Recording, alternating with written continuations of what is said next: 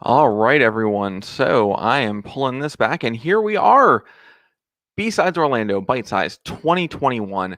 My name is Ian Meyer, president of BSides Orlando. And if you're here watching with us on a Saturday, thank you so much. We are so excited to bring you what we're doing today.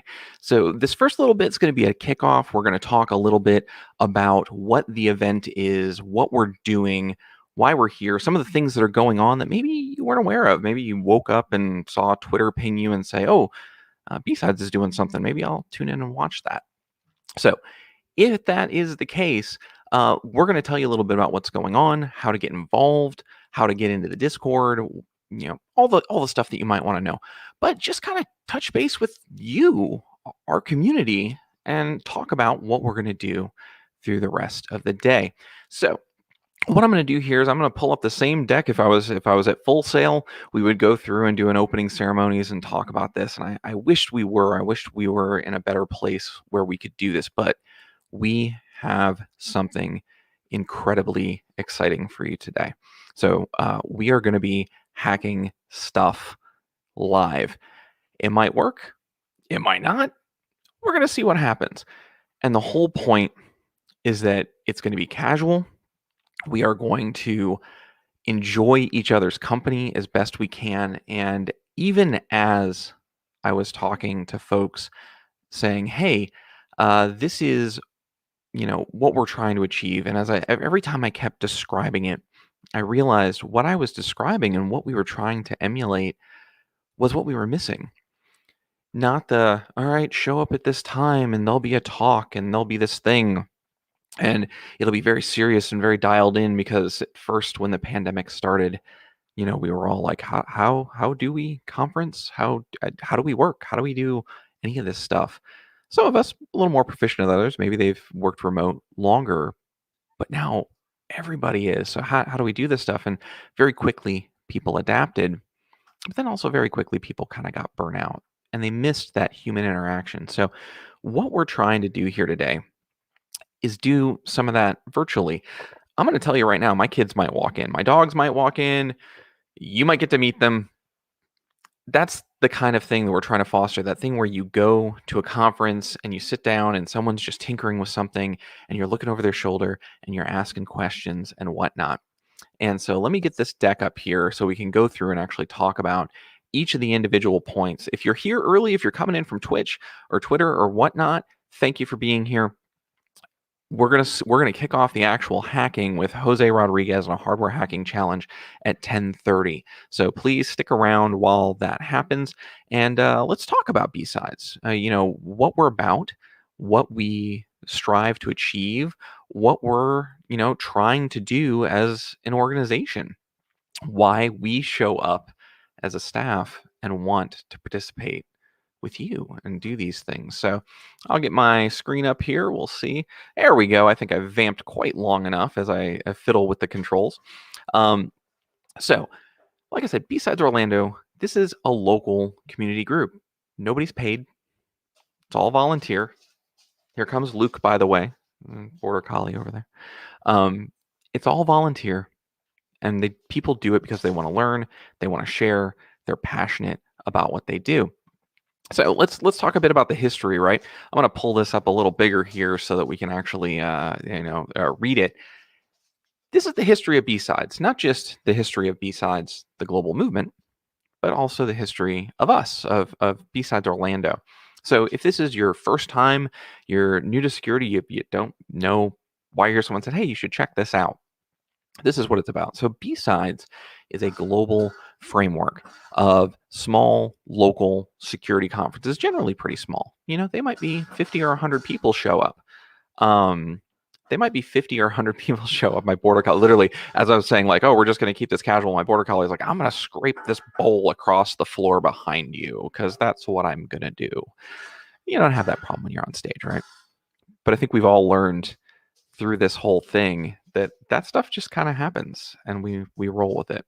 So B-Sides the global framework launched in 2009 as a response to, hey, there's these big conferences and maybe you submit a paper, maybe you don't, maybe you have the money to go out to Vegas, maybe your company pays for it, maybe you don't. Wouldn't it be nice if we built something that's like the B side of a record and said, hey, your talk might not have gotten in to this big conference, Black Hat, DEF CON, whatever it is, but it's still really good. And why don't we put on a separate, smaller conference at the same time and play those really good tracks that are on the B side of the record, or the B side of the cassette, or the B side of the CD or the stream, which isn't a thing. But I guess at this point maybe I'm dating myself. I don't know. Um, Vinyl's back, I heard. So anyway, the first European event launched in 2010. And then on through here, I'm not going to read through each one of these, but when we get to 2013, we launched. We said, hey, we want to be a part of this. So about 4 years after the original B-Sides, we had an event in Orlando. And when we do all get together, we are one of the bigger events. We've got the real numbers here, but those are the these are the people that checked in. These are the people that actually paid for a ticket. But the conference is generally much larger. There's the staff, the volunteers, the speakers, the sponsors, the all kinds of folks. And I think our largest number that was on site was closer to 800. So that's actually a pretty big conference by any standard. As we've grown, we went from a couple hundred people operating in a hotel in Orlando, like one small conference room or a couple conference room areas, to UCF was a partner for a while. And then we had an event at Valencia as well, and it kept growing and growing. And for the last few years, we've been at Full Sail University, and they've been fantastic partners. But just like a lot of places, they're not hosting anything right now. So last year, we did our first truly virtual, all virtual conference. And we did the same thing we always do. We had 65 speakers, we had workshops, we did all this amazing stuff. And that's what led us to ByteSides. And we're going to talk about ByteSides in a minute. But before we talk about ByteSides, I have to talk about the people that really make B-Sides happen in general. Not just the people that are here in this chair and in the Discord right now, and maybe they're helping you with registration, or you put in a ticket and you're getting help getting into another channel, or getting over the Lockpick Village, or whatever it is. Those people absolutely make it. It doesn't happen without them. But our sponsors, when we've got to pay for things, shirts, badges, some years we're able to do all of that completely free, depending on how many sponsors we get. These were our sponsors from 2020, and this is the reason I left them up here. Pretty much every single one of these sponsors, when the pandemic hit, they'd already paid us for the April event, and we said, no, we need to cancel. It's the right thing to do. It would be terrible if we held a conference and were part of a problem that made our community sick or worse off. And when we canceled, we went back to these sponsors and said, hey, listen, we know money's tight. No one knows what's going on. And pretty much every single one of them said, yeah, just hold on to it. You're good for it. We like what you do. Keep it. Hold on to it. And the next time we all meet together, that's when we'll use it. It says a lot about that community of people and the community that comes out to BSides Orlando and the sponsors and the people that want to be involved, that it's not a big for-profit conference. We don't make any money on this. Every penny that comes in goes back out again. We save a little war chest for the next year to be able to kick off certain things, put deposits on things or whatnot, while people pay for the $20 ticket or the free ticket or whatever it is. And that's it. And we operate pretty much the same. So people see this and they say, we want to be a part of this. This is something that's obviously done by people who are passionate. However, as much as these people are awesome, and some of them are on this next sheet, Research Innovations, who's on here, and I left them on here, we didn't reach out to them. We said, we're not in a time where we're running virtual conferences. People want to be on there. We're not going to, go to our sponsors and say, hey, you want to sponsor our virtual conference? We'll just figure it out. They reached out to us and said, hey, we noticed you're doing your conference again. Can we sponsor the CTF? Can we sponsor Sunshine CTF?" Yeah, yeah, absolutely. That really means you've done something right when your sponsors are reaching out to you saying, "Can we give you money?" It's a really great place to be in. But some of the other groups that deserve just a massive amount of additional thanks. Sparrow's lockpicks you'll see later in the physical challenge with Deviant. We sent an email and just said, "Hey, would you mind, like, could we get a discount on these things we're going to use? They're kind of pricey, but if not, it's okay." It was literally written kind of like that, like just a discount. And they're like, "Yeah, where do you want the stuff shipped to?" No problem. And it's 500 and change dollars and stuff. So they were just like, "Here you go." Red Team Tools, Deviant, who is on, or that's their company. They have the other spectrum of those tools as well, where it's the RFID and the electronics and whatnot. Hacker boxes involved in the hardware hacking challenge. It's a subscription service that if you want to go hack on stuff and solder and learn about electronics, they'll send you a kit every month with instructions and all the tools you need and everything like that. And they built our hardware challenge that Jose will be doing here in a few minutes. Southward said, "Hey, we're a local company. You want a discount? You'll see that in a moment. So if you want to go and buy stuff from Southward, you can." Clear Jobs and the wonderful Kathleen Smith brought a bunch of recruiters on last night. We got to hear a, a bunch of honestly really terrifyingly cringy stories about the things that happen to recruiters and what's going on. So it was awesome and amazing to kind of hear the other side of the story.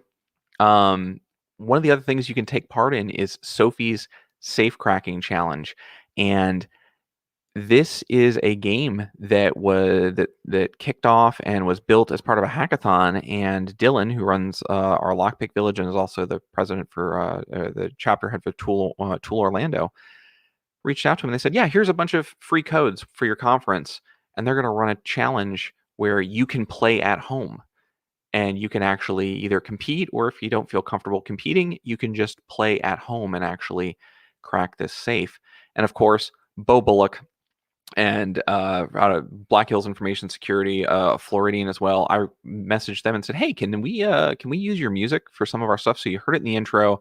You might have heard it if you tuned in early, just to kind of kick things off. That's their album. They said, "Yeah, go ahead, use it." So this is the kind of community that we've built. I also want to mention Order of the Toothy Grin, because a couple people asked, like, "Well, what is it? Well, what comes of it?" And really, what's funny is we really haven't defined what the benefits are. It was something that came out of a conversation during a staff meeting, and it was like it just off the cuff. It was the Order of the Toothy Grin. That's what we'll do. That's what VIPs are, and it's Chompy's secret order. And really, what it is it's you. It's people that say, "Hey, I don't want to just maybe I'm not ready to take part. Maybe I'm not ready to like put in blood, sweat, and tears.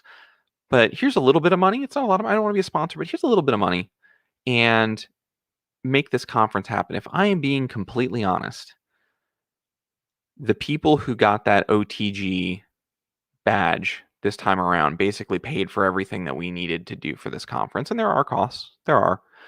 Not like running something on premise. But so thank you to the order, and for those of you who joined, Chompy will be recording a message to all of you and naming you by name, which might be terrifying. I don't know, but you signed up for it, so you're gonna get it. That will likely come out right after the conference. We had a few people that signed up. Maybe it'll come out right at the end. We'll see how Chompy's feeling. So last couple things I want to go here. There's some housekeeping notes. Code of conduct. All of you signed up for a code of conduct if you're in the Discord. If you're just watching at home and doing this, well, that's fine. You're kind of a one-way participant. We're glad you're here. But we do have a code of conduct, and we're very serious about it in that we want people to feel included. We want them to feel like they are welcome and they belong.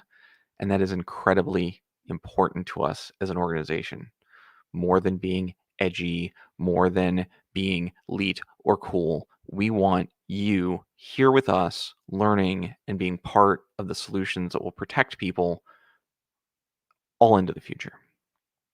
So you can read our code of conduct if you haven't seen it. It's actually used by a lot of conferences now, so we're very proud of that. So let's talk about what is bite-sized. BSides Orlando bite-sized.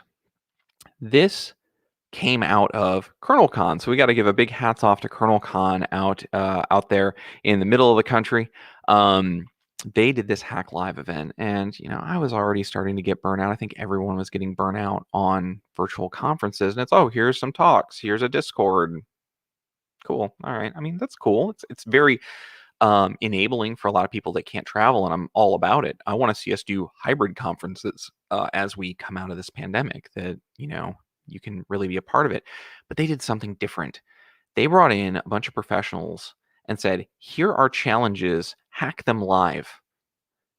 And some of them failed, and that's important. And some of the folks you see on the screen right now will fail as well today.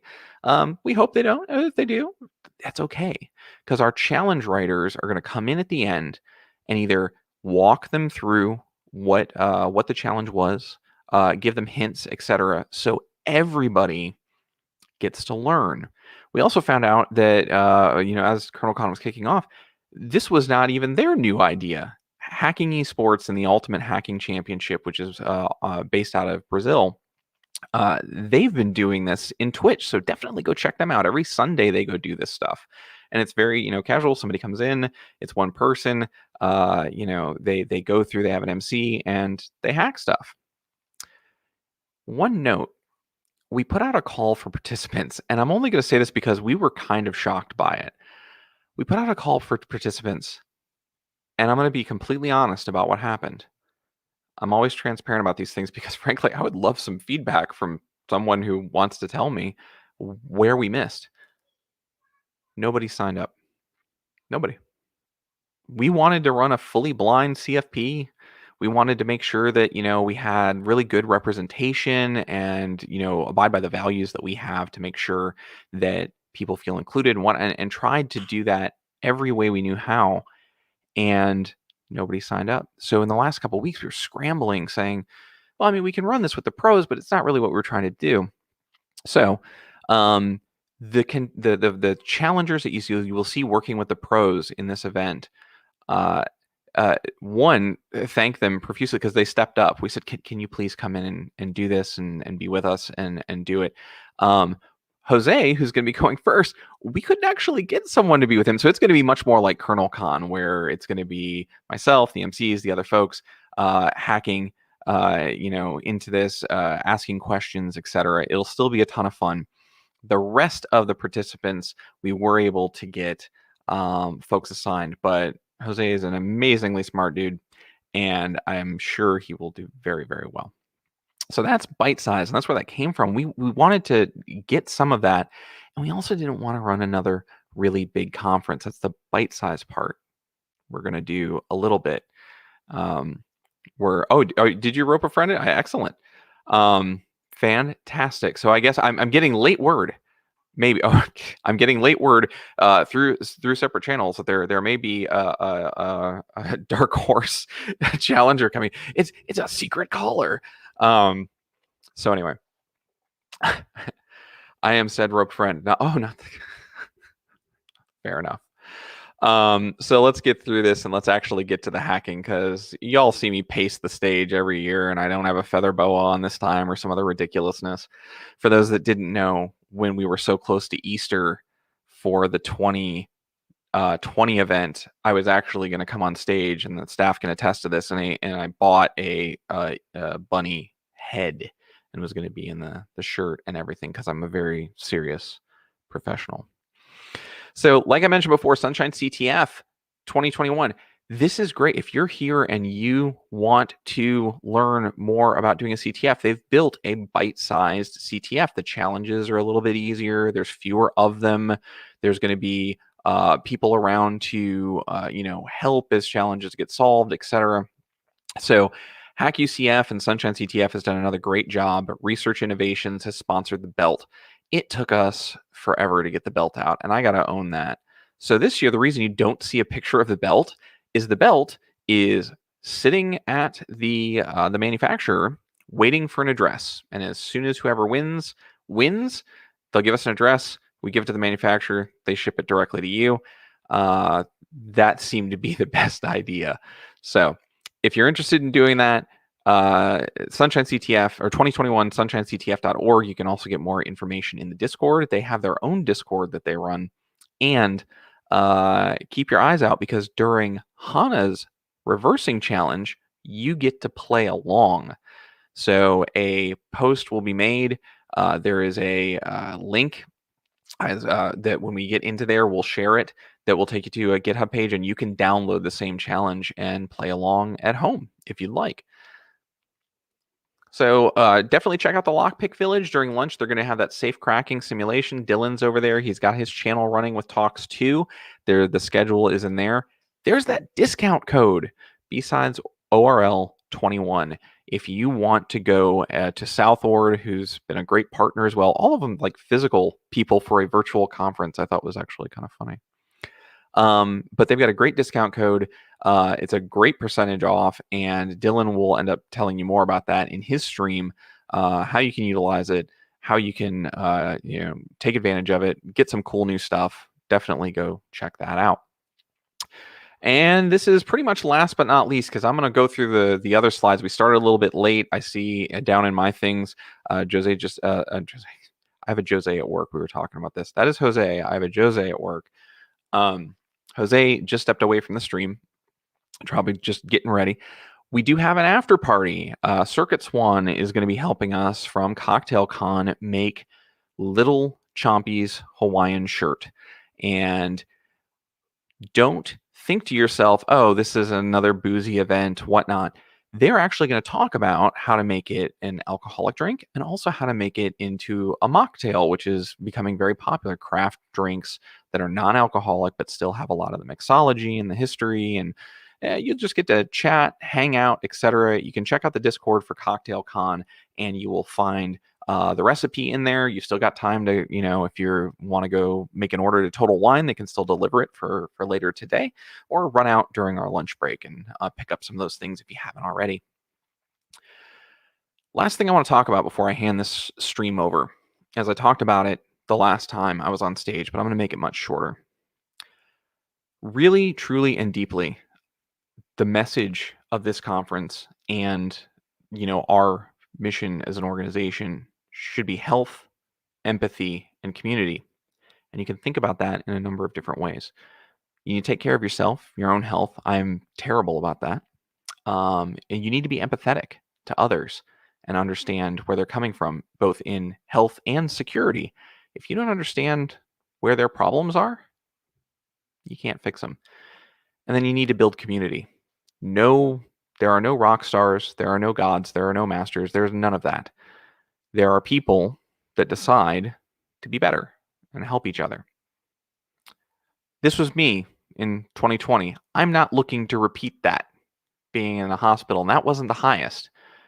I don't want you to do it either, because we've already had a rough enough year. So please, learn today, grow, make friends, learn about new challenges, but always remember health, empathy, and community. Be the type of person that is healthy enough of both mind and body, both your stress levels and mindfulness, that you can have that level of empathy to make effective, positive change in your community. So thank you. If you see someone in a staff, admin, or volunteer tag in Discord, just say, hey, thanks. They've been working on this for months, right? I'm not going to say that I wasn't up all night and others weren't as well. I know Kevin Colley and I were chatting back and forth at about 3 a.m., making sure that some things were glued together and tied together, different issues. But if you like what you see, if you end up sharing the videos, if you send out the live stream, hey, just tell those folks thank you. Let us know how we did.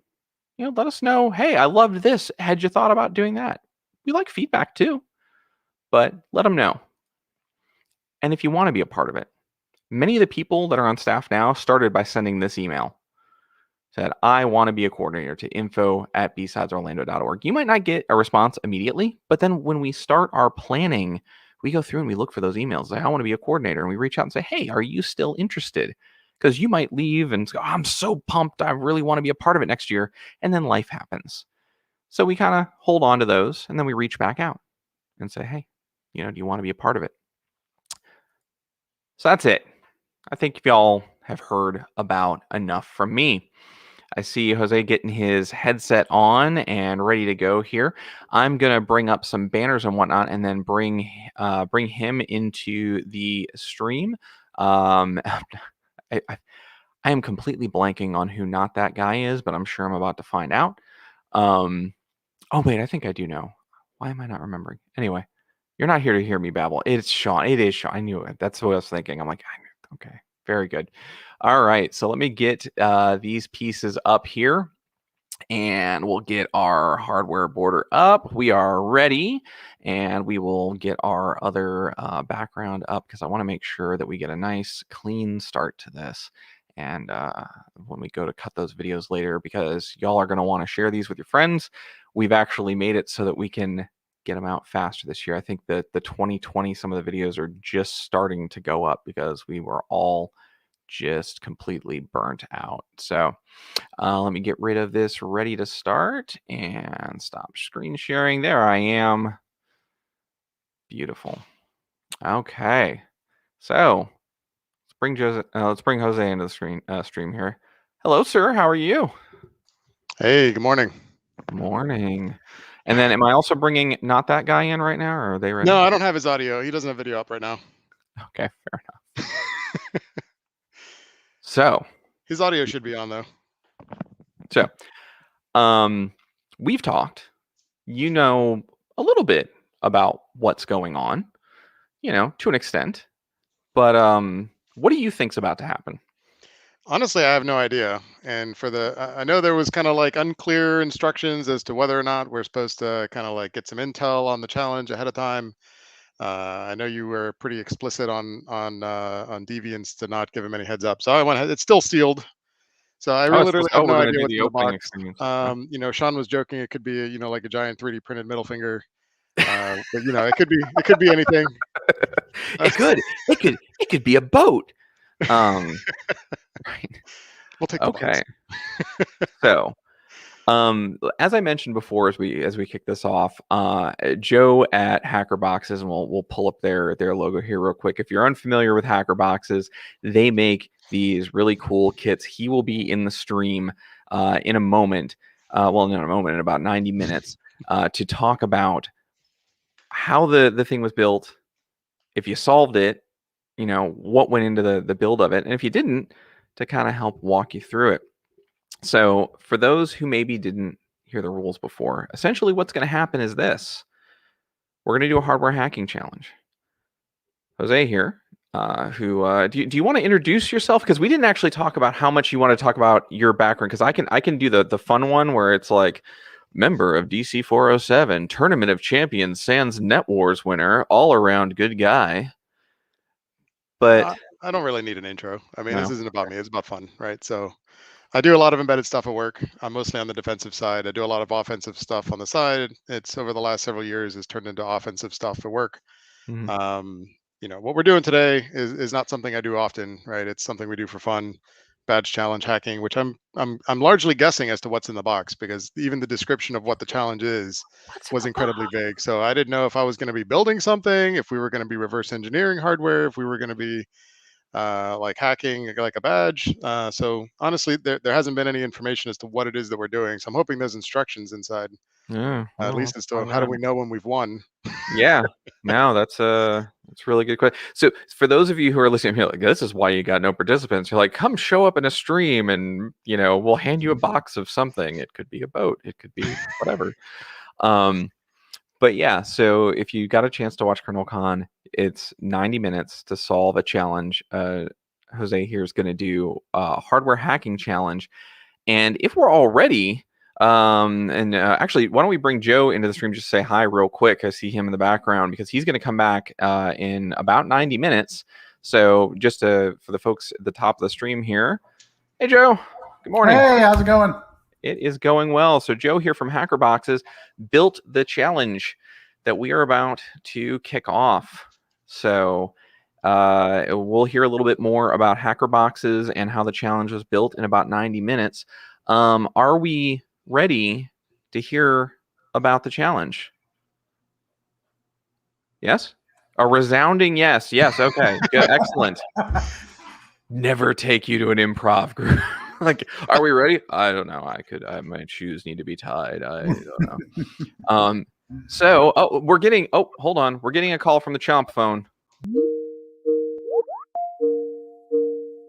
I'm glad you got the call. Okay. So, I'm on this boat and I'm doing some stuff for a friend who helped me out.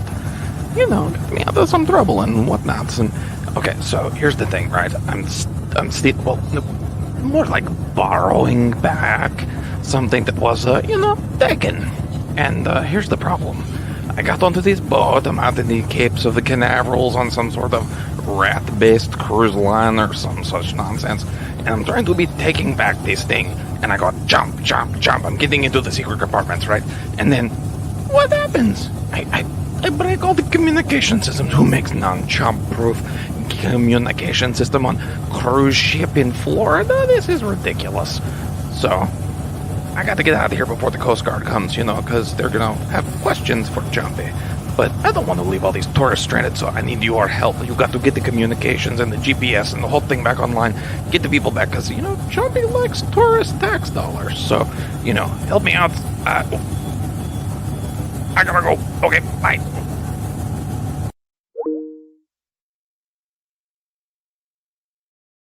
All right. So that was a chair lizard, Little Chompy. And everyone, you'll notice that most of the problems today are Little Chompy's doing. So all of the challenges that come in, Chompy's gotten himself into a little bit of trouble, and he needs help from the team here at BSides Orlando to figure out how to get out of it. Now, I'm setting my watch for 1 hour and 30 minutes. Are you ready to open your box and start asking questions? Joe, I'm going to take you out of the stream. But if you want to stay in the private chat or hang out and whatnot in case there are questions, we can go through and ping you and say, hey, do we want to give them a hint? Do we want to see what's going on? So will do. I'll be here. Excellent. We'll see you in about 90 minutes. All right. So let's take Joe out and let me know when you are ready to start, Jose. I think we're good to go. All right. Go ahead and open your box. Let's take a look at what Chompy has sent you. So while Joe's opening that, or while Jose is opening that, Chompy was on a cruise ship, as you heard, and he was borrowing back some things that were taken by someone. But he's mischievous. He's not a monster. He's a good person, a good reptile. And wants to make sure that the cruise ship makes it back safely, even though he chomped right through the environment there. So once we get this box open, we'll start seeing what was sent from hacker boxes to. Probably should have broken the tape before the meeting. The first challenge is the tape. There's a lot of tape. Absolutely the tape.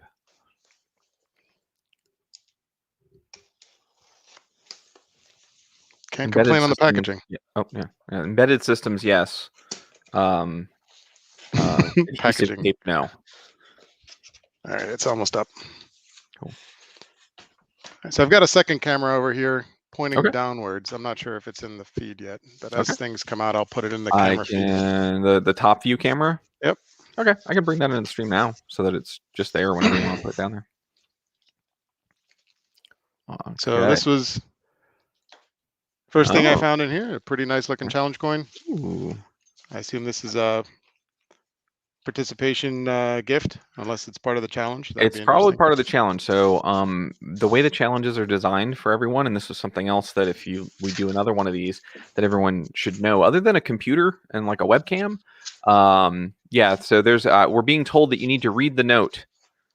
I think it says the first line I read was, here's the situation. Got it. Okay. So then here's the box. I'm clearing the box and I'll get the box out of the way here. Okay.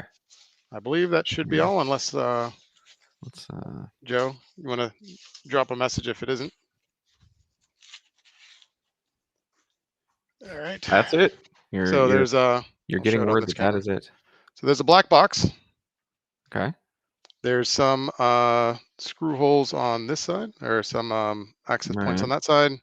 Ethernet on this side. I'm guessing this is power, and this looks like some sort of a antenna Hmm. or SMA connector of some kind. Okay. All right, so going through the note, here is the situation. All we know, Little Chompy hacked the BSides Orlando video stream and announced BSides Orlando Byte-Size 2021. Mhm. After his hack, Little Chompy Ubered out to Port Canaveral and jumped a cruise ship to make his escape. To stay hidden on the ship, Little Chompy ducked into the main electronics cabinet. Fortunately, we know how Chompy likes to chomp. Now the ship communications control subsystem has more teeth than transistors. Your assistance is required to get the ship's communication systems back online so the crew can safely return the ship and passengers. You will need to use your hardware hacking skills to get the comm subsystem back online ASAP. Luckily, the ship's engineer has located old spare communication module. It appears to be in good condition, but it's not been properly updated and configured for this particular ship. Engineer has provided you with the spare module along with debug toolkit that came with it. She also noticed some handwritten notes on a slip of paper packed away with the communications module and toolkit. So USB port, 5 volts plus serial, Bell 103 baud rate. Do not open communication box. Tamper detection will brick the box. Very neat. I may try to do that afterwards.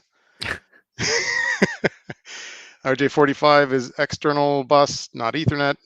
And don't cross the streams. Housing is not gator proof. Here's the picture. Okay. Here, I'll bring that up. So you get the orientation right here. We got LED, 5 volts out, ground, and then power in. I'm guessing SATCOM power in. All right.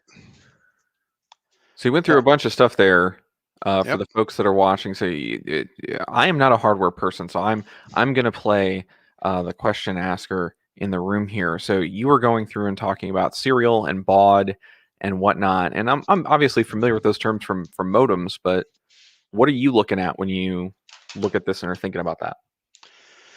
Well, so they gave us the information on the USB port, which is located on this side here. It looks like mini USB. I'm going to assume there's one of those in here since I actually don't carry too many of those. That is right. Is this going to focus? Okay, yeah, I barely see it. Yeah. It's right there. Okay. So there's a mini USB, and this RJ45 connector that they clearly mentioned is not RJ45, but is X bus, which may be interesting since I've never heard of it before. But we can work on the fly here. Okay. So obviously, the first thing that I was thinking before this was figure out where the serial ports were. I brought out a bus pirate and a JTagulator in case we needed to get like board level access. Looks like there is no board level access. So first thing, obviously looking at low hanging fruit here is get the LED to come on. So apply power in the correct way. It looks like power and ground. I have a power supply here, but I'm pretty sure there's probably a USB cable also that was probably packaged with this. Yeah, for the most part, and for all the challenges for our challengers and for folks that might want to participate, the kind of ground rules we set for ourselves. I got this already set up.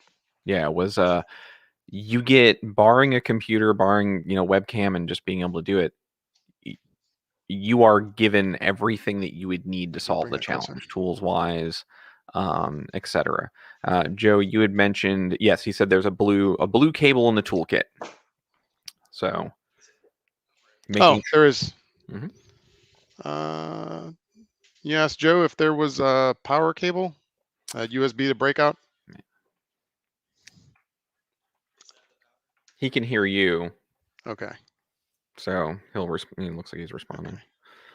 USB is power. USB is power. Okay, yes. So we're not applying power through the power in line. All right, let's get something hooked up. Not yet, anyway. All right, I need a slightly longer cable, or I'm gonna have to move a bunch of things. That's the problem with cruise ships, because everything's tight, except for the buffet, and then your pants are tight because you went to the buffet.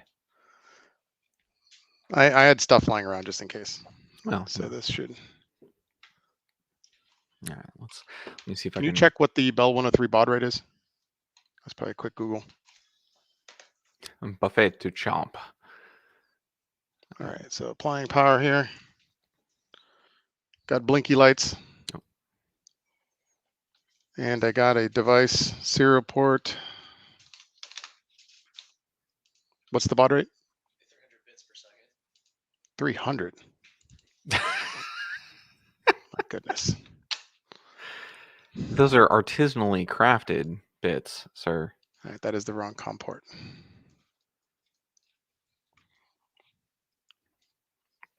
So now no one can see what I'm doing because it's all popping up on the other screen. But for those not familiar with Windows, the device manager, there's probably a bunch of ways to get at this, but is my screen share still going? Yes. I don't think it's on the screen yet, but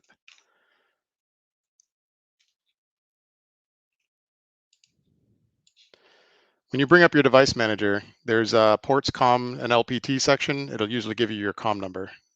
PuTTY is the tool that I typically use for things like this. So fairly simple to get it hooked up. Assuming this works. I didn't change COM1.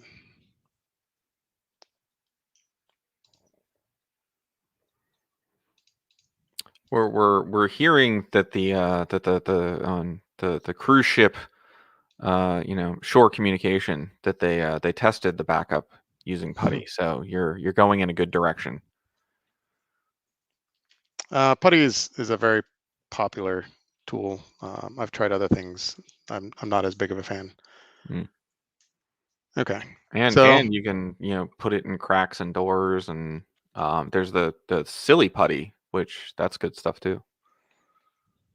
All right, looks like there's some sort of a interface that's provided here.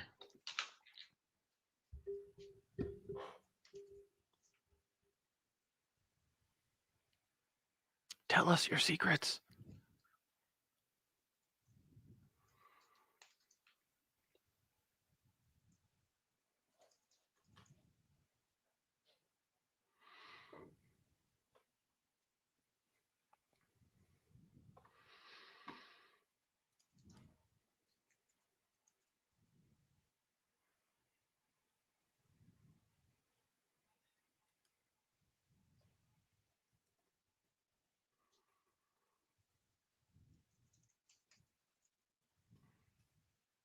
Find different commands at this point, seeing what comes up.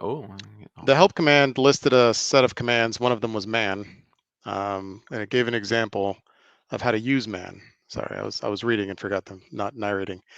So this was almost every single time I've ever pen tested an embedded system, you get some sort of a shell, you push enter. If you get something, anything, and it looks to be fairly consistent, question mark's almost my go-to all the time. That didn't come back with anything. Help. There's probably any number of things that you could think of that would provide some feedback for the developers or debuggers who are meant to use the system. Mm-hmm. So help provided a list of commands here: status, clock, check, xbus, cw, I2C, and then man followed by the command. Since this list doesn't really describe much, the next thought was, all right, well, let's run man on all of these commands and read a little bit more of what's available for us to kind of figure out. Now, this isn't an embedded pen testing. This is more of a hardware hacking challenge, right? So there's going to be some anomalies that you would not see in the wild if you were pen testing an embedded system, such as a field or a mechanism to input a flag, which looks like there may be this check function. This may be a way to input a flag or of some kind and see if you got something right.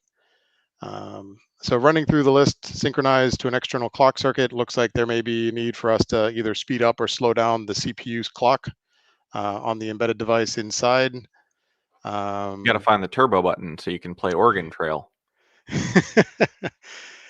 Well, I mean, if you were attacking it, you'd set the clock to something really, really slow, and then you'd open the box since it wouldn't be able to respond. But that might also not work if there was another processor running. And besides, we're playing a game, right? So then XBus here, we've got Hacker's gonna hack. What are You rules? never turn it off, right? Once Right. you train your mind to think on edge cases and boundaries, it's like I think about that about everything in life. Like you see like legal documents and you're like, oh, you can hack the Ooh, legal document. You can there's a hack the process loophole at work. there. I like that. So again, I still don't know too much about XBus. Obviously, it's an external bus interface. I don't know what It's logical protocol it communicates on. it's going to give it to you. Try status again without backspacing. Oh, thank you. They're getting some. By the way, this is going really slow because communications. it's 300 baud and it has to set.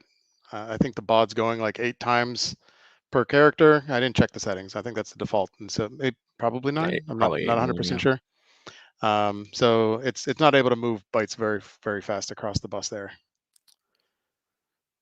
If we had to do anything like X modem or Y modem or anything to like push actual files across this medium, this would be insane. All right. So and I think all of us are and I don't want to be ageist or anything, but this is what the internet looked like the first time I saw it. This was blazing speed. Look, you can see it type. I think this is the scoreboard. If I were to take a guess, since this is all a game, there's a mechanism to check, and there is a status letting you know how things are going. Okay, Joe confirms this is indeed the scoreboard for the game. And so we verify with the check command, and we can check status to see the overall, how are we doing. All right. Satcom power required 18 volts. That's fine. Satcom The power ship is measured. That doing the one's captain's table right now. probably fairly easy. There's really no benefit to this being on in the background. I'll blow this up. And is that easily readable, or should I make the font bigger? I'd probably make it a little bigger. Okay. Big as you're probably comfortable with. Check my Wi-Fi.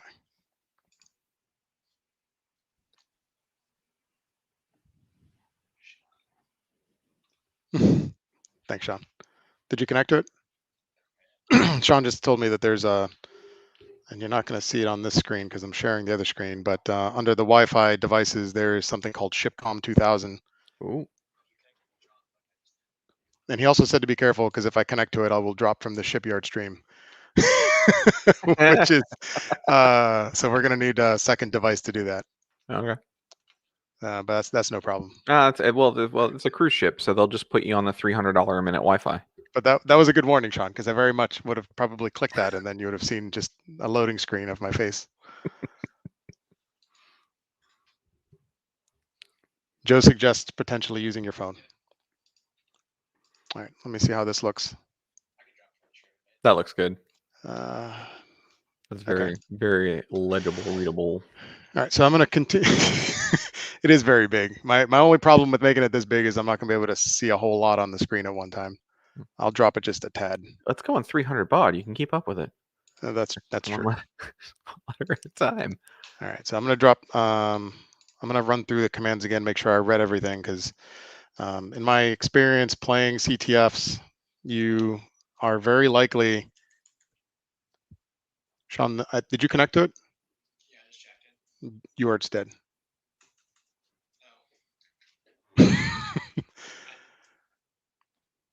Okay, so apparently if you connect XBus, then UART dies. That's an interesting characteristic. So what I was saying about the CTFs and making sure that you're reading things thoroughly, because a lot of times there's hints that are plainly available. If you spend the time to think and read through everything, it sometimes makes a lot of sense. And if you just go straight to hard mode and you try to hack things that aren't vulnerable, you're going to have a bad time. So yeah, no, that's a really good point for folks that are listening that have never done this before. Challenge writers, unless they're writing like the DEF CON, invitational or open CTF, they don't necessarily want, and even those folks don't want you to fail. They just they want it to be really hard. But most CTF challenges are going to have some sort of clues, get you pointed in the right direction.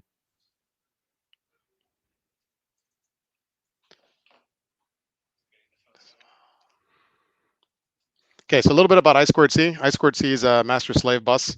There's usually a master, I'm going to guess is the processor we're interfacing with, and then peripheral devices like the temperature sensors, really, really dumb spy storage devices, things like that are sometimes attached via I2C. That's really convenient protocol because it only has 2 wires that you have to hook to it. I think it's like a data and a clock, Okay. not counting power and ground, obviously, because that's always needed. But with this sort of a protocol, super easy, and you can have multiple slaves per one master. There's address fields. All the devices have to have a unique address in the bus, something between 0 and I think 127 or maybe 117. It's been a little while, but this interface here looks like there's a cycle bus command, which I'm still not sure with I2C terminology doesn't mean anything to me. It's doing something, obviously. You mentioned something about SPI. What was that? Oh, SPI is a serial peripheral interface. It's another kind of communication. I kind of referred to the flash chip as a SPI chip. That's probably incorrect, Gotcha. obviously. Okay. SPI and I2C are 2 separate communication interfaces. Sean is showing something on the drop Okay. down, Hold which on. looks Let's awful. here, I'll bring that up biggerly and keep that there, Sean, I for a think that second. crappy webcam doesn't autofocus. Yeah, bring it down a little, and then no. Yeah, so it's essentially we have this tool that we bought that does port scans, ping sweeps, and it's actually like a little mini pen tester's dream from an enumeration perspective that is really, really efficient and works on an iPhone. And so we've been obviously using that in places when we find ourselves in, because it's just a matter of clicking a couple buttons and you can run Nmap scans with a nice interface. But he ran a scan. He said pretty much there's just an unknown service running on port 80,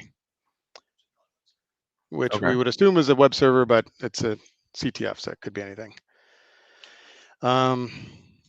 Okay, so going back to SPI real quick, just to mention it. Well, did you get the website?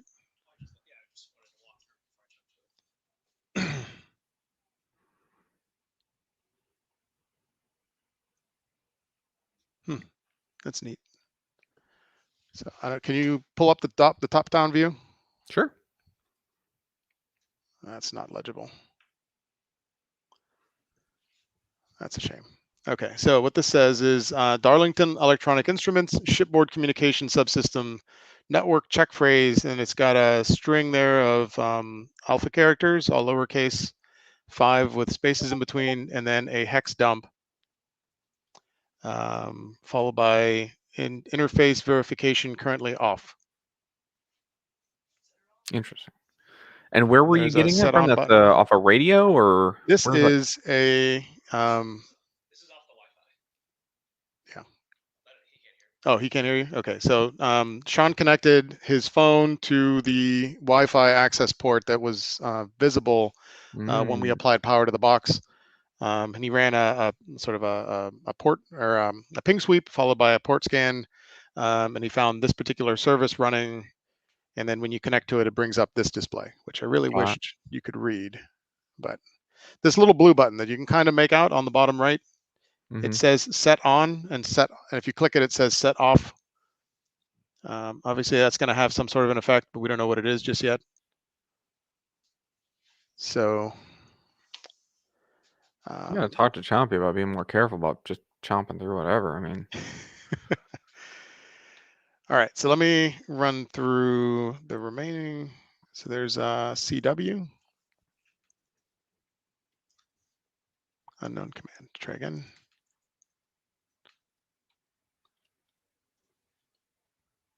By the way, Joe, I've written numerous shells before, and it's always a pain in the butt to get everything perfectly right. Like people don't realize how much software goes into every shell that they interface with. But yeah, like even super basic shells have thousands of lines of code in it. So I've been there. Okay, so continuous wave encoder test. Generate CW encoder string, CW decoded string, validate decoded string. See what that does.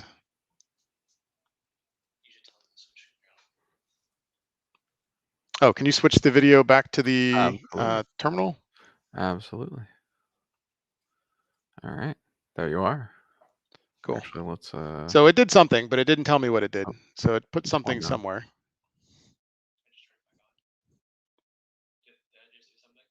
I don't believe so. Yeah, it's doing something, but we're not able to see it with what we've seen so far. Okay. So as I was mentioning, the web server has something. There's a little command. Okay. The ship to shorter communications being very generous with help. I'm just saying. Oh yeah, yeah. Yeah, This they're is. being great. They're It's nice that there was an embedded man command because I've never seen that before. well, you know. You sent me something. That's what this is here. So for those that are, listening, and maybe this is all brand new to you, that those man commands inside of Linux are just what in you the might private think channel. manuals. You can ask it, hey, tell me everything about this, and someone at some point has written a manual inside of there that you can reference for that from the command line. Nope, that didn't copy and paste.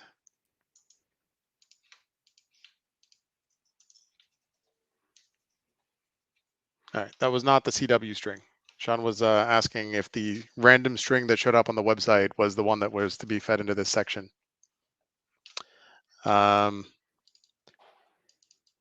Yeah, so there was when we tried that, because that was just like on a whim. Like here, there's a decoder string, and we have a string that decodes. So we tried it. Joe just kind of pointed out. He's like, "What does continuous wave mean?" I'm going to assume that that's probably something we need to get off the SMA. And what is an SMA? Well, I actually don't know what the definition is. It's an acronym, obviously. Sure. SMA connectors. They're just small little coax lines, and that's probably not the right response. And I should probably not be Googling things live. Why not? Bad things happen. Oh. So this is an SMA. Like I said, I don't know what the actual name stands for. It's frequently used for antennas. Gotcha. So Okay. I can speculate that if we attach it, it might do something. I'm hesitant to attach an antenna to it and then begin a software-defined radio scan of what's coming out of the box, because that might take some time. But we can certainly come back to it if we get through everything else. Let's take a look. And for those listening, and if you haven't done this, I mean, this is the challenge, right? Even you've got folks that have seen this during the course of their careers and whatnot, but it's, hey, if you're time boxed, what do you go after first? So I see something like this, and I say it looks like it's been transformed. So that's a rot 13. Oh, did you check it? Yeah, it's a quick brown fox. Oh, well, it still might not belong in here because this is. It's just weird. I just try it. You know that says decoded CW string? Yeah. That instead. What is it? Quick brown fox. Here, I'll put it in the chat. Yeah, that still doesn't belong in there. So what Sean was pointing out was that the string that we were looking at, that you might have seen me type in just a couple minutes ago. Where was it? Yeah, this string here, DHP whatever. That stood out. Joe confirms. He's like, yes, definitely Route 13, but not CW. So this looks like it's obfuscated in some fashion, and for one of the first things he tried was like a Route 13 cipher, and it came back with quick brown fox, which if anyone's never done a decipher before and this is remarkably easy. It's not base 64. Route 13 decoder. There is decode.fr. This website is fantastic. I use it all the time for all sorts of things. And where's that string again? Let me grab it out of the chat instead. I've started using the GCHQ one, Cyber Chef. That thing is wicked, and you can put it locally as well. So you drop it in there, and then you just click decode, and it comes out right here. Quick brown fox. Now, it might not always be a Route 13. Route 13 is like a very specific implementation of Caesar cipher. Okay. Which effectively is like they rotate the text around the alphabet 13 times to put it exactly as far away from where it's supposed to be as possible. Caesar cipher rotates any number of characters, and then there's a brute forcer for doing that. But get back on this. So man on the X bus, Sean, drops the pinout for the wiring. So there's probably going to need to be some, I think there was a cable in here with the pins broken out. Or do we need to cut that wire? Ooh, cutting wires. I'm going to look at the line here. There's a breakout module. Okay. I'm not afraid to cut wires. So when I saw a fully put together RJ45 cable, and I was like, all right, I guess we're cutting it. But Joe We're provided going us with directly the to breakout. destructive entry. We're gonna make it an RJ43. We're just gonna. Okay, I'll take a bring it little up to this screen so you don't have to flip it. There's a little breakout Okay. module that was provided that you can Okay. see from this orientation. Has all 8 pins, and then on this side you plug into RJ45. Here, hold So it we're up gonna again. need, We can oh, pull sure. you up there. So I'll show it like this. You can Yeah. kind So of see breakout module. there's the pins there, and then this side here is the standard Ethernet connector. Mhm. And so with this, we would normally, I would plug this into a breadboard. Oh, there's a breadboard provided. There you go.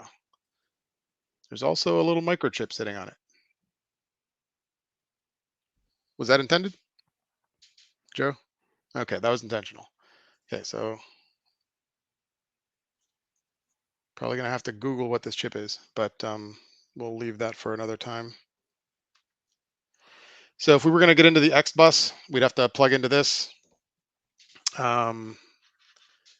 Ground clock. This is very nicely documented. It's one of those situations where you wish you ran into something nicely documented in the wild. No, this never happens.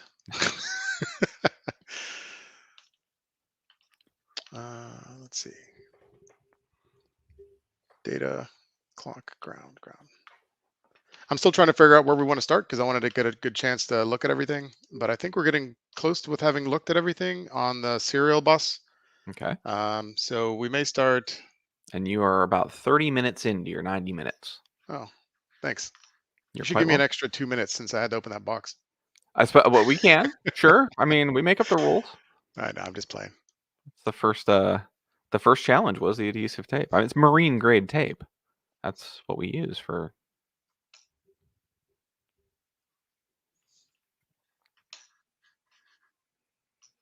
Jump proof tape. That's right. Well, I mean, after one module gets chomped, they go, let's chomp proof tape, make it happen. Take a quick look at what this chip is that's sitting on the breadboard. We may start with the X bus just because it'll be fun to do some wiring. I hate reading chip identifiers off of the device.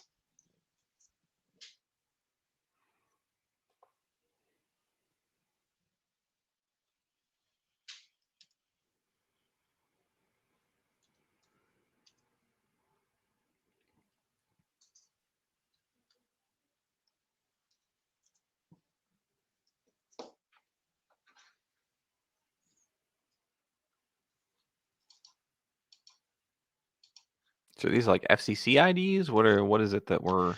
So, and this is impossible, but there's no way that you're going to see it because I could barely see it. Right. But on the chip, which is when we pulled the breadboard out, there was a chip sitting on it with, it looks like the power and ground wired to it with a data pin also powered, like wired to the volt 9 or 5-volt line, presumably 5-volt line. The chip itself, if you turn it at just the right angle and you position your head just the right way, you can read the chip identifier that was printed on it. It's almost impossible to tell in real life. There's no way to see it over the video. When we've done this for like really mean challenges, they use alcohol and rub that off. Wow. And then you really have no idea what's going on, and you have to probe, and then you break chips that way. But I mean, it happens. Okay, so this looks like obsolete, just like 300 baud. quadruple 2 input exclusive OR gates.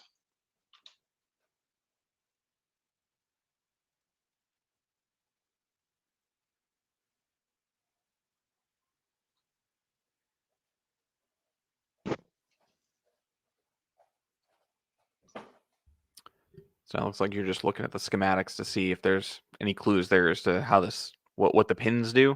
Well, I'm trying to figure out how it could possibly be used. I'm going to need in order to use the chip, I'm going to need to actually wire something to it. Obviously, the breadboard was there and the breakout was there for this RJ45 breakout. right? And so I'm pretty sure that's a pretty strong hint that that chip is meant to be connected to this device here. Okay. And so between the schematics that are on this board, which need to figure out what these things are. I assume these are 4 separate implementations of the 2-input exclusive OR gate, which if it's just basic exclusive OR, okay. I think Joe was educating me a little bit on what pound CLK usually means since I didn't jump on it immediately. This here, I think maybe if people are more familiar with the electrical schematics, maybe more than I am, they would have recognized that means something. Joe was trying to help me. Gotcha. So I see the chat as well. Pound CLK Not a clock. is a exclusive OR, and then he's got what's that 1 comma CLK? Yep. What does that mean?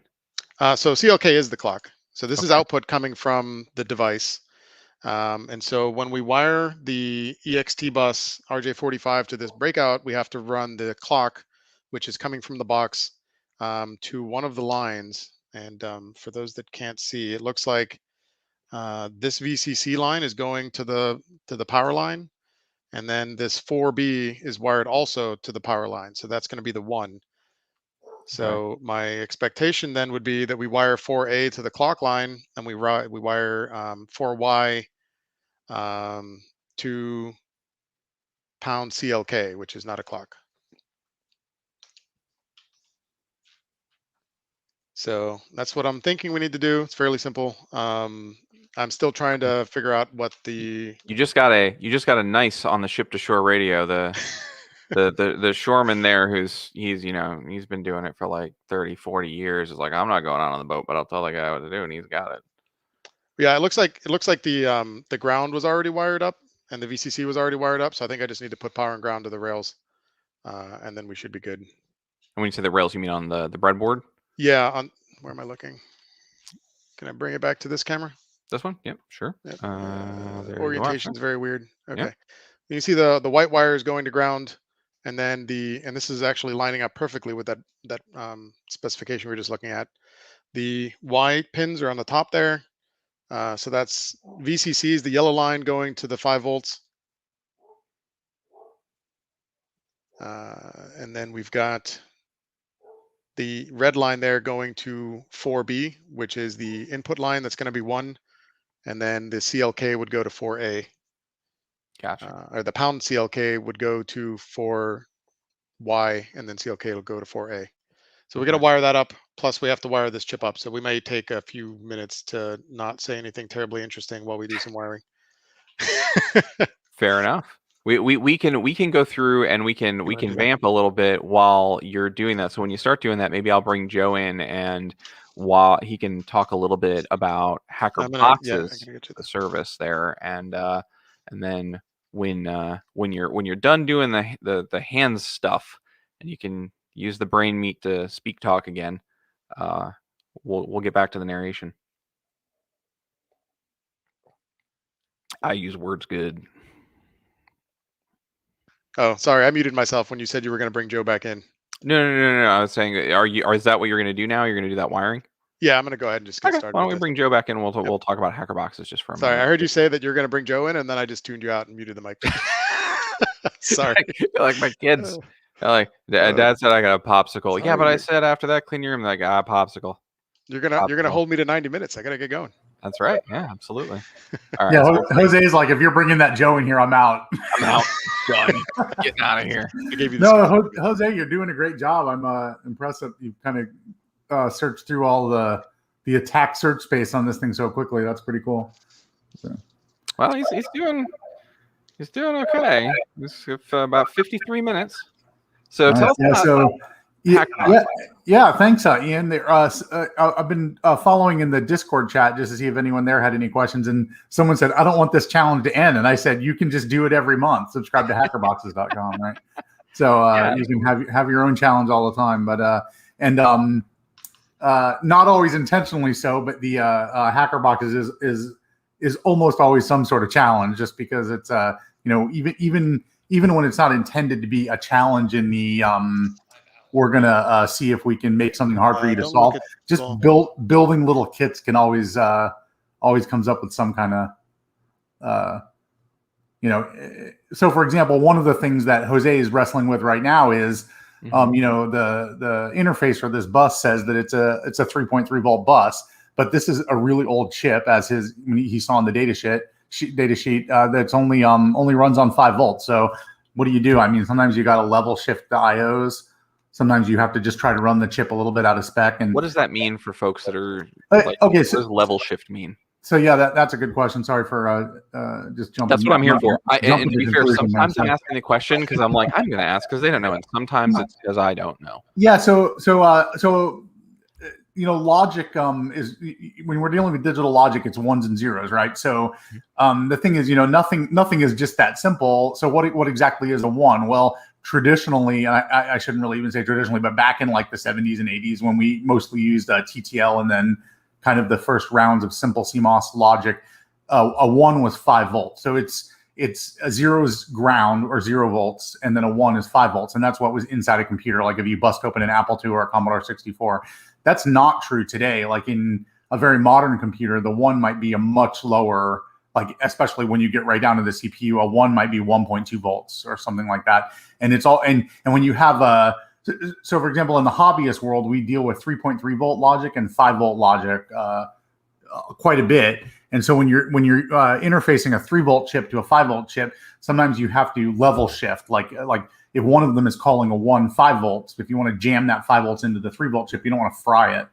right? So that's kind of a thing here. But luckily with this logic family, right? And there's different families of logic. This is called a 74LS chip that he's got there, a family which has AND gates, OR gates, and he's working with an XOR gate. Luckily, with that in that family, even though it runs on 5 volts, its IOs are 3.3 volt compatible, so you can go ahead and stick that on that X bus. So that's that wasn't an accident. But I guess what I was saying is with the monthly hacker boxes is sometimes we just have to deal with that kind of stuff. And you have something that's outputting 5 volts, and then you got to use some resistors or a level shifter to divide that 5 volts down to 3 volts before you ram it into something else. And so we have fun like that every month. And sometimes it's a little frustrating for people, and sometimes people get it really quickly and they just want to share it with everyone else. So that's one of the joys of being a HackerBox subscriber and getting these every month. And as someone pointed out in the Discord, if you're a subscriber to HackerBoxes, you actually save $15 every month on the box that you get. So you can buy them on our website, or if you're a subscriber, you just get them automatically. And for that kind of letting it be automatic and fall off the assembly line right into the mail to you, we give you a big discount on that because So this is something where, and I've seen him, and I've had every intention of at the end of this, but while he's doing the stuff where he just kind of has to focus for a second, I thought this would be a good opportunity to talk a little bit about it. A lot of the stuff that you do is also very functional. I think a couple months ago it was like an FM radio that you built that looked like a skull or something like that, if I remember correctly.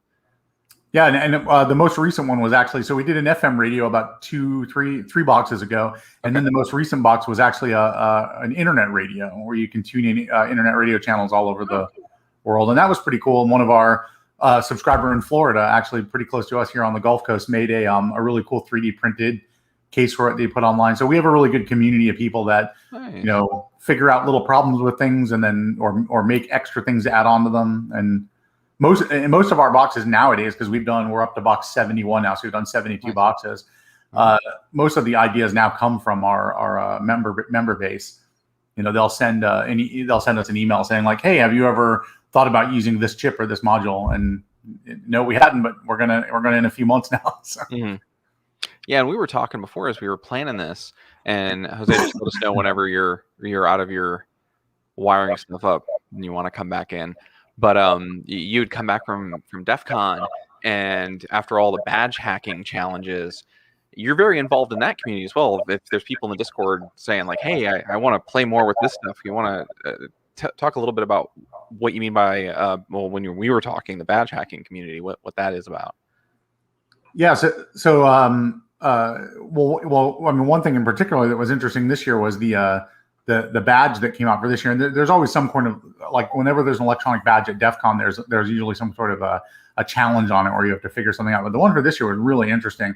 And because DEF CON was a little smaller this year because of limitations due to coronavirus, it almost felt like everyone was working on the badge challenge. So like when you went into the rooms where people were socializing and stuff afterwards, people were just sitting around messing with the different web pages, and and the people that were really hardcore about it, of course, they were ahead of everyone else. But it was cool even after they figured stuff out to just socialize with people and try to figure it out. Yeah. So and that's really a lot of fun. So even if you're not like super high level on like a CTF team, because like at DEF CON you've got to be there's a whole bunch of qualifiers that get you into the CTF room. But even if you just want to come and play around with the badge or with puzzles that are just around the building, another one that was really interesting this year was there was a party at DEF CON. It was the DEF CON is canceled party, and they put out a little invitation to it, but it was a web interface you had to hack.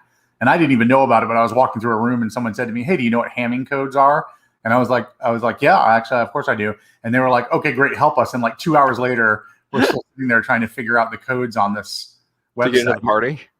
Yeah, so it's not just to get into a party. So it's not entirely dissimilar to what Jose's doing right now. Okay. And it's one of these things where it's like, it's a little bit like a roller coaster. It's frustrating, and then bam, you figure it out. Now it's frustrating.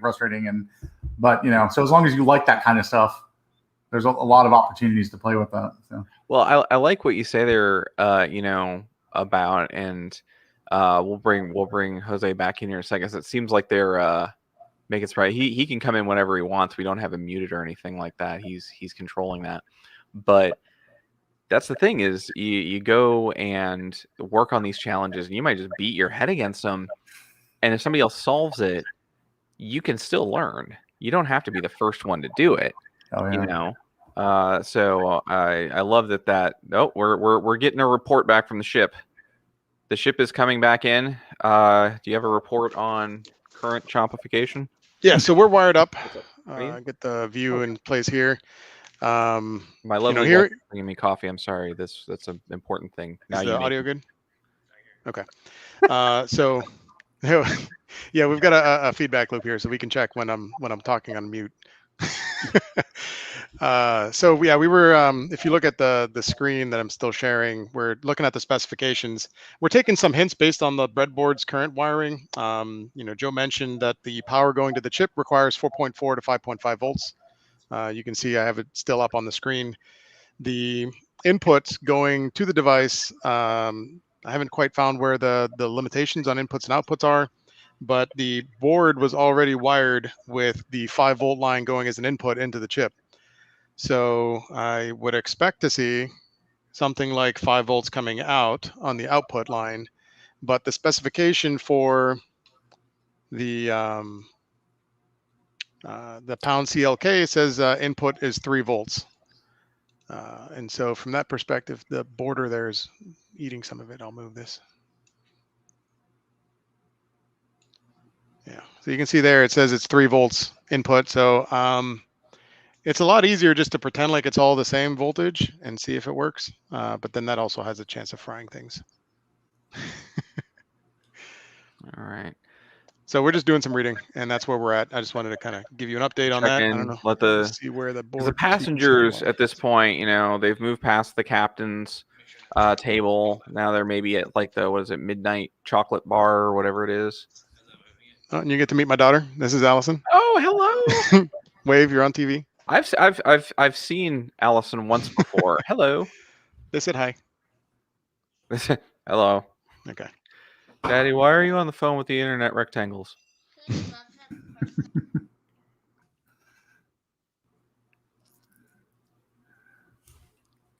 like we had said when the conference started, this is the kind of thing we're expecting. This is just life. We're just having fun. We're chatting. We're learning, and we'll see what happens if the ship gets saved, which it will, because we've got Joe from HackerBox here. So don't worry if you've got family on a rat-based cruise line. They will make it home. Why? All right.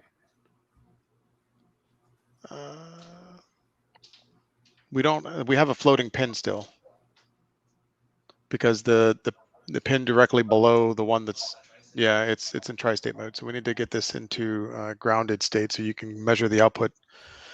So what we're trying to do is see what the output coming out of the chip is. Okay.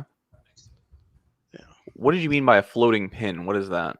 So this particular chip, as I showed on, well, I'm not going to keep flipping because that's making your job harder. But the exclusive OR implementation in the chip has 3 pins that are doing the logic. You got 2 inputs and an output.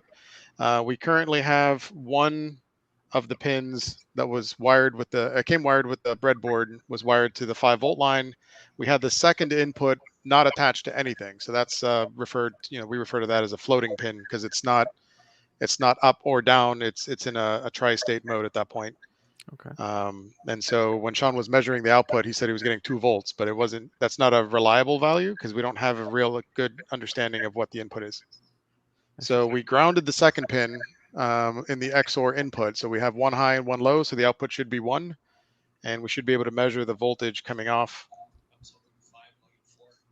We're getting about 4 volts, but that's good because we're going to feed that as input into the next thing. Okay. So 4 volts, hopefully that's within the tolerance of the input of the #CLK going into the device. I don't think this low voltage causes smoke, but if you're dealing with larger voltages, you would see smoke come off of chips, and that would mean the end of the game. Okay. Well, yeah, I mean, that's the only real strong thing I understand about electronics is that once the smoke is installed at the factory, if you let it out, you can try and push it all back in and just doesn't happen. Well, this is supposed to attach to the #CLK, which is the input. Yeah. Which I don't remember which pin it was. I think it was 3. The ship to shore is telling you something in private chat. There was don't cross the streams. There was that, and that was in the note, as I remember.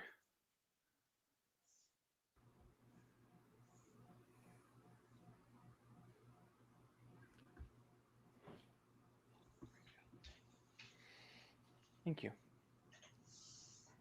So. Thank you very much. Yeah. So the chip itself has 3 volts coming off of it.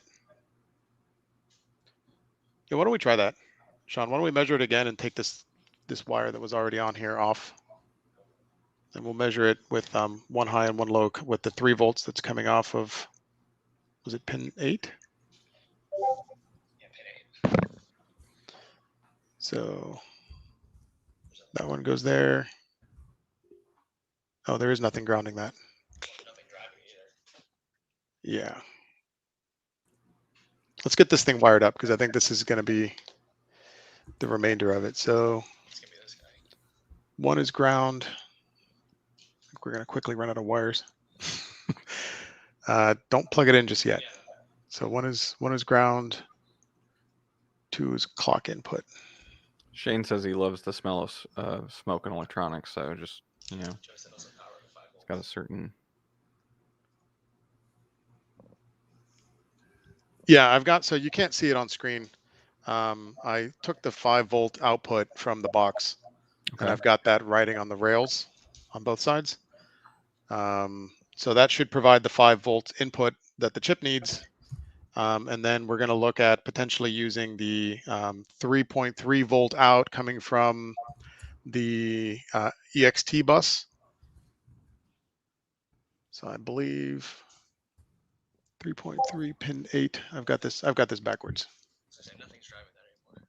So 1 is ground. This goes here. And 2 is clock, which I don't know what to do with, so I'll just put here for now. #CLK is the input that's going to this other thing. So that's going to go over here. I wish this thing would focus. I have like a bunch of cheap webcams, and so it is. So this is the #CLK. That's 1 input. The other one needs to be a 1. That's an input on this guy's end. Yeah. Okay. So then 5-volt output we don't want anything with. Oh, I guess we could have used that for a 5-volt output too. Yeah, I don't know if that was the intention, but there was 5 volts coming off the big box, so we tapped off of that. 5 volts coming off the big box. So This, there's this power inside of there, or you had run power to it and it's coming back? there was a thing here that said 5V out, Okay. that big one. All right. So we just tapped off of that with banana clips. Yes, we didn't need to have that around. That would have been cleaner just to tap it off of this other thing.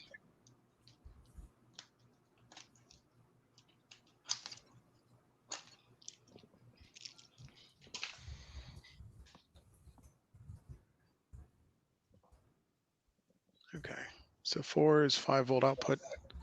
We'll run the rails to that instead. By the way, these I'm not sure if that's the actual term. I've heard a couple people that I work with refer to it that way. I've referred to it that way. There's these long vertical things on the top and bottom of the breadboard. There's a red one and a blue one. It runs every time you plug in anything along that vertical strip. Next to that line, you're effectively tying into the same copper. So if you apply 5 volts to one pin there, every other pin down the row has the same 5 volts. So when we put ground to one of the pins on that line, it becomes ground for everyone that plugs into that line. Same for the 5 volts. This is a bus, correct? This is just a power bus going down there. Is that? Yeah, pretty much. I was referring to it as a rail, but it's really just a power bus. Okay. Same thing I was telling you. You've put 2 inputs on top of each other. Okay.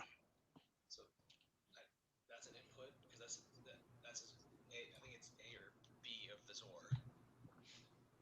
And then pin 3 is also an input. Oh, you're right. This needs to go to clock, not the pound clock. It's the blue one. Thank you.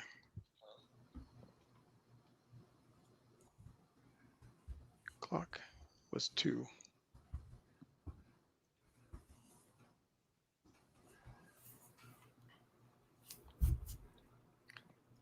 So right now you're just trying to get it powered up.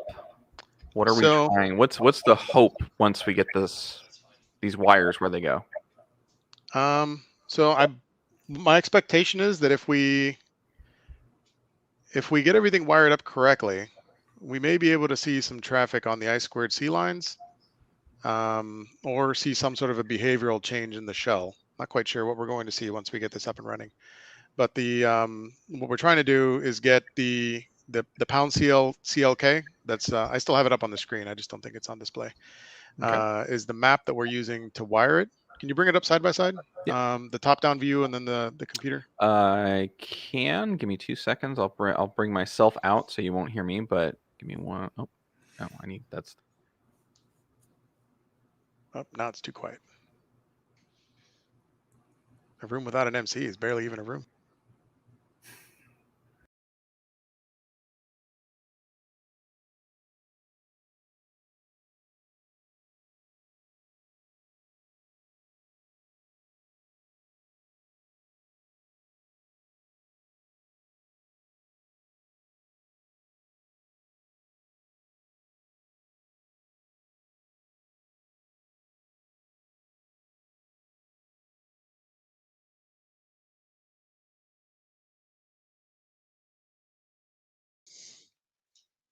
He's going to be driving.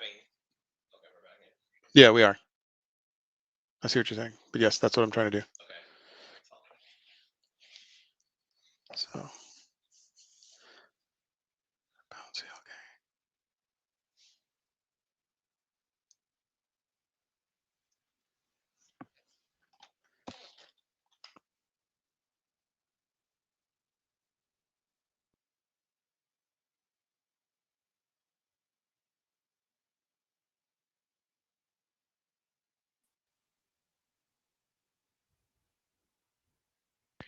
Hey, can you hear me?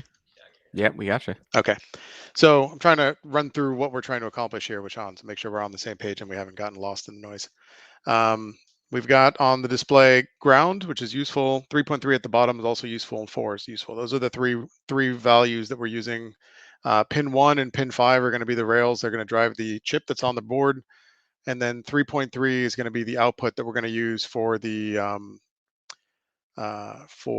math that we're trying to compute using this chip. Which is effectively, we're going to feed the input on pin 3, the output of the XOR.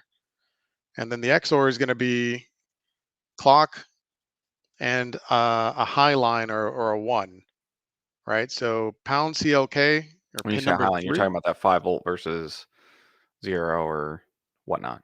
Yeah, so 1 being 3 volts and 0 being false, right, or 0. Logical 1 or 0, and then like obviously 0 logic is 0 ground volts. So I think does that make sense? Is that what we're trying to do here? I believe so, but you do have some ship-shore communication that you Yeah, might I want haven't been looking at it. Let me take a look. to take a peek at. So status shows the flag for pound clock. Oh, neat. Okay, so if we get the clock right, what we're being told from the ship to store is that we should get confirmation that we're doing something right. Status Oh. system. We should see pound Oh, CLK show something different here. Which we haven't got that far yet. Yeah, so right now it's going to say failed or not working. out of range. Did it say out of range before? Yeah. Yeah. So I would assume clock sync goes to true. Yeah, clock sync failed is what we're looking at. So if we get the clock synced up, then that should go to true. I think I'm going to guess that's one of the challenges. So that might be the end of it. There's a power measured and there's also a power in. So I'm not sure if that's something crazy or if that's literally just hooking up. Yeah, there's a sign here that says power satcom in. Mm-hmm. We can just power that on and see if that's all it needs because we have a power supply right here.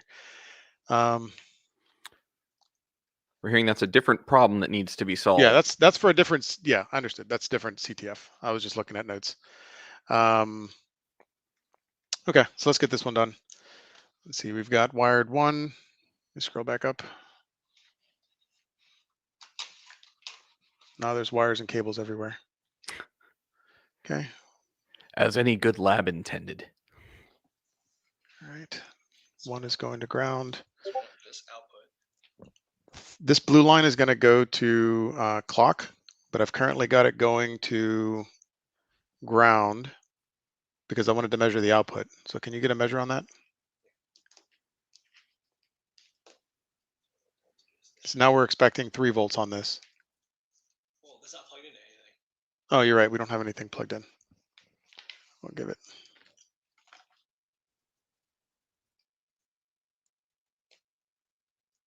We're gonna lose that. That's okay.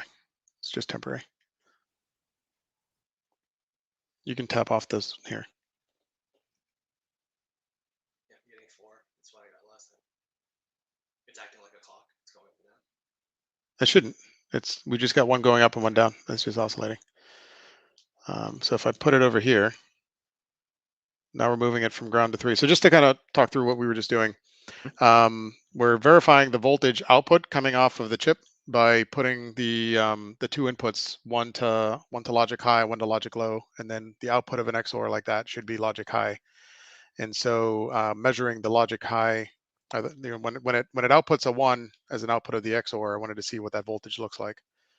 Okay. And it was about 3.8 volts, it looked like. It seemed a little bit high. Sean thinks it's closer to 4.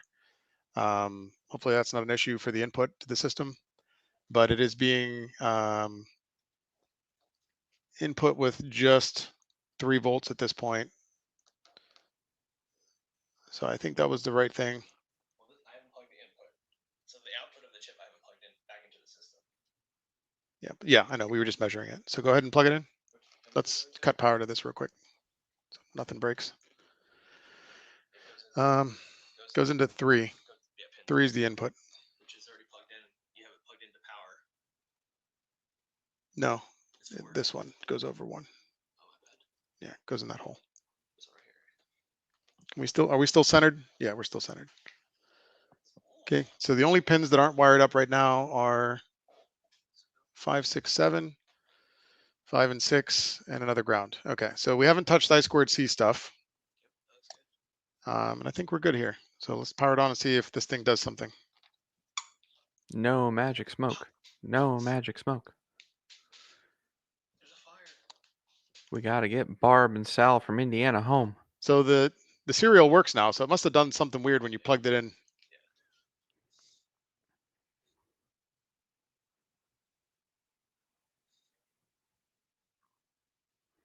Clock sync failed. Okay. Let's check all the wiring again. Is ground. One's going to ground. 27 minutes. Okay. One goes to ground. 2 goes to clock output, which is that. Yep, that's an input. 3 is the no, that's an output from here. Yeah, it's an input over here. And then we've got 3 volts coming from down here as an input. And then Yeah, that's an input.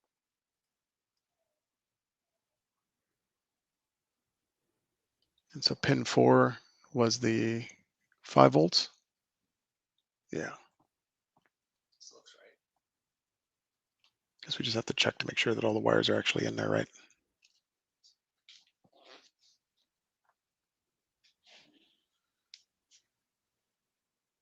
More ship to shore communication coming in. There seems to be a reference that you may.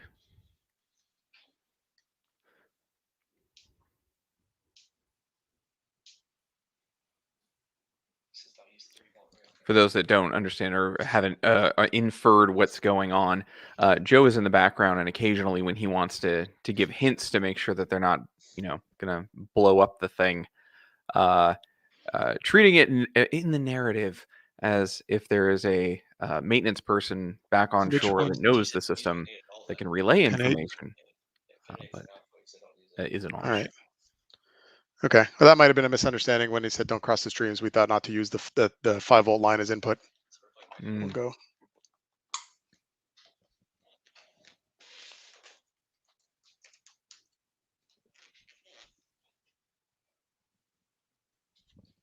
Bring this back. Is it weird that I'm really nostalgic for this Nope. interface? Watching it go, oh yeah, that feels like home. Can I get a big beige keyboard that's about the size of a Buick? That'd be great. Can I have a monitor on my desk that takes up my entire desk? Yeah. My cat used to sit on my desk when I was in college, like on top of my monitor, and she would Mhm. just watch me work from on top of the monitor. Oh, yeah, the Wolfens. Watching you work and warming their butt. CRTs, Right. they were warm. Our current cats, we got my Yeah, wife. you can a new pop that one back MacBook, out, and we'll put this little one back in. and they sit right on the MacBook here. All right, where are we going here? So with a frequency analyzer Okay. or an oscilloscope, if you have Ooh. one, and I've been meaning to buy myself one, Mm. you can actually monitor the highs and lows of the clock on one screen and the highs and lows of the input on another, or see them on top of each other if you wanted to overlay the 2 images. And then I'll turn this so you can see what I'm leaning forward. Yeah, it would be much more information on whether or not we've actually got this thing wired correctly, and if it was doing anything at all, or if it was just looking like it was wired correctly, but it really wasn't. So I'll do status again just to see if anything happened.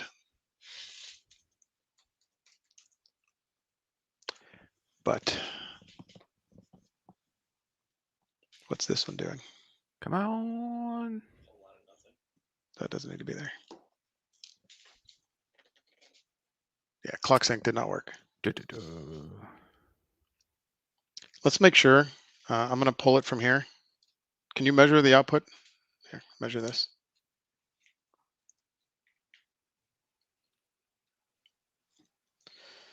All right, so I'll put it in here. So now we've got 1, 1.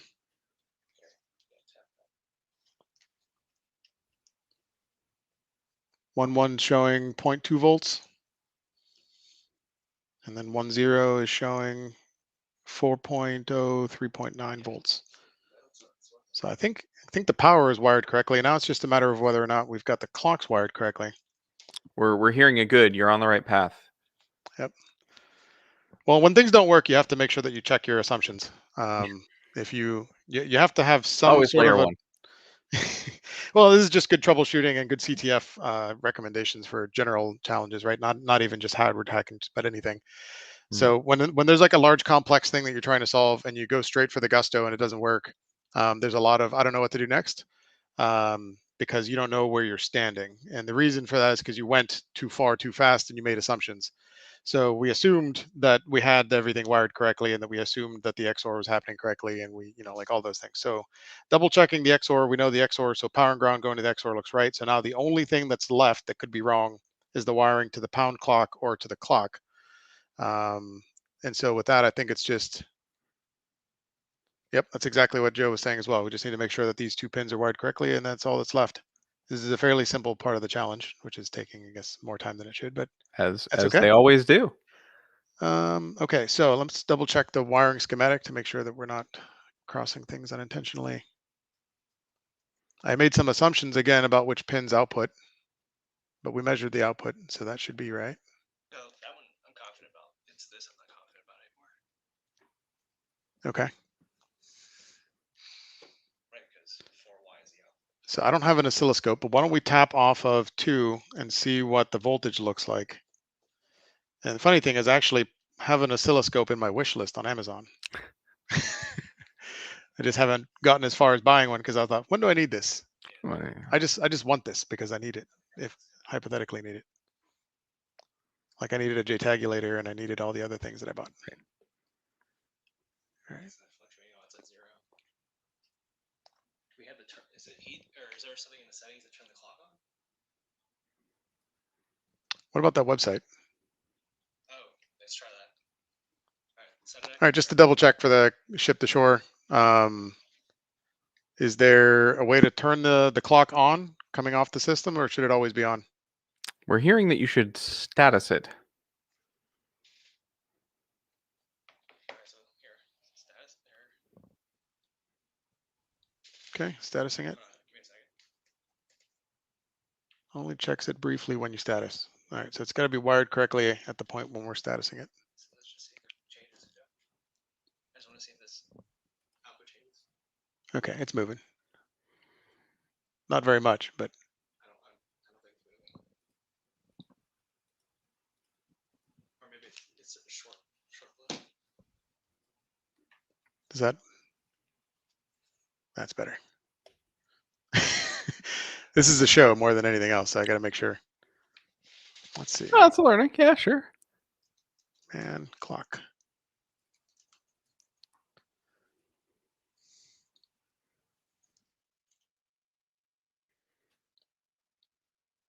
You see anything? Yeah, now I Ah. see something. Now you see the voltage popping up and down. Cool. So let's test that. Let's Ah. just do that without the other thing. It tells you it fails.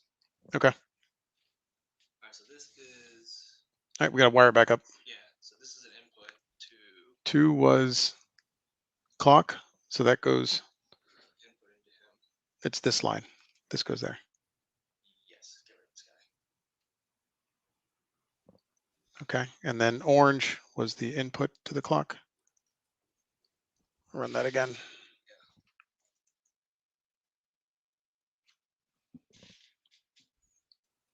There it goes. Yay, we got a PADIS. Let's see what happens over here. Yay. All right. So now what's the communication system saying? And while that's loading up, essentially, what is the thing that you fixed? You got the clock working, So, but why? so we should ask Joe. Does status actually run the test? So I think the test to verify that it was wired correctly didn't trigger until we ran the clock command. I think that's the part that we were missing. When we ran status, it was saying failed, but I think when we ran clock, we saw the voltage trigger up and down on the output of the CLK line. So then from there, we were able to see, the power from there was looking good. So I'm gonna assume that we're good with this one for now. I'm gonna leave it wired up in case it unlocks doors further down the road. I'm not 100% sure if it does anything or if that's a dead end. Turn that on yet. It's not wired to anything. Okay. I'm taking it to 18 volts and I'm gonna feed it as input to the other box. Okay. Yeah, he said this other. It only runs the voltage sensor. Other than that, it's just the status or a scoreboard. So for those that can't see, which is everybody on the stream, I've got a power supply. I'm just tuning in the voltage to 18 volts. Actually, I should probably drop it to 5 or something much less dangerous, in the off chance that this doesn't do what I wanted it to. Yeah, you can always you can't always go up. But Well, browning out a chip is just as dangerous. But right, exactly. That's usually, right. That's why I stopped myself. Usually doesn't break it quite as violently. Over voltaging will definitely let all the magic smoke out, and then that's the end of that. Can you hold this for a second? I have Gator clips somewhere. So One second. while Jose's looking for his Gator clips, the idea of the browning out or whatnot, if you're new to this, it is possible to apply too low a voltage and actually harm the chip as well. They're very finicky. Anytime you trap angry lightning in sand, forget it. It's very finicky. I don't know what this is. Here. So I'm sorry, what was Joe saying? There's a what provided in the kit? It's a boost. He said only in the thing. Boost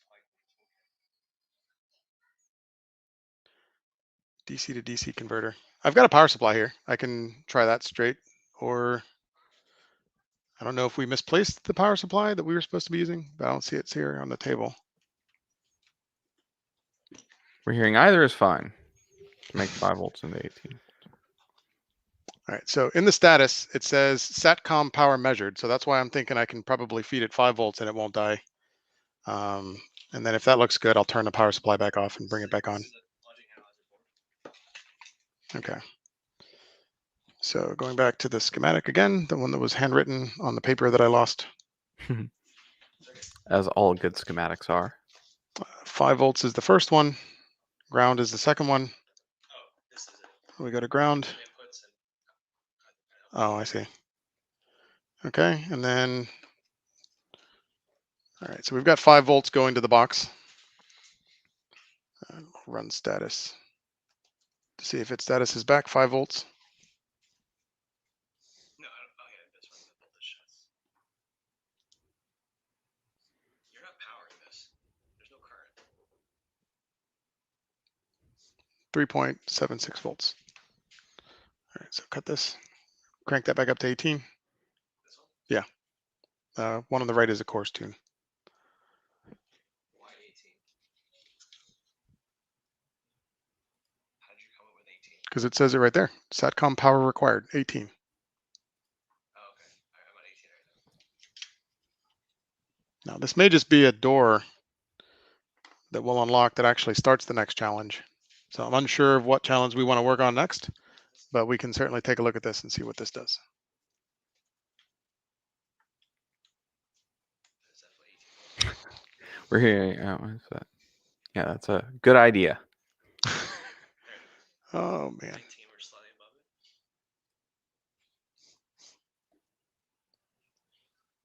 Try it again.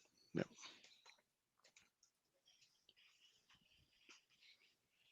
I think 19 is normally within tolerance of an 18 volt requirement.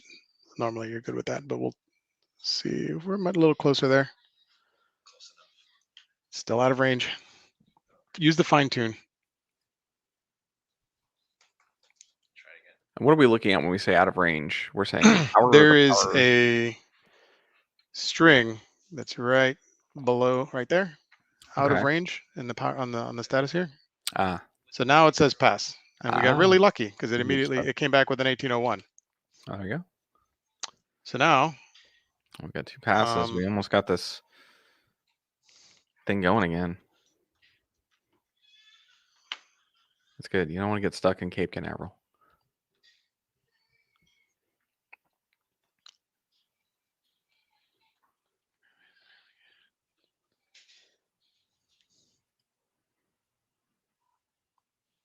there's a network check phrase. What was the string that you sent me before? Maybe something quick brown fox. You're gonna have to retype it, yeah. There. Oh, okay. That was fairly straightforward. So just to kind of, I think we took a mental jump there.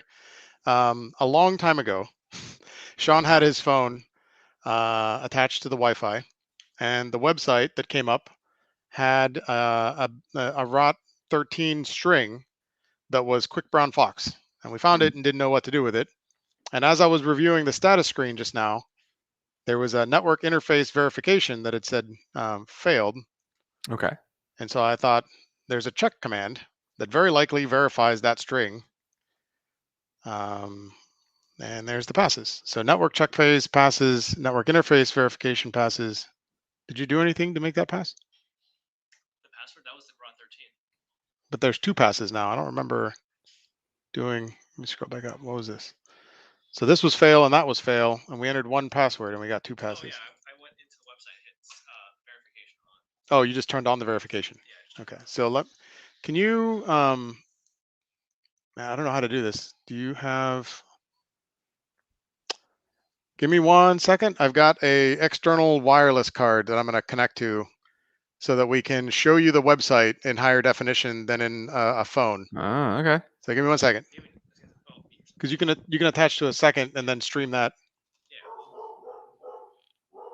Very good. All right, so we're getting another Wi-Fi interface set up so we can see what's going on over there, and hopefully they make it soon because they're going to be heading out into international waters. I Okay, don't we just know. realized that that's actually the overly elegant solution. We're just gonna take a screenshot, and then he's gonna come back online and send me the screenshot. There you go. Is that iPhone screenshot? Oh yeah, that'll work.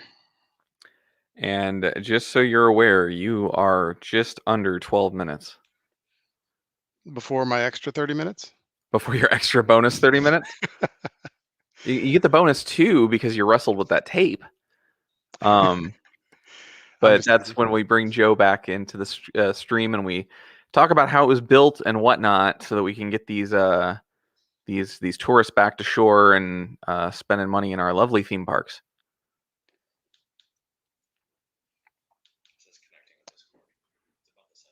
All right, I'm going to be getting an image in a minute, and I will bring it up and pull it onto the other screen so you can see it. Okay.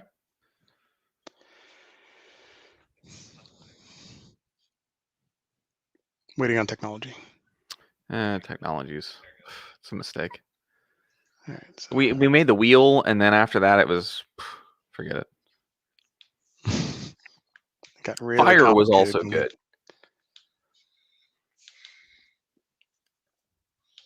Okay, so for those of you Alright. following along at home, this is the website. There we go. And again, talk about overkill, right? When I mentioned earlier to read all the instructions and all the data that you have, we went and ping scanned everything, and then we port scanned everything. In the instructions, or in the status screen, it actually tells you what the SSID is that we happen to find by accident. Oh, Sean, okay, so Sean did find that, Oh, and then the IP address is it's provided. Well, there you go. So this was the command. This was the screen, and here is the string that we ran through a route 14. Route 13, sorry, which gave us the quick brown fox. And then down here was the on-off button that turned on the other one. So when we go here, that was this one and this one. And so then the power supply providing 18 volts provided that one. And the clock was the one that we had spent a little bit of time trying to get up and running. So we've got the CW encoder check and an I2C bus validation. Okay. That we're going to do. What do you want to do? Okay. So I2C is usually not a terribly complex protocol. In Linux, there's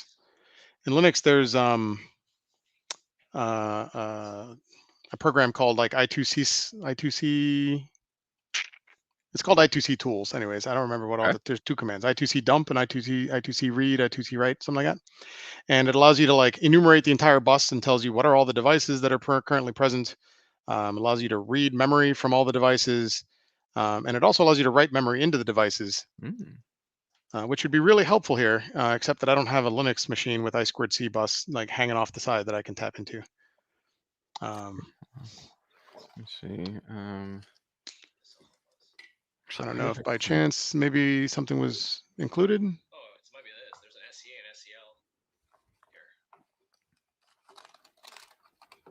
These 2 pins have I2C. There we go.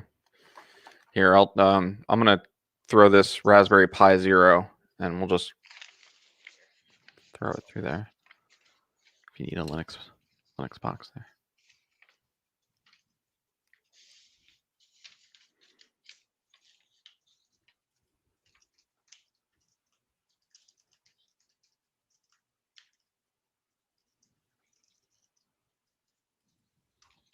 What? If you install this gets you the This one does? This give me the driver to this guy.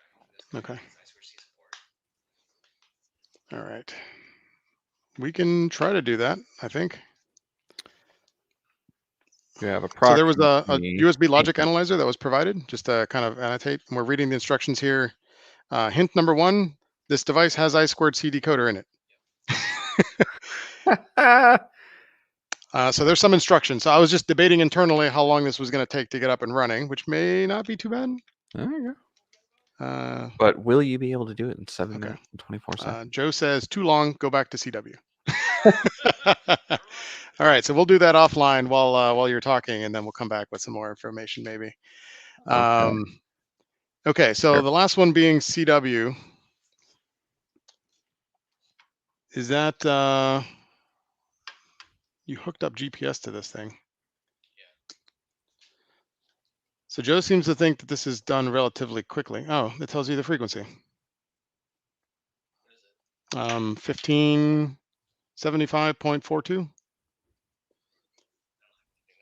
So just doing a quick double check since we got like 8 minutes left. Mm-hmm. Do we have, is this something I can reach with an RTL SDR, Joe? Going deep for the hints now. That's a Well, I mean, software-defined radio. we got 8 minutes left, so yeah, I'm just, yeah. What is the okay. LED for? I think that's a multi, a voltage.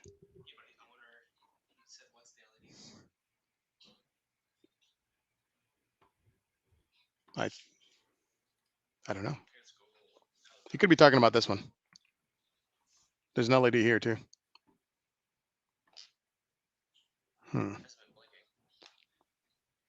It blinks when you first turn it on.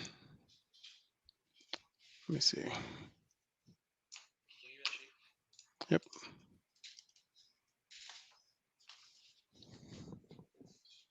Okay, so you run CW, generates the encoder output. Oh, there. Oh, yeah, blank settings. Looks like SOS. Is this Morse code? It's definitely Morse code. I mean, You're not gonna go too far. Seems like something a ship might use. At least it's not semaphore. I'm trying Oh, to, here, I can move ASCII. this arm over further. Is that in view? Almost. Uh-uh. You gotta pull power again.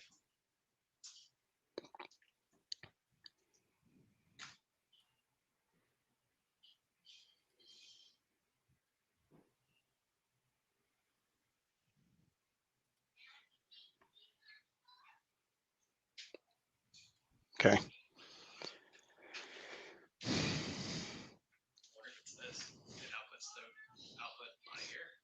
So power the display. I really do think that that's like one of those they call, like, you just drop it into the breadboard and it tells you the voltage,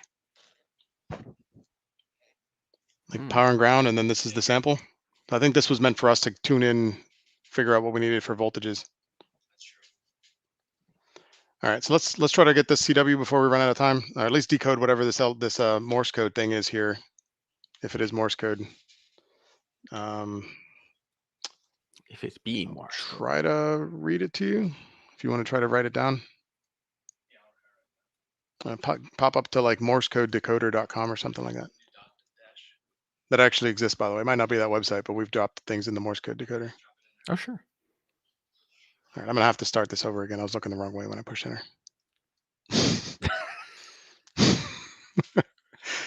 It's because we're doing things live, right? That you Don't worry. It's just a bunch no, of I'll be tourists honest. that are Even gonna if get this taken by wasn't live, pirates. I still probably would be doing things like that. All right, you ready? Dash, 3 dots, 3 dots, 2 dots, dash, 2 dots, dot, 3 dots. All right, that's it. So, fun fact, when I was 12, I tried to learn Morse code. Okay. Are you kidding? No. Oh, so that Morse code just decodes the B-sides. So that was a fun, I don't know if that's even a password or if that's just an Easter egg. Let's see. Do man on CW. It did that used was to the be password. required. Yeah, Joe, it did. Morse code used to be required for hammer it, and Yeah, in the because same I vein, got a technician's license when I was 11, and then the next one was general, and I was like, I'm gonna go do the general. And the first thing that I did was try to get that Morse code, and I could not get that going for the life of me. Mm. My grandfather had one of those like old ones where it's like there was like a thing that you would tap Oh with your yeah, fingers the in either how you direction. flip back and forth. Yeah, that Yeah, was intense because I'd listen to him and he'd be like going 50 words a minute. like slow Yeah, down. status. Let's see where Oh, we're at. Where are we at on Grandpa's- time too, since we're doing a general status here? You have 2 minutes and 21 seconds. 2 minutes. That's enough time for me to do a dance or something. You can get at least a few hundred characters out of that. Yeah, so I think we're probably gonna call it here because I mean I can install stuff and you can watch me install stuff, but I don't think we're gonna get it installed before 2 minutes is up. Look at this. He's like, he's not going down with the ship. He's just like, they've I'm got still it. gonna do it. We are. Yeah, that's true. I'm gonna So do it are right you now. are you calling it? Yeah, I'm just gonna hand it back to you so you can. All right, very good. So valiant effort. I actually learned a lot from that because that is not an area, as you and I know, we're friends. This is not an area that I've ever explored. So let's bring Joe back into the stream here, and we'll go wide here for a second. Very good. So that was thank you amazing. for- Wow. Oh, very okay. Yeah, I was not expecting that much progress. Thank you for being so awesome at that. Thanks. You definitely threw me for a loop because there was this GPS antenna with a frequency and an SMA connector hanging off the side, and I'm like, software-defined radio stuff's gonna take way so too long. There's a GPS module inside there, and it was originally part of the web interface was going to have a map that showed you where you were, and part of there were a couple of reasons why we stopped messing with that. For one thing, it was taking too much power off the USB bus, but also we realized you probably didn't want to be showing where you were. so it was at one point we just took that out of the challenge, but we thought, we'll put it where it is and then add like 100 miles to the east, assuming that would put us in the Atlantic Ocean. Mm-hmm. So anyway, there is actually a GPS system in there. So. Believe it or not, there's a GSM radio in there too. There's no SIM in it, but oh, neat. Oh. All right. So what are they missing? What do we need to get them through in the next 30 minutes to get these folks back to shore? So actually, the only flag we didn't complete there was the one for the I2C bus. Well, I was gonna say, let's take it back. What flags did they get? Let's talk about what they got and what they got right. There were, just like there are in a regular CTF, normally there are initially some things that are like, oh, do you even know how to type a flag in, right? So they're almost like gimmies.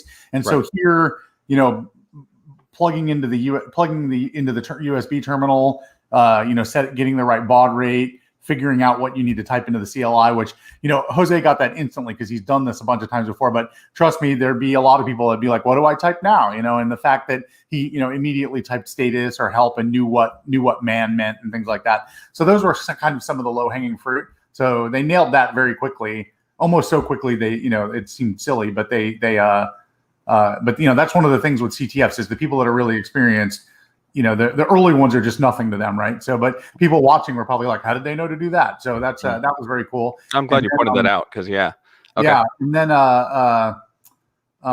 so there were those, and then obviously there's a little tiny web browser, web server inside there. Okay. So connecting to that, which it's not like that's very hard, but trying to do all of so here's a problem with hardware hacking is, because you're getting low level on things, right? You're not like running these complicated scripts or things you normally do when you're like dealing with like a Unix system.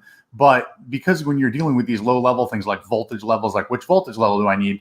Oh, here all of a sudden is a web interface. Like you run into things like, oh, well, when I connect to that access point, it's going to screw up my network, right? And so that was part of the challenge there, is them realizing, oh, we can't connect to the web server inside this box without losing all of our other connectivity.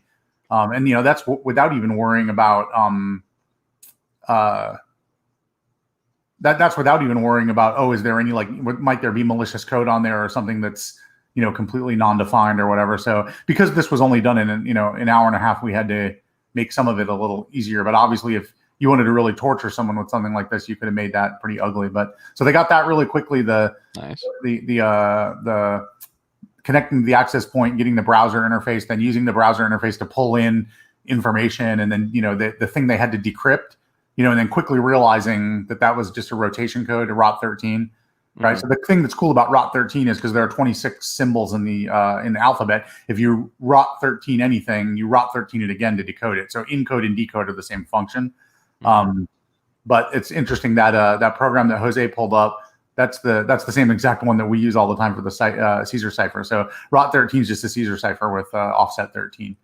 But yeah, they got that quickly, and then the fact that there was a little HTML flat thing you had to click, and then that was a flag in itself.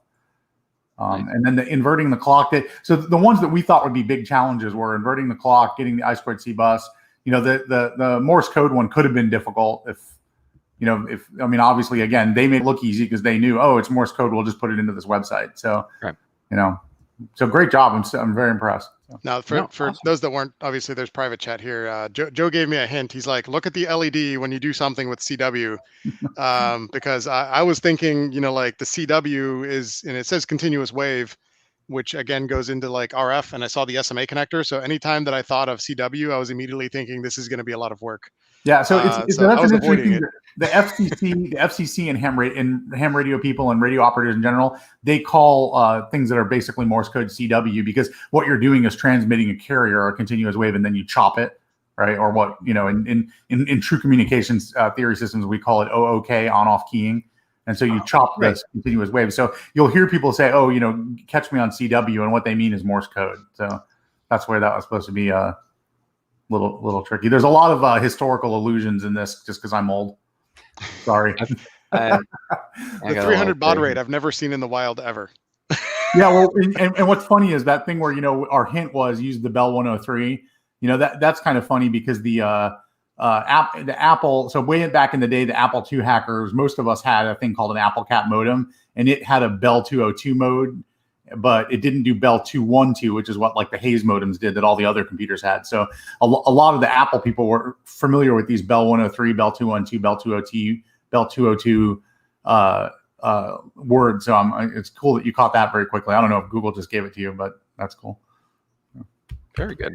So can we go through and get the other piece configured? Can we get through it? Or are you already part of the way through it while we were chatting?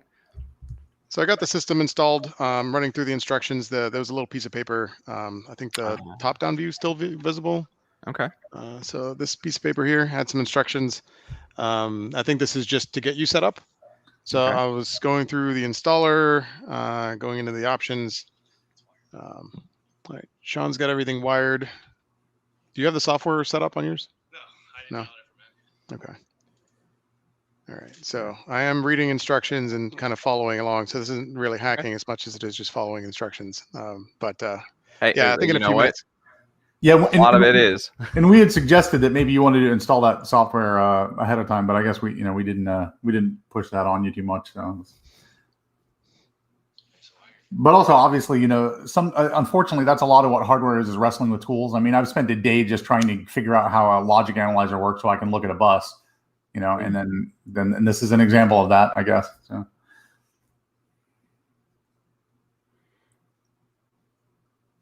Interesting.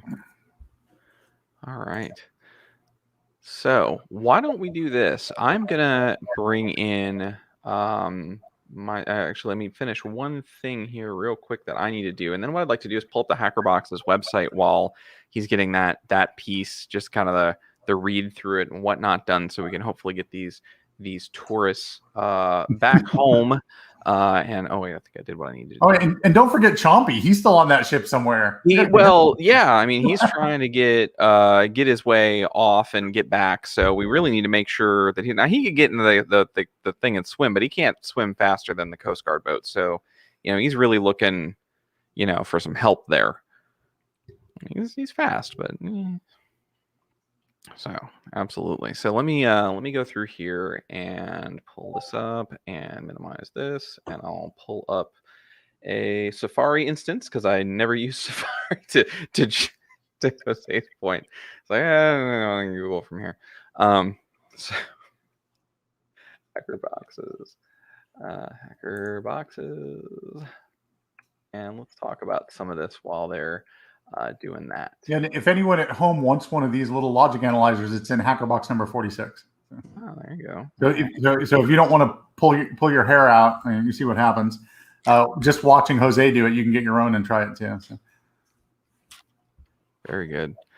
All right, so let's see here. I need to share screen, and I need to do a window. And there we go. I should be able to bring the HackerBox's website into the stream. Wonderful. So here's the HackerBox's website. So for those who are, interested in what you saw here and want to explore further, what kind of stuff can they find here, Joe?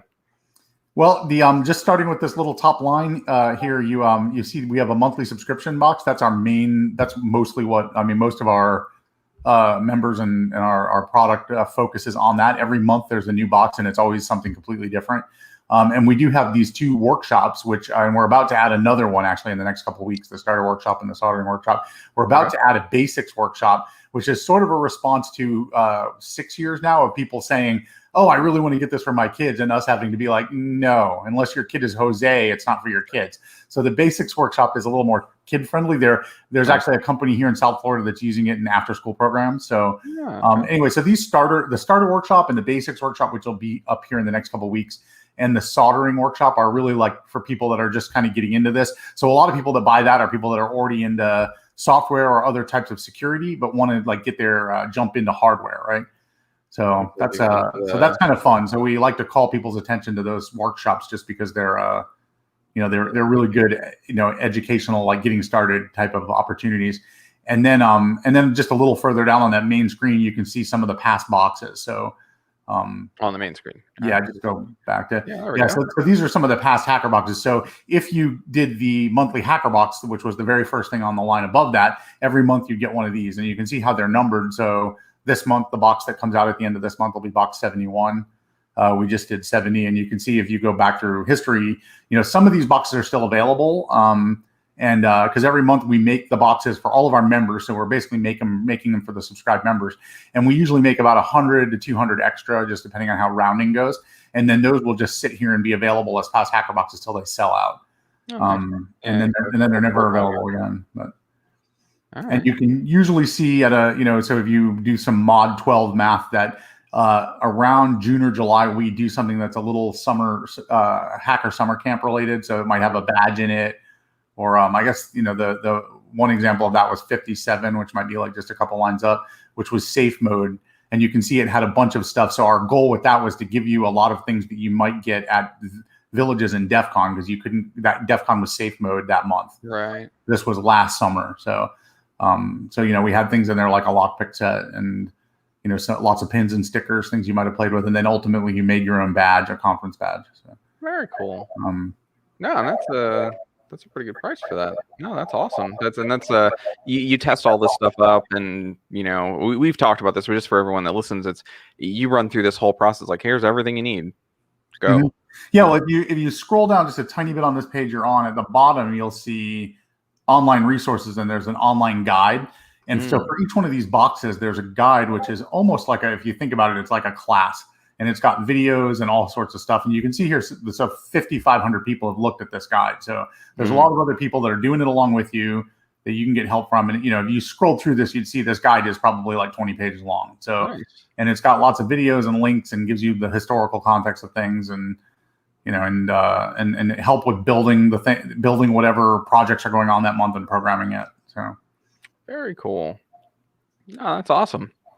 No, it's funny is while Jose is getting his piece set up there, my youngest, the 4-year-old, soldered their first Maker Faire Makey badge. Now, very cool. Now we were very careful, like the whole time. I'm like, all right, Daddy's gonna hold it, and then you're gonna kind of like hold Daddy's hand, kind of. Oh, hey, so sorry to interrupt on that. My little kids, who are probably about similar age as your son, they do those at the Maker Faire too. But I just wanted to interject. This November we will be at the Orlando Maker Faire. Oh, excellent! We will have a HackerBox demonstration there. We won't be selling anything. We're just going to be like a community show of fun things that we've made and our members have made and stuff like that. So if you're, you know, I know a lot of folks watching are probably in the Orlando area. Yeah. Go to the Orlando Maker Fair. It's pretty fun. But Yeah. you know, come by the Hacker Boxes table and meet us and get some stickers and Very whatnot. cool. We'd love to meet you and see you there. So. Yeah, I'm hoping to make it out. I'd love to get the kids out. I'm hoping that the vaccines are out because I've got little kids and whatnot, and I'd love to get them out because the 4-year-old is just. I mean, we're watching BattleBots, you know, almost every night, and she loves it. And I'm like, yes, I got my little soldering nerd. This is amazing. So cool. Jose, how we coming? So we've got the software installed. We got everything wired up. right. We're trying to figure out. We haven't gotten any readouts yet from the software. We believe everything is hooked up. We should be seeing some data lines or some points coming out. As soon as I'm trying to get the scrolling is weird. Okay. Or at least for me, it's weird. I wonder if you're not gonna really see anything until you Yeah, so we're gonna need to tell it to run I2C something or another. And there was so that sheet had a few hints on it, and I just wanted to make sure you saw those. There's an inline. We added inline. Yeah, so I haven't brought up the I2C decoder yet. Okay. I'm not familiar with the pulse view. I2C line need pull. So we got the pull-up resistors. You do have the pull-up, which is great. That's Yep. Yeah. So just do question mark. And what is a pull-up resistor? So because the I2C bus can be a multi-point bus, you can't. So as part of this smoke thing we talked about letting the magic smoke out, you never want a situation where two you know, so like if you and I start talking over each other, no big deal. It just makes a lot of noise. But if you have an electronic line and someone's driving it with a 1 and someone's driving it with a 0, all of a sudden you have a ground to 5-volt fault, right? Like a short. Okay. That's bad. That'll let the smoke out because the thing that's trying to drive the 5 volts is, you know, driving it against the 0-volt one. That's bad news. So since you can't have multiple people talking, multiple points on the bus talking, like that, what we do is we use a thing called the open collector output, where you can only drive low, and then when you go high, you the way you go high is you don't say anything, and then a pull-up resistor will pull the line high. So when everyone is not driving low, it'll go to high, but it makes it so that no one can drive it high. I don't know if that makes the point well enough, but because of that, all the outputs are you know, what we call open collector, you know, because a transistor has a collector and emitter. So there's no collector. There's no way to drive it high. You have to pull it up to the high rail. Oh, I see. You can't push it. You have to. You actually have to kind of let it pull itself up, right? So what you do is you don't pull it down. So you put out a 0 by pulling down, but you let it go high by just not saying anything.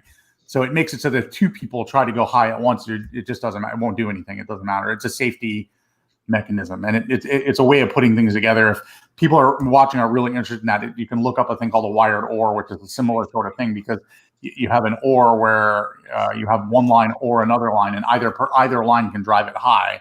They're just wired together, but then you have to pull it up somehow. So because of that, the bus has to have pull-up resistors on it that pull them up, and that's an easy thing when you're testing the bus to forget, like, oh, I've left the bus floating; it's not pulled up.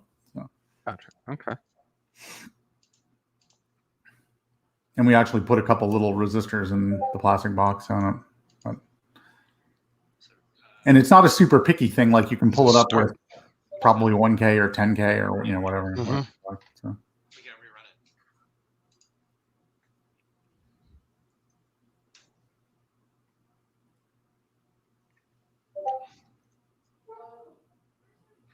Scroll up. Hide the rest of those. My hound dog is alerting us to the dangers of delivery. I don't know how to get rid of them. We can just ask Joe. Yeah. Are you saying you want to get rid of those other data lines? Yeah, I just wanted to look at this. I'm not super familiar with the interface. Yeah, I think if you go up to that green circle stop button, there's a little wrench next to it. I think you can hit that. I think that's one place you can do it. Or no, actually close that window. I'm sorry about that. Close. It's the little thing right next to the 1 mega samples. There's like a little red test pin. If you hit that and then click, there we go. Click none on the very top. Yeah, but then turn 0 and 1 back on. There we go. Thanks. You got it. And you're going to need to turn that 20K sampling rate up I mean, maybe first go and zoom into that pulse, and you'll see there's no resolution, there's no detail. Yeah, we zoomed in and we saw nothing. It went down and went up. It was very anticlimactic. But there's signal in there. It's kind of like doing this stuff is kind of like SETI. It's like I think there's signal in there somewhere. I just need to find it. Right.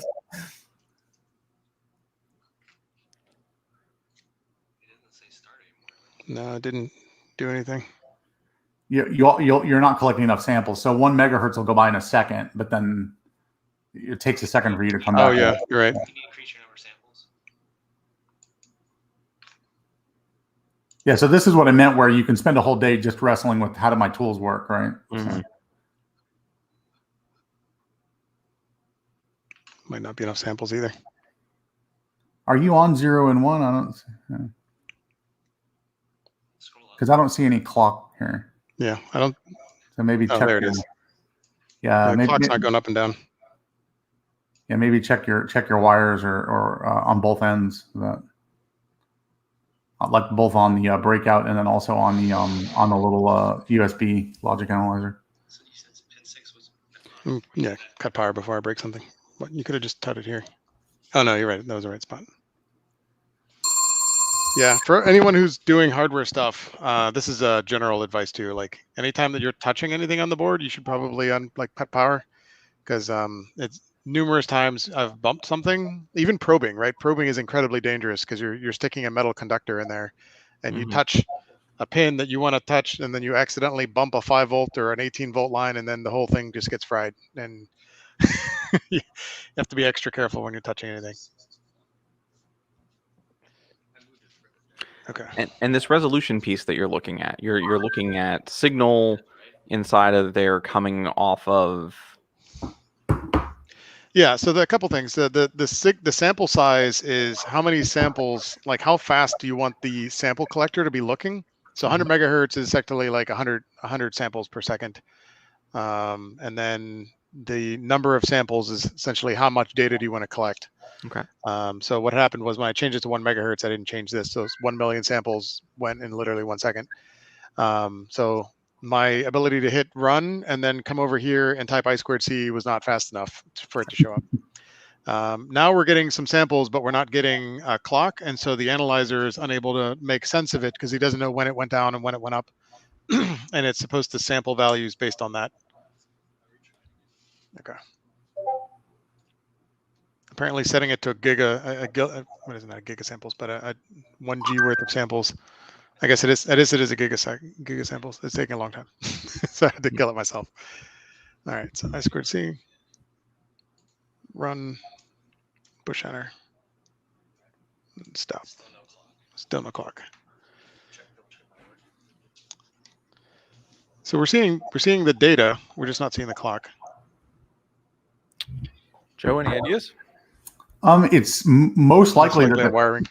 Okay. The pin is not so, and like I was saying, there's 2 ends, right? So it might be not in the right pin on the breakout, and it might not be on the right pin on the actual logic analyzer. I think the 2 logic analyzer pins should be right next to each other. So 6. All right. For those of you listening, as soon as we're done here, we're going to take a lunch break. So it could also be the pull-up resistor. It might not be might have fallen out or might be loose. Or go ahead. Sean was going to check the continuity of the resistor.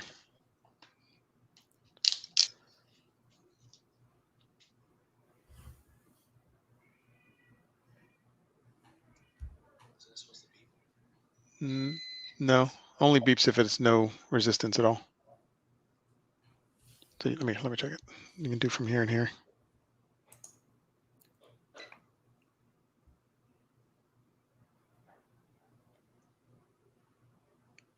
Oh, those are separate. Those are separate lines.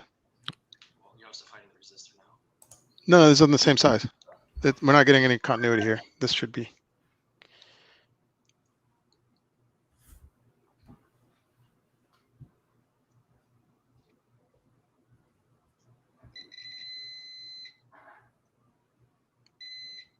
There. That sounds good. Check 6.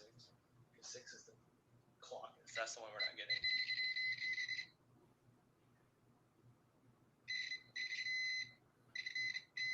Yeah, that looks good too. I'll shove it in anyways. We can try a different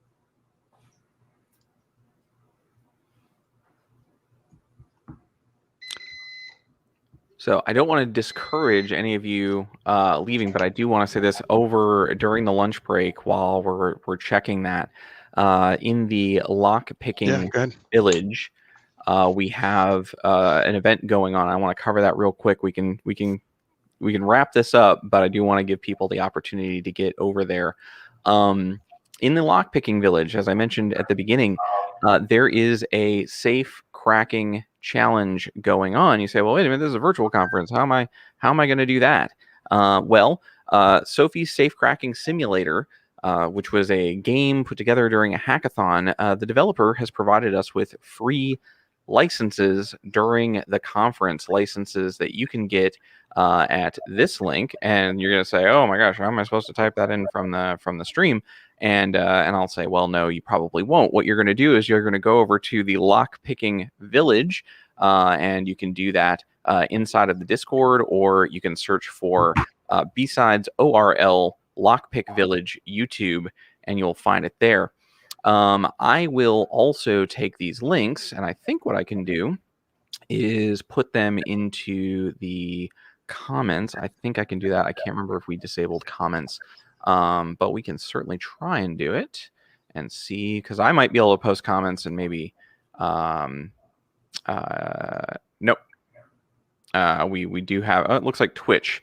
So if you are on Twitch, nope. No, Twitch, if you are on Twitch, you can get the comment from there now. If not, go over to the Lockpicking Village.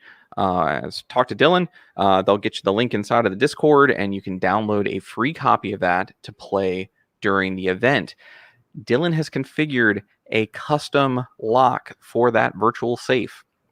If you are the first one to break into it, if you want to compete in the stream, you will win one of the Sparrow's vaults there for learning how to do safe cracking. It's the same, well, I guess I shouldn't say, but if you tune in later today, you may see this in action.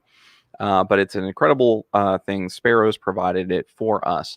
The other item is, if that's not your particular jam, go ahead and make sure to go check out the CTF. Sunshine CTF is running right now. You can go and check that out at 2021 sunshinectf.org, sponsored by Research Innovations. And again, it is a more bite-sized CTF. So if you've never done it and you want to get in there, you can go over to the CTF channel in ours, and they will point you to the Sunshine CTF Discord, and also to the CTFD that's listed on the page, on the Sunshine CTF page. So, but please do, if you want to see the epic conclusion of getting folks back in here, we'll run a couple more minutes and see if we can't get this thing running so we can get Chompy home. And let me come back here. There we are. But please don't miss out on those things if you are interested.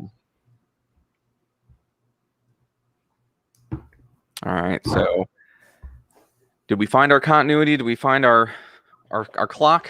It was the We had a bad wire. Okay, let's bring the clock back into the We stream. tried switching to a different data point. It also showed 0. I swapped the wires, and then we got a Oh. clock and no data. Oh, So now I just have it gator clipped. I don't know if you can see I'm not sure what you're looking at, but we've got a little bit of everything on the screen right now, but we've got the actual. Yeah, that's cool. We're seeing the pulse view, so that looks good. yes, keep it on pulse view. The board's not interesting. Perfect. do this D0 and D1. I swapped. You can see the clock. So clock is D1. Yeah, It's and perfect if up it's and down. address, if it's decoding the address, which it was, you have them correct. Oh, yeah, he said we had it Yeah. already. Okay, so it was D1 and D2. Yeah, it's D1 and D2. Because I had swapped the wires to see if it worked, and then I got the clock, and then I didn't swap them back, and then I just added another line. Yeah, Just so I was the thinking it fact was that it's blind. finding the address, and that address is a number of interest. So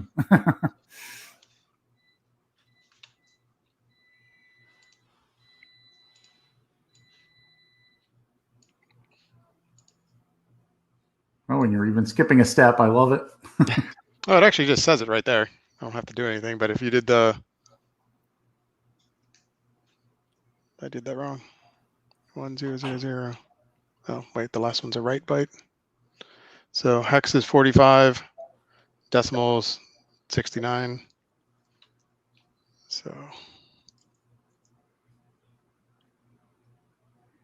So you're just going to go through all the popular formats. You're going to try them until maybe you hit something. Well, it tells you it's in the man page. Okay. Says it's in decimal. Yeah, it says right here in the instruction that you need to specify an address, which is in decimal.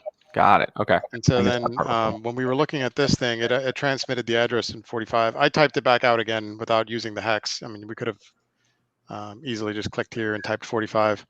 The programmer calculator built in the Windows does hex and binary decoding and octal, but no one uses octal.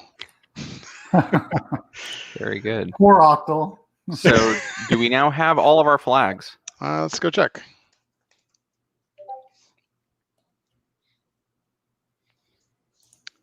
Technically, this was supposed to run until 1, right? That's what I saw. So We have a lunch break right now. We're about 8 minutes into the lunch break. we're into the lunch That's break. okay. Okay. Pass. Oh, look at that. All pass. Victory. All right. Come on, So Kelsey. the ship is back online. Congratulations to everyone and for getting that back online. And wait a minute. I think we're getting another call on the Chomp phone. So let's see what's going on.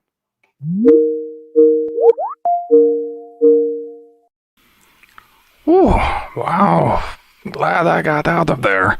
And thanks for getting that cruise ship back online. I was like, chomp, chomp, chomp. And I was like, oh man, that's not good. I don't want these people to get stranded at sea. Tourists paying taxes for the swamps to be taken care of. Those are my favorite kind of tourists, because I like the swamp. So let's see what this thing is that Frank needed. So, butter. Oh man, this is not my thing. Oh boy. Okay. We are even, Frank, for the thing in that time and that place. We are so even. Oh man. Okay, let me close this thing up.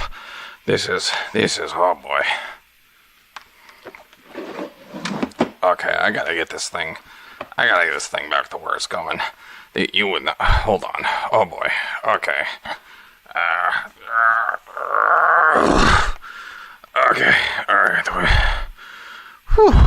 Okay.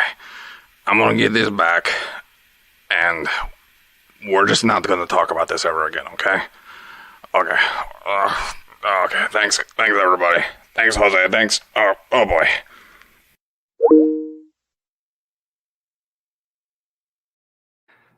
Yeah. Poor Walt Disney. Well, I mean, it could be any studio head animator. But yeah, so there's the challenge. Chompy cleared his debt, returning something unusual back off of a rat-based Disney cruise ship. Once again, everyone, thank you for doing this. I learned a lot. I hope the folks in the stream learned a lot. Jose, you were an excellent instructor in going through and you doing the narrative and kind of going through and whatnot. So thank you so much for sharing your knowledge and really helping people understand kind of the process there. And of course, Joe, hackerboxes.com, thank you for putting this together. You put a bunch of work into it, and we had a bunch of meetings, and Igor was working with you, and John was working with you, and we came up with a storyline. So thank you for your time. And at the next live event, we didn't put it out yet, but Joe's working on a badge for us, an electronic badge for the next live event that is very, very cool. So again, thank you, both of you. Thank you for sticking around a little while extra. What can we do for you? Hopefully you had fun. Oh, this has been great. Thanks. Awesome. And tell not that guy back in the background. He's listening. You're I don't want to be pejorative. Like, is he a lab assistant, lab partner in this? No, he's been doing a lot of the work. He's been helping us out. I don't think he wanted to be on camera, so I wasn't going to put him on camera. I got you. Okay. Yeah. But yeah. Okay, so everyone, again, thank you. Thank you for sticking around on the stream. Everyone, for the most part, that ended with the stream, wanted to see it happen. So I think this was a really great way to kick everything off. We are going to come back in about 20 minutes. We're going to throw on some more music. Go check out the Lockpick Village that is running right now with that safe cracking challenge, or the CTF. Thank you for stopping by, and we will see you after lunch. So, gentlemen, I'm going to drop you out of the stream. I'm going to put the music on, and we'll see you in a bit.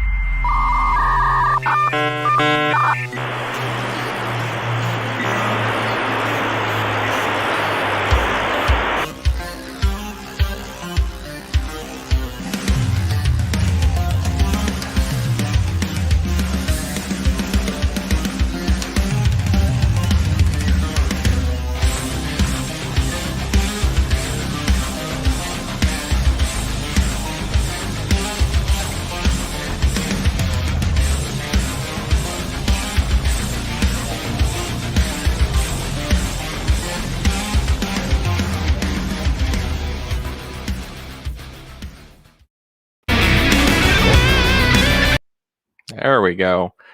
Brought it back into the stream. So welcome back, everyone. Hopefully you had a good lunch. Hopefully you had a chance to check out the safe cracking competition over in the lockpicking village. I saw a couple people, I think, inside of there trying their hand at that. I'm excited to try it later. So again, my name is Ian Meyer. I am the president of BSides Orlando. And if you are just joining us after lunch, welcome.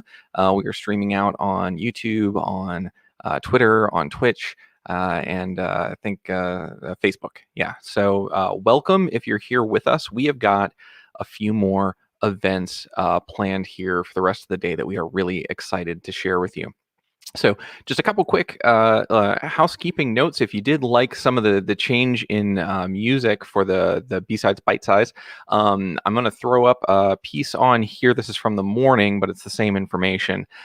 This is Bo Bullock, who's a local here from Black Hills Information Security, and this is his album. So if you did like what you're hearing, that's No Bandwidth Bandcamp, and you can check that out at nobandwidth.bandcamp.com.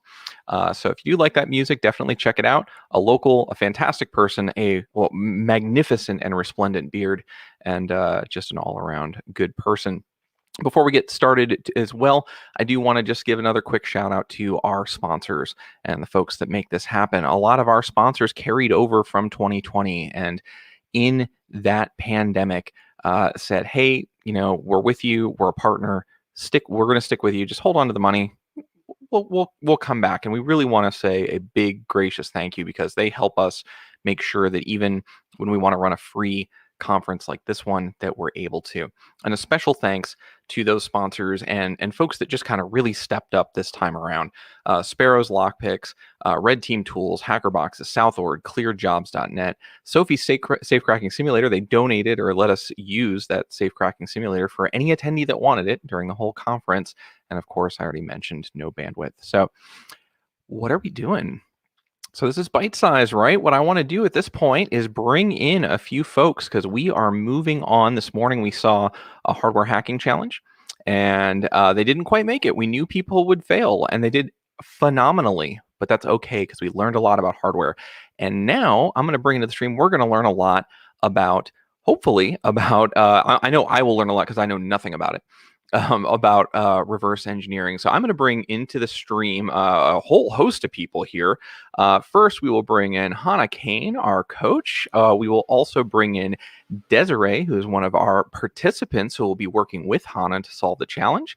We're going to bring in Kevin Colley, who actually wrote the challenge, and one of our other BSides Orlando board members who will be taking over for me for a portion of this particular portion of the show. I'll be in the background doing some other stuff, and that is Tabitha DiDomenico. So we got a full house here. Hello, everybody. Hello. Hello. Hi. Excellent. Everyone excited? Yes. All right. I'm pumped. Good. This is going to be awesome. I think so. This morning was fun. It really was. I messaged Jose afterwards. What? I got very excited. I just realized Hannah was wearing. Yeah.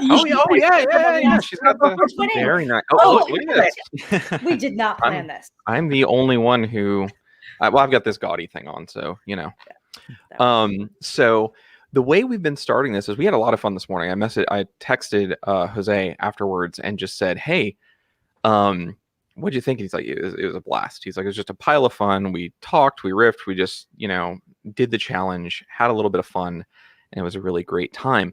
So I want to give each of you the opportunity, though, to introduce yourselves, or I can do a quick introduction for you for those who don't know you, or if you want to introduce yourself. If the introduction I gave is fine, then great. But I'm going to pass it to Hannah first, because you're our coach. You are our pro who's going to be helping us through it. Yeah, it's great to be back. I had to wear the 2019 shirt because I feel like this is a great reunion to finally see everyone again. So I'm Hannah Kane-Latonic. I've been specializing in cybersecurity for the past 16 years across government, military, commercial industries, specializing in reverse engineering, vulnerability research, and capability development. And so actually, I used to mentor Kevin many years ago at UCF. So I love to see that he's the challenge creator, and just excited to participate and have a lot of fun here. Excellent. So with that handoff, why don't we, Kevin, introduce yourself real quick, if you wouldn't mind. Yeah, sure. So I attended college at UCF, where I met all the great folks at Hack UCF, and also Hannah, of course. And so I was like the lead organizer for Sunshine CTF for a number of years, from like 2017 through last year, 2020. This year, I'm no longer the main organizer, but I still developed a few challenges for it. And yeah, I'm just like really excited to see how these folks approach the challenge I designed. I think it's going to be a pile of fun. And Desiree, thank you so much for being here. You are a student, correct, right now, getting into cybersecurity? Yes, I'm mostly self-taught, but I do take classes from time to time. Mm-hmm. I'm hoping to get into cybersecurity. Right now, I'm just like help desk, but I'll get there eventually. So the best engineers I know started on the help desk, so you are on a good path. And I started on the help desk, but I'm not the best engineer I know. So there's that.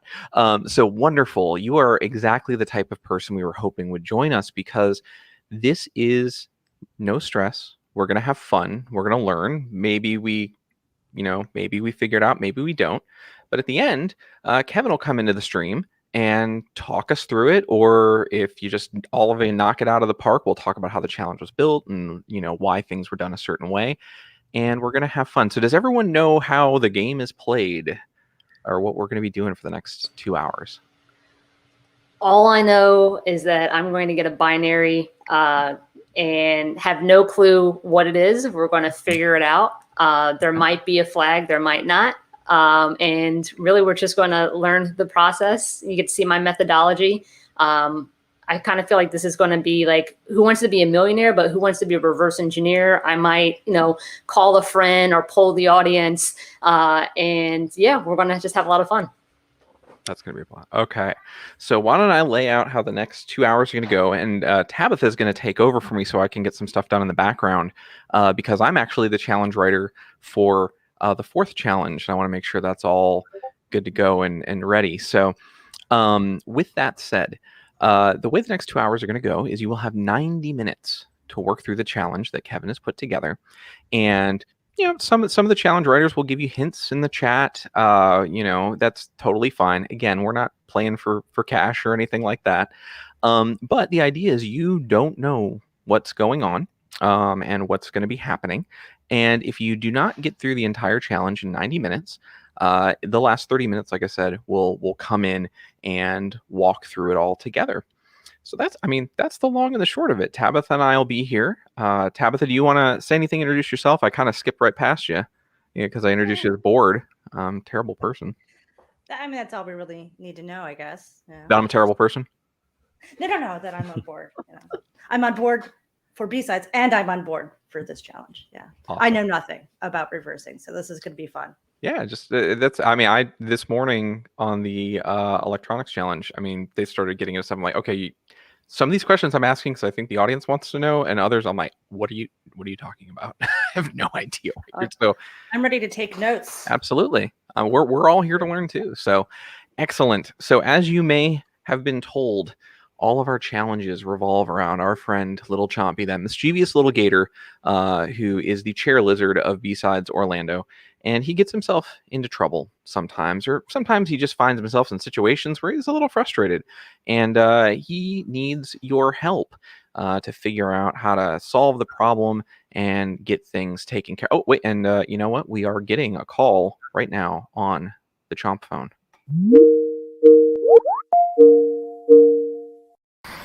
Okay, nice day off. We're now just let's check what's on the internet for a moment. Sometimes Chompy likes to stay up to date. Okay, all right, check this out.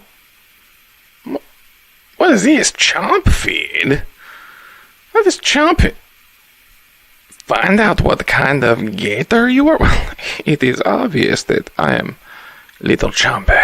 Who would not know this? Okay, let's go through. We'll let it do its thing. Okay, we click here. We do this. Okay. Analyzing gator statistics. It's gonna be like, whoa, you are off the scales. You are amazing. It's off the scales. What is this? This is not right. This is like I'm like an iguana or something like that. I am Little Chompy. I gotta get somebody to get into this code and figure out what they gotta do to be like, hey, oh look at this guy. He is definitely an amazing, most handsomest gator in the whole wide world. That is Little Chompy, and I need someone to reverse this code and make sure they know who the real Chompy is. I need Hana Kane. Hana Kane can get in here and she'll be like, and then oh yeah. Hana, I need you to get in.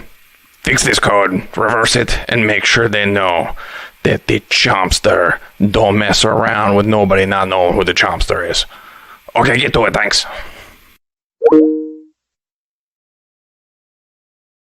All right, so our friend Chompy's a little frustrated that this service, which I think is just infringement, is Chomp Feed can't tell that he's clearly Little Chompy. So at this point, we'll hand off to you, Kevin. Where do they need to go? What do they need to do to get their challenge? So the challenge, I just made it public on the Sunshine CTF website. I've also sent them a direct link where they can download it from. But at this point, anyone who's watching along, feel free to go to sunshinectf.org and find the challenge called Chomp Feed, and just go ahead, download the binary, and follow along. That's right. We talked about that earlier. So this is another one of our play at home games. You could play the safe cracking game. You can also, and if you're on Twitch, you will get this message because you can't disable comments on Twitch. But I'm also going to put it on the banner there just so you all see where that is. So here's the challenge.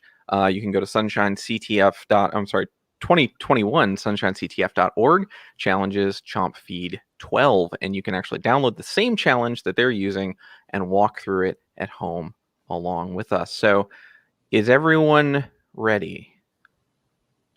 All right, so I am going to set my chompographic chronometer, which I've just invented, for an hour and a half, and we will let you get started now. Excellent. And Tabitha, I will be in the back. Let me know if you need anything, and I'll jump right back into the stream. Thanks so much, Ian. All right. All right. So I'm just going to go ahead and share my screen. But first, I want to make sure this is up. All right. Let's do that. Share screen. That's fine. We're going to get a little inception here for a moment. We'll go ahead.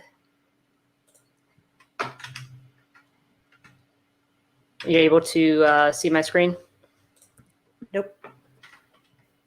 Let's see. I was sharing my main screen, so let me stop sharing and reshare again. All right, share screen. Yep. All right. There we go. There's the inception. All right. Do you see a VM now? Absolutely. Okay, fantastic. All right, so let's log in here. Okay, just to take a step back, right? So I have an Ubuntu 2004 LTS VM up. Let's put this into full screen and open up a terminal. Kevin provided me with a direct link, so let me just go to the directory I've set up here. Let's do a wget on that link. All right, we have Chomp Feed, and we'll get to my script later. So essentially the tools I intend on using throughout the challenge, I'll primarily use Ghidra for reverse engineering. I have IDA free as a backup. I'm only going to use like the free versions because that's what most of the people watching this would have access to, but I don't want to necessarily cheat and use like IDA Pro and things like that if you don't have access to it. Also going to use Pwn debug. So if I need to do any debugging or dynamic analysis, if you're familiar with GDB, essentially Pwn debug is GDB on steroids, enhanced with a lot of advanced features that are very useful for CTFs. Also going to use Pwn tools, right? So that's a framework that allows you to interact with binaries. So if I need to send any data or receive any data from the binary, we'll utilize Pwn tools as well. So without further ado, we've downloaded Chomp Feed, and also just as a to Tabitha, since I'm sharing my main screen, I don't have the StreamYard chat up. So if anything comes through, just let me know, and I'll bring that over. Actually, let me just do that. Let me just do that now. I'll just move it to my second monitor. That way I can see the chat there. Okay. So and just so you know, go ahead. Sorry. If you're participating in Discord, if you want to ask questions as we're going, there's a specific channel to ask questions of Hannah as to what's going on. And so I'll just keep an eye on that chat as well and bring any questions over from there too. Excellent. Yeah, that'd be fantastic. All right. So I have my binary. First thing I do is I run ls with -ltrh and then the binary. Essentially, this is just going to show it in reverse chronological order, but the main thing I'm looking for here, H is for human readable form. I see that this is about 15 kilobytes, so not too big. I'm also going to run file on it, so I want to get a better idea of what type of binary is this. So you can see that this is an ELF binary, 64-bit, little endian. It's dynamically linked, and it's stripped, right? So stripped means that there's no debugging information. So Kevin wanted to make my life as hard as possible during this challenge. So he removed the symbols and any information that would provide some helpful hints, right? Let's see. I also want to see if there's any exploit mechanisms or mitigations that are used. So let's go ahead and run that on Chomp Feed. I'm using CheckSec, which you can download from GitHub. It's also provided with Pwn Tools. So if we run that, we can see that full railrow is on. So relocations is read-only. We have stack canaries. Great job there, Kevin. Thanks for including that.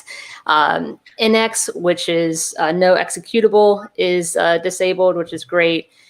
Pi is enabled. Oh, Pi is enabled. All right. So what that means is that it's a position-independent executable.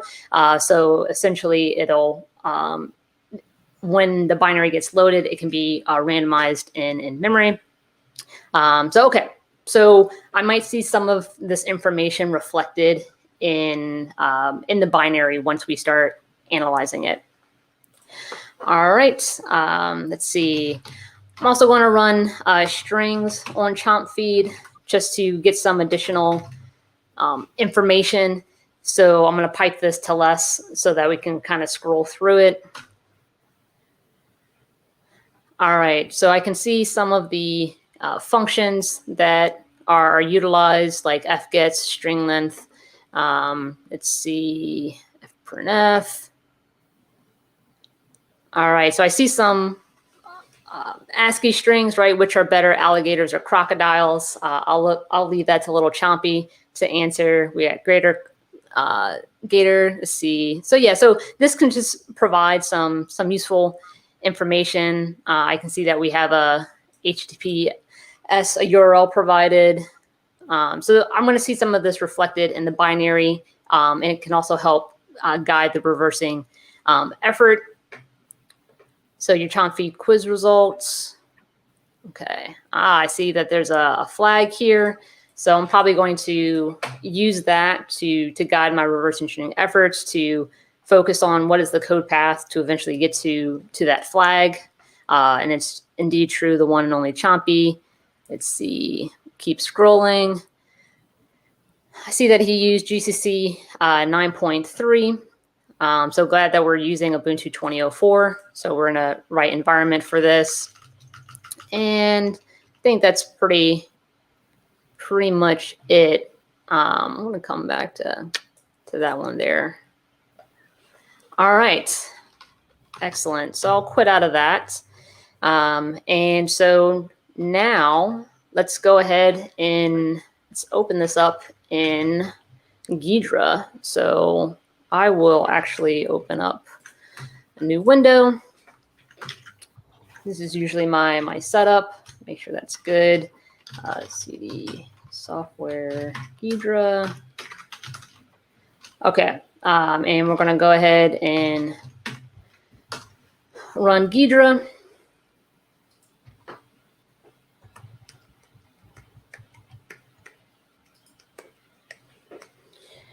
All right, we'll maximize this. And just for, it's actually, yeah. So I've already created a new project. So if you have nothing here, you just go File, New Project, walk through the prompts. It'll get you here. So then what we're going to do is actually import our binary, right? So let's go to BSides, Chomp Feed.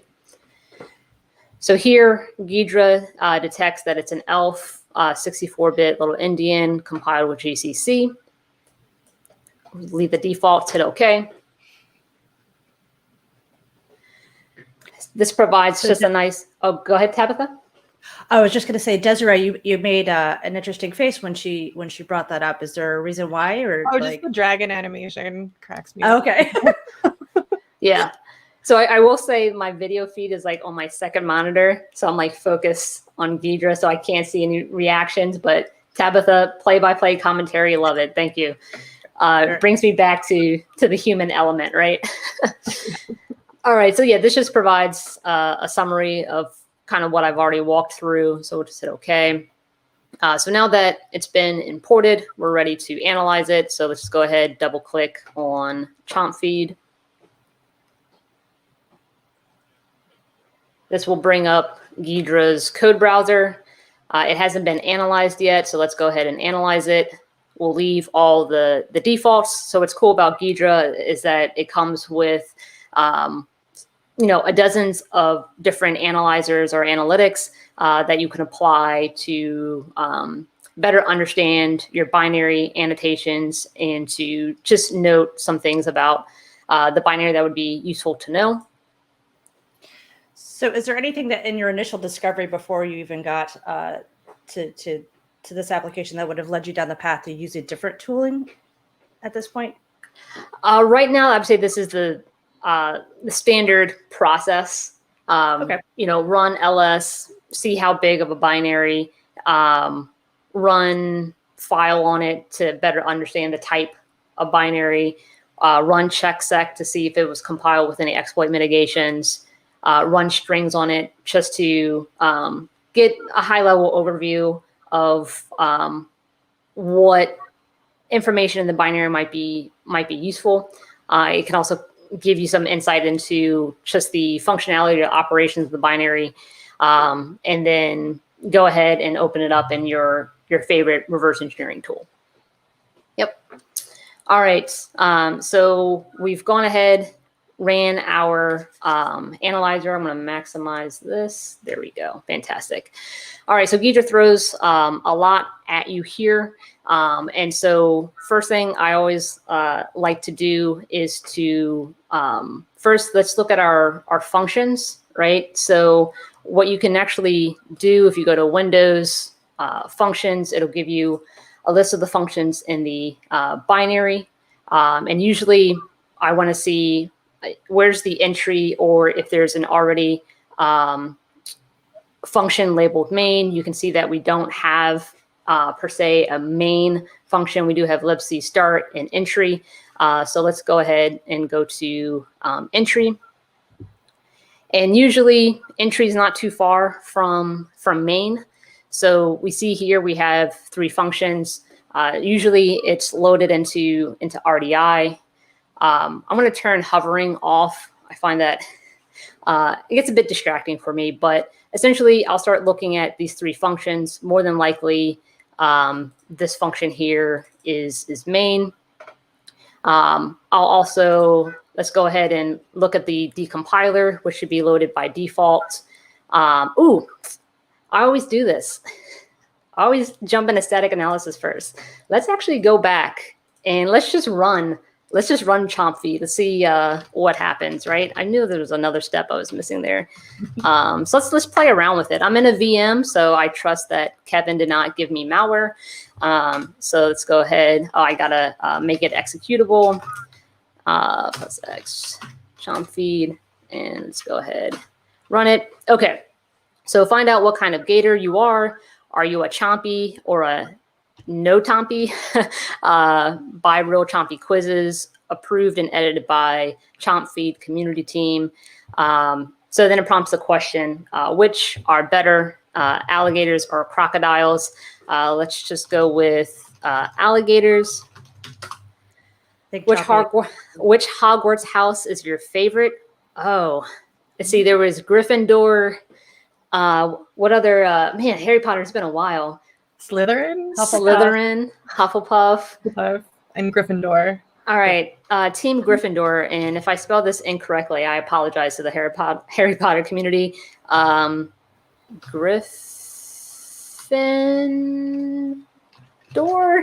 I'm sure that's completely wrong. Let's do maybe it's Griffy Gryffindor. let's just do that. What's your favorite music artist? Oh, wow. Let's just say Beyonce. Let's see. What's your favorite number? 42, because that's the answer to life. And let's see, my Chomp quiz results. You're one of nature's truly magnificent creatures. Why, thank you. An alligator. What a beautiful specimen you are. That's like the greatest compliment I received today. If only you were little Chompy, which you aren't, just to be clear. Man, savage. Rough. I know. Like, dear. Okay, so cool. So always recommend, before jumping into static analysis, run it, interact with it, so we can see that we're presented with 4 questions. And I imagine that we have to answer the questions in a certain way in order to arrive at the answer of little Chompy. This is just my intuition. Again, have not seen this, and kind of just based on the strings we were seeing. So what I could do is, like, for example, I might run this again. Let's go with crocodiles. I'll just say Gryffindor. I just want to see if that changes anything. I was going to say, we've gotten several people chiming in with how to spell Gryffindor correctly. Okay, excellent. Yes, let me look at the Discord real quick. I again apologize. Oh, I was right. It's the Y and the I. All right, I'll come back to that. All right. I don't want to type 42 in the Discord. Here we go.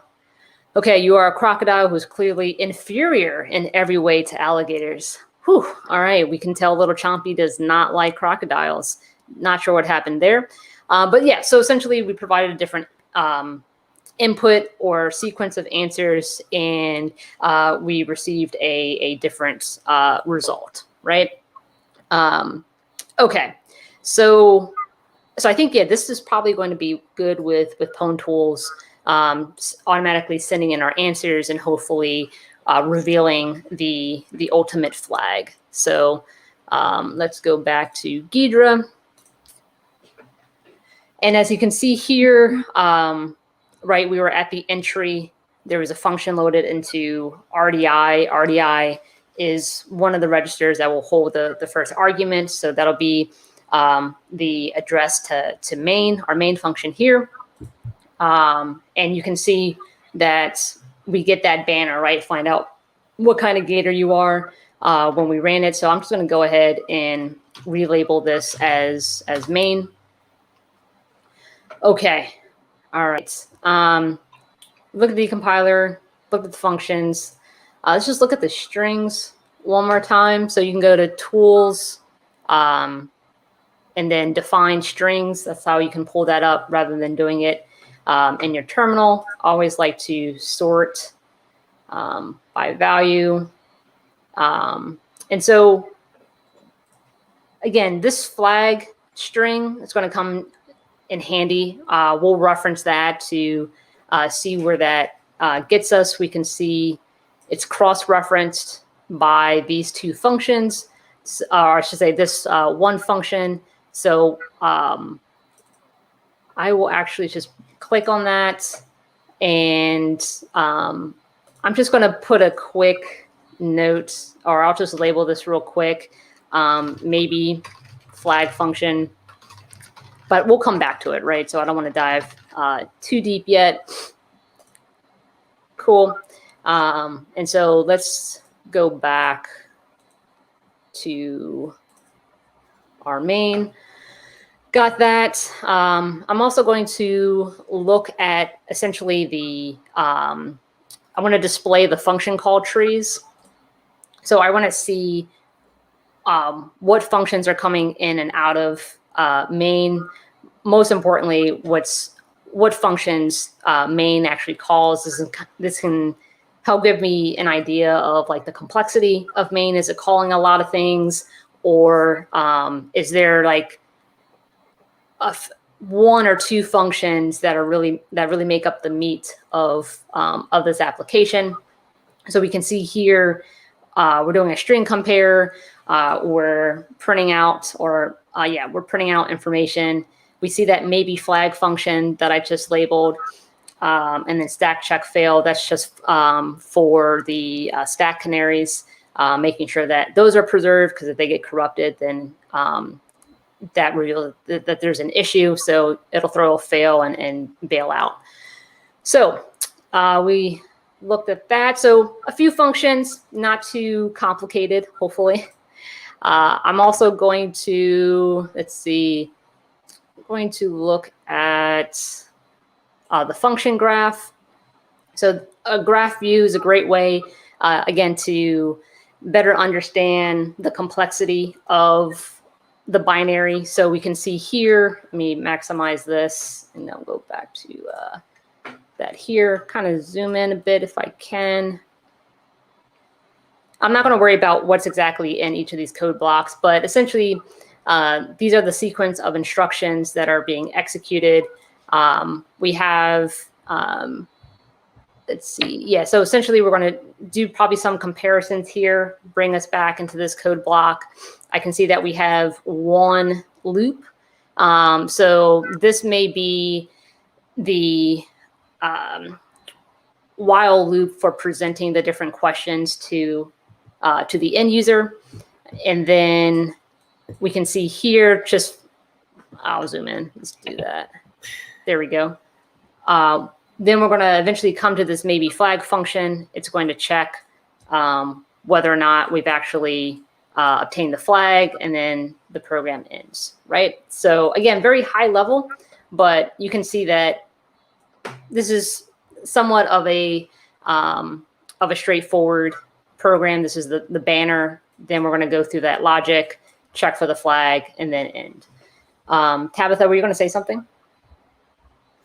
Nope. All right, cool. No problem. All right, so it is. If you could zoom in at those points, because it does get a little bit hard to see just because we're not full screen. Yeah. So essentially, what I was talking about earlier, this is like the farthest that Ghidra will let me zoom in. But essentially, this is where most of the program logic is. This while loop presenting the different questions, and then calling that maybe flag function. And I see we're doing XOR. But essentially, this is the overall flow of the program. This is all we want to understand, right? Gotcha. But now we're actually going to start diving even deeper. So we looked at what functions are potentially being called. We've identified our main function, some strings of interest that has already been very useful. And I'm also just going to quickly double check to see what this binary imports. So again, very simple functions that are imported from libc, nothing too crazy. And more than likely, this program isn't exporting anything like as if it was like a DLL. So those are some of the main steps that I would take as far as just doing a quick assessment of the binary, right? So let's go ahead and start reversing out our main function. And I'll just check in with Desiree. Any questions so far or curiosities with what I've covered? So many, but no, just keep going, and I'm gonna follow along as best I can. If I come up with a good question, I'll ask. I promise. Okay, cool. All right, so I'm going to be going back and forth between the disassembly, which is this listing here, as well as the compiler, and I want to see if I can potentially like zoom in within Ghidra. Never actually had to do that, but we'll do our best, and feel free to throw if you know how to like zoom in within Ghidra so you can see better. Let me know. We can go from there.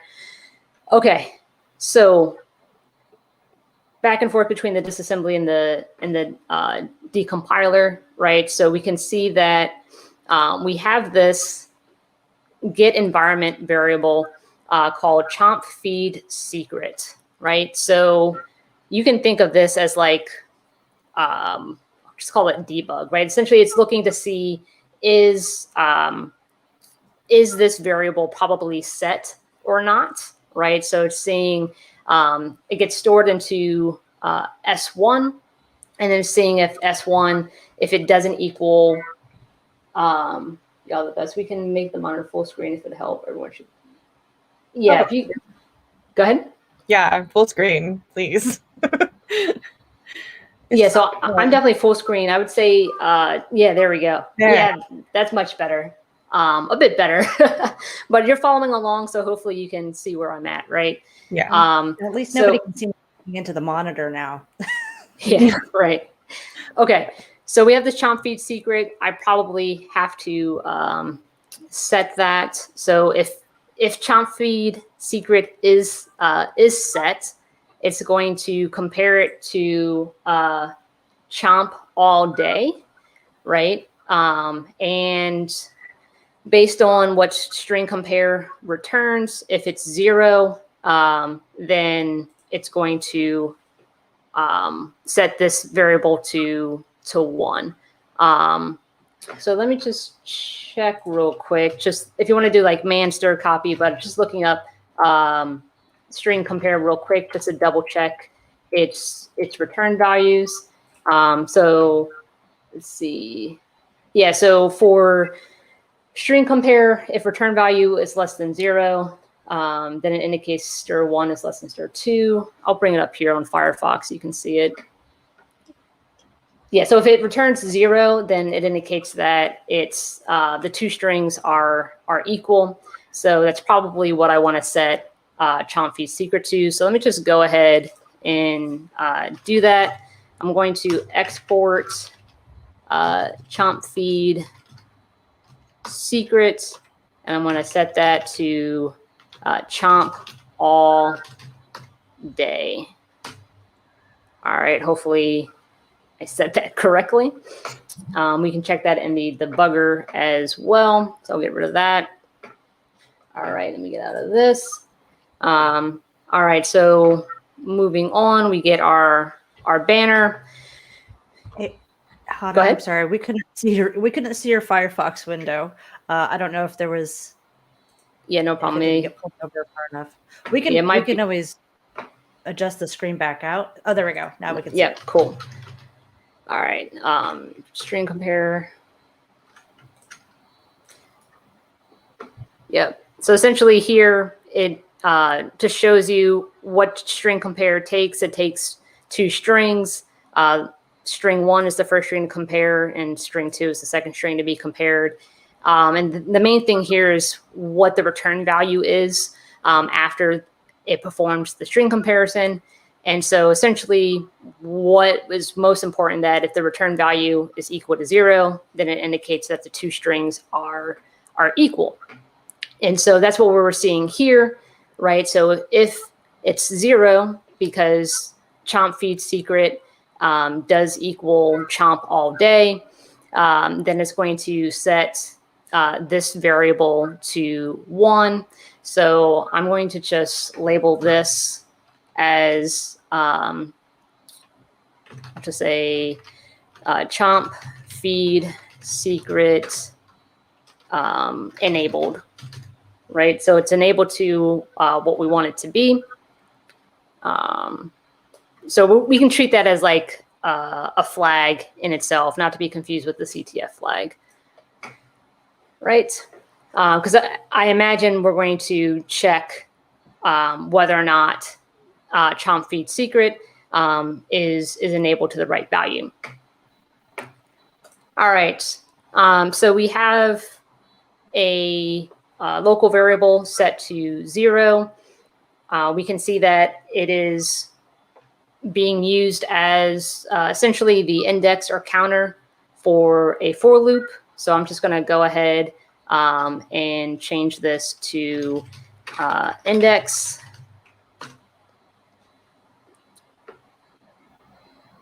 All right, that should have populated. Let's go ahead. Wait, hold on. Let me take that away.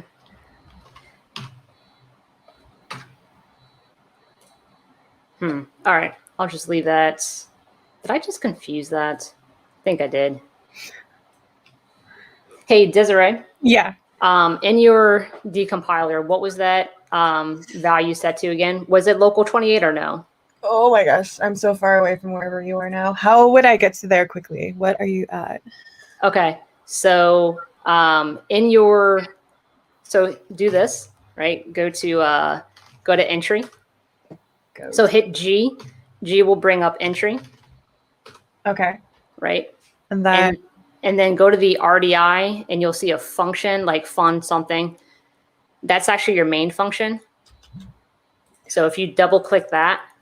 Okay. RDI, you say? What is that? Cool. So RDI is a register, right? So with every operating system, they have a set of registers to essentially store data, and you can use it to move data around. RDI is essentially it's a register. It's considered a destination index, RDI, but essentially it holds the first argument to a function. And so essentially that's getting loaded by entry to get you to the main function. Okay. So when you double clicked on that function, right, you get this in the decompiler. Mm-hmm. If you click on the function name, if you press L, you can type in whatever label you want. So I typed it in main. We can track that. And then right under, so are you at this point? No. Okay, no worries. All right. So we've had somebody come in the chat if we want the answer to what it was previously. Yeah. Okay. It was local _ 18. 18. Okay, mix it up with the 28. Okay, so let's come back to where's okay. So I'm on a middle. So what's nice in Ghidra, if you use the if you have a mouse with a scroll button or a scroller, you can click that, like middle click, and it'll highlight the instances in which that variable or instruction is used. Okay. So this is actually not the index. I misread it as local 28. So we're just going to call it something else for now. What it looks like is actually probably the base of an array or structure. So I'm just going to call this base for now. I'll come back to it. Local 28, that's our that's our index for our for loop, right? We can see that it gets initialized to 0. We're going to check to see if it's less than 4, which represents essentially that for loop of asking the 4 different questions. 1 hour, what? Time flies when you're having fun. Yeah, how we doing? Man, you just get progress. This big banner alert.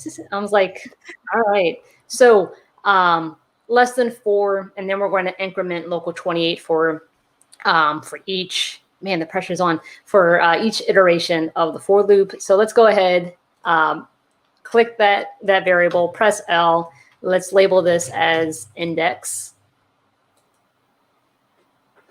All right, and actually, you know what? I'm gonna get rid of this, get rid of that. I'm gonna keep the data type manager for now. Let's see if I can make this a little bit bigger. Just so you know, because of the chompy frame on the lower right of your screen, you might run into some issues with visibility. Okay, good to know. I'm gonna close the console as well. There we go. That we get a bit more space. Okay, so we're in this for loop, and we are going to print our index +1, and essentially we're going into this function here, based on the index. So this is probably an array of function pointers, but we'll come to that in a second. Let's actually just go ahead and look at it. Yes. So we have 4 functions listed here, and we can, I'll just call this, actually, let me do this. Just thinking, so what's different here as at the think out loud, because we're on a live stream. So usually you can think of, you have like an array of characters or array of floats or structures. And here we have an array of pointers. So I'm actually just going to do this live, and there's always an undo button. So let's go ahead and let's set our data type, which, yeah, we know that it's already indicated as a pointer. So let's go ahead, create an array. And we're going to say that it's showing, I can enter in number of array elements 1 through 5. I'm going to go ahead and put 4, right? Because 0 through 3. So let's see what happens here. Yes, let's go ahead and do that. Right.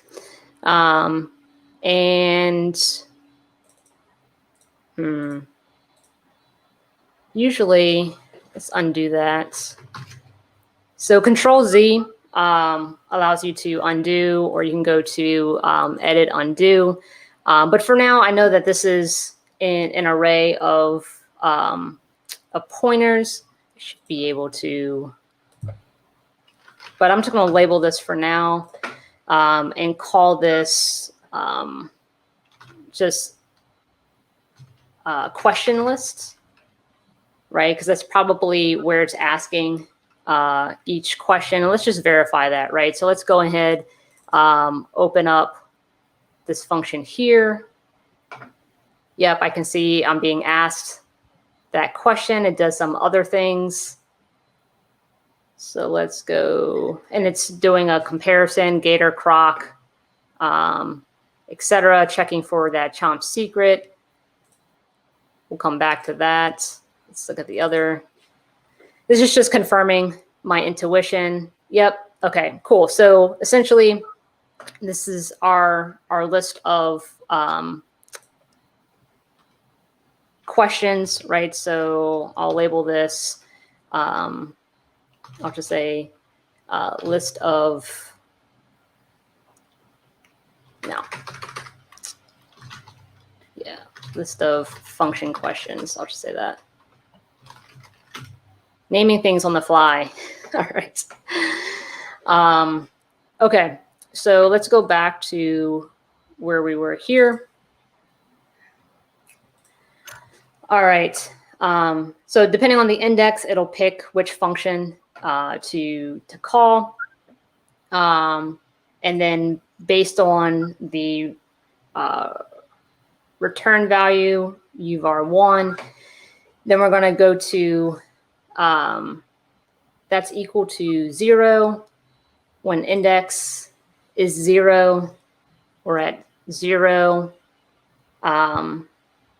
So this is, okay, this might be a function pointer. This is probably going to get defined. I heard audio.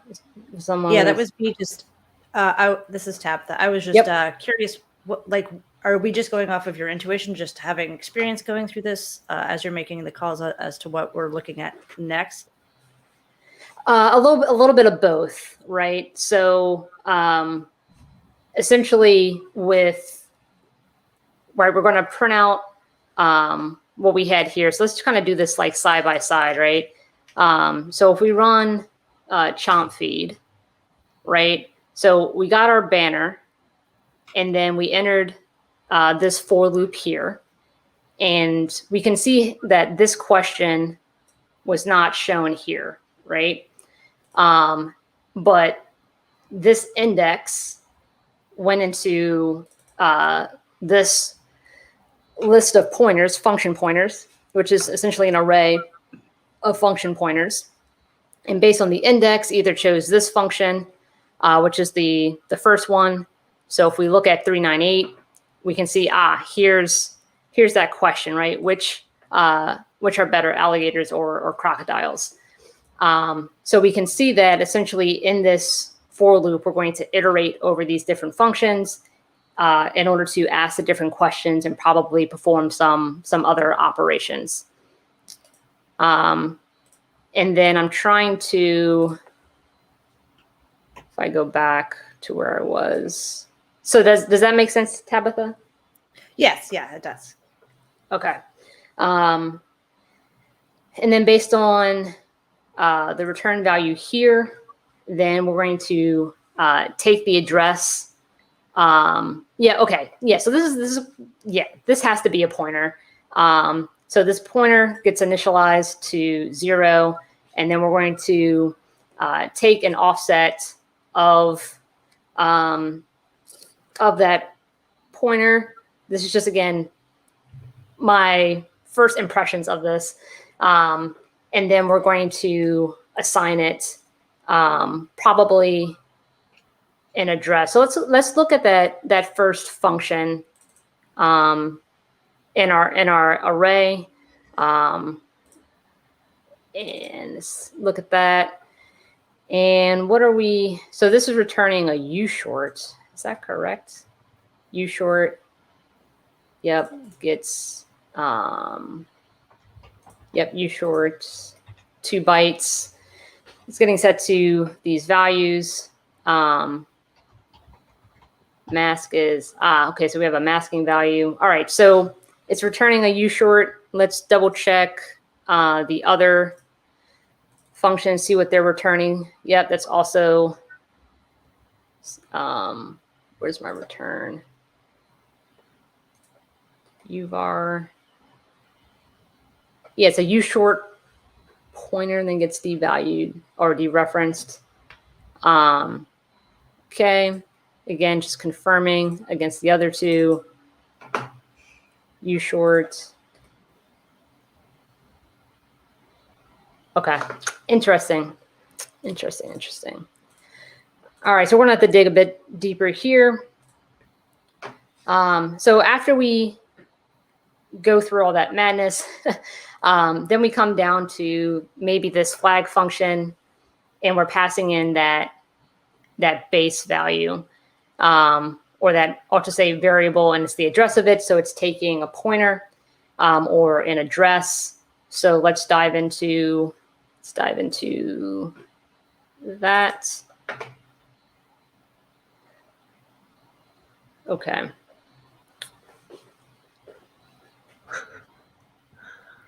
I hear.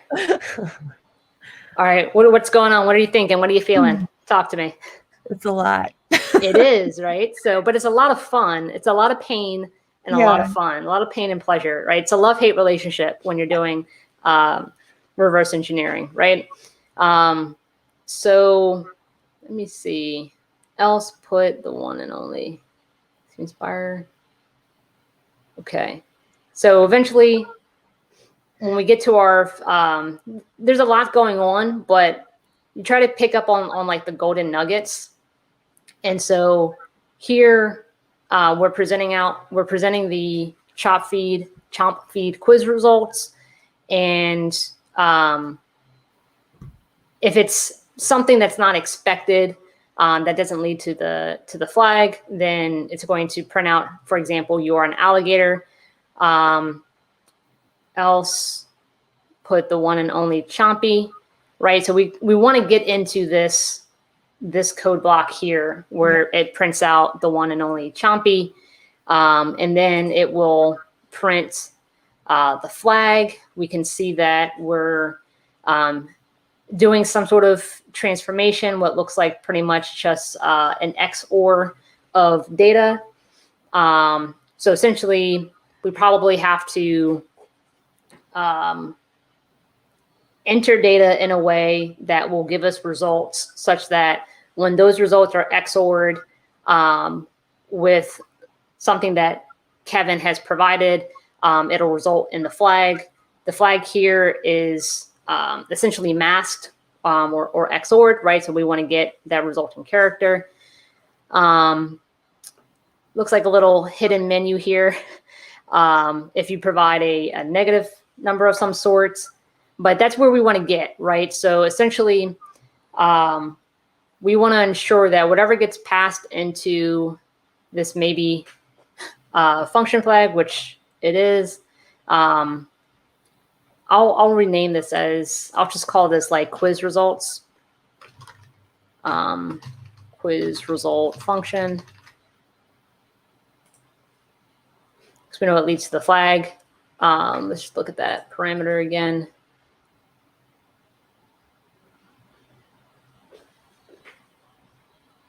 Okay, so we just need to ensure that in the process, this variable local 68 needs to equal 7, as well as ensuring that this variable local 64, which we'll dive into, is equal to or greater than 4, and that will get us into this respective code block, right? So let's just go back to main, and we'll essentially start. We'll just continue peeling back the onion, right? So let's go ahead back to this for loop, and we're just going to essentially look at what do we need to enter at each of these different questions, so that when we go into this quiz results function, we have the right data that will result in us going into that else block to reveal the flag. 2:30, I think we're going to 3:15. All right. So Tabitha, Desiree, any questions or comments on your end? That was very helpful for me to see you walk back through kind of your logic of what we're looking for, how we're filling, what the end game is. Like at this point, I feel like you've kind of figured out, at least from my perspective, having never done any of this before, figured out where we need to take this and what we need to get to in order to start that other function to be able to maybe get a flag out of it. Yeah. All right. Cool. So let's go into, and let's just assume index is 0, right? We're looking at that first function. So I'm going to just label this question 1 function. This is likely question 2 function.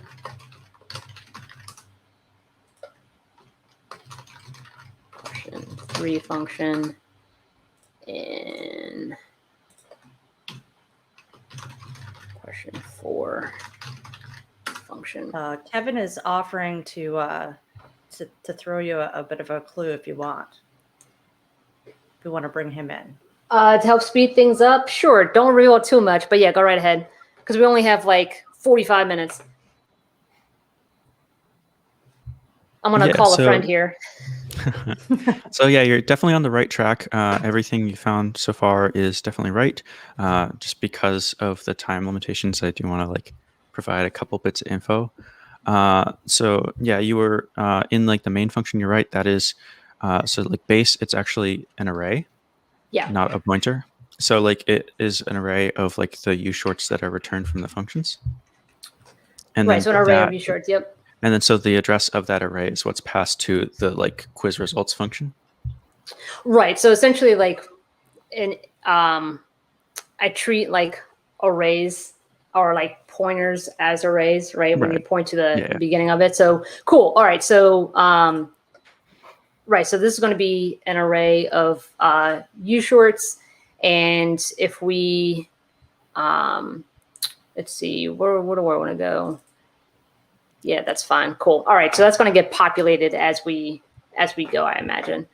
Cool. And then the one other thing that I wanted to point out is that like it will help you while reversing those for like question functions if you like understand what the return value is, like the mask. Yeah. So Yeah, so that's why I started looking at the return function, seeing that, okay, they're going to be returning U shorts. So I'll keep a closer eye on any of the information related to masking. Yeah. So cool. So some of the code in that like quiz result function, it is kind of like scary looking in Ghidra's decompiler as opposed to IDA's. So like I can also help like just explain some of like the nasty bits at the top there. Cool. Sounds good. So let's take a first crack at question 1, and then Kevin, I'll bring you back in. All right, cool. Awesome. Thanks, Ben. All right. Question 1 function. We see that's turning their U shorts, right? So NFS offset 28, local 10, we'll come back to that. So we see that we're calling 2 functions here for passing in, what is that, 50? Yeah, okay, we'll come back to that. Stir, I think that is for substring, I believe, right? Let's just do a quick look, right? You can do man stir, if I spell that correct. Yeah, first occurrence in the, so it's looking at the, essentially a substring, right? So if you're needle in the haystack, this is the string that you want to look at, and you're looking for the small string to be searched. So that's good. Just looking at a quick thing here, right? So, yep, looking for the substring point. Okay. Got it, read, and it's going to return that as well. All right, coming back to that. So essentially it's looking for if Gator is in local 48, which is essentially probably looking for if I provided alligators. So Tabitha, if you can just make a quick note that probably want to put in alligators for question 1. PC var 1. So if that's 0, which means that it's not in it. Anyway. What was that? I said we probably could have guessed that was the correct answer anyways. Yeah, based on the first pass through, right? If it's not, then it's going to look for crocodile, and then then it's going to exit. So we don't want that. So else local 4A is 18E7. So that's probably going to be the U short that we want to get returned. And if chomp feed secrets enabled doesn't equal null, which means it's set. Fprints mask is that, and it's going to print out local 4A. So actually, let's just do that, right? So I know that I provided chomp feed secrets. So let's go ahead and add alligators. Look at that, right? Mask is 18E7. So Desiree, if you can just make a note of that, that'd be great. Hex 18E7. And so that's, yeah, cool. Got that. And then, yeah, this is just checking the stack canary for local 10. So that's what that is. I'll just label this canary. Boom.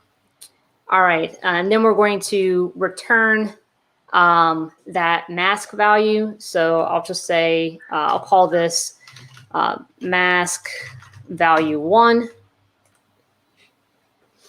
Cool. And okay, so we got that.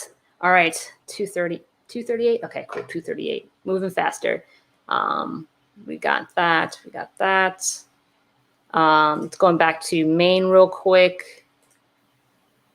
There has been some suggestion in the chat that you could have just modified the program to call the function that prints the flag, but that's probably not the spirit of the challenge. Yeah, I mean, so yes, you can quickly short circuit this, and then we would have, probably what, 80 minutes of silence. So we're going to go through, because I know Kevin put a lot into creating this, right? And you're here to learn reverse engineering, right? So it's not necessarily, I'll focus on it being a speed challenge, but we're going to do what we can within 90 minutes. Okay, so we know that this is going to return for this first iteration hex 18E7. And then that's going to get stored into this array at that base, right? So let's actually just look at where we are here. That way I can see, let's see what's going into RDX here.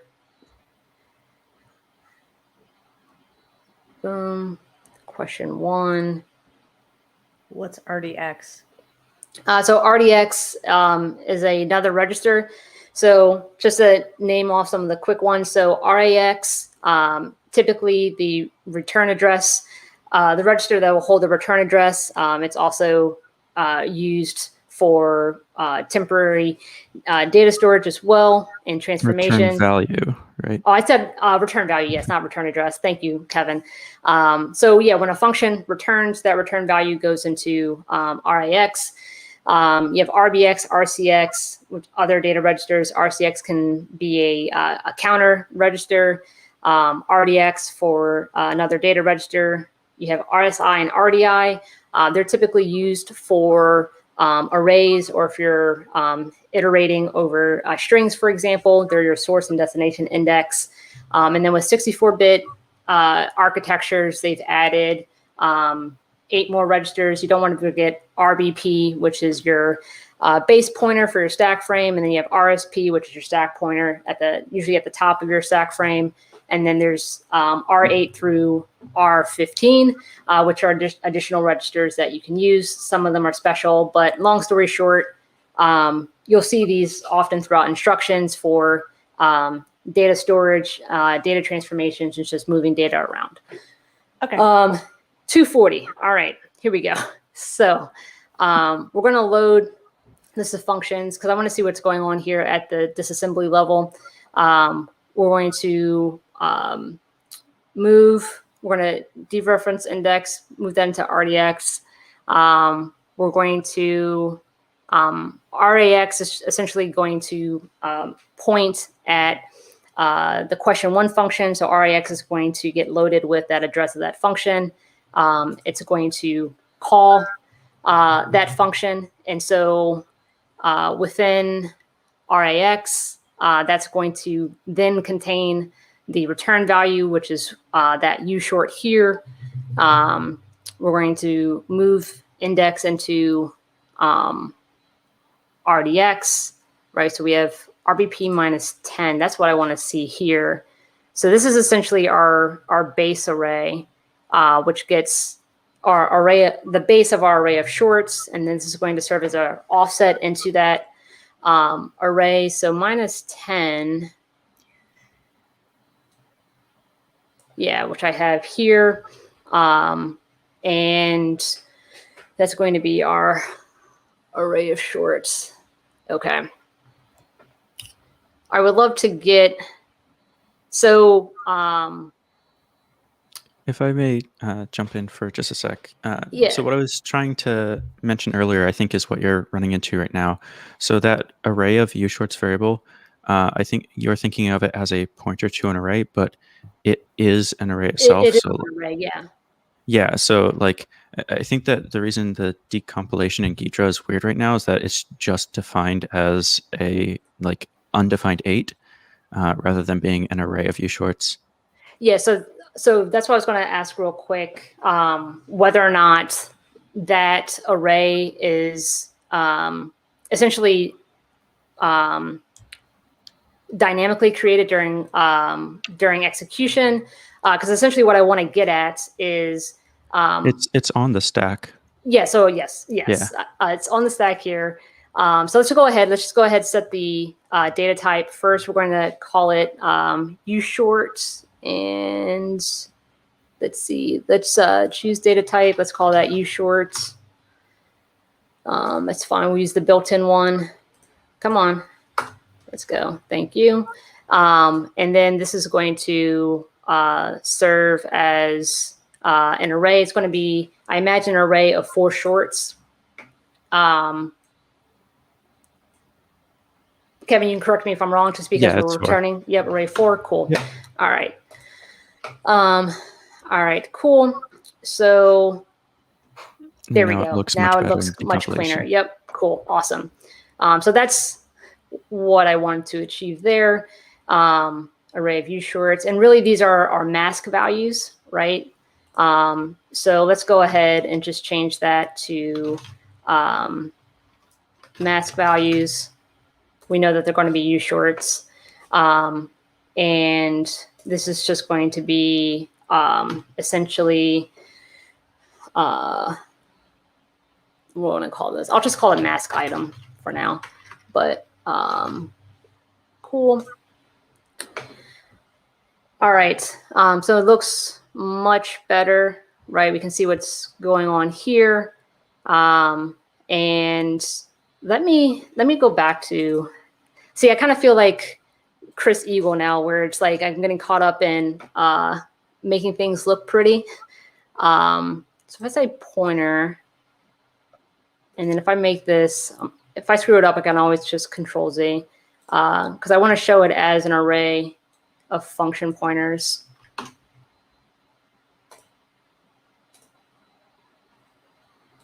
There we go. That's what I wanted. Okay, cool. So, all right, let's go to question 2 function.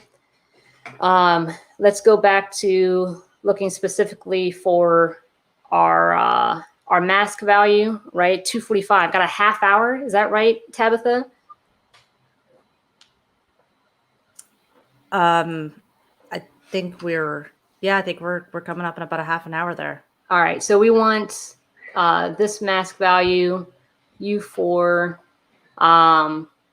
Okay, so this is going to be an offset. It's going to be dependent on local 68. So we want to ensure that local 68 is greater than, is not, is less than 4. And let's see, Hogwarts house, I'm not going to worry about that for now. Local 68 going to this for loop. So a little chompy, false. I'm like speeding through this right now, so I'm just looking at a very high level. Do if, oh, come on, Kevin, really? All right. All right, if local 60 I swear this equals looked 0. better in IDA. Yeah, I do have it. I do have IDA, IDA home. So let's do. Go ahead. One thing that might help kind of like direct your analysis of this is like if you like understand the mask values. So in the interest of time, I'm going to kind of like just say how the mask values work in like the like quiz results function. Yeah, so it is a U short, so 16 bits, right? And there are basically 16 different like gator types you can be like as a result of like your quiz answers. So like each of the bits corresponds to one of the gator types. So one of those bits corresponds to Lil Chompy. So that's the one that you want to like have set. And so like if you like scroll up in this function, those like 2 loops at the top, all that those loops are doing is one, counting like how many of those like 4 answer masks have like each of those bits set. So like for example, the Little Chompy bit, is it set 1 time? Is it set all 4 times in like all 4 of the answers? Right. And then the second one just like figures out what the max is. So like which of the bits is set the most often among the answers. And so that's which what is why this we're is. comparing it to 7. Right. So in this case, 7 is like the bit index of Lil Chompy. So like 1 shift left 7. Got it. And then local 64 is the number of times that bit is set in the 4 result U shorts. So basically, every single one of your answers, like the return values from those 4 functions, must have bit 7 set. Got it. And that's why we need to ensure that we're returning and they're probably all going to start with that one, right? So we got mask 18E7. And so bit 7 specifically is like hex 80. So you just have to make sure that one is set. And I believe if you saw the first one, Gator, like when you put in Gator, it ends with like 8-1 or something like that. So that means the 8-bit is set. Yeah. Or it's in the E, actually, I think. Looking at this one here, 18E7. Yeah. All right, cool. So let's speed through this a bit more. I'm gonna go back to question 2. Where was I? Here we go. All right, question 2. We're here looking for this UVAR value because that's going to give us our mask. Seems to be dependent upon an offset from this array. And let's go to local 68 real quick. Right, so less than 4. Let's see, 50. Hogwarts house. All right. Let's see. I'm just thinking here. False. All right. Let's just see what's here.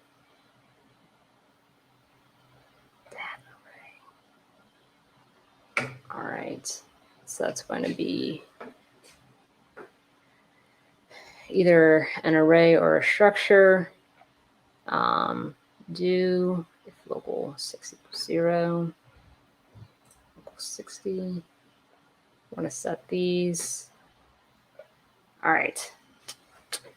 So here's what I'm going to do. I'm actually just going to hack this a bit, right? So, all right. So let's just do this. Let's just see what happens, right? I'm assuming here that it's expecting. I'm doing this for the sake of time, right?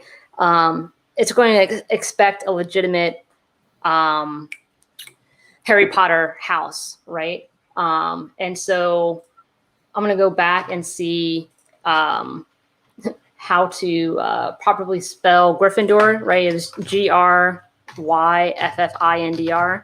I want to see. Okay, cool. Man, if I only ended that, if I knew how to spell. All right, here we go. So we got that mask. Moving on to question 3. Let's go. All right. Actually, look at the mask value that was printed out. 5738, which means that bit is not going to be set. Yeah, the high bit in the third hex value. All right, boom. Let's speed this up. I'm gonna guess if I might take a guess at this. If we're looking for a different house, that maybe Chompy is Slytherin. Yeah. Oh, that would make sense, right? Put the two together. All right, so let's see. Either that or for a real weird twist, Hufflepuff, but we'll go with Slytherin. Yeah, that's going to be my next one. All right, so looking up how to. Oh, can't forget Ravenclaw. Okay, Slytherin. Slytherin. R-I-N, yeah. All right, E180. That bit is set, right? Okay. Let's go to 252. All right. Let's go to question 3 function. It's question 2. All right. Okay. All right. Same thing. UVAR1, dependent upon local 72. What's your favorite music artist? All right. Interesting. It's doing a Sterling on this OMSRA in space de France. And if you do it backwards, it also does not seem to make sense. But we're doing a Sterling on that. And then we're doing a Sterling on local 48. He attended Champort School of Bigcraft and Tailoring. Nice. Okay, so SFAR 3, if these two equal, okay, let's just put that in. Just do a quick, so we're looking at that string there. And then we're doing, okay, checking that, doing some mods, going to this. Okay, all right. So I just want to see, again, gut feel. I'm just curious if I just enter in that string, if that works out. It might work, it might not, but let's just see what happens. Paste. Fail count 18, mask 0, so it's definitely not it. All right, we'll come back to that one real quick. I'm going to go straight to question 4 function. I'm asking in chat if anybody's got any suggestions on who Little Chompy's favorite artist might be. I think this would be a great time. Yeah, is it the guy that did the audio or the music for us this year? Maybe not. Let me just change this. What was that, Tabitha? Like a rot.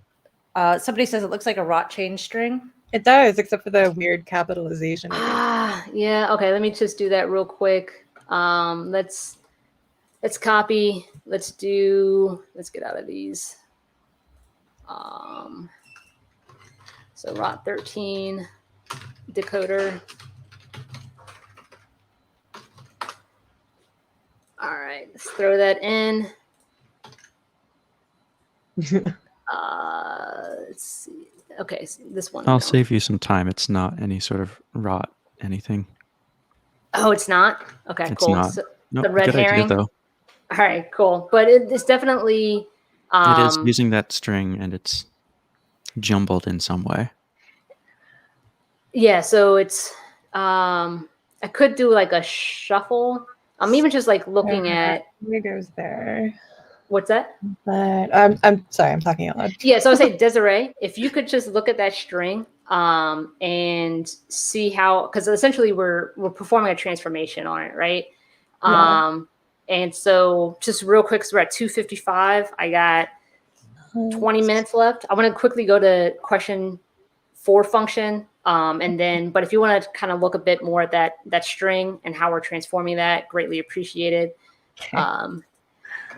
Teamwork's what makes the dream work. All right. Let's see. Question 4. Mask. Boom, boom, boom. Doing an or a potential and on it. What's your favorite number?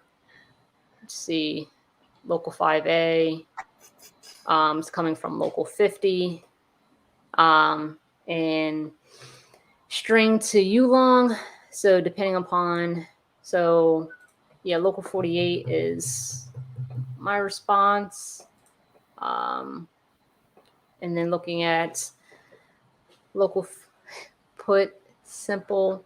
I'm just curious what this link goes to. I'm just going to pull this up real quick. No, it's going to number. I'm not going to, let's get out of here. Maybe I might regret that later. That's printed if you enter something that isn't able to be parsed as a number. It's just correct, yeah. To teach you what numbers are. Exactly. So I was like, I'm not going to go to that. That's just going to be like, I'll bleep that out. But essentially, okay. So yeah, making sure we're within this range, ensuring that it's a number so we don't go into there. And to be your interactive man page, that local 58 is like going to be a pointer to the end of the string. So that's just like basically just looking for the null character. Yeah, it's just basically making sure that like after the number, it is the null byte, meaning like the string was fully parsed as an integer, as a ulong specifically. Okay, got it. So no need to worry about negatives. Cool. Okay, so I still need to figure out what local 50 is. So looking at this, so local 50 mod, let's see what's feed, right? Okay, so we're going to take that number, mod feed, see if it equals E828, and then come down, we're going to divide by that same number. So essentially we're just looking, does that number fit within 0 to feed? And so if I look at data, so real quick, let me see something real quick.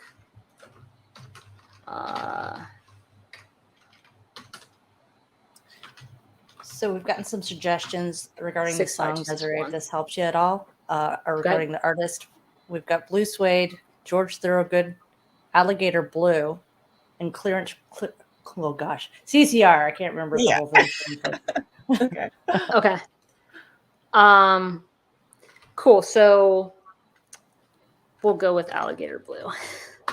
gut choice, right? So alligators, if I can remember how to spell Slytherin. And I need to double check if it's probably two separate words, capital Yes. case. Alligator Blue, right? Yep. No. The All right. alligator. Remember to use the. Oh, right. Okay, so yeah, this one was wrong. Yeah. I think that it bailed out early because the string length did not match. Yeah. Let's see. That's why you didn't see a mask printed. Right. And I can None do of those suggestions were the right answer, though. You guys are giving me red herrings here. All right, so let's go back to where we were, Slytherin, and you can do this in Pwn Tools to quickly automate this. But I got 15 minutes, so I'm going to go back to this number. So essentially, we want to make sure our number is between 0 and essentially 65,000 or 65,000. And when we mod it, we want to get that this value here, E8 28. So what is E8 28? I'm just curious. 59994. So 5999. Go ahead. It looks like little Choppy's joined the chat. Oh yeah. In the reversing chat. Yeah. Okay. Desiree, if you've got that string, can you pop it in the chat so others can play along? Oh, there we go. Somebody else did. Never mind. We're good. Chomp or the OMSRA. All right. So go ahead. You're good. You're good. Wait, where was I? All right, I'm over here. Here we go. All right, back to this monitor. 65261. Yeah. Okay. Cool. So let me just see what happens here for that fourth. 59944. I'm just gonna go with Beyonce again, just real quick. 59944. Okay. Cool. But it's a 2, so it's not going right. So okay, got it. So we're gonna enter this here, and then we're gonna divide that number.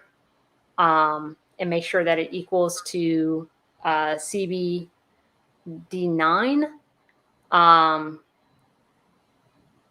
So hold on for real quick, because I want to make sure that it's set, right? So I want to. Well, actually, no. So,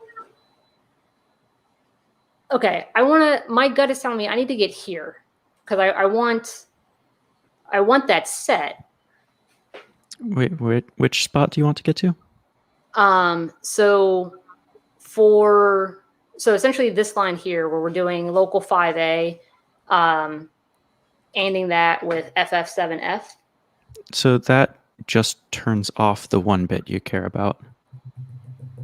Right. So if I and it, right, so 1 and 1. So basically that's a failure line. Okay. So yeah, so essentially, yeah, so okay, cool. I'm on the that right turns track on the here, 1 right? bit you care about. Yeah. So okay, I got this part right. And then I'm going to divide that number by feed, which is the 65261. I want to make sure that it equals that. So let's go ahead and just give me 1 second. Don't X out of that. Just give me 1 second.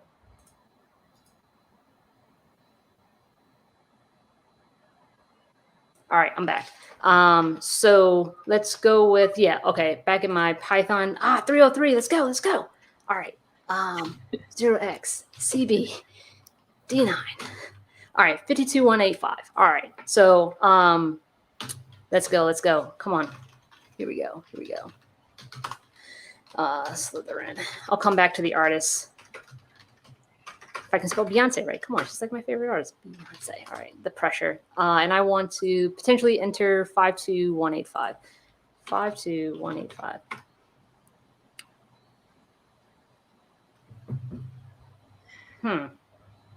CB5. 10. I gotta write this out. Iguana. Say it again. I was just reading the results. The stoic iguana there. Yeah. Okay. So, at the bottom, I got you. You're the stoic. I was like, what? All right. I'm tracking you. Okay. Oh yeah, of Monsters and Men, maybe. Wait, that seems a little. Okay. So, just because it's 3:04. We got 10 minutes. Kevin, can you confirm this is expected? 0xCB59. So if you look at the code in the decompilation on lines 23 and 24, you control local 50, and it's checking if local 50 divided by 0x feed is equal to CBD9, not if local 50 is equal to it.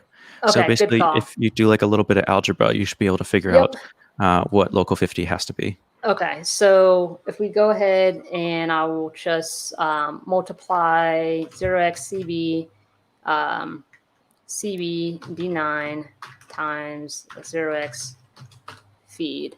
And look at that in hex. Are you? Yeah, exactly. I was about to say, are you kidding me here, Kev? So that gives you part of it, but then there's also the modulo part. Right, because that's why I was looking at it from that. So if I just take that number, so copy. That's not quite the answer, but it's almost it. Yeah, because essentially we want to make sure that it's mod feed will get you E828. So you go into that next if statement divided by feed to make sure that it equals that number. So I just want to do this real quick just to see what it comes out to be. Hex mod feed. Let me just do this instead. No, that's right, because you multiplied by feed to get to that. 0. Yeah. Okay. So let's not make this more complicated, and let's not let the stress and pressure get to us because we got 10 minutes left. Okay, Ian, no problem. Okay, so my user input mod feed, want to make sure it's E828, which is what I had here, right? So that's valid. And then I want to divide it by feed, which is, hex feed. Make sure it's equal to CBD9. So since that value mod feed right now is 0, what's an easy way to modify that value so that the modulo of with 0x feed is equal to the E828? I can just add E828 to it. Try it and see what you get in see hex. What happens. Yep. All right. So let's take this, copy, paste, plus 0x EA28.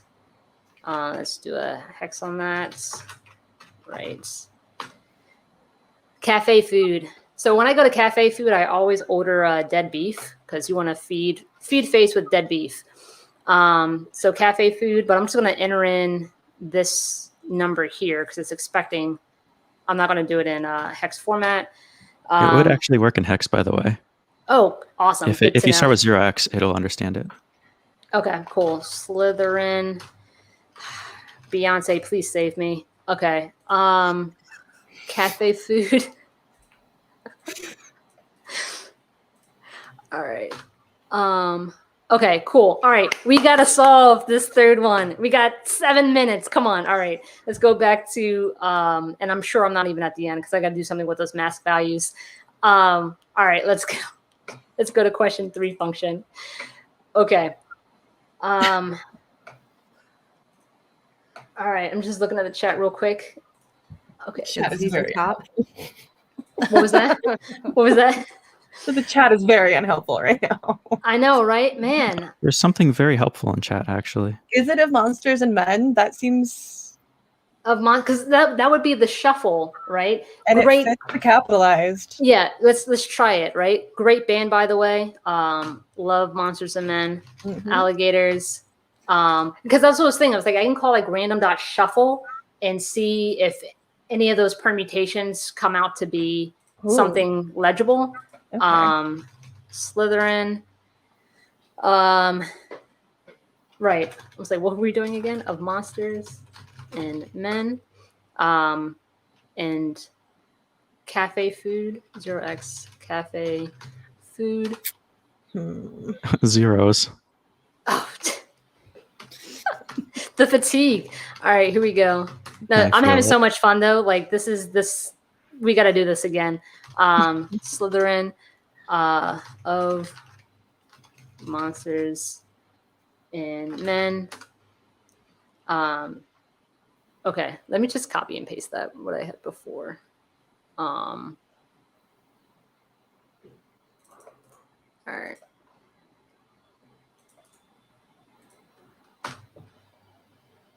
Let's go! Woohoo! That's a solve. Woohoo! All right. Just in time, too. Dude, with 5 minutes left. No, that was awesome, right? So just to go back to question 3 function, right? So 1, appreciate polling the audience. So essentially what's happening here, right? Ask what's your favorite music artist. You have this randomized string. It's going to check the lengths to make sure that your user input matches that of the randomized string. Then we're going to come in here and essentially we're going to perform a transformation on it. I'll let Kevin explain that in a moment.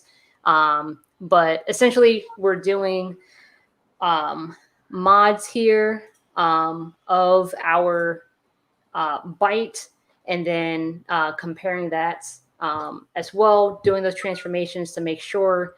And then here you are essentially doing your necessary bit shifting. And then we get our proper masking value. So the right permutation is the band of Monsters and Men, which gets us into this loop here. And boom, let's go. All right, I'm gonna stop there. Any questions, comments? We'll just do a little dance here, and we'll call it. So, and oh wait, by the way, the flag is Little Chompy's self-esteem is restored because there is one and only Little Chompy. So here we go. That was Very, awesome. very good. I've been watching in the background and doing a bunch of other stuff for the close. And Hannah, I said this, and I want to say it to you. You are so blazingly smart. Like I feel like I need to just go back to elementary school and be like, I'm sorry, I ate too many crayons.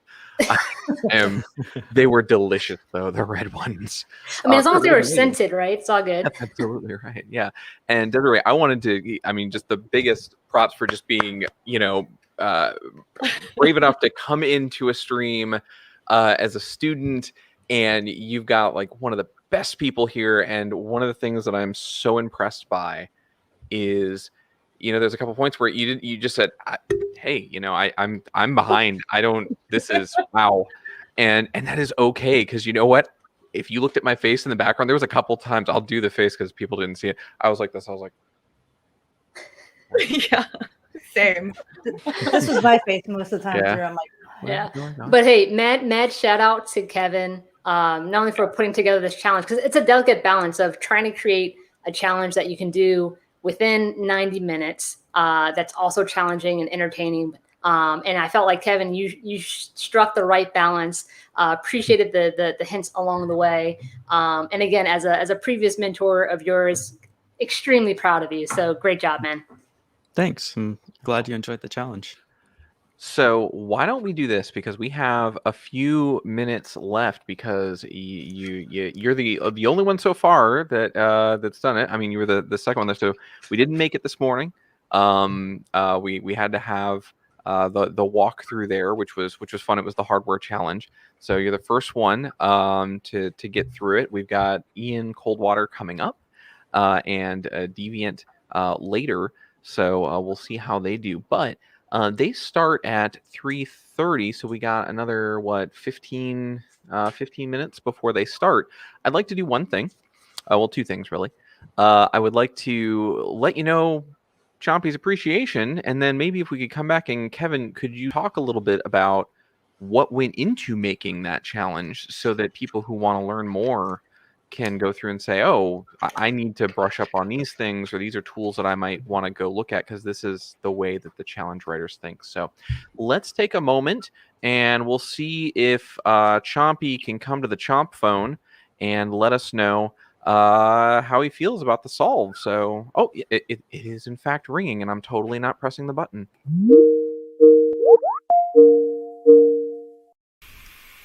Yeah, that's better. Now everyone who tries to go in and be like, oh, I want to be Little Chompy, I answer the questions. I'll be like, oh, I like jam, I like gumbo, I like to swim and take long walks on the beach, and sometimes, jump, but they'll answer these questions and they'll be like, why can I never get Little Chompy? Because Hannah took care of it with her partner there. They took care of it now. Everyone knows if you want to be Chompy, you got to be Chompy. You just can't take some Chomp Feed quiz. Okay, so thank you, Hannah, and thank you to everyone that helped out. Very, very appreciated. And, I think I'm gonna go lay in the sun and really bask in the light of being Little Chompy. Alright, thanks.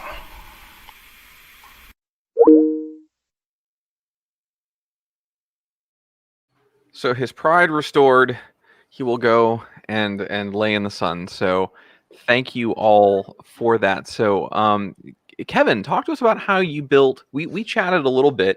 It's one of our larger dogs is now hiding behind me because it knows that it's about to get a bath. Hello, here. Sorry, we said we were going to have dogs and cats and whatnot in the feed. So I've met my. Okay, go. We're doing important things with important people. Yeah, sure. So, yeah, please. just kind of like a bit on like how I went through this. So, I actually went through like 3 or so separate ideas of like what challenge I was going to make. And in fact, like I started by making a completely different challenge and then decided that it probably wouldn't fit this like live format. But that challenge is actually on the CTF right now. It is the image recovery challenge. I just figured that like since about half of the time spent solving the challenge will be like writing some script that's really not putting the focus on reverse engineering. So that's why I ended up deciding to like create a brand new challenge from scratch. And so in this one, one thing I wanted to kind of do is like make it so that like there's like a bunch of different parts that can kind of mostly be solved like independently. Like once you know the trick about like which bit is important in the bit mask, then you can like just go and solve each of those 4 question functions individually, which is really nice and also kind of like makes it parallelizable in case like there was like a team of people. Like I wasn't sure exactly how many folks there would be working along with Hannah, just in case like needed something to like give to the people. So Hannah had to like power through and solve all of them on her own pretty much, but I think it went pretty well. And kind of the idea also was to sort of like have a few like little hints and stuff, pointers like built into the binary, like that whole like chomp feed secret environment variable, which like set the like debug global variable, and like then that was used to like print out the mask to basically just show whether or not you're on the right track with like which bits are there, and also just kind of like show that hey, the return value is in fact a mask. And also for like the artist one, it's showing the fail count to, so oh hey, there's probably like comparing the number of like characters that match or not. So that function we didn't actually get a chance to like fully reverse, but effectively what it's doing is it's just like that string of monsters and men is actually just being compared like every 3rd character. So it's like the O, then it skips the F, then the space, then the M, and that's why it starts OM, and it kind of like wraps around and continues until it like gets through all the characters, by the way. Okay. And the Hogwarts house one. So that one, obviously, yes, one of the 4 answers is right, and like you can just tell which one it is by looking at that mask bit. But if you didn't do it that way, you could have. I love the mug; it's really fitting. But you could have like reversed it statically. It was a bit more complicated because that like data structure it was using was actually an array of 4 structs. And the structs had a string to like a XOR encoded like value, which was just like the name of the house XORed with Lil Chompy exclamation point. And then the other element in the struct was the mask that it'll return if it does match. So basically, like you could have gone in that struct or in that array of structs, figured out which one of the mask values contained that bit, and then looked at the the XOR encrypted part, and then XORed with that with Lil Chompy, and you would have got Slytherin. Wow. Okay. And we Now- probably would have spent another hour or 2 just on that in itself. Yeah, so that's why it's kind of nice that there were multiple ways of solving it, like just by either assuming that it's got to be one of the 4 and you can just easily brute force that, or just like looking which one has the right bit in the mask. And then the earlier suggestion someone said of, oh, why don't we just jump to the flag print function? So sadly that won't work, but that was a good idea. But basically the return values of each of those 4 functions, because there's only exactly one return value when you put in the right answer. I actually like take those 4 like U shorts and like use those as an XOR key to like actually print out the flag. So it like decrypts it once you have the right answers. Interesting. Wow. Okay. Yeah. Very okay. No, that is very cool. So the question I would have, well, one, I have to brag because I bragged on Hana, and I have to brag on you as well because I am so fantastically blessed and lucky to know and have acquaintance and be friends with such amazingly smart people. So I want everyone to hear this. When Kevin says that he rewrote the challenge that you just saw, he decided to do that about 10 p.m. last night. I mean, you really did the bulk of this. We were chatting. It was about like 10 hours. Right, so. in about 10 hours. Yeah. The original, and I won't give away the pieces because it's in the CTF, but the narrative for Chompy that we had come up with the first one was the Florida Department of Law Enforcement had put out a like a warrant or subpoena for Chompy, saying that he was swimming in restricted waters near Cape Canaveral, and he's like, "Listen, I like swimming over there, but that wasn't me. I was on vacation after the heist. I mean, the thing in Beirut." And so he's like, "But my memory card got damaged, and there's photos on here that I need to prove that I wasn't there." And I mean, bravo, because you put all that together. You were really, Hana was in there and just laser focused, and it was all just brilliant. It was fascinating to watch in a way that I really enjoyed. I'm just glad that I seem to have struck the right balance of difficulty in order for it to be solved. And of course, like I did have to like provide a few hints here and there, but like it makes sense because like Hana was trying to like go at a very slow pace and kind of explain things as she was going. So I have no doubt that she could have solved it without any of the hints like on her own in an hour and a half. So I do want to ask. I want to ask 2 more questions, and Tabitha, please, or anyone else, jump in and ask questions too. But I do want to ask 2 more questions. The first is of Desiree. Like I said, I don't know as a student at your level that I would have been brave enough to come into this room and be like, okay, I'm going to do it. I'm going to dive in and whatnot. So again, like you're amazing. How did you feel about it? What did you take away from it? Is it something that you're going to go kind of study more, or Oh yeah, for sure. No, it makes so much more sense getting to watch somebody else do it. Mm-hmm. And really like the only thing that I could have helped out with was like looking at strings in the beginning. I could tell that it had something to do with the number mask, and that was about as far as I got. But like I know like if I I could get it eventually. And it's one of those things that I definitely want to, because it's like, it's solving a puzzle. And it's so, like, I don't know, it's so satisfying to solve a puzzle like that. So Yeah, no, it's very impressive. I'm glad you enjoyed it. I was hoping that it wouldn't be like, what did I get myself into? So that's I mean, yeah, but no. very Just good. to quickly add, so Desiree and I, we got to meet up yesterday, right? So that this wasn't like the first time we were meeting each other. And she was expressing great interest in reverse engineering. So after this, I'm actually going to send her some awesome resources to get started, so she can play with some more reverse engineering challenges. Yeah. And definitely check out Sunshine CTF as well. Which it's almost like we set this up and though we didn't, because my next question was going to be well one, if you didn't get a chance to attend the opening ceremonies, for a lot of the coaches we actually talked about, we actually didn't have anybody submit a CFP, and so we were reaching out to people frantically, and that's why I'm so impressed by the folks that came forward kind of in some cases the very last minute to say, yeah, I'll jump in, I want to do this. But for those people that now are maybe inspired and you're going to send those resources through, what are between you and Kevin some of the top things that maybe someone could go look at right now? Go to, I think it's exploit.education, used to be formerly Protostar, but essentially look up Protostar exercises, Phoenix exercises. Let's see, Corland, if you're interested for like reverse engineering and exploit development on Windows, micro corruption. I'll put this all in the reversing chat, but Awesome. check out Protostar, Phoenix.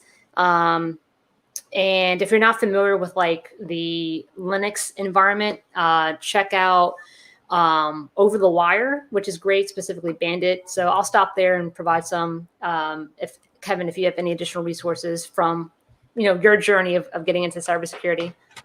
Yeah, sure. So one thing I also want to mention is like Hack at UCF hosts a 24/7, 365 like CTF, which is mainly user practice. And in the past, we've actually like run workshops to teach our like member base like how to do reverse engineering, binary exploitation, etc. So that can be found at ctf.hackucf.org. There's a wide collection of challenges, including some from previous Sunshine CTFs that are hosted there.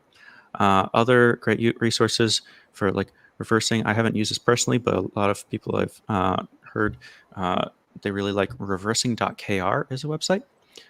There's also the Nightmare series on GitHub, which is created by a former Hack UCF student as well. So just search for Guy in a Tuxedo is the username, and then Nightmare. It's actually like a pretty well put together course on teaching binary exploitation mainly, and reverse engineering as well, which is mainly comprised of like a collection of real CTF challenges and like his kind of like write-ups and like walkthroughs on how to actually solve those. Yeah. And just one more shout out, check out Modern Binary Exploitation, or MBE. They also have a great number of challenges and reversing walkthroughs as well. But again, we'll make sure to throw all these resources in the reversing chat on Discord. Nice. Excellent. Thank you so much. Tabitha, just real quick, because we're right kind of on time to switch out to the next team. How'd you feel listening? And I dug it. Like, I knew basically nothing coming into it. I've had a bit of experience being able to like trace code and do a little bit of stuff, but having somebody explain things step by step as we were going through really helps, kind of makes me want to learn more. I will say that. This is probably not something I was super excited about learning previously, and now I am a bit more curious. So yeah, that's cool. awesome. I enjoyed it. It was a lot of fun. I'll also mention that this is something that you're like never stop learning. Like even here, like I made the challenge, but I actually like learned from it because I primarily use IDA. So it was like really interesting to see how Hannah was using Ghidra to solve this, and like just also kind of like see her workflow and like how she approaches the problem. It was pretty insightful. Very good. All right. Hannah, oh, you're gonna, okay. Go. You've got your screen up, or? I'm about to share my screen. So, Okay. Kevin put this challenge together as a surprise. So Kevin, I have a surprise for you. So I'll share my screen here. All right. Let's see. Let me know when that comes through. We see it, and let's put it in the stream. There you go. So this is a throwback Oh, to April 2015 when Hack UCF, when UCF won the National Collegiate Cyber Defense Competition back in 2015. So you got young old Kevin here, celebrating that win. So can't believe that was like 6 years ago. But look how far you've come, Kevin. So I that's still a have nice that jacket in my closet. Say it again. I still have that jacket in my closet. Yeah, same here. So great time, and a pleasure to have you on the challenge for BSides this year. Oh, that's great. Thanks. All right. I think that is a beautiful kind of note to end this on. So all of you, thank you. Hannah, Desiree, Kevin, Tabitha. Tabitha and I are going to be bringing in the next team here. Thank you so much for giving your time. Thank you so much for being involved. We'll look for those links on the Discord channel, and we'll talk again soon. Have a great rest of your weekend. Keep being awesome. Take care. You too. Thanks, Ian, and everyone. All right. Excellent. So we are moving on. So Tabitha, I'm gonna hang out a little bit more than last time. I got the most of what I needed to get done. Sure. And you, what everyone doesn't realize is that you were also had a pretty brain melting test, and then came like right. Yeah.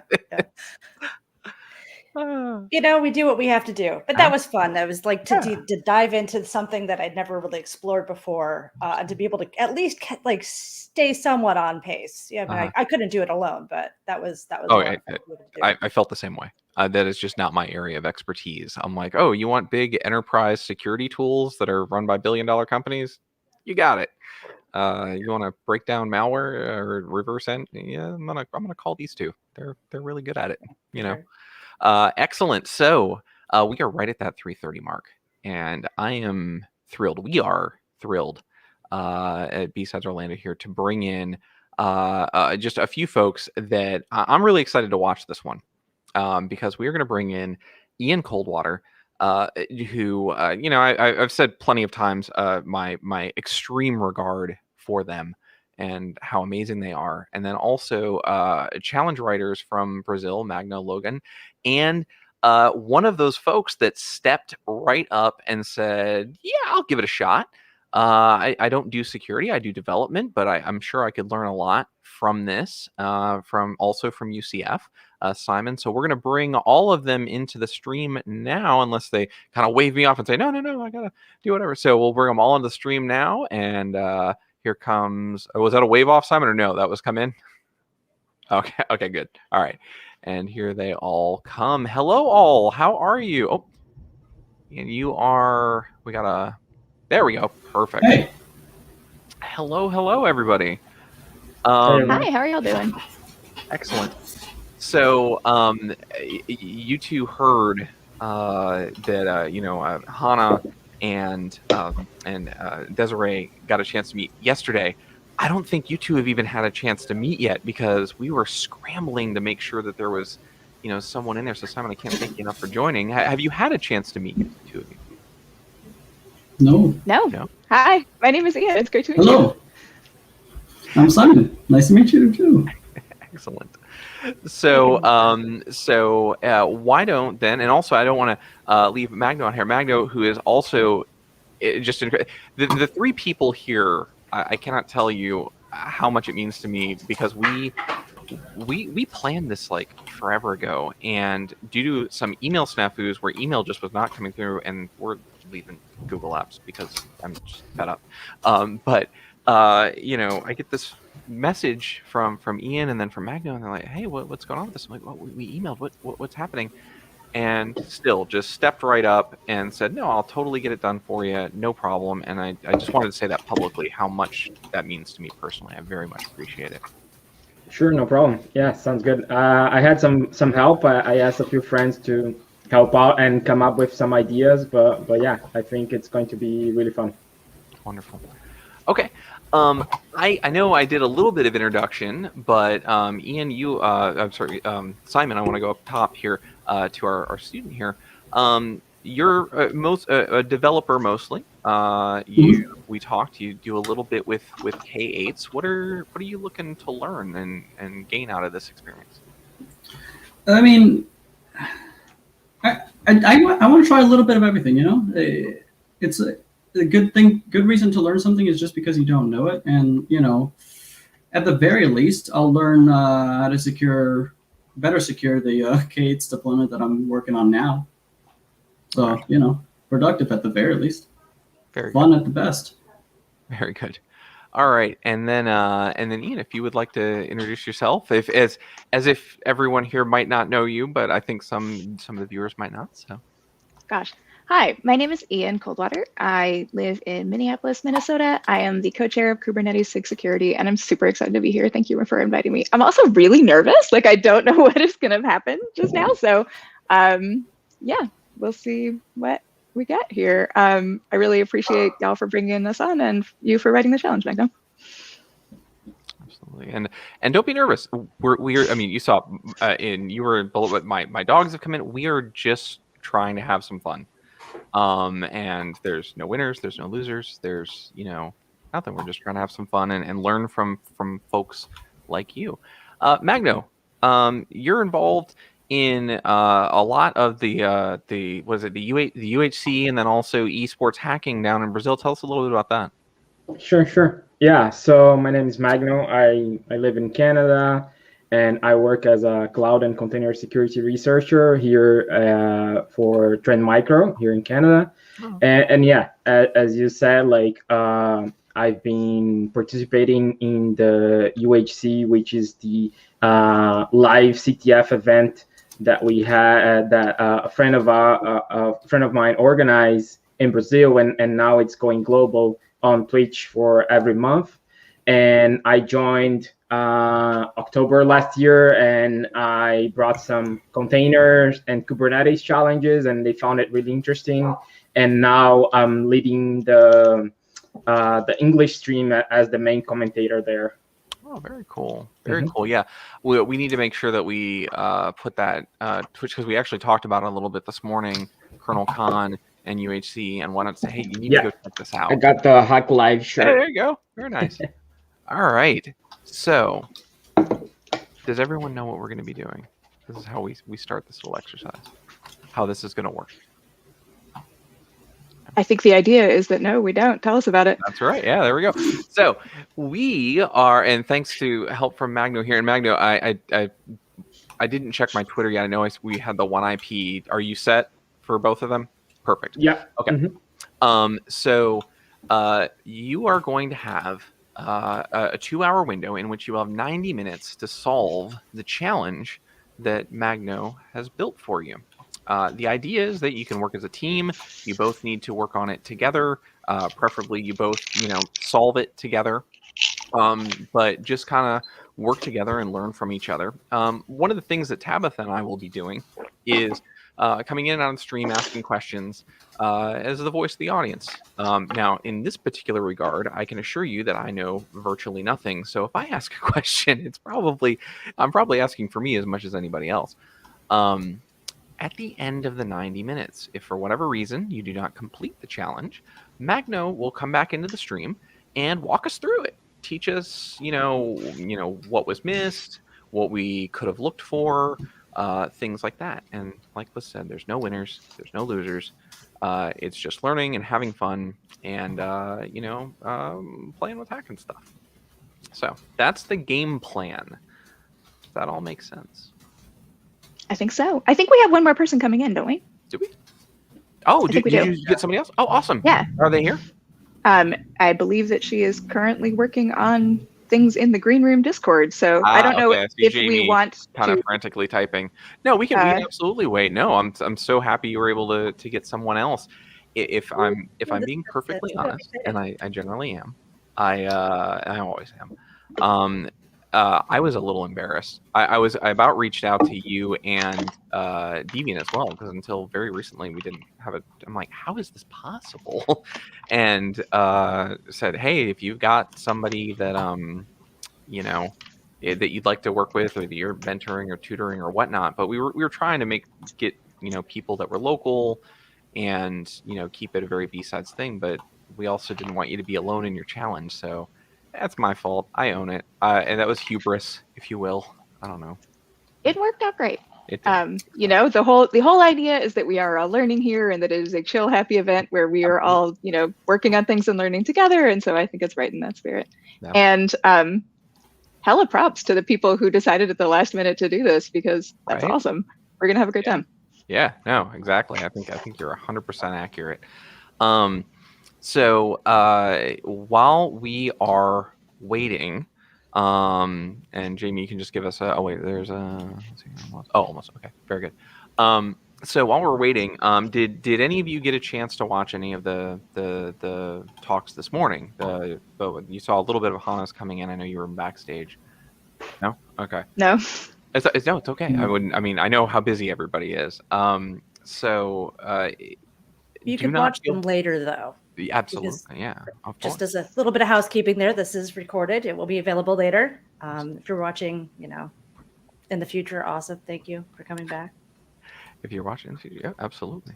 So no, thank you, Tabitha, keeping me on the straight and narrow there. It's like, hey, we got a conference to promote here. Come on.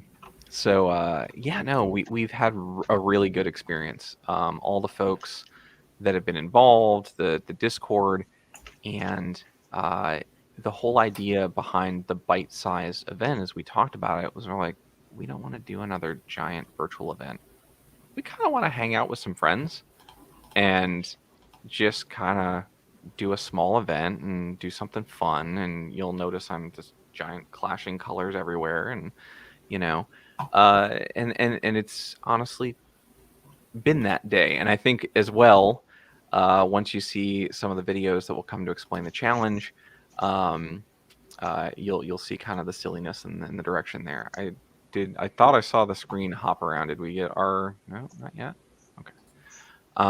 So along with more housekeeping, since we've got a few minutes to go through, this evening after closing, we are going to have a bit of a little bit more fun. The party doesn't stop after closing. We have Cocktail Con tonight coming in with some libations that they will walk us through the recipes for, both adult ones and not adult versions, and as well as going over some history and science and understanding of how the cocktails get made, which is not something I ever thought I wanted to learn about before, but having attended their cocktail cons in the past, it's been very informative. Yeah.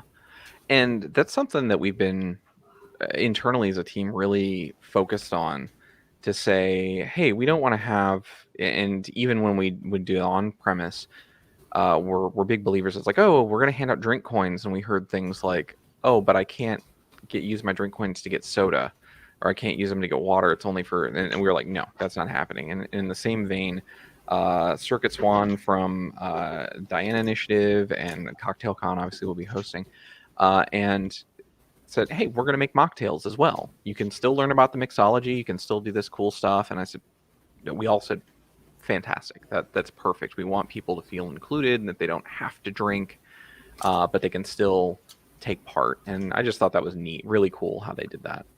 So the learning continues, right? I mean, we're all about learning. Just keep learning about different. You know what? You just reminded me of something, and we'll get the other participant in here shortly. I know we're just kind of bantering for time and whatnot, but and Jamie's doing a great job. So Jamie, don't feel like I can see you and they're like going. But we in one of my kind of manic moments, I said, oh, there's a new Muppet movie coming out, a Halloween movie. So at the end here, our next event is just going to be a hangout to watch the Muppet movie, the new Muppet Haunted Mansion all together. So if you've enjoyed the banter, not only here but all day or in the Discord and whatnot, you can join us for free. We're just going to do another Discord type event. So we'll put details up on that in a moment. But we miss everybody, So all right. Let's see here. So for any sort of hey, I see another individual. Awesome. Fantastic. Are they ready to be pulled in?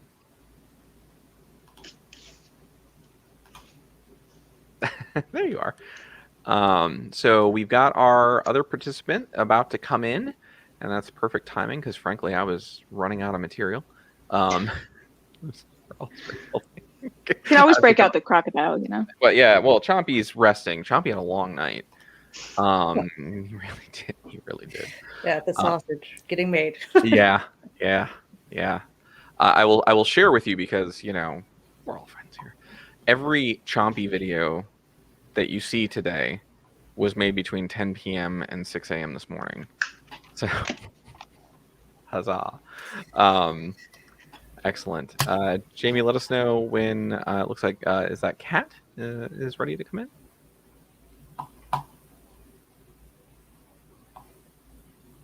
Oh, very good. All right, I'll bring him in. Welcome. Hello. Hi. Excellent. So thank you for joining us. We were just getting ready to get started here. We are going to play a video here, but I do want to give you the overview if you didn't hear it before. So this event that we're doing here, you'll have 90 minutes with the folks on the phone, both Ian and Simon here, and 90 minutes to solve a Kubernetes challenge where you all work together. You haven't seen it before. And at the end of the 90 minutes, if you don't solve it, that's okay, because Magno here, who created the challenge, is going to come in and walk us through it and talk a little bit about it so we can all learn about it. And I know we're kind of throwing you right in, but can we answer any questions for you, or did you want to introduce yourself? I don't mean to be rude, but so that we can. So I do have to warn everyone, I have no clue what I'm doing with regards to Kubernetes. So new beginner, I guess. Yeah, but I'm ready awesome. to go. You are amongst friends, because I know that it's you use K8s in the 8 and the S, and I know if I really need to ask someone a question, then Ian here is the one that I would call. So excellent. Why don't we do this? Why don't we find out what the challenge or what the problem is? Because as the rest of the conference here, all of our issues have come because Little Chompy has gotten themselves in trouble. Little Chompy is our mascot. It's a mischievous little gator. And we're going to find out. Hold on. I think we're totally getting a phone call on the Chomp phone. And again, I'm not queuing up the video. It is absolutely the Chomp phone. And let's see what's happened and what Chompy needs help with now.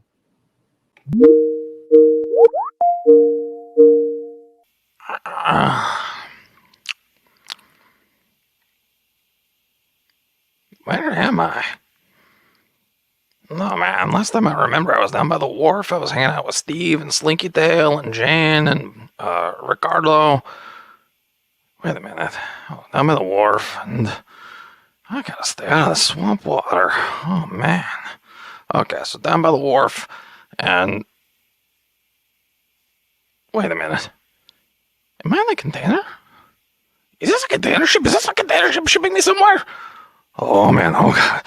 Oh, I'm trapped in a container.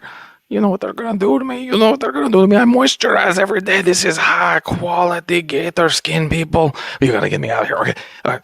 Who do I call? Ian Coldwater. They can escape me out of a container. Okay, Ian, you got to help me. I'm trapped in a container. I'm somewhere. I'm very handsome, and who knows what's gonna happen. So you gotta get me out of here, okay? You gotta get me out of here before. You gotta get me out of here.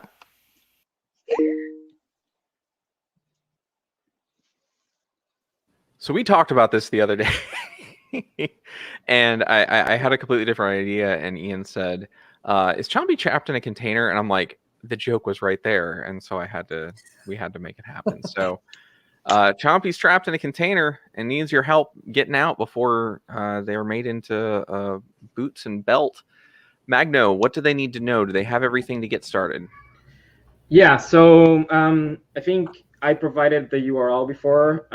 If everyone had access to that, that you should be fine. I whitelisted your IPs to be able to access the web application. It's a web application running in a Kubernetes cluster, right? And yeah, there are free flags inside this challenge. And so, yeah, 3 different levels of flags, and you need to find all of those flags by the 90 minutes mark. All right. Are we ready? Okay. And there's Kat coming back. Great. So, Magno, we're going to drop you out of the stream. However, in the private chat, if at any point you feel that it's necessary to say, oh, wait, you know, here's a hint or whatever, this is not, we're not playing for cash or anything. So you can definitely do that. I am going to start the chronomic chompometer, which I actually messed up the last one. So for 90 minutes, starting now. So, Magno, we'll see you on the other side of 90 minutes. All right. So, you all have the link. Very good. And then we can always bring up any of your screens if you want to talk amongst yourselves. And we're looking forward to hearing how you start approaching the problem. Okay. So we have this web app. Everybody in there? Yeah. Looking at it. You too, Kat? I am. Okay. If we should one of us be screen sharing? I didn't actually watch all of these. Yeah, if you'd like. I mean, I didn't know if you were just kind of brainstorming right now, or we what. we are kind of brainstorming. There's not. I don't even think I can pull it up. I don't think I gave Magnum my ID, so I can. I can pull it up if you want. Yeah. Oh, wonderful! Thank you, Simon. My trackpad died like 2 minutes before the stream started, which is unfortunate. Unfortunate. Okay. So we have this web app here. It has a goose. It's honking. It says, "Can you hack me? Honk the planet." If you search for the word honk, like in the search bar. Oh, I see what you mean. Yes. It comes back with 3 URLs. And the URLs for that are, if you hover over them and or click on them, node 1, node 2, and node 3, which suggests that this is perhaps a 3-node cluster. But we don't really know anything else about it so far. What do y'all think we should do?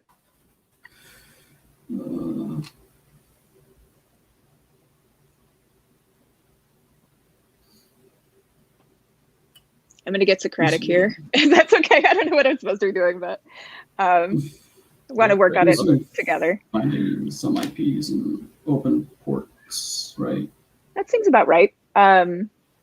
If we try to like take a look at what might be running there. What's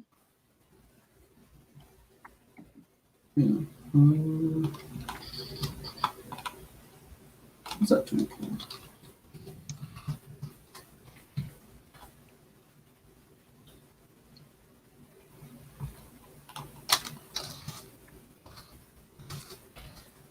So what would you run for that if you were taking a look at that? I forgot. I think it put Nmap. Was it or no? I don't remember exactly what it was called.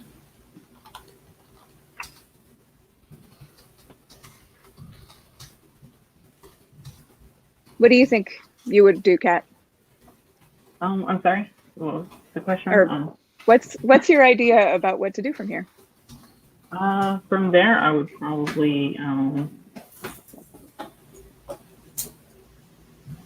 probably want to learn more about AWS and how it hosts its particular nodes. You see KHSLB BSides 180884341 before the in the URL, and I don't know if that's specific to a single user, but so that's the first thing on my mind. That's what I would kind of ask and see if like that will give us a good starting point. Yeah. What do you think, Simon? You're muted. I knew that. I'm thinking using Nmap to find open ports, but I mean, like anything besides the default, because I'm also seeing it's not, there's no certificate, right? And there's like a random session storage, which doesn't tell me much in it.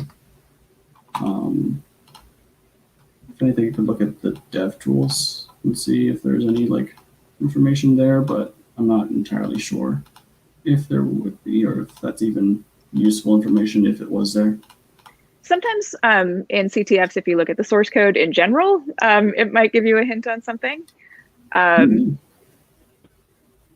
ran dig on it, which was not very useful, actually, as far as I can tell.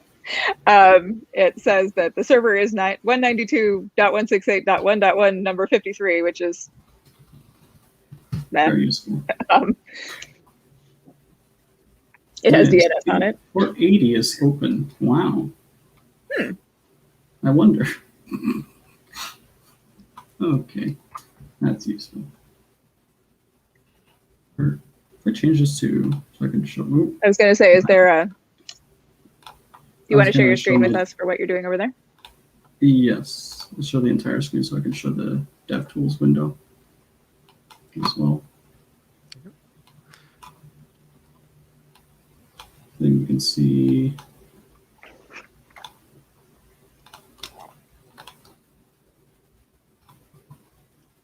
we have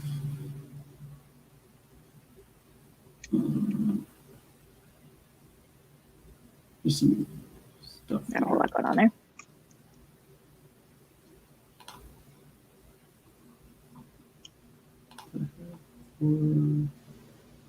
Okay. Is there a JS link thing here or no? There is a JS link thing and it is a sort of hashed name. I wonder if there's anything in the hash maybe. I'm not, I can't see it. Is this it? No. I'm blind. I don't know if you just heard that, but our kitten just tried to take out the door. Oh. Am I blind? Or am I not blind? What are you up to over there, Kat? Oh, I'm just looking at the I'm just looking at the source for the page.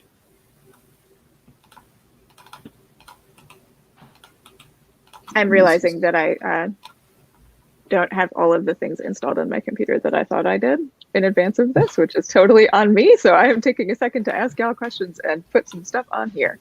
That's the best way to do it. Yeah. Heck yeah.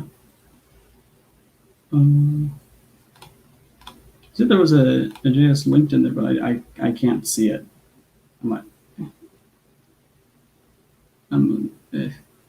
We're using Drupal. It's hard to see your screen when you're sharing it too, because it's kind of small. I wonder if making it bigger might help. Or can I do that? Is that better? Yeah, that's much better. If you can go even a little bigger, it'd probably be great. Okay. There you go. There is a create new account, login, reset your password thing here on the web app itself. Yeah. It allows picture uploads, which is a thing. Okay, so I was a little bit confused about that. I was looking at it, and I thought maybe that wasn't part of the challenge. Oh, it might not be, but you know, if I'm over here waiting for my terminal to run, it is a thing that I can look for while my terminal is running. We have source code here, or JS. Very useful.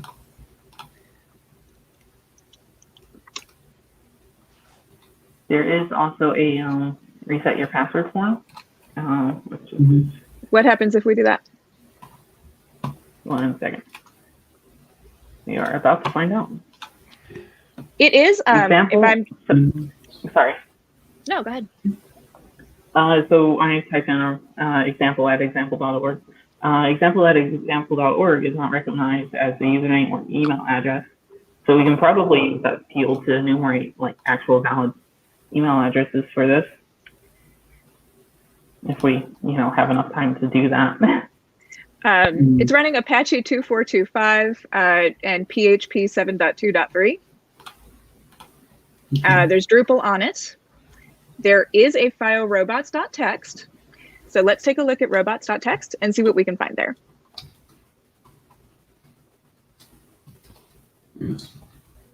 There is robots.txt shows a README.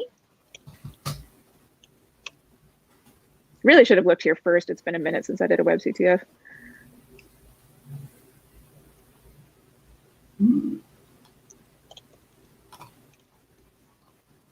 Oh, there's a bunch of stuff here. Neat. Yeah. Oh, and there's a thing. A couple of things are disallow core web.config/admin, which is always nice. Node/add. So which one do you think we should do first? Should we split the difference? Should we do one together? I'd like to see y'all do one together if I get a vote. Hell yeah, let's do one together. What do you think? Config and admin are always nice options. Okay, if you want to do that. I do have one suggestion if we finish that. So you see user agents asterisk allow slash profiles and then .jpg, .jpeg, .png, etc. So with regard to the reset email for enumerating user accounts on this, I would want to look at all of the, I guess, slash profiles image files for that, and to see if they maybe the file names line up with the usernames. Okay. Do you want to take a minute to look at that? Do you want to all work on one together? What do y'all think? Ian thinks we should work on it together. I'd like to see you work on it together. Yeah. Yeah. Because I'm going to brag on you again. I love your process. I really do. It's very collaborative from jump, and that's fantastic. I think it's really important to do that because I think we can get so much farther together than we can by ourselves. And I think that's the case in so many different areas of life and of work and all kinds of things. So like we're all in it together. Let's do it together. Let's learn together, and we can all help level each other out. And I have another question as you're going through it. What for myself and the viewers, why did you choose those things where you said these are always good choices? Like what makes you go to those? Well, I don't know for sure that any of these in particular will work. And as I said, it's been a minute since I did a web challenge, as evidenced by the fact that I didn't go to robots.txt immediately. But admin probably has some sort of administrative possibilities that maybe you could get into in some interesting way. Config will often either let you mess with it or give you, maybe some sort of information about what is running there. So we might be able to get into it, that kind of thing. So generally speaking, if there's something that seems like it will give useful information or be something that might be able to get me into the back end of it, that would be the first place I would look. But I don't know. What do you two think? Could we even just try like what? Because it's using for database, it's using an SQL, right? Could we just try what's with the SQL injection kind of thing, right? Let's try it. Yeah. Nothing's off the table unless Magno says it is. What? Oh. I would say the challenge writer, unless they say no, you can't do that. Yeah. Yep, all good, very good. So you are clear to proceed. Okay. Let's see if I remember how to do that. I don't. Crap. Wait, what are you trying to do? It's hard for me to read and talk at the same time. Yeah. SQL injection, I think, if they just don't clean the username or whatever when you input it in, you can futz with the database, right? Yeah. You remember how to do this sort of like canonical login one? No, I do not. No, that's totally okay. So, okay, I I might actually just tell you what it is and then explain to the audience why that might be something that's useful. It would depend what kind of SQL injection it could be vulnerable to, but the absolute easiest thing you can do to figure out if it will throw an error or not is to just put a single tick, like a single apostrophe in there, and see if it does anything. If you want to do the slightly longer version of that, you could do apostrophe space capital OR, and then 1 = 1 dash dash. I can type that into the private chat if you want to. And the reason why that is because it will truncate things at the apostrophe, and then it will say, okay, well, if 1 = 1 is true, which it is, then, you know, okay, let you in. And that's sort of the kind of iconic one. I do not, for anybody watching who's curious about this for any reason, I do not recommend setting your Animal Crossing island name to that. You will break every turnip exchange site that there is. Ask me how I know. That's fantastic. Yeah, I don't see a problem with that.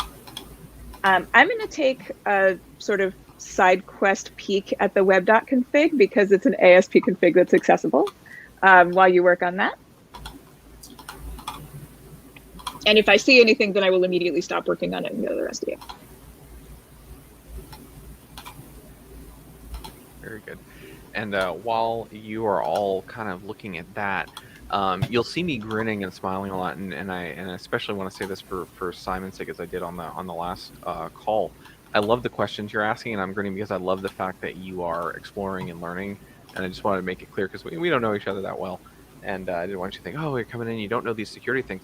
I'll tell you right now, there's tons of people in security that couldn't rattle off what Ian just did. Just say, hey, here's a number of different ways you can do this.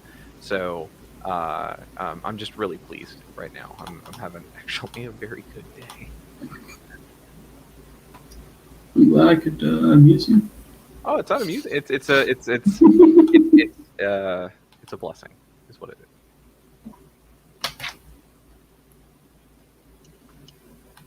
Yeah, they what allow we're here to do is learn. apostrophes.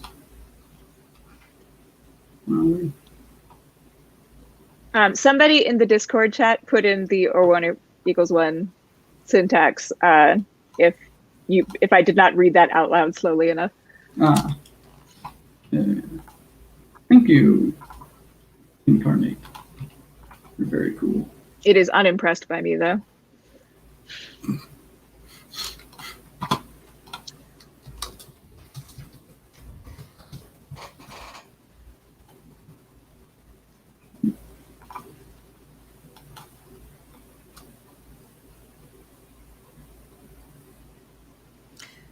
So getting started, Ian, yeah. You know, the first thing, there's no specific tools that you need to really start attacking this, since it's all in, you know, just a web app at this point. Like, yeah. Is there any other tooling or anything that we might need later? So for this, it was the web app stuff that I didn't have installed on my machine because I do this so rarely. But for Kubernetes stuff, honestly, what I mostly use is just tools that will exist in native Linux or be related to container Kubernetes stuff. So things I use a lot, and I've literally scared people off at parties by telling them this, who were very excited about asking me about my lead hacker tools. And I was like, what I actually use mostly is like a terminal with curl, kubectl, Docker, and just kind of regular Linux stuff. And you can get really, really far with that. Maybe the AWS CLI if you're doing AWS stuff, that kind of thing. And there are tools out there that people use, but honestly, I mostly don't use them. I usually just use kubectl and Docker and figure out my way around. I am not that awesome at web stuff, and Magno said he would make this challenge hard, and I was not expecting a web challenge. It was a challenge I was not expecting. So fun times. Did Cat drop again? Yeah, I think maybe they're having some internet issues. I'm not sure, yeah. It happens occasionally. Oh yeah. It's not a conference if something doesn't go wrong. No. Absolutely. It's like the demo gods, but in real time. Yeah. How are you doing over there, Simon? I have been paying less attention to you than I ought to as team lead here. How are you holding up? I'm not entirely sure what the heck I'm doing. I'm going to be quite honest with you. So say we all. It's me. I don't know security, kind of. You don't know Kubernetes. That's okay. We are all learning together. Okay. And Magno is around if you need any tips. So feel free to phone a friend. Yes, you are a lot. This is friendly. It's not for points or cash. It's for pride. It's just for fun. Yeah, we're just learning together.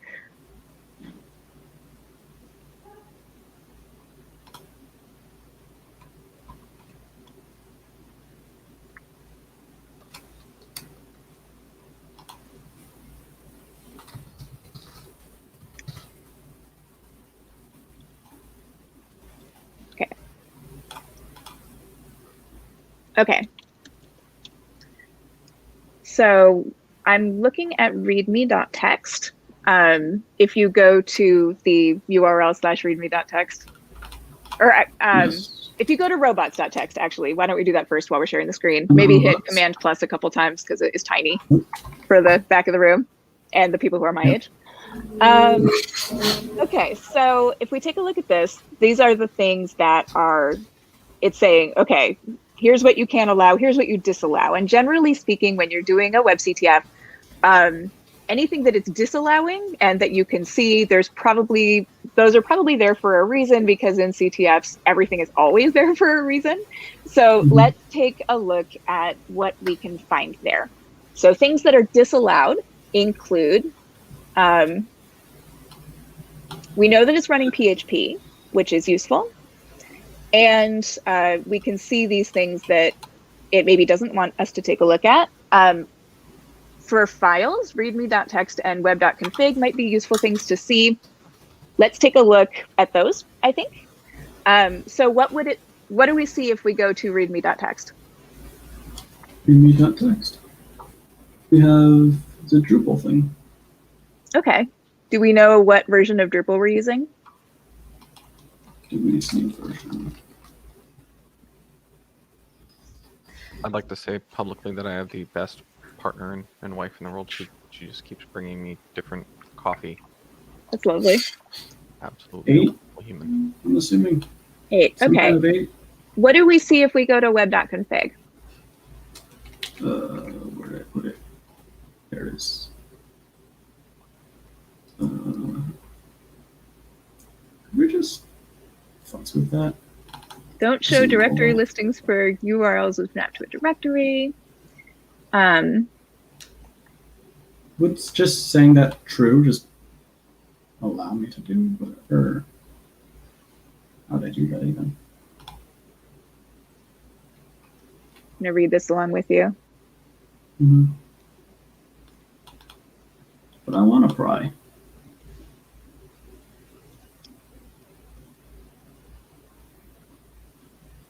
Oh, that's case sensitive, brutal. Okay. Do you see any version numbers or services or anything like that?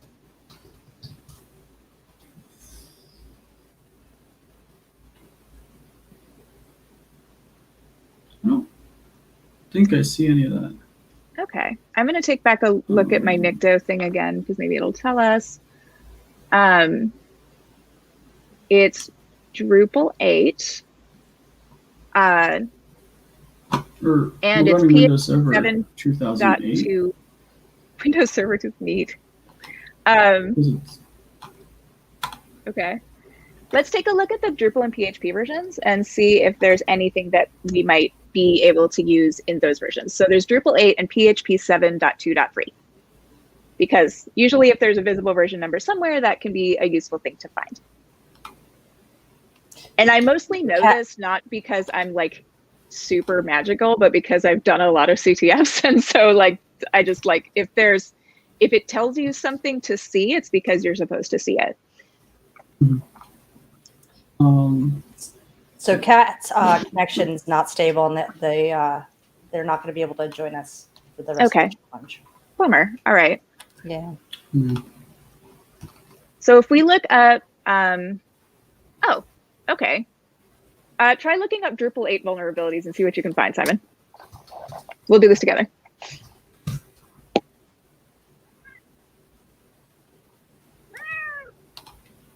If you, Cat, what are you doing? Oh my goodness.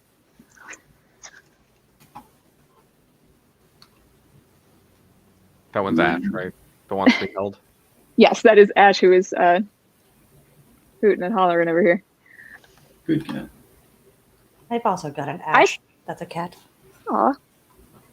Ash is everywhere. Is yours gray too? Oh, yeah. Yeah.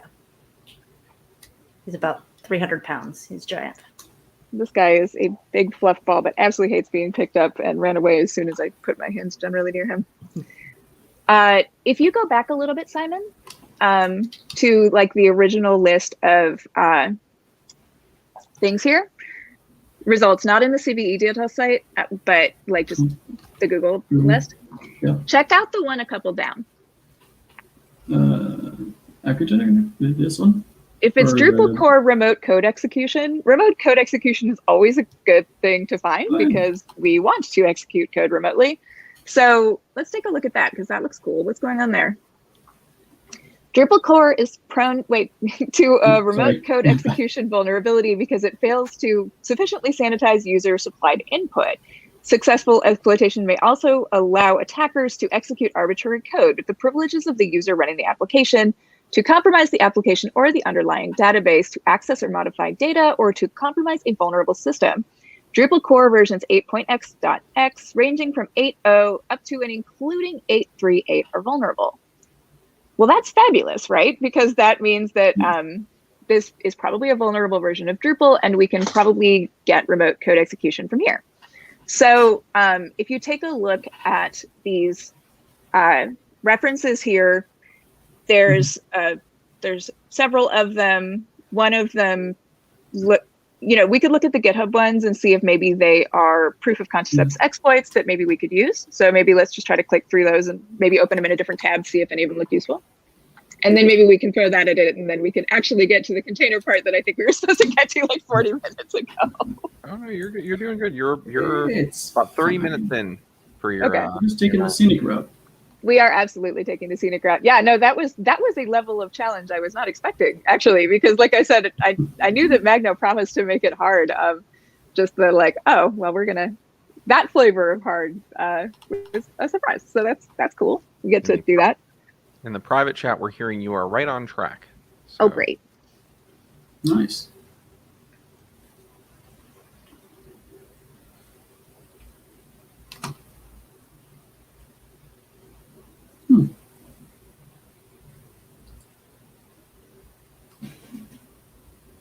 All right.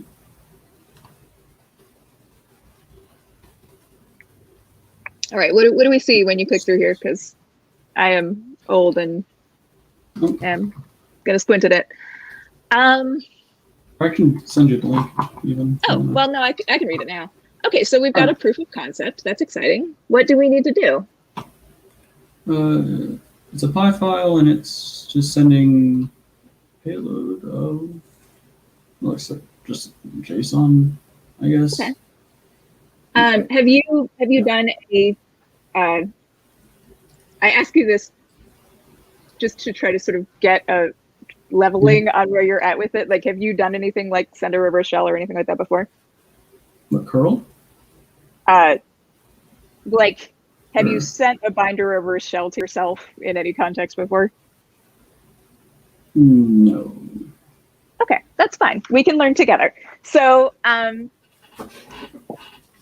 me sort of try to skim this and see what it actually does. Do you have a program called ncat or netcat on your computer? If you type in nc or ncat, does it come up with anything, or is it command not found? Command line? Yeah. I'm running Debian, so. Okay. I don't remember if that comes standard with it or not. NC comes with something.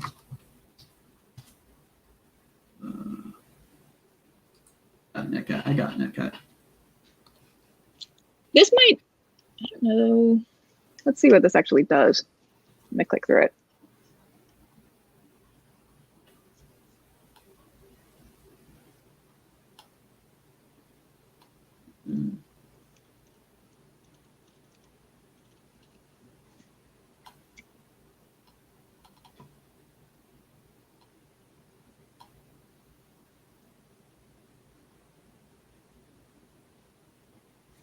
Oh, okay. You may or may not actually need it. Okay.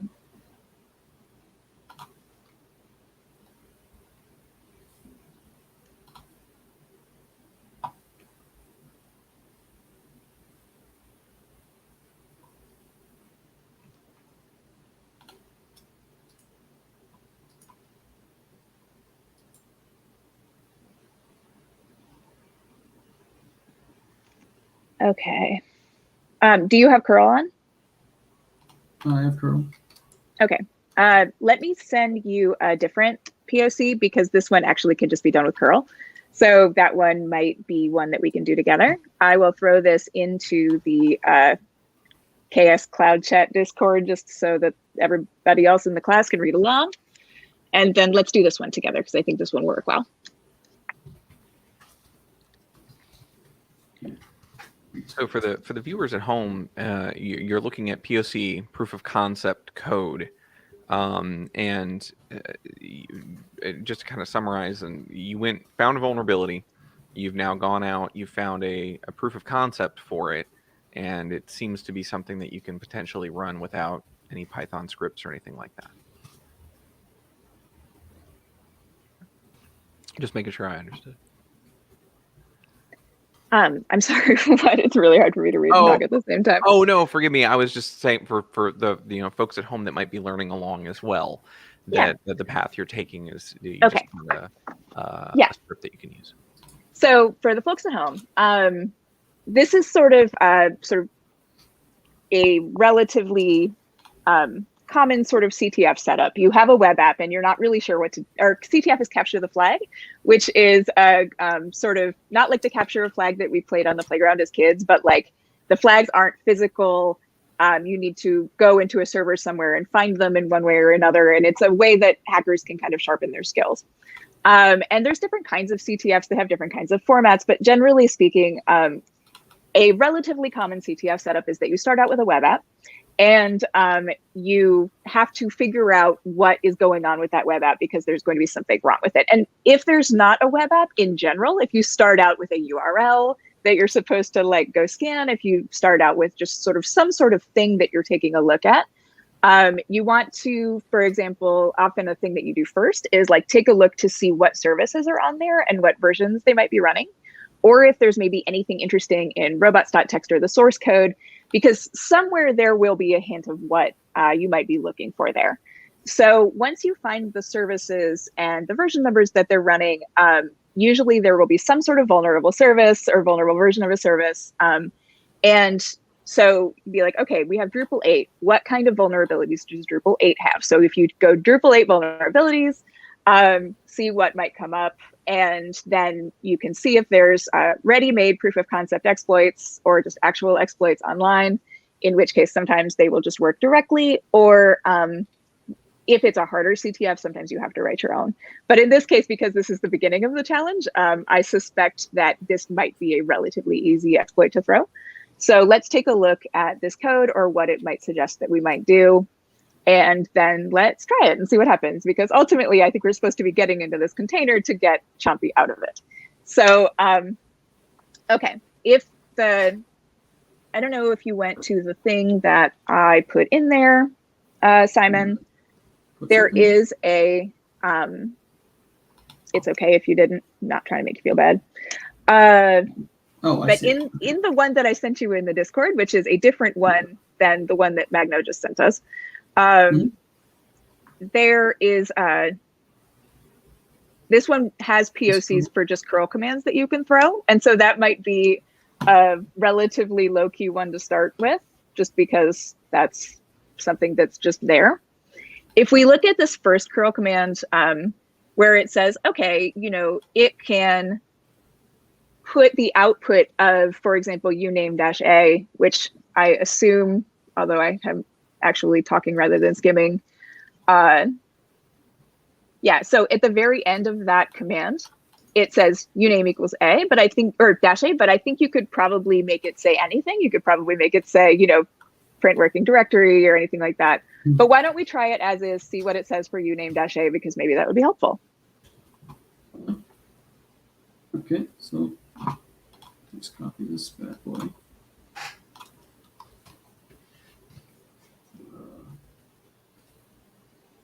Oh god, I forgot that's a bad idea. Probably.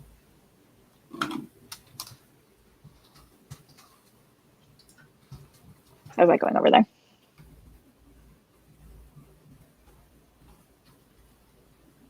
I need this guy. What are you trying to do? Run that command. Oh, so if you go to just like a terminal, like I think you are, but I don't think it has to be in By. You can just run that in your terminal just as a command, and if you paste it in, just as a terminal command, see what happens. Well, yeah, I just wanted to change the localhost because fair enough. Local. Okay. Yeah. It's really hard for me to see because it's tiny, so my apologies. Yeah. Oh, jeez. I spent most of the reversing challenge like this, leaned in, trying to read my monitor. It's a good thing. Good thing I wasn't on camera for most of it. Just like a dumbfounded look, just staring. From that. Then we got this. What do we got? This running curl gave me that. I don't know that was the thing that was supposed to happen, actually. Let me take a look at this, because I think theoretically it should be doing a thing where I think it said in the POC that POC stands for proof of concept, also person of color or people of color, so that is a confusing acronym sometimes. But in this right now we're talking about... My terminal just cut off the body. Okay. So what do we have here? Command insert, method replace with. Okay. Data, here we go. Linux web server, AWS, Ubuntu, and all that good stuff. Okay, well, that's exciting. So if that means that we can execute some kind of code. We have a few options from here. We could try to send a kind of web reverse shell to it. We could try to do that in the terminal. Do you have a command line versus GUI preference? I like command line. Okay. Did you figure out if you have NC on your terminal or not? I do. Okay. I do. So let's see. What if you do IF config on that thing to see what the IP might be?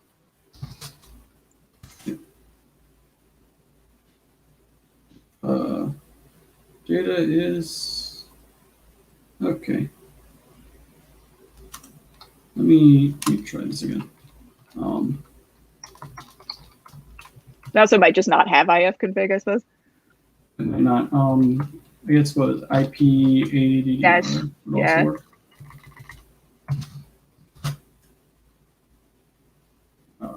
Right. I don't see a data.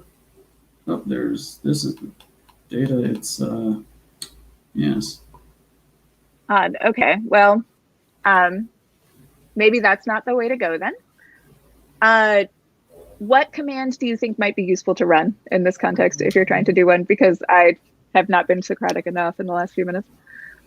I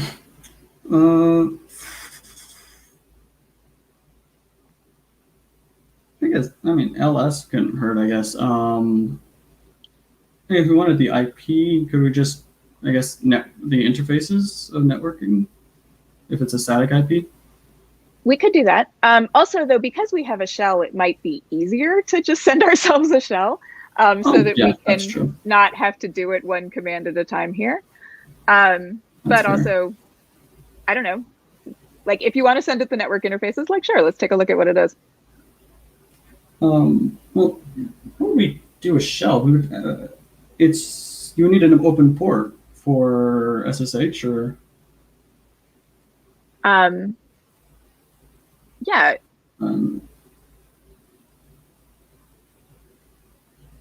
In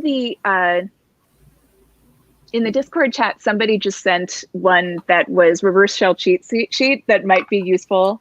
There are some one-liners you can do for reverse shells that can be really useful. So maybe take a look at that and see if you find anything that looks like it could be useful sent in URL form in there. All right. So let's. Magno says, try to get a TTY shell. Maybe Python would help, which I think we might be using the wrong POC. So I think this one will work, but I don't think it is the one that was intended. Why not? But this one will also What's work. worse that can happen? Oh, okay. Thanks.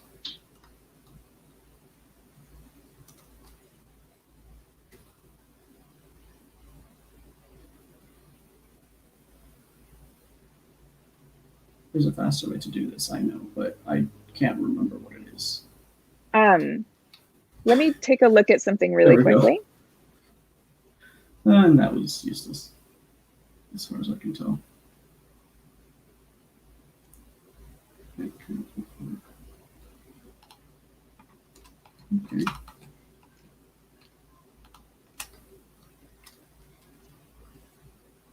What's going on over there?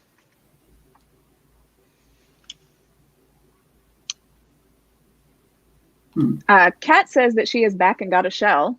Do we want to holler at Kat or let her in here? Kat, what you got going on over there? Sorry, we got 2 rows of folks, and sorry. you were down there, so I apologize. So I've been kind of following along with y'all. Yeah. I figured the challenge probably wasn't going to be too extremely difficult, above my head, but not above the heads of greater people. So I noticed that y'all were looking at Drupal 8, and I kind of just on a whim loaded up MSF console and was like, okay, well Drupal 8 was 2015. Do we have any Drupal exploits that were posted shortly after that? And so Drupal Get-in 2 it was listed, and I tested to see if that worked, and it said, oh, target is vulnerable. So it gave me a interpreter session, and so yay. No, very good, Kat. I'm glad you were able to rejoin, because we've kind of discussed the internet connection's unstable and it's too bad you can't join, but you came back strong there. And for the folks listening who maybe are new and to security and are trying to learn along as well, MSF is Metasploit Framework, and is a exploitation framework and tool that can be used with common exploits to call out those functions that we were looking up proof of concept code on, and then Meterpreter to create that reverse shell. So that's awesome, Kat. So what else has happened? That's about it. That's exactly where I am. Awesome. Kat, do you want to share your screen? If my connection doesn't drop. Fair enough. Do you have MSF console on your computer? We also, I think there is a Python thing that we can use that doesn't have it. I don't have it, so I can't share my screen and use it. But we could look at Cats for a little bit, and then if it drops, then we can produce another one, I think. You could probably install MSF console anyway. Shouldn't take too long. Let me figure out how to do that. Sorry.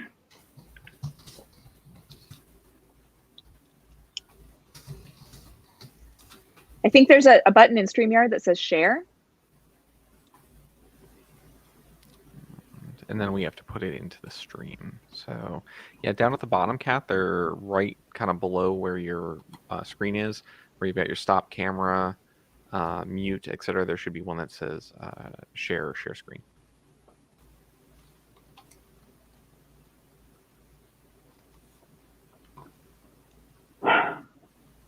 I think my connection crashed. Okay. Let me grab a shell and I can share mine too. Also, Simon, in the other POC that we got, I believe there is a Python script that will just give it to you. So we could run that. The one that Magno said was in Ruby. Oh, you're right. Okay. Probably there's a Python reverse shell one-liner. I can paste it into the Discord for the people watching along at home. Magno says the Ruby one will work too. So why don't we run the Ruby one, see what happens? You might need to go and adjust URLs and stuff in there. I haven't taken a look at it yet.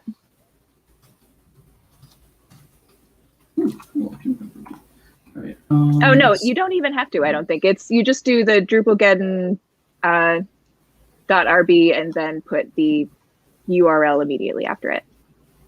Cool. Or I need to clone the thing.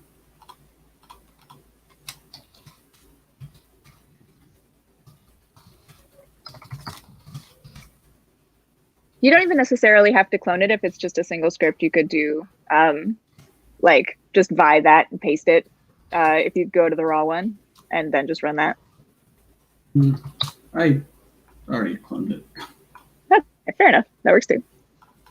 It was a little bit faster. Anyway.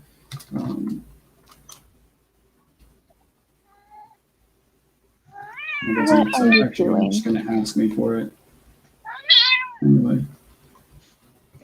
Apologies for the howling cat over here.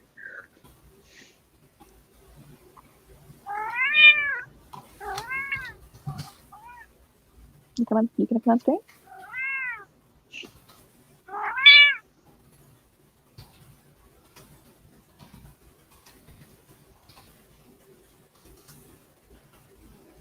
All right. What do we see? Cannot load such file. Oh no, Ruby. I don't actually know how to use Ruby, to be quite honest. I mean, this is much of my experience of using Ruby. Gem install highline. It's a dependency thing. Okay.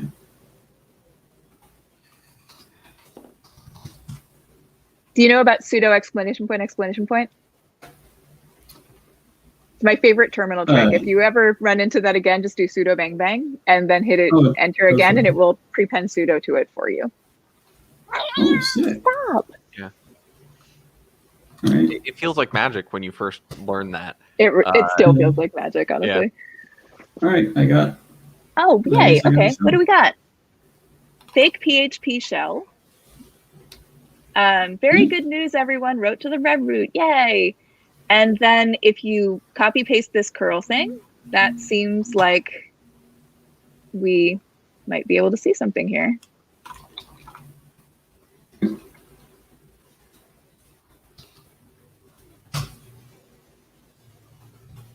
Hey, okay, so we have fakey remote code execution with that if we want to do that. Also, wait, on the other one, can you put in a command there? Just out of curiosity. Oh, just like if you just do ls or something, or who am I? Hey, check that out. We have a shell. That's great. It only took us like half the challenge time. So, okay, cool. Let's take a look at what we've got here. We've got this list of, I mean, we did ls, so we can see what we've got here. We have a, yeah, do who am I? Oh, you did. We're in www data. Okay, so we don't have administrative access, but okay, so I don't know what we can do with www data. If you just put in like kubectl -h or something, does it do anything? No. Okay, not for www data anyway. All right. Let's see. So if we did this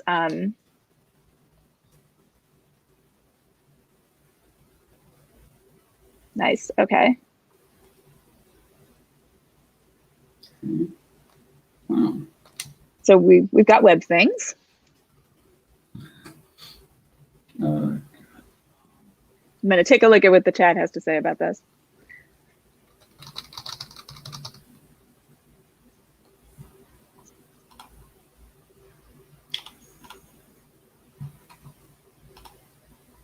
So probably we're going to want to take a look at this environment. Everybody is suggesting something called linpeas. I'm not familiar with linpeas. Back when I did the OSCP and was doing these, I don't think that was a thing yet. So if we look up linpeas.sh,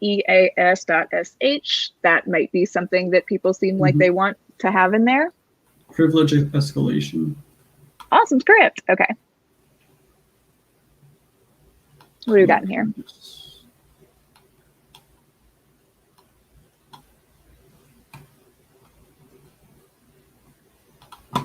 Do we have curl? I wonder.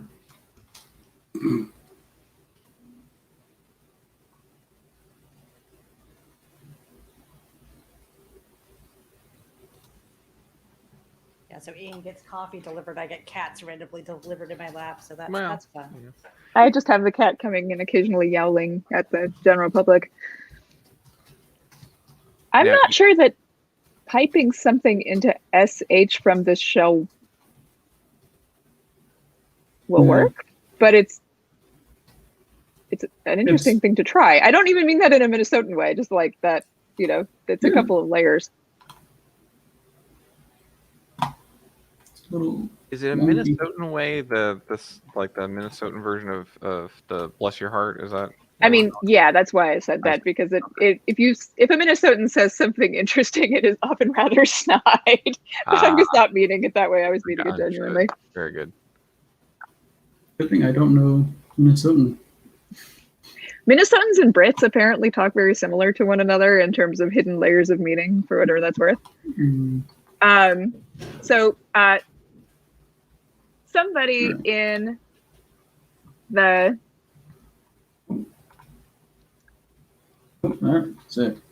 we have a couple of suggestions in the chat here, but it ran. Neat. Or something ran. No, it did a whole pooped out of triplicate. Fair enough. Okay. But we're back in here. We have one suggestion in the chat that says, can you grab the Kubernetes jot token? Somebody else suggested set up a Python server locally, then curl the file to the Apache server, then chmod +x, then run it. The Kubernetes jot token is probably a pretty good suggestion. So, because we are all in it together here, we are in it together, the audience is in it with us. And if you were to try to grab a JWT token, Simon, how do you think you might go about doing that? Yeah, it's probably in var directory, and then I just kind of went run, and there's a secrets directory, and there's a kubernetes.io. Oh, well, that seems extremely useful. So let's take a look at what might be in here. Oh, hell yes. Okay. Oh, wow, weed. Beautiful. Okay.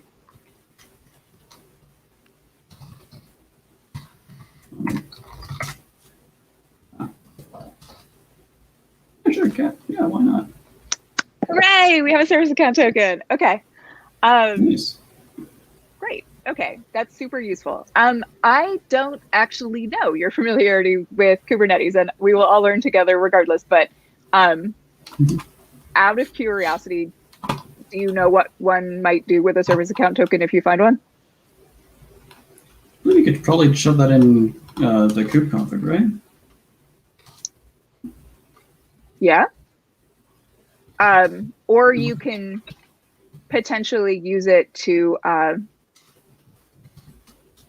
it's like -I if you're going into SSH, like you can use it as a, like, putting this thing in here, which might be, if we're running commands in this thing in the way that we currently are, that might be useful if we're throwing things into very, very, very long one-liners.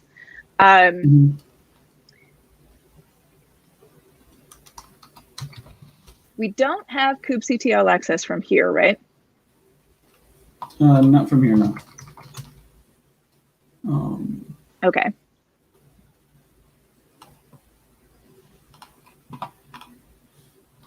The service account. Let's see.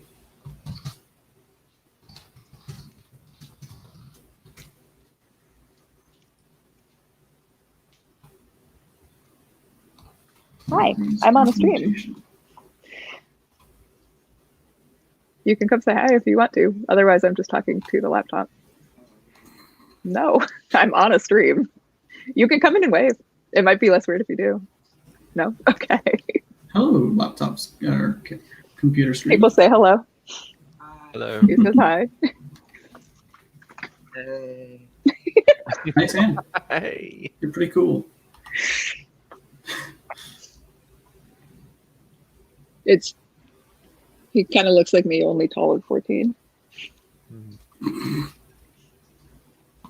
Okay. Aha. What did you find? Kubernetes documentation. Hey! Connecting to the server. Using service account tokens to connect to the API server. Nice. All right. Yeah, I So think you are. just run You can off just what? my run off my the kubectl on my computer, right? And all that. Let's see what happens. Let me just delete the current kubectl that I have for the kubeconfig that I currently have. Yes.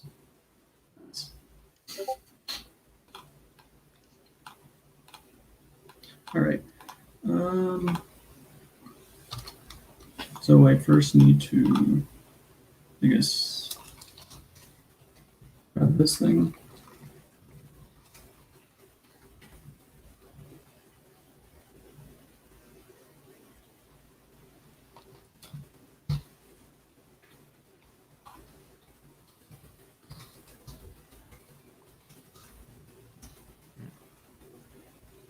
So we got a hint in the chat. I don't know if you want to look at that right now. I have too many tabs open. Namespace. HMG. Right.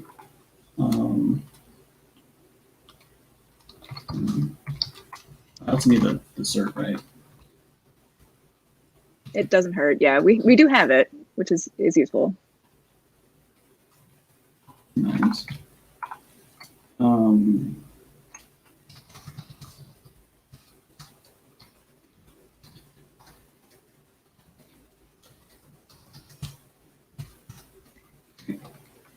So you can connect to the API server just with curl, if we know the address to the API server. Okay. Which I don't think we do necessarily, or could we just yoink with the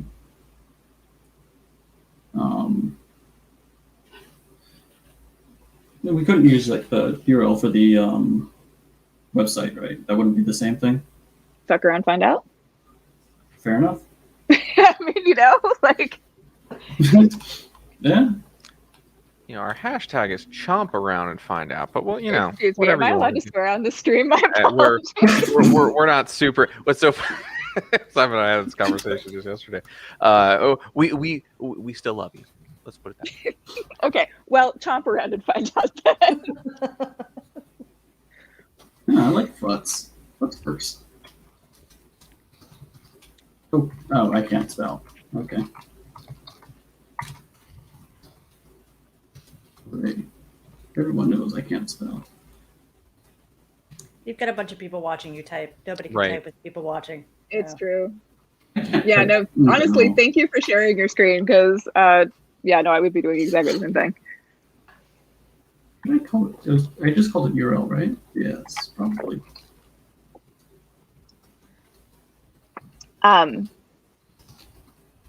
One thing that might be useful to look at is the instance metadata API. And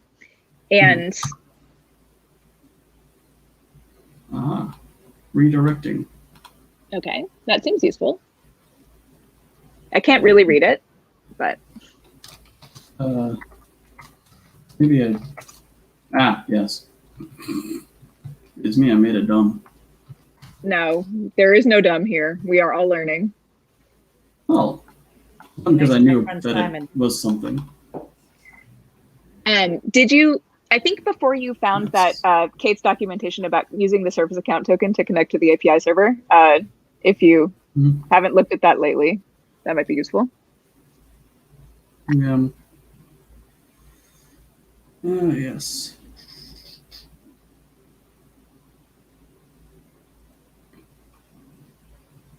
All right.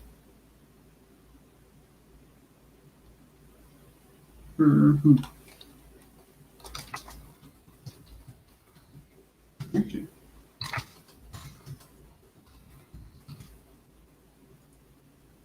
All right. Well.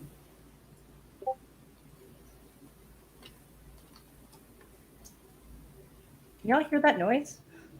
I did hear that noise. Discord. So yeah, someone's got their. Oh, not Discord. Like there's something going on outside. I have no idea what it is, but like my neighbor. That one I did not hear. We're gonna be on a stream. Let's go ahead and bust out some chainsaws. Yeah, as somebody who occasionally gets helicopters on streams, I completely understand.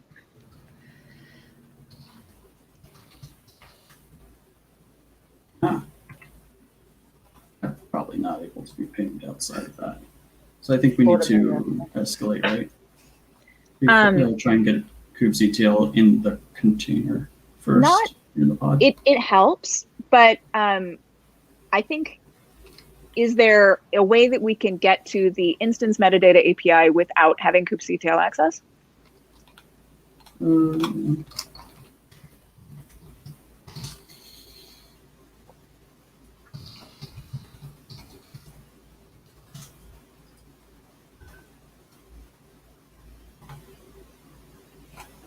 I appreciate everybody in the audience who is watching this in general, and also because I know we're going really slowly, and so I hope that this is a fun learning slow thing rather than a boring slow thing. But I think that it's important for learning to go that kind of like pace and figure it out together.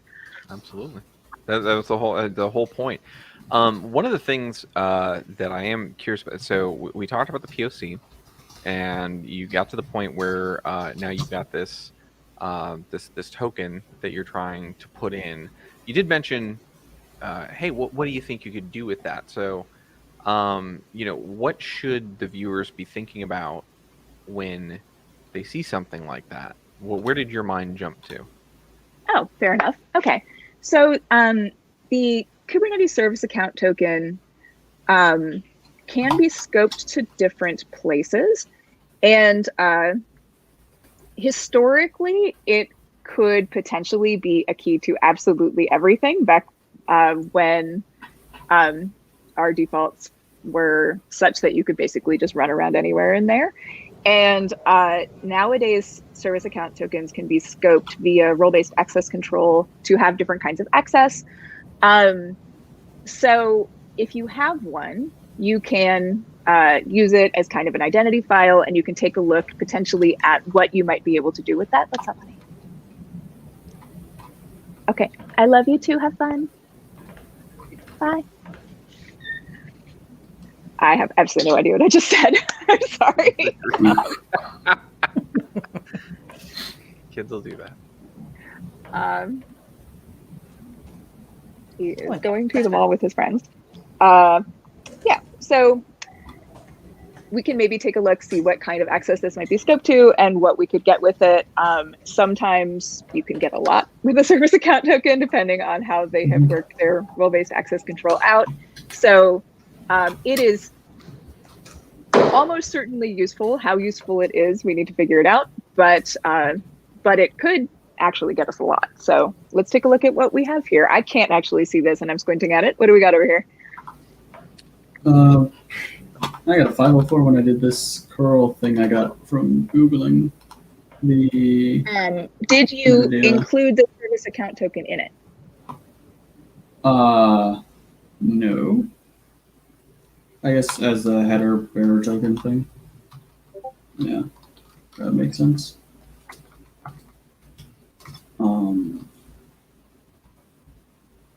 Let me, I guess, grab that.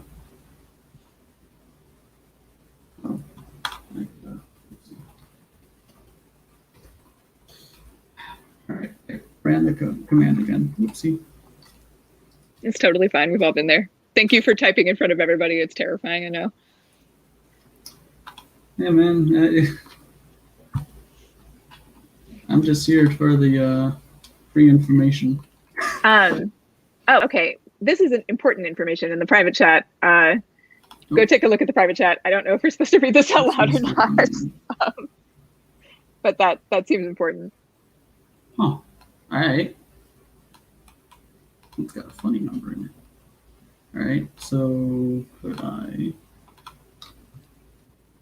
get this weird thing, which from doing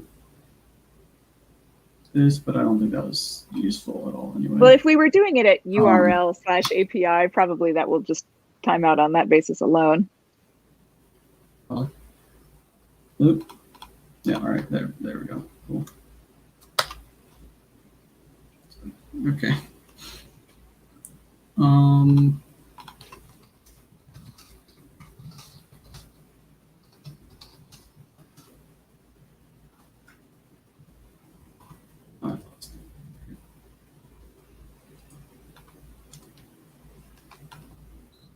So we're what the private chat said was, I think the IP for the metadata API might be correct. Try this one instead.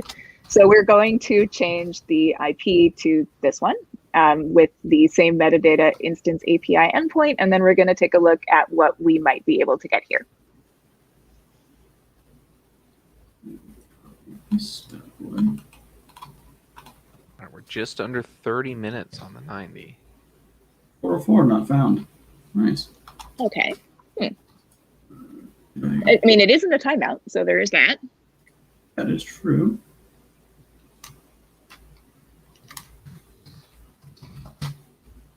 Okay.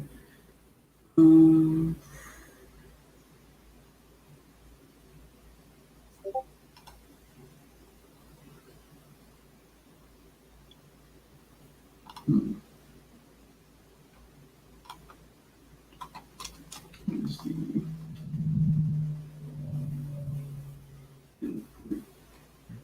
Seems we lost our Facebook stream for reasons. I don't know. Oh no. Oh, no. Because Facebook, I think, is always the answer to anything involving Facebook. That's fair. How are you doing over there? I clicked away for half a second. Still not found. Do we have the right endpoint? Probably not. How would we use this to talk to the kubelet on this node? I think connecting to something that's not a 404 seems like a half decent step, but this was a question that got asked. If you were going to try to go about using this to talk to the kubelet on this node, do you have any idea how one might go about doing that?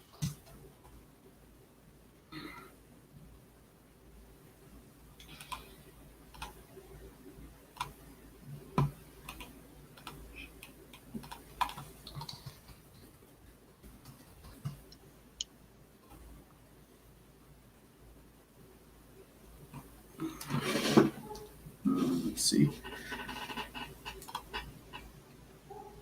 Have you, here, let me try a thing. Okay. 1 second, please. Try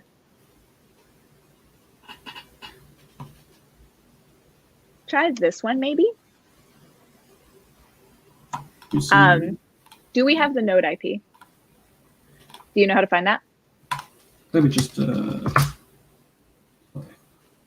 I grabbed that earlier. I think. That's going to be a useful thing, I think. I found that here.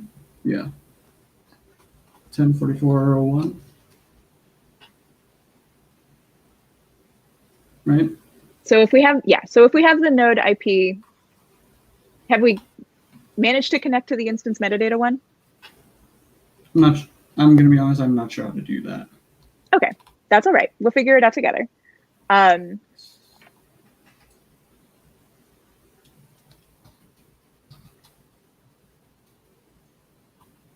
Let me paste a URL chat in here. Or actually, no, Magno also just did, and it was exactly the same one I was about to go copy and paste. So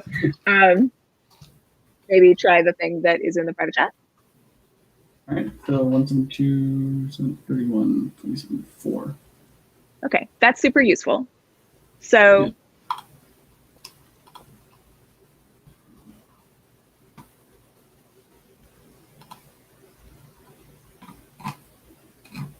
do you have any idea how to talk to the kubelet from here? Or what do you think might work?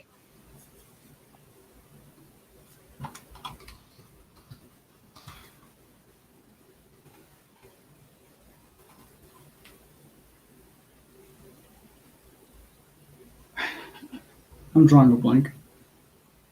Do you know what the default port for the kubelet is? 4149, right? Or see, 102, 50. Yeah, it's 10250. I'm Stop. Yeah, I'm trying really hard not to feed you answers because that isn't actually helpful. I mean, that's okay. This Yeah. is absolutely fine. That's what you're there to do, educate and whatnot. So yeah, okay. If we have the default kubelet port and we are trying to communicate with the kubelet on this node, how do you think we might go about doing that?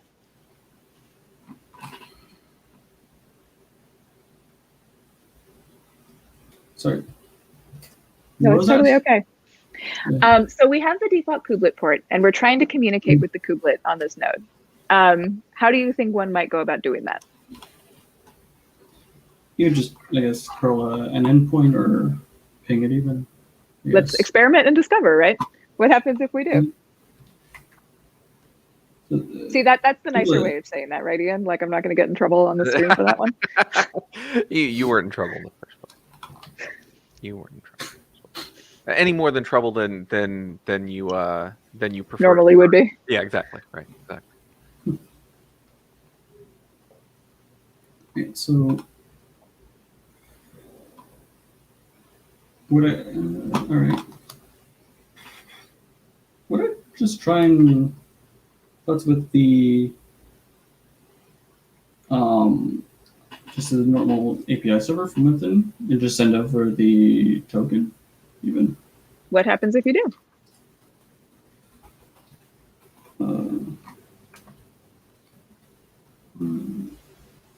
If you do you know how to oh, actually, never mind. I'm just gonna let you do your thing. All right. What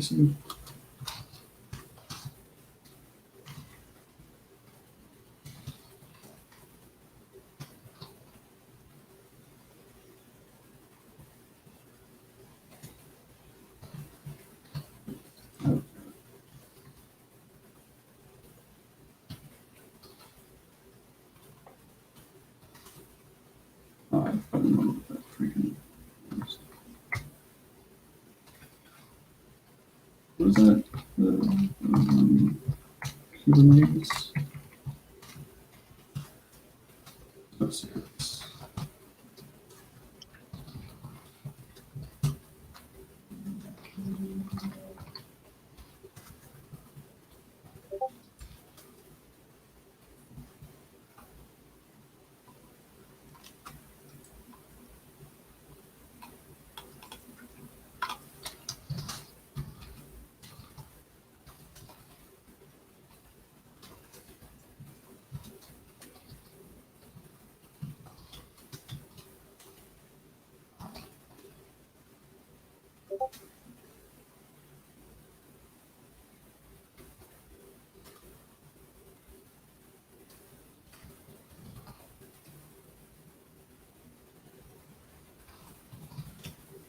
I'm currently playing that. From which of 10 browsers is that notification coming from?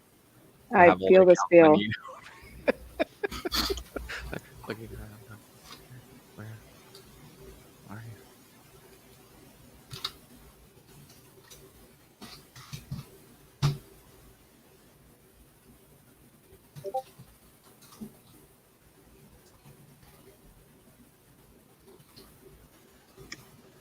you? Yeah, or is it mine or is it yours or whatever? Right.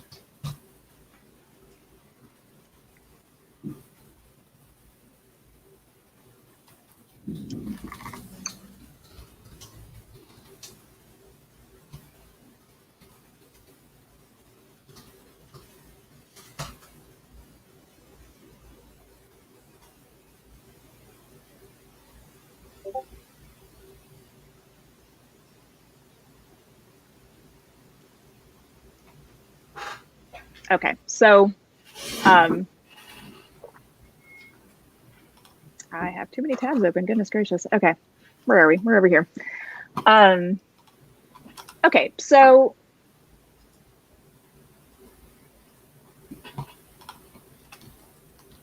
what happens? Do you know how to talk to the API server in general, or to the kubelet to like just sort of like? Do you know what the relatively standard endpoints are? It's okay if the answer is no, and I'm not trying to like interrogate you. I'm just trying to figure out what to tell you. I have a very minor, basic understanding of kubes. That's I completely okay. I just I didn't want to assume anything. So okay,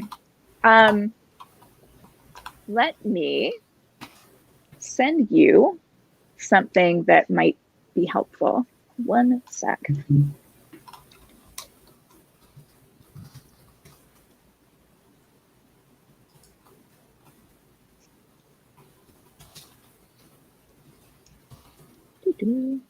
I have too many tabs open. Where is this thing?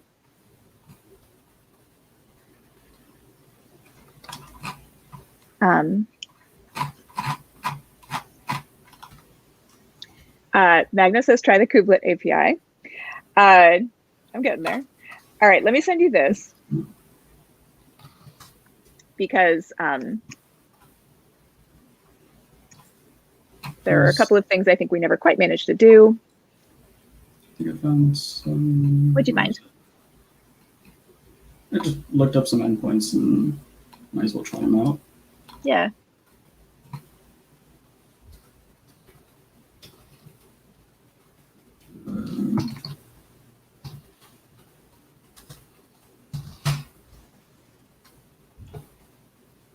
If that doesn't work, try 10250. Okay.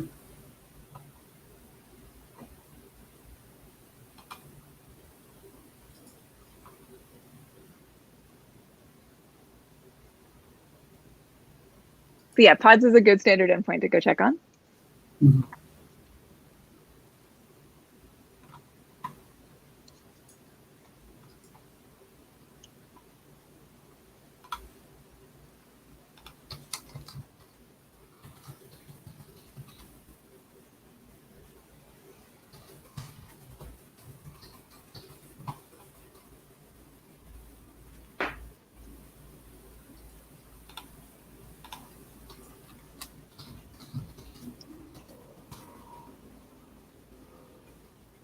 Yeah, so remember what the worker node IP is?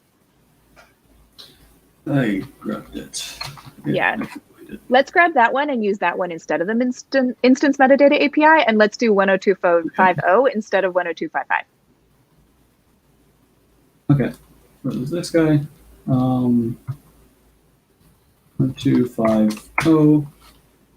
Then we come over here and shove that there. Okay, very cool. Nice. Got nothing. Okay. Well, but now we know that it could potentially work. Mm-hmm. It doesn't have anything in it. Interesting. What if we did curl-ks? Would that help? Yeah.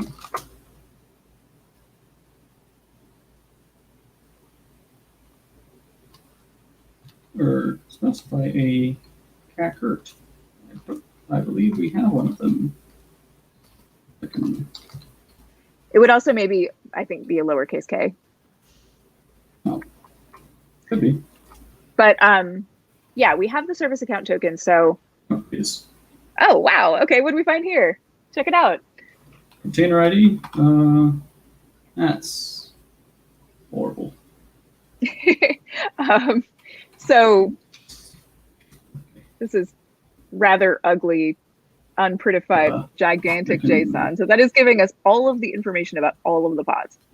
But we know that it works, which is not nothing, because now we know that we have our endpoints correct. That's true.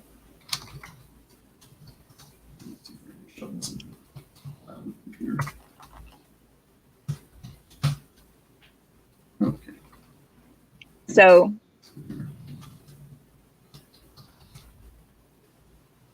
Right. Okay. Do we see anything that looks potentially useful in here when we're taking a look around?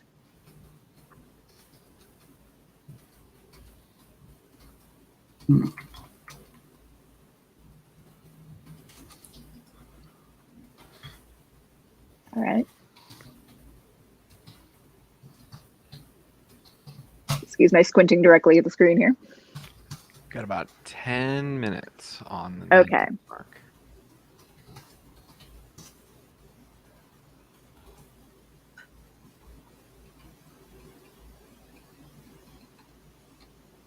So I guess we want to look for the specific containers. Do we want to look for the specific container that we were already in? Did we ever get the instance metadata? Or did we ever, I'm sorry, I interrupted you. My fault. No. Because I'm just looking at the that whole JSON thing that we got from there. Yeah. Getting all pods. What exactly do we want from here? Do we want to look for the container that we're already in? Usually what I would do at this point is just like take a look at what is being listed in there and see if anything in there looks potentially interesting or weird, because sometimes it can be like, I can't read this quickly, so I hope that you're reading it. I would take a look for anything that, seems, like I said, if I were doing it off the top, it's surprisingly difficult to speak to this without being like pattern of recognition. But for example, if you see things like Kube API access, something, service account, well, that's a volume mount. That's maybe like, that seems like a potentially interesting volume mount because it says access and secrets on it. And that's just always the kind of thing we might want. Yeah. So, okay. Is there anything else that seems potentially notable? I think that there might, from the things in the chat and just from having done a thing or two in one of these, I think there's probably the service account token and what it can access seems significant. So it seems worth taking a look at like what kinds of access we might be able to find with that service account token. And if we can find anything in here that might be interesting. Service account token. Do you,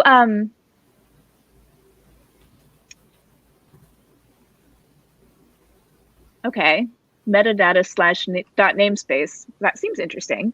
It says, what about the running pods endpoint, which might have lesser stuff than just pods? Also, can we run commands on the pods via the kubelet? Do you know how to do that? No. It's okay if the answer is no. Okay, there is an exec endpoint, which will allow you to execute commands on it. So that might be a useful thing to try. What is on running pods? If we do running pods, it's basically the same command that we just did. Will that have anything useful in it? But just instead of pods, just like running pods at the end.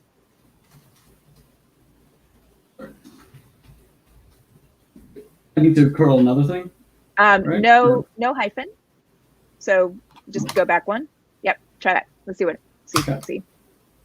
Move permanently. Okay. There we go. Okay, so we have not very many actually. We have the Weave one, and we have Nginx. Okay, that seems cool.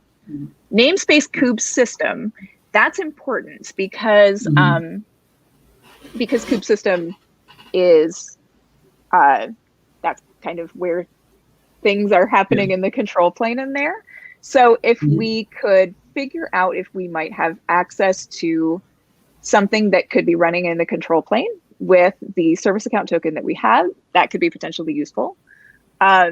if we can run commands on the pods via the kubelet, that might be a helpful thing too.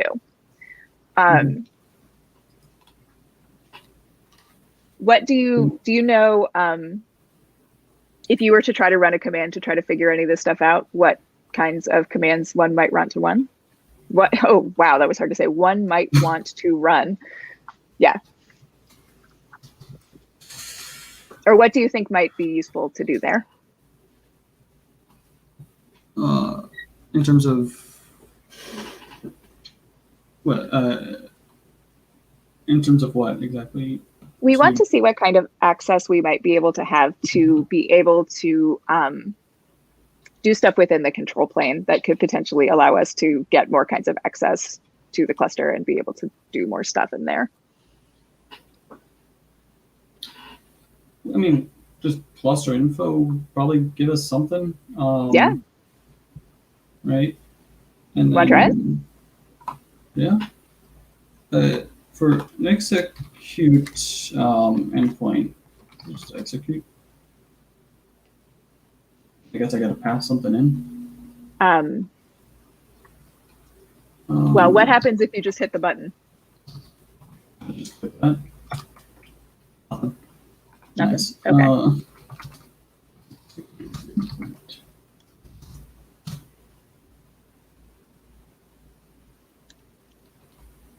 Let's see.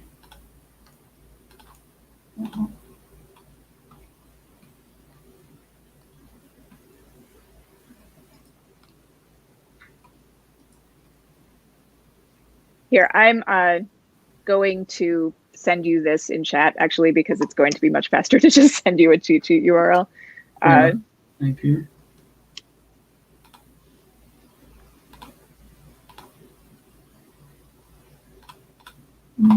And because that will give you the syntax of like how to make that work. Thank you. All right. Apologies to the audience who can't see that.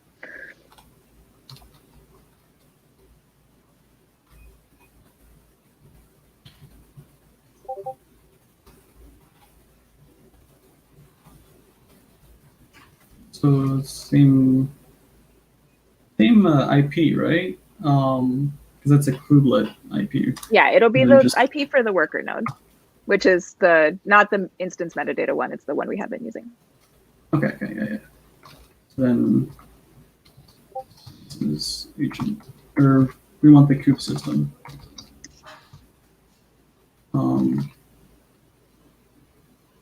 This is the name of this pod, right? Why not?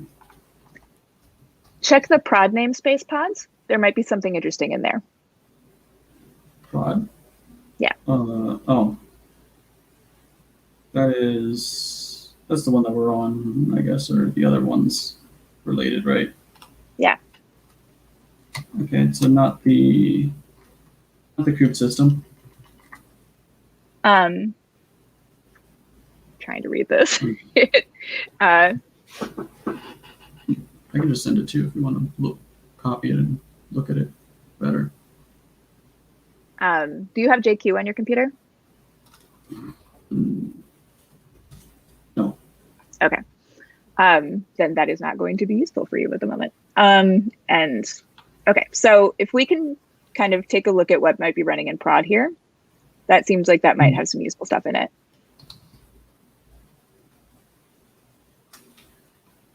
So there's the web server that is running there. Yeah, there's, and I mean, that's the 3 nodes from that we can see on the actual website, right? Yeah. And there's the Nginx as well on prod. Or it's running an Nginx container. Okay, yeah. That's how that works. Where else is prod at? There's the HMG, which is actually the one that we're on currently. Okay. There's Drupal. There's a whole Drupal container. Okay, yeah, each pod is a thing. Nice. What if you list out the pods and prod namespace? Do you know how to do that? If there might be some interesting stuff if we get those to be described in the environment variables or in something like that that might tell us something useful.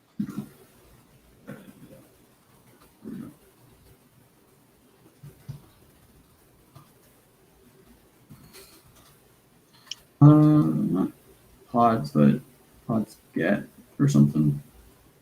Try, see what happens. Counting down 30 seconds. Yeah, I know we're not going to get it, so. That's okay. It do be like that sometimes. It do indeed. All right. So, at this point, we are at about 90 minutes. So, don't feel bad at all. You are not the only ones that didn't make it through. Can we run one more command before we end? Oh, absolutely. No, everyone, no. Of course. Do the command in the private chat, Simon. Oh, yeah, I was typing it out. Oh, why am I?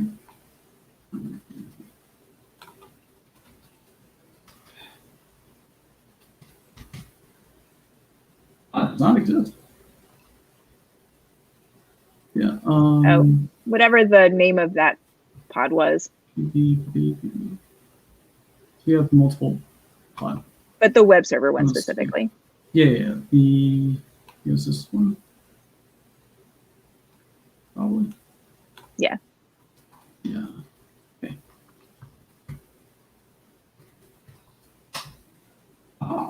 Hey, check it out. Okay. What just happened? So we just got the environment variables for that. Okay. And that lets us know certain kinds of things like what port we might have, the service port. It also has one that says key in it that seems potentially useful. And if we were going to continue to do this challenge, if we hadn't run out of time, we could probably use that key to figure out other things in relation to what kinds of access we might be able to have, and then we might be able to get administrative access over the cluster. So we didn't make it all the way through, and that's okay. Simon, did you learn stuff? Was it fun? I hope it was. I hope you did. Yeah, it was very cool. All right. So why don't we, there's Magno. Let's pull Magno into the stream. Hello, Magno. Hey, everyone.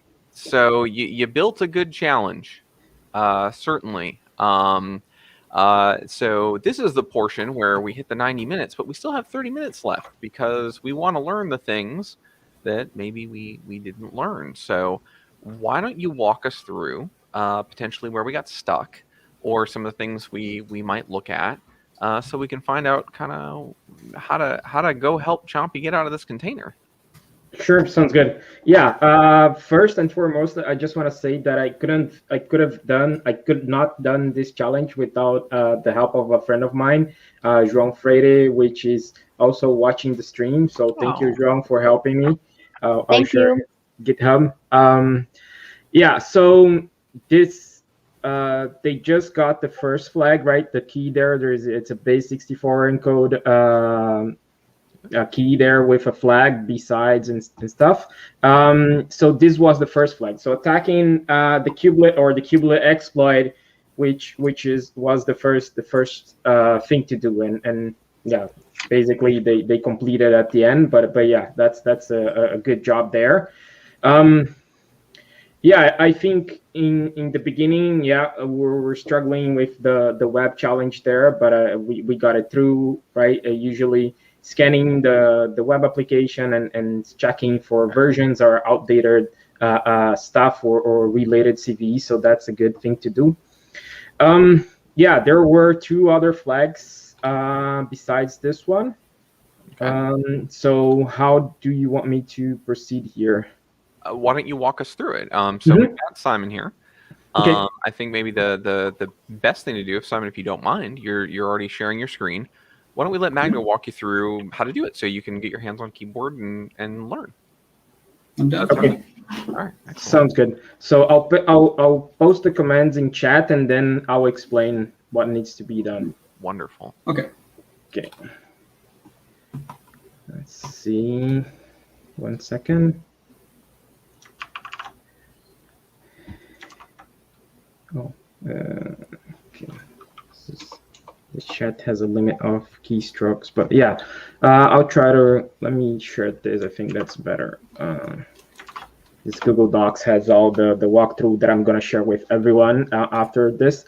But yeah, basically the second flag was stored on a secret, but the secret was inside the kube system namespace, right?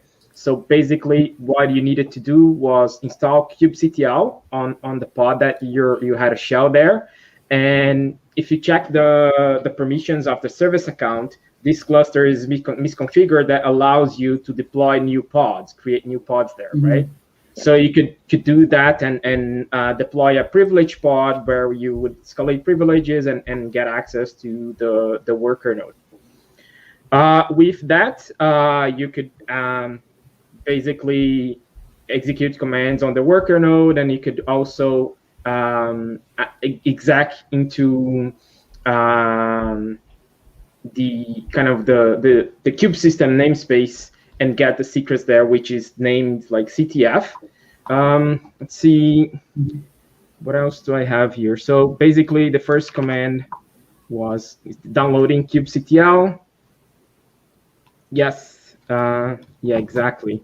So yeah, I put all the references there for this challenge that we use. It's basically, we bundled together one of the challenges that I did based on the securekubernetes.com website, and also one that João helped me develop.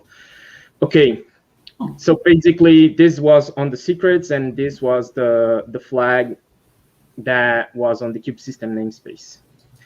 The third flag, you could also use the same access that you had, right? Escalating privileges and breaking out of the container. But the thing here was that the flag was inside a container that was running outside of Kubernetes, right? Nice. So you need to check all the images or containers running outside of Kubernetes. You just need to exec into that container, and there was a txt flag there. Can I post this to the Discord chat already? I think it's better for people to follow. Which piece are you looking to post? I mean, the Google Docs. Oh, sure, whatever you'd like. It's your challenge. Absolutely. Yeah. Okay. So yeah, it wasn't. I think just the. I try to make something balanced, right, where it wasn't too hard and also not too easy, but people could follow along. And yeah, so we did a combination of two different challenges that we used before in DUHC with some different changes as well. Yeah, and the web app was just basically the entry point to get a RCE and get a shell there on the cluster. That makes complete sense. And it's hard as a CTF writer to like know what the easy thing is that people are going to struggle with, in my experience, that if it's like the web app is the entry point, that's the easy part. And then the people are like, oh no, I don't even have web stuff on my computer anymore. Then those are the parts that people struggle with, and it's hard to know what to expect. Did I scare him away? Oh no. Oh no. What happened? Oh. Where'd he go? Did we lose time? No? Magno? Camera issue. Uh-oh. 1 sec. Okay. Please hold. I don't know if y'all saw me almost leap out of my skin, like some sort of lightning or thunder hit like just outside and jumped out of my skin here. Oh goodness. Yeah. I mean, you appear to still be in your skin, so it seems like it worked out okay. Well, you know. I don't trust it. This has been super fun. Yeah. No, and thank you for going on and hanging in there with us, Simon. That's been awesome. Thanks for being patient with me. Anytime. Sorry, I hit the power outlet here with my feet. Oh no. But yeah. Yeah, I hope this was fun, and I try to make the challenge solvable, right, in the 90 minutes time frame, and yeah, I think you did great getting that first flag and yeah, I think there's we will have also like another CTF at KubeCon. So if you want to learn more about that, just feel free to join. Heck yeah, it's gonna be great. Very good. Really looking forward to it. All right. So, and forgive me, I was getting ready for the next folks that are going to be starting here now. We have, let's see here. I want to make sure I've got my Tabitha. You might actually have the schedule closer to you right now. I'm trying to see. do. Are we 2 minutes from the next one, or are we 30? Or Jamie? We are 2 minutes from the next one. 2 yes. minutes from the next So. one. Perfect. Okay. Perfect. Who is also everybody seems to be having some weather or power related issues today. I don't know what's going on, but demo gods, yeah, demo gods. All right. So I need to say a heartfelt thank you to everyone. I'm looking forward to going back and actually kind of like watching this in detail and kind of looking, because what was great is a lot of these areas are areas that we've done so far that I just don't have a lot of deep knowledge in. So I was thrilled. Simon, you've been absolutely wonderful. Thank you so much for joining us and just kind of going through things. And I hope you learned something from it, and maybe we can, see you involved in more security stuff at some other point if you want to. Yeah, probably. It was a lot of fun. Thanks for having me. I mean, Yeah, thank you for coming. This has been awesome. Pretty cool stuff. And Magno, I thought I saw that you'd said something about you were going to share like the ability in chat, or in chat you'd said that you were going to share something later so other people can participate and kind of replicate this challenge at home. Yeah, exactly. So I'm posting a GitHub that I usually use for my Kubernetes workshop, and there's videos on my YouTube channel there. I gave this it's a 3-hour workshop where I gave on the during the DEF CON Cloud Village. And it's basically 2 files, one to set up the cluster and one to set up the misconfiguration and the Kubernetes objects there. And also there is another one here, which is like kind of an awesome security list of Kubernetes security that I've created since last year, and has been growing a lot, and a lot of people are contributing in many different books and talks and links and stuff there. So I think it's very helpful. But yeah, if anyone has any questions on the challenge or how to set up a similar environment to play around, just feel free to reach me on Twitter or LinkedIn, or I'm always available there. Thank you. Really appreciate that. Yeah, thank you for writing this challenge. This has been awesome, and I'm really looking forward to the KubeCon one. And thank you all for having us on. This has been super fun. I hope that the people watching had fun and learned some stuff. Feel free to holler at me around if you want to. And thank you all so much. Big puffy hearts. Thank you all for being here. So that was our K8's Kubernetes cloud whatnot. So I think what are we at now? We had Hannah get through. Jose, no. So our next set of challengers, and I'll take you all out of the stream again. Thank you. Thank you for having me. Indeed. So again, that was Ian Coldwater, Simon, and also Magno. Wonderful folks that really pulled this together here. Now, Tab, you're gonna leave us to get ready for the next event. So we've got our cocktail con for our after party that has non-alcoholic and alcoholic craft cocktails. So yep, got to go prep my material so I could participate. So I'm gonna say goodbye for now, but I'll see y'all later. Indeed, I'll take it from here. Excellent. So let's go through and get Tab out there so she can go do her thing. And it is time for us, and this is, I mean, obviously I've been excited for this one because some of my favorite people are involved, and also somehow I talked myself into writing the challenge. So I am not only the host for this one, but also the challenge writer. And at this point, what we will do is Chompy didn't get out of the container, so we didn't see the second video, I realized, as we were chatting.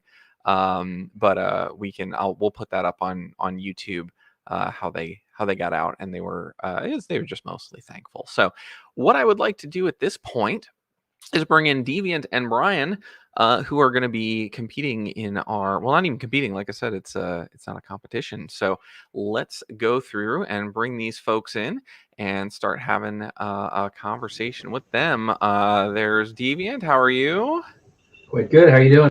I am doing well. And Brian, how are you? Excellent. So we've had a pretty amazing day. We did hardware hacking this morning with Jose Rodriguez. They didn't quite make it, but their challenge writer helped them get a cruise ship that Chompy bit through the GPS and whatnot, while stealing the frozen head of a former studio animator. And getting it off a cruise ship and back. So those videos will be posted. It was done in a humorous way, even though it sounds fairly macabre.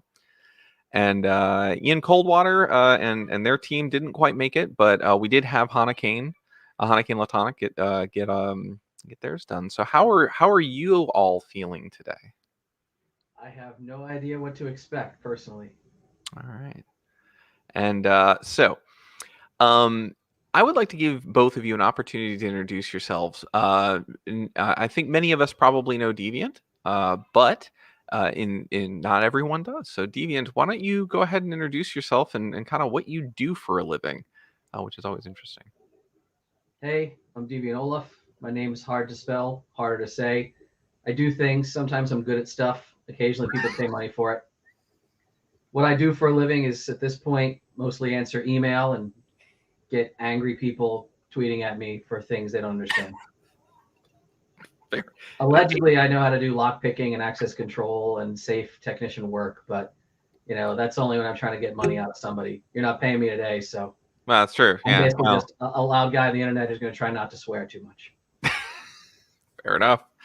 And Brian, so you are our participant. So in our bite-sized challenges, we bring in a pro. And we bring in someone who's coming up that knows something about these kind of things. But tell us a bit about yourself. I think you're either muted or you lost your mic. Oh, you're back. Any better? There you go. All right. So I'm Brian, and I feel like I have an echo. Hold on. Do you have another feed where you got your microphone there? Jamie just said we might need to bring your other feed in. Yeah. Okay, the overhead one? Yeah. That one? That one. Okay. Okay. Is that better? That's much better. Awesome. So I'm Brian. I am a security analyst, and I live here in Orlando. I attend the tool stuff out in CitrusSec when we have those meetings, and I try to be as much a part of the community as possible. I really like lockpicking. Wonderful. Well, then you're in the right place. So I know we have been not shady is not the right word, but the thing that we've seemed to have roped y'all in for today is something we're calling BSides Orlando Bite-Sized. And the goal here is each of you, we can see on screen, you've received your care packages from Little Chompy. In our challenges that we've done today, it's always Little Chompy reaching out, asking for help. They've gotten themselves into a bit of a bind or some trouble, or they're a mischievous little alligator, and they need your help. So essentially, what's going to happen today is we're going to go through in about 90 minutes. There's some challenges inside of there, and they'll become clear in a moment. And in that 90 minutes, hopefully, you get a chance to solve them. And if not, that's okay too, because what we'll do is we will go through what the whole outcome would be and how that would play out. Not everyone has passed, and that's okay. We're just here to learn and have fun and chat and whatnot. It's actually been a really enjoyable day. It's been very relaxed. People's dogs and cats have come into the pictures. It's been very fun. So, any questions so far? You said something about there was going to be an expert on the stream. Are they late, or are we waiting for them or something like that? No, I think this is, unless I don't know something. Jamie, this is it. Okay. No, this is two of you, one of me. And and we will go through this. I'm your challenge writer and your MC, and I'm hoping not to disappoint because we've got someone who's been through a few of these. Well, maybe not like this, but all right. Are you ready to find out how we start? And then we'll set your clock and go. Yes. All right. Very good. All right. So like I said, one Mr. Chompy has gotten into some trouble. But before we go too far forward, I realized that I forgot one quick thing for this particular feed stream here. I need to do the making sure that everyone's got their branding and whatnot. So we didn't have that for the last one. So our friends at Sparrows provided some of the stuff in here, and of course, Red Team Tools, who someone here is related to, is a very nice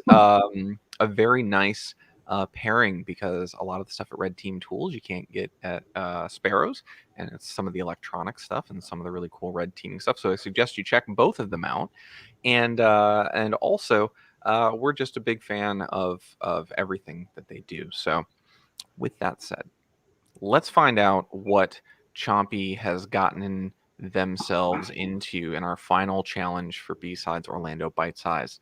And we're getting a call on the Chomp phone. No, I never thought I'd see the day. Never thought I'd see the day that I had to deal with something like this. Not in Florida. Not here. Maybe like Alabama. I have just gotten highly reliable intelligence that No More Gator Corp, an evil corporation in South Florida, is creating a serum. A docile gator serum. And this, a docile gator. A gator cannot be docile. Maybe if you're lying on the sun on Friday, then you can be pretty docile, but, all right. I have to go undercover, and then I have to sneak in. I need the best. I need someone to help me get into this secret facility. I need Deviant Olaf. Deviant, here's what I need. Okay, we are going to break in. First, I got these claws. I can't carry a lot of tools, so I have to get in through the sewer. You have to help me get through the sewer lock and into the facility. Now, I've been undercover, and once in, I need you to use these keys that I have taken photos of. I've been, casually following a few of the security guards. I've gotten photos of the keys to the guardhouse. I need you to help me make copies. Once inside the guardhouse, there's a vault. In the vault, there will be badges. And I need these badges. These badges will give me access to the areas that I have not been able to get access to when undercover. Now, what we will need is data off of those badges to get inside of the secret facility. Now, after that, I really don't know what we're going to be facing, but we have to get that serum out, or... Can you imagine? Docile, happy, non-mischievous gators. Oh, I don't want to think about it. Okay, so, challenges. Let's get to them. Once inside, we'll go from there, okay? Thanks.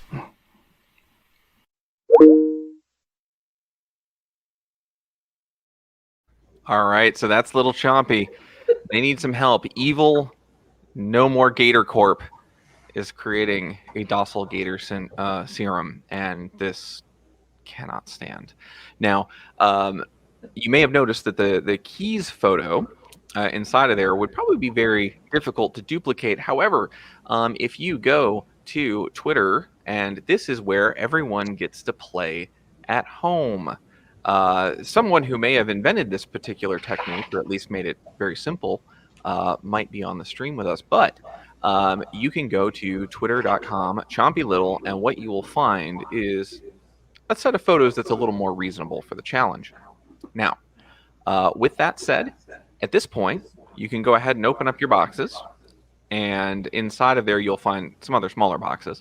But once we've got that bigger box open, we'll start your time, and we will look at the challenges. So go ahead and get her open.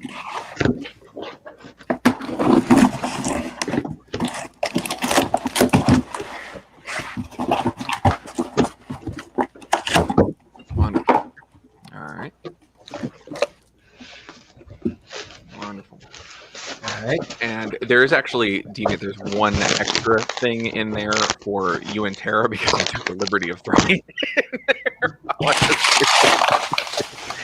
So you get something that's not part of the challenge. I think it's labeled actually. Yeah.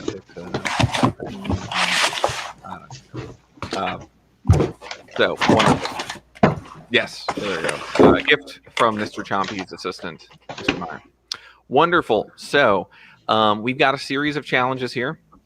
You're obviously going to start with one. The first challenge, as you heard from Little Chompy, involves getting in through a sewer. He does not have any tools. He cannot get into that area, and he needs your help. Also, you'll need those photos to solve challenge 1. He needs you to decode the keys and the lock in challenge 1, and then we'll move on to challenge 2, where he will give, or they will give you some more information. So, are we ready to begin? I think so. All right. So, for those playing at home, that twitter.com Chompy Little, if you go there, you can get the same photos to participate, because everything you need for part of the challenge can be gathered online, thanks to the gentleman in the top right corner of my screen. So, wonderful. We are going to go through, and we are going to start the timer on my Chompometric chronometer, and the timer is started now. So feel free to open.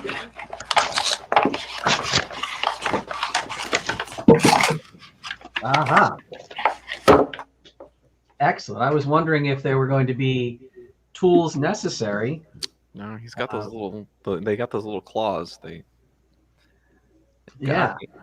Okay. So, does everybody out there, first of all, can anyone out there, I don't know if we have chat, but we have some chat. If I switch to the we chat, do. We have Discord. I'm curious if anyone knows what model of lock this even is. Well, I will get the Discord up here, and we will take a look. Where did my Discord go? I've got so many monitors open at this point. I'm like, where we go? It's been a long day. All right.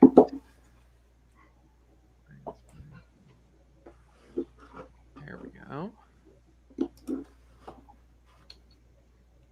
All right, finally figured out how to use Discord. Not that I've been, using it all day. So in the chat here, the lock, an easy one. Running to find it. We've got a few folks saying running to find it. They're, familiar with it. Oh, we've got one answer from, who am I saying this right? Awaz, 875.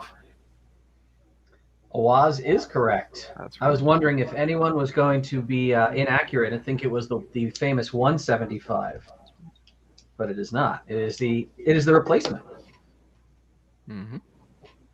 For anyone unfamiliar, the Master 175 was the like super classic, vulnerable to attack with a super thin shim tool, right? Like you would slide it in and spring it and just pop the whole lock right open. So Master Lock got tired of that being a vulnerability, so they've actually started to push that lock out of the market, replacing it predominantly with this one. You can always tell the 875 from a distance even because it has those ridges, right? So that means it is not bypassable with the thin shim tool. I'm curious if Brian is aware of how you do attack the 875.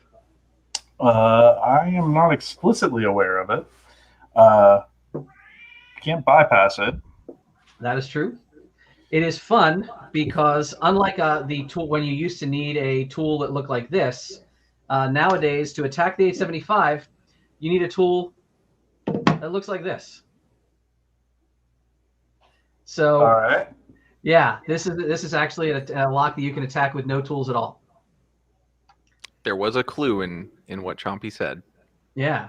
So Chompy mentioned that his little gator hands can't do it, but we, because we have two magical prestidigitation appendages, we can attack this.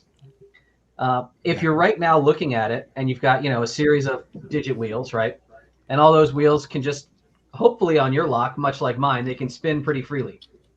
Yes. Now, if you were to pull really hard on that shackle, you might notice that those wheels don't want to spin freely. They like jam. Yes. That is actually the method by which you decode this lock. Because while it feels like if I'm like if I just pull really hard, and in this second wheel I'm just kind of stuck, like, oh, I'm on 5, I'm stuck. And then if I release pressure and I go up to 6, I'm like, oh, now I'm stuck on 6. So you'd think, all right, wherever the wheels are, you either have it or you don't. If you try to pull the lock open, it's either going to open or it's going to jam. Except how the lock behaves is different at different positions on the wheel. So like if I pull really hard, and again, I'm stuck on 7, and if I put it on 8 and I pull really hard and I'm stuck on 8, one of these wheels will have a lot more slop. And I'll even try to kind of zoom in on a camera here. And if I can show you one of them and how that looks, you'll probably be able to go around the entire lock and just decode the whole damn thing. Well, I already got the last digit. So So you want to show people on camera what it looks like when you have a digit correctly? I'm going to try to keep working on the second wheel while you do that. Okay. So what Deviant's trying to say there is, like, right now, I'm locked. This doesn't move. However, this back one freely shifts around. I can move it around a whole lot. So that's possibly a function of that wheel isn't jamming at all. Also possible, I guess. So what I mean is right now, if I pull really hard and I try, like, the second wheel happens to be jamming for me pretty good. And you can see about how far I can push it. I can push up and it'll kind of get a little bit like to the bottom of the number 7. And if I try to pull down, I can barely get the wheel past the digit 7. Let me go to number 8 and I pull really hard. I can nudge it just a little bit and just a little bit down. I hope this is coming through on camera. If I'm on the number 9 and I pull, ooh, wait a minute. Look how far I can almost get past the entire notch for 9. And if I pull really hard the other way, well, now it's a little tighter on me. No, I'm still a little tight on the 9. I don't like that. I'm going to find one of these digits that has a lot of wow, could it be the 0? Hang on. 0 is giving me a lot more play at the moment. We'll see. Is that the one on the end? I'm working on the second digit at the moment. 0, well, 0 is still a little tight for me. There's one digit that when you pull hard on that shackle, and in the real world, of course, the lock would be attached to something. So pulling hard on the lock body is much more practical in the real world.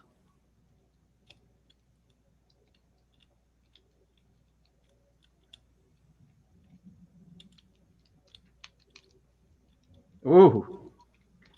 All right. So now I'm thinking number 2 on this second position. I've got a lot of play. Like I can really shift it around a lot. It just feels really sloppy to me. I mean, you can almost see my thumb, the amount my thumb is moving. I'm not sliding it on the wheel. I'm just pressing the wheel that much compared with, let's say, the digit 3, which does not have a lot of wiggle. I really like, I'm going to keep checking the rest of this wheel, but in the second position, I really like 2. I don't know if you can get your second wheel to jam and feel what it feels like between positions. I think digit number 2 has a lot of wiggle to it. So 7 doesn't. I'm just walking around this whole wheel again. 8 doesn't. I'm going to try to get way up on camera here.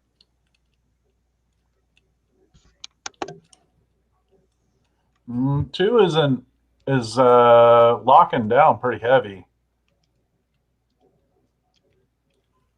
Maybe, do we have the same combination? I think we might, maybe.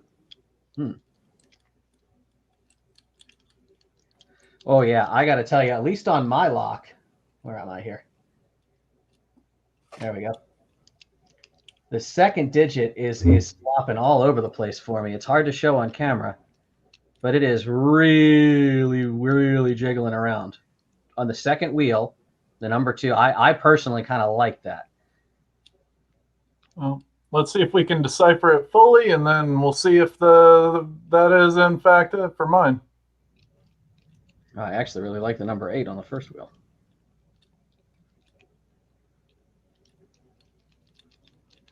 Well, number 0 is also giving me some movement here. And the harder you, there's no amount of pulling on the shackle that is like a wrong amount. The more you pull on that shackle, the better this attack gets. And it really makes the differences much more pronounced.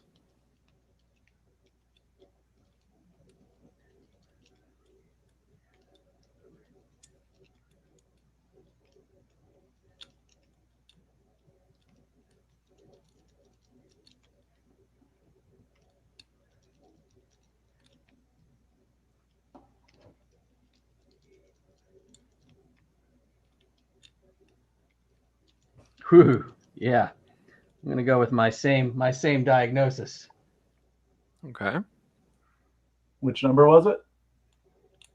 Well, I like the 8 and the 2 in the first 2 positions. I like 8 and 2, but I want to see what you can keep finding here. And again, once you find that feeling, if you can replicate my results at all on either of those wheels, that'll start to inform you of the differences in and how when I'm using the word to say sloppy when the wheel wiggles around. I'm going to try for people at home to show that it's really hard to demonstrate with my freaking hands in the camera. Yeah. So let me see if I can grab another tool that I could use to push the wheels around a little bit and make this a little clearer. So right now, it's also really hard to put pressure on the shackle one-handed. But right now, that first digit does not want to move on this 7 very much. Like this is me just poking at it with a shank knife. But if I move it to the 8, and then I put pressure, now I'm putting pressure on the shackle again, I am getting a lot more. Now it's still binding, right? I can't get past these points, but that's a lot of swing. And if I even go past it to the 9 and put pressure again, this is all I can get on 9. So I personally like the 8. I'm going to keep checking other wheels here while we're going. While you're doing that in the Discord, I don't know who it was. I don't know if it's Dylan or somebody else. Forgive me if I'm not giving the appropriate credit. They did post probably one of the more popular videos on this exact topic. I think LPL Lockpicking Lawyer maybe originally found this. If not, it was their videos, one of the most popular. So if you want to see this in more detail up close and whatnot, definitely check out that video. Oh. What's your number? Well, I don't want to deprive anyone else of the opportunity here. All right.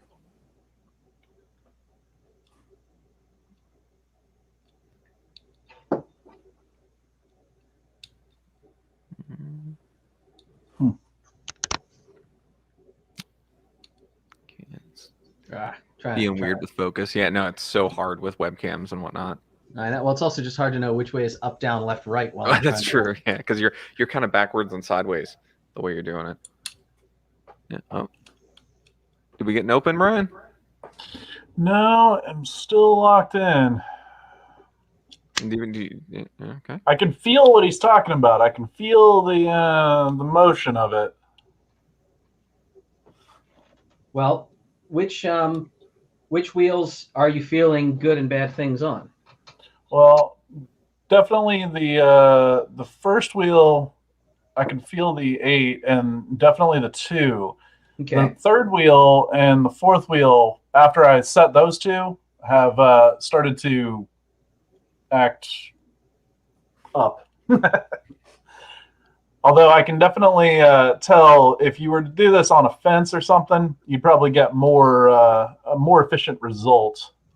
Oh, yeah. If you have any kind of even like a spare power cord or shoelaces or anything, sometimes it's helpful to kind of loop that through the shackle and stomp your foot down on the other end of that cord or wire. And that way, even if you're at a desk, you're working on that. Or if you have a desk drawer that has some hardware on it, like, drawer pulls, you could clip a carabiner through the shackle, anything to give yourself that pullback resistance, Mm.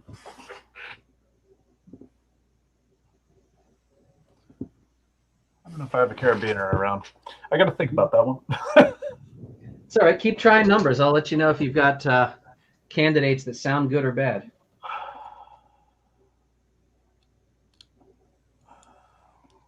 In the meantime, I'm also going to share a screen here. Wonderful.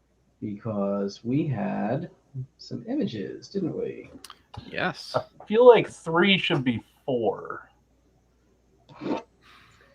That is not the digit I got on 3, but it doesn't mean that's not the digit you'll get.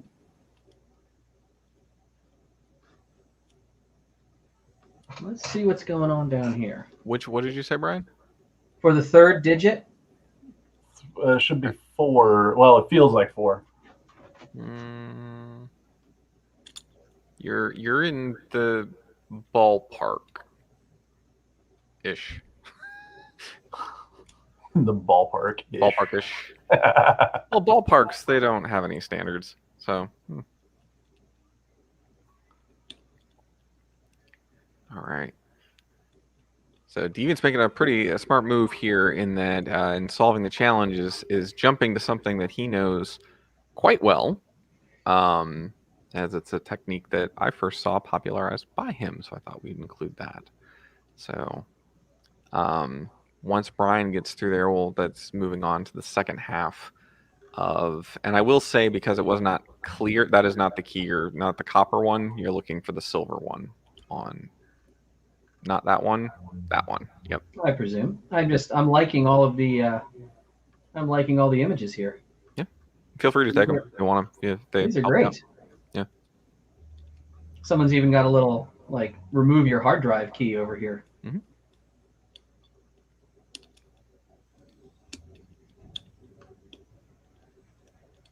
There's unrelated scribbles too on the they are not related to the challenge, they're just there for fun on the photos there. So like Chompy said, they tailed some, security guards. Tailed. And got some photos when they set their clipboards down.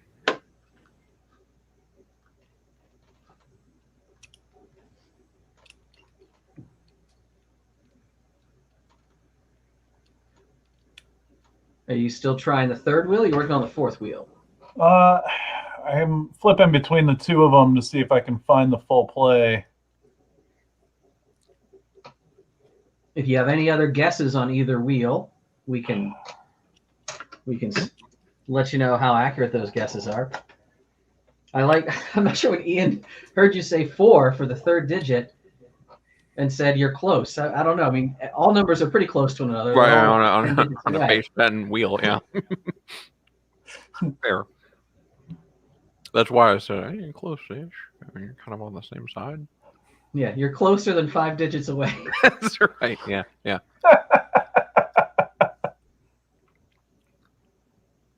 I haven't checked the chat. Let me jump back there, see if anyone else. See what. Oh, some people are saying opens and things. Very nice. Oh, wow, we're getting a lot of good memes and things happening. Oh, good. All right. Do you like the memes? Hooray for the REO Speedwagon in chat. Wonderful. You searching for a device with which to provide some tension and push pull? Found a carabiner, thanks to my wife. Can that be anchored to anything around you to give you something to pull against? No. I actually have a pretty clear workspace for whatever it's worth.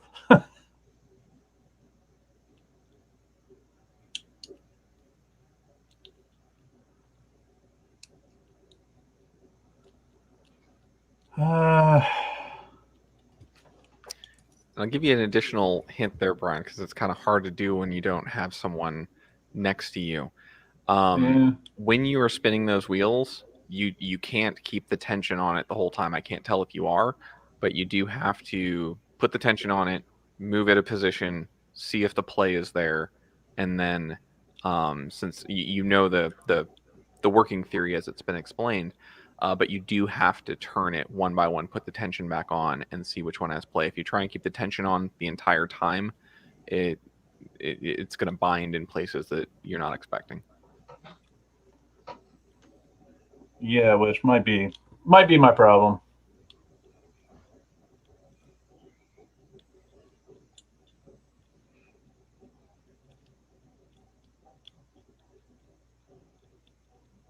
You can let us know if you're like, oh, I definitely think it's not these digits. Well, yeah. So if it's definitely not 4, then I'm not getting the play on 2. Mm-hmm. Yeah, it's higher than 4. I can say that. Yeah. 5 started to be a candidate for me, but I would continue exploring that. Yeah, the insidiousness is if you're not giving it hard enough pull, then wheels will all feel loose. Those wheels that you're like, oh, this might be a candidate. Then you pull even harder, and you're like, oh, that got tight again. It's not there. Maybe 7? Oh, maybe indeed. Well, then if we are going with 7, then we're going with 7. I wouldn't kick you out of the car if you were to guess that on the directions to the next stop on the road. And the great part now is it's not as much of a pull hard challenge on if you think you've got 3 digits locked in. Yeah, I can feel the tension difference. Because when you're searching for the last digit, it's not so much searching to test the wiggle. It's just try each digit and see what opens.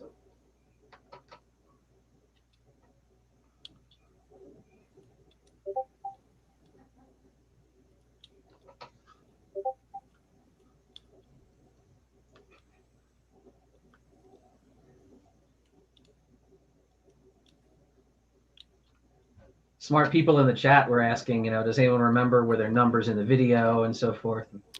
I'll save you some time there because there is a lot here to get through. There's no like you have to have been watching earlier or done something. No I wouldn't do that to you. It is self-contained. So we like 8, 2, 7 for the first digits. Yeah. Then brute forcing the last digit really is just 10, walking around the dial, I would think. Which is not explicitly working.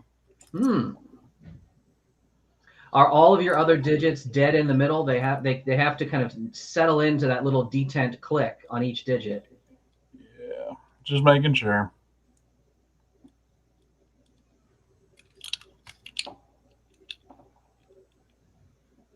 I can say the last digit is lower than 4.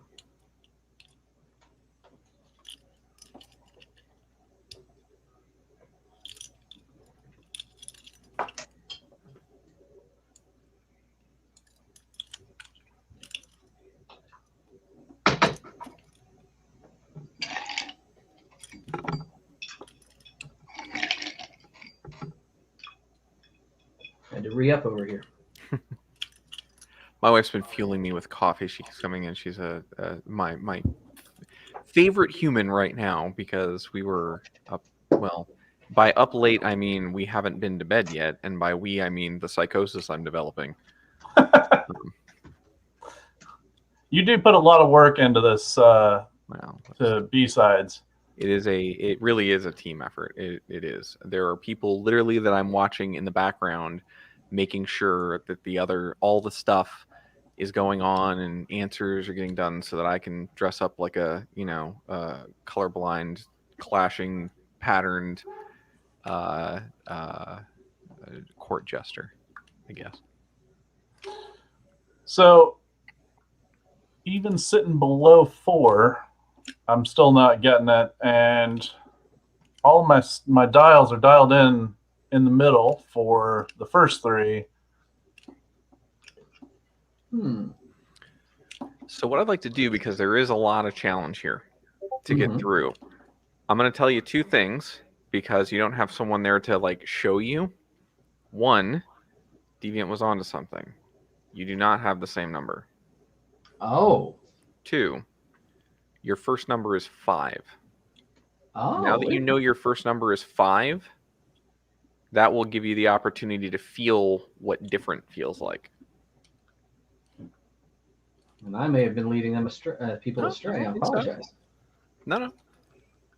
Remember how I said there's when we had our pre-calls, there's a little bit of artistic license in some of this, but even this one isn't artistic license in that the explanation, and I had twofold explanation in the storyline that will play out.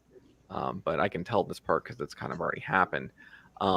There are 2 locks on there. It is a 2-man system, or 2-person system, I should say, to get through that tunnel that they saw. Now, mind you, they put on bad locks because they're a bad company and they don't like gators, and that's not okay. I will say, even if the shoes you are wearing have laces on them, if you want to clip that carabiner through a few loops of the lace and you push your foot away from the lock to give yourself that tension on that shackle, that would help. Yeah. I may have to go grab shoes in a second. That's true. This is an online meeting. We're shoeless and pantsless up in this, I'm sure. I am shoeless. I should hope that you are not pantsless. Although, I mean, Cocktail Con is coming up, right? So.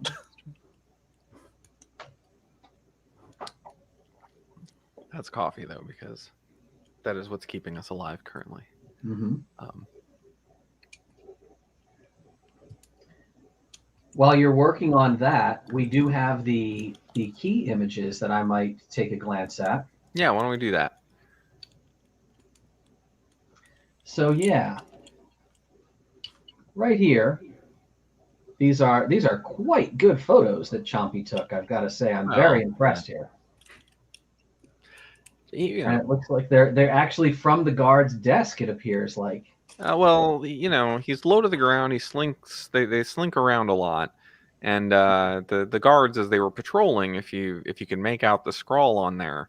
The guards have. So I don't know if Chompy, if they were the one who had bitten tires, or he's pretty upset about the facility. I got to be honest. This is pretty great. Yeah, they're pretty upset about it. Now, you said, Chompy, they were mostly interested in the silver keys, was it? Yes, the silver key there, the one that is in view between the carabiner. Mm-hmm. They need that one. And then in the other photo, again, it is a silver key of the same type. I won't say what for the folks. I know you can identify it immediately, but for the folks that are watching the stream and potentially playing at home, they're going to need to identify that. But yes, you are in the right area for those 2 keys. And it's, the other image, in case it can't be made out, what did it say? I think it was they spotted a very mischievous gator outside around midnight, something to that effect, while on patrol. Now, for those watching my screen, all I'm doing right now is sort of unskewing. So I'm going to bring you more up to the forefront, even while Brian works on that. So let me find, where is your, there you are. So we'll bring you up here so people can get a better view of that.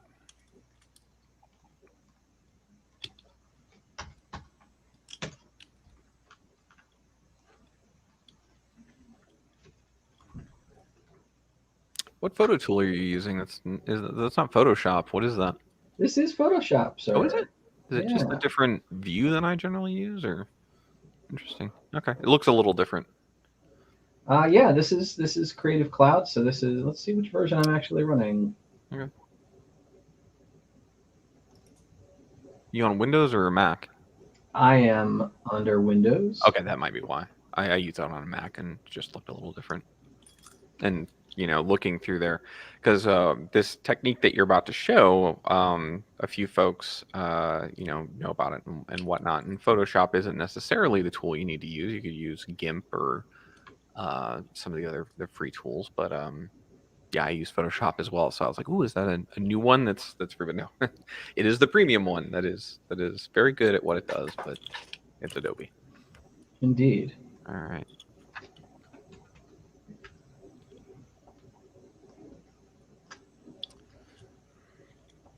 All right, and I'm actually going to pull up in the stream too, because for those of you playing the home game, and I think one of the things that's been really interesting about this conference is we've had at least there was 3 challenges, being one of them, that you can actually no, three where you could actually play along with the participants.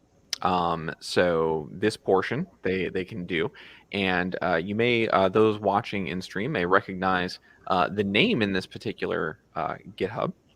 So you might want to go to that website in the very near future here, if I know where Deviant is going with this, and you might find some information there that might help you if you're trying to do this and you went to Chompy's Twitter page, Twitter timeline, or whatever they call it now, Bird app.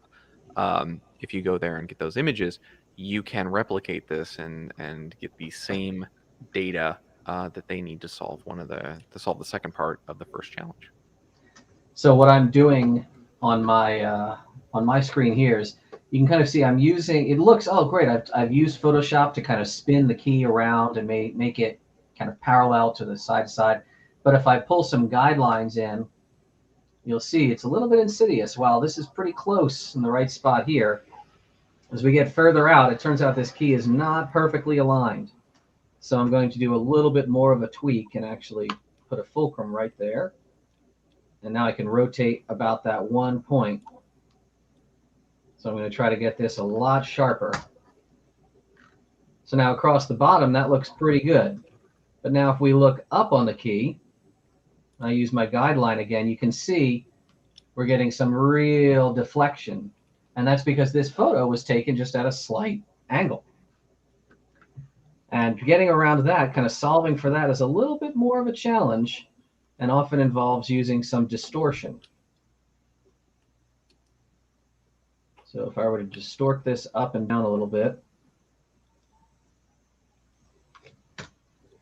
let's see how that looks with a few more guidelines. The benefit of most keys having what is known as profile shape, because as you're inserting a key in a lock, that key has a unique profile. It has warding, as it's called.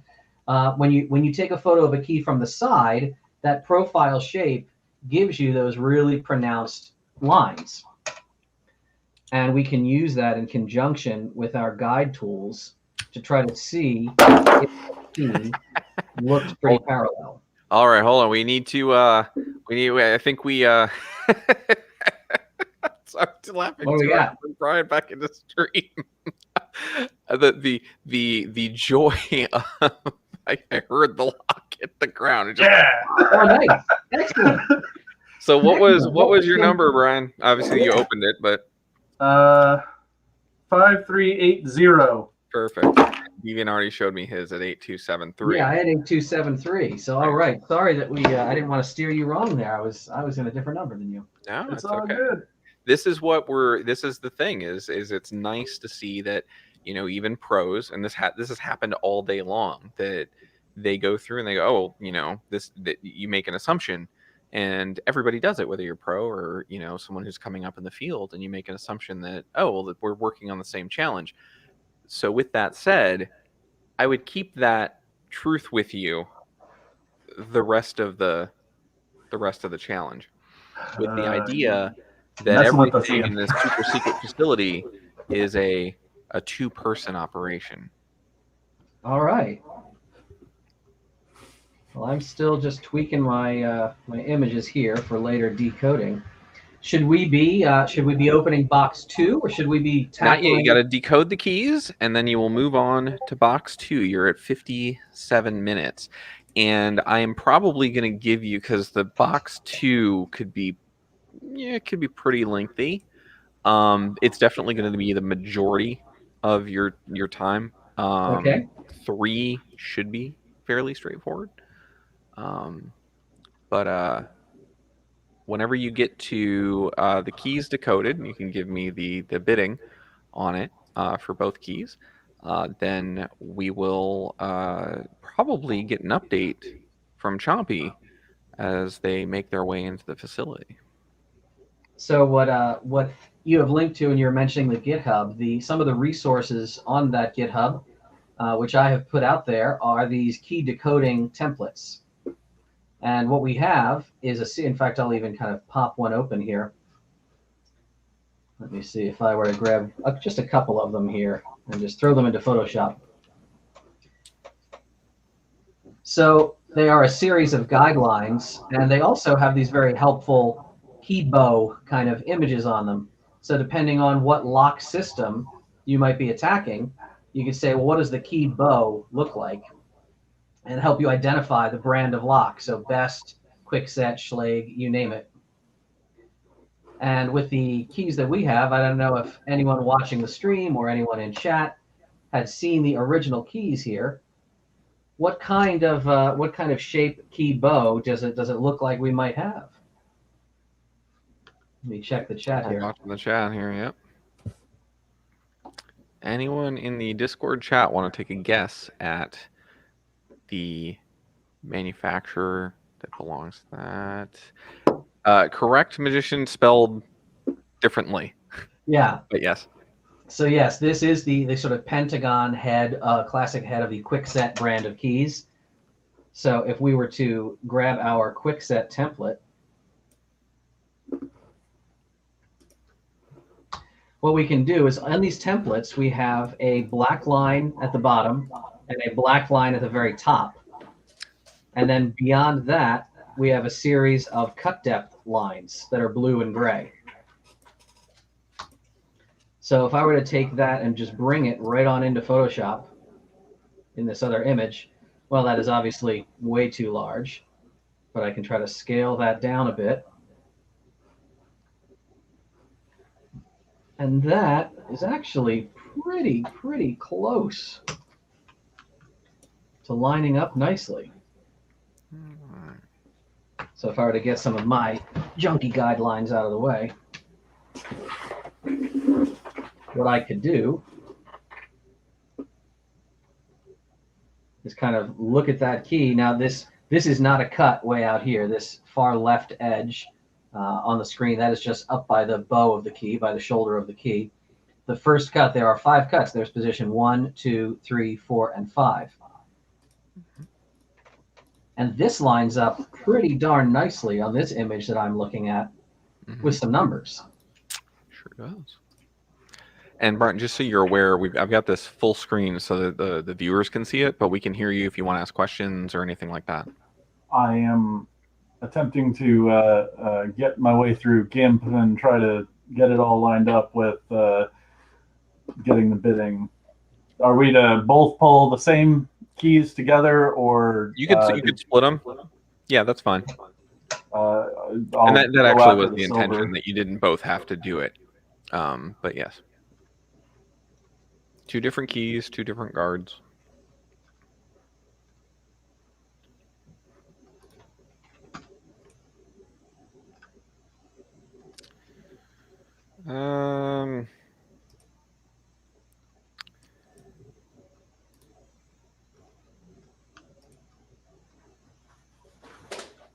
Not. I'm going to let people in the chat who can see my screen try to suggest what they're thinking for the for these first 2 cuts. They look exactly the same. They look like a gray line, which is an odd number. Let's see if anybody drops a message in there. Oh yeah, we've got a few people. Oh yeah, Tim's in the chat. Look at that. Bang on, man. A number of people are also liking what I'm agreeing with those first couple digits, absolutely. Yeah. I think those line up pretty effectively with this gray line down here. So we have, you know, a cut of 1, a cut of 2, a cut of 3. So 3 and 3, that makes sense. Next one is a nice clean cut deeper than that, which if we scroll on over, that is our 4. Yeah. Mm-hmm.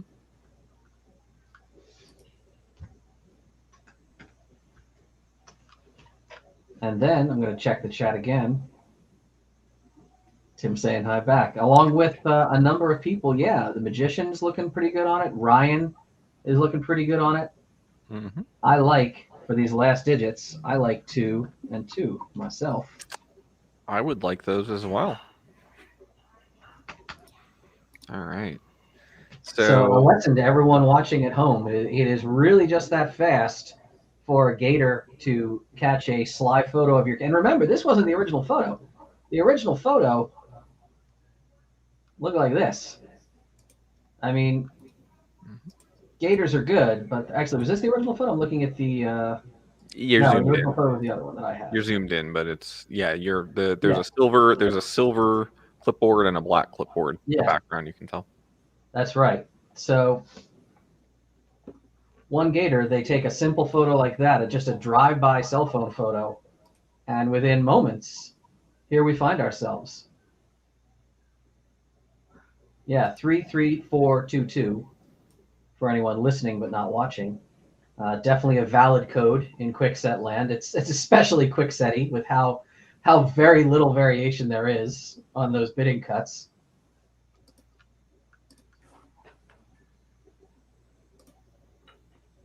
And with those values, you could hand cut or hand file, or of course machine cut, or punch, or code cut.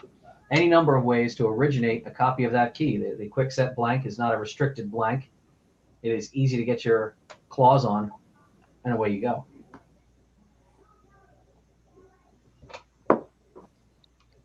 I don't know if Brian can share screen, or if you're working on the. So you're working on the key that looks like this. Share screen. If you want to.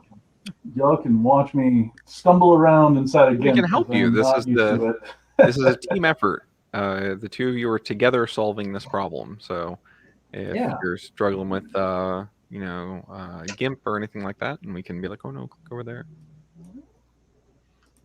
All right, and just let me know when you're we got overhead. I got the okay. Just let me know when your screen is shared, and then we'll there. Is that it? Brian overhead, is that where it's coming from? No, it'll come from my main one. Or yeah, it'll come from overhead. Okay. I see Twitter in the background right now. No, now we got the photos. Okay, cool. There we go. There you go. It was Twitter for a second, and then that's why I was like, should I open that? Just trying to be polite. Yeah, so I am horrible with image rotation tools. So I'm sure all of y'all are going to be, no, go over here, go over here.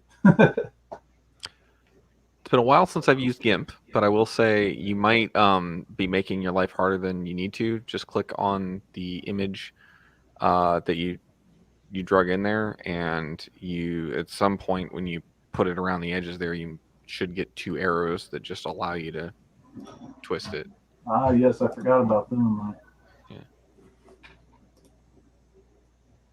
And if somebody in chat knows better than me with GIMP, because like I said, it's been a minute.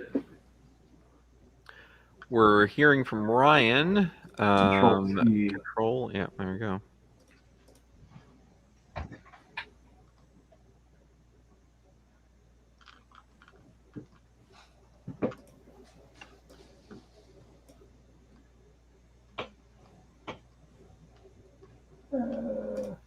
I click buttons. I assure you I'm an IT professional.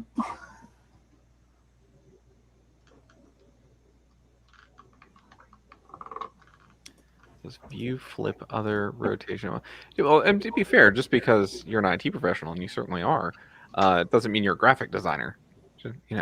So. What? Are you sure? Yeah, well, I'm sure there's a lot of view flip other rotational angle.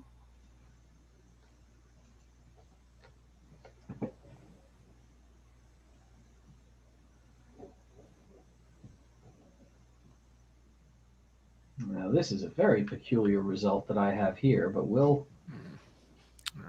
talk about it in a minute. For those watching at home, you can see the guidelines that I am working with, and Brian is also working with. They go from 1 to 7. Now I will say that there are in fact 7 valid cut depths in Quickset land. In fact, if I open a Quickset pinning chart here, let's see. If I look up, let's see. It's pinning charts. Here we go. So if I were to open up some like the inside of my lid of a lock pin tray, so bitting depth 1, 2, 3, 4, 5, 6, 7. 7 exists. So you notice these pins are pretty strange. There is no standard size 7 pin like these quote bottom pin or key pin. They go all the way to 6. Now 7's a valid cut, but why do the pins not go that far?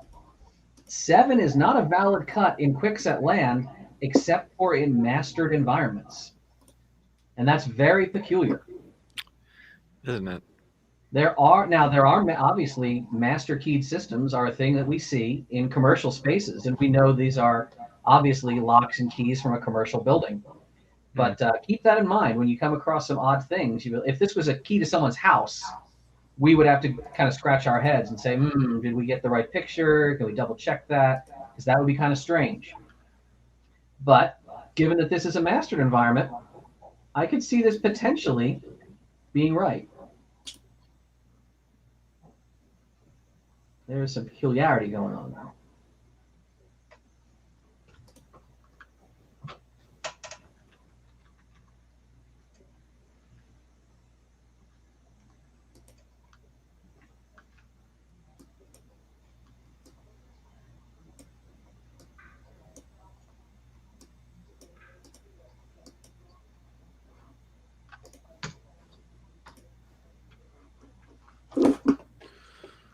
A second here. Okay. I'm going to check the chat here and see what other people are thinking. Yeah, so some people are taking some guesses here.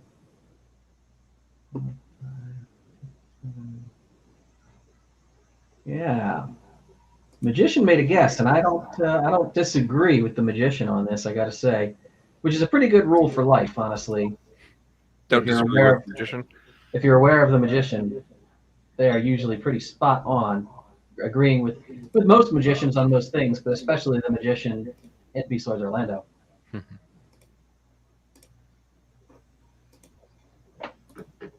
Man, I'm out of ice. All right. How are we coming there, Brian? I'm still trying to get the thing to line up. Well, what I would say is this, because we are at 44 minutes in your 90.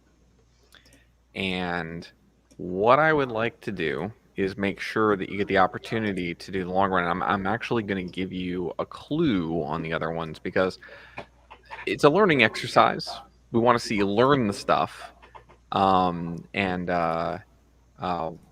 go from there. So, yes. What you've got on the screen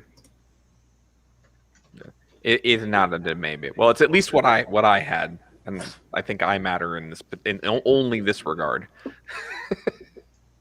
And yes, you are correct. Deviant is giving, as is often the case, very good advice. That is a key that came from a commercial. It was a apartment facility where the pool decks and the other stuff had a master keying, but it was an entire quickset system, which is rare. That's a cool little relic there. You're not going to see that too often. Mm-hmm. You'll notice how old that keychain is. Absolutely. Yeah. All right. So what I would say is this, Brian, and you and I can actually add you back on the stream. There we go. Don't worry about the bidding there, because what we will do is you and I can sit and we'll go through it, and I'll explain it just separately. I'm sure I can figure out the lineup. It's just everybody watching as I'm trying to mess with a software that I haven't messed with in a very long time. Oh yeah, exactly. And remember here, the point is that we learn, and what you've learned and what the group has learned here is that when Chompy needs a key, if he can get a photo of it, he can measure it, and they can cut it. And so with that said, at this point, you would have decoded the keys so that Chompy can cut another one and make sure they can get into the guard facility. And they've gotten through the sewer grates because you helped them get through those, both successfully opening the different locks that needed to get in there. But now Chompy is on the inside, and Chompy is like they said at the start of this. They said, we'll just figure it out as we go. We got to stop this serum. So once again, I think we're getting a call on the Chomp phone, and we'll find out what the next steps are here for here, so I got to make sure I've got the right Chomp phone number, and definitely not a video I'm clicking on by all means. So yeah, let's see here. I think it is, yes, this one, Chomp phone.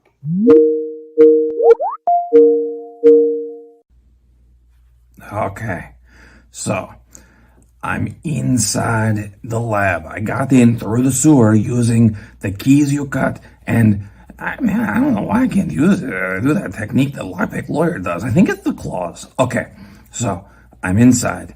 I can't use a lot of light right now because I don't want them to see me, even though I got those shiny eyes, they see those all the time, and they go, oh, there's a gator over there. Okay, I need you to open the vault.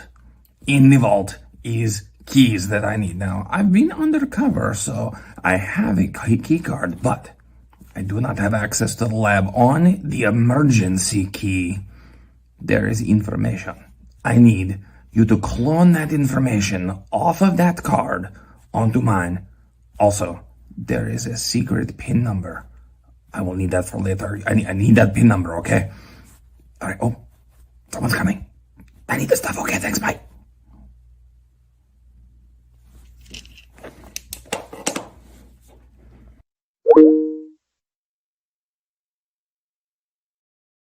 All right.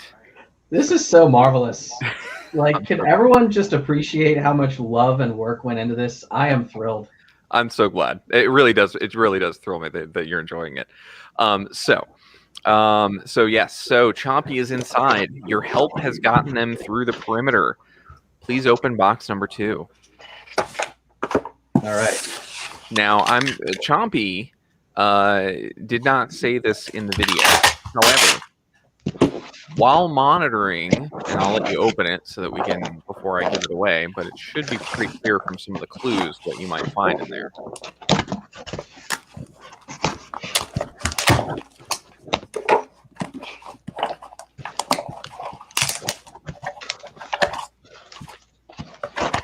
This is really well packed. Oh, I didn't pack it. I'll tell you that right now. You saw that. Yes. So our friends at Sparrows, and this is one of the things they helped us out with, was their safe cracking lab kit.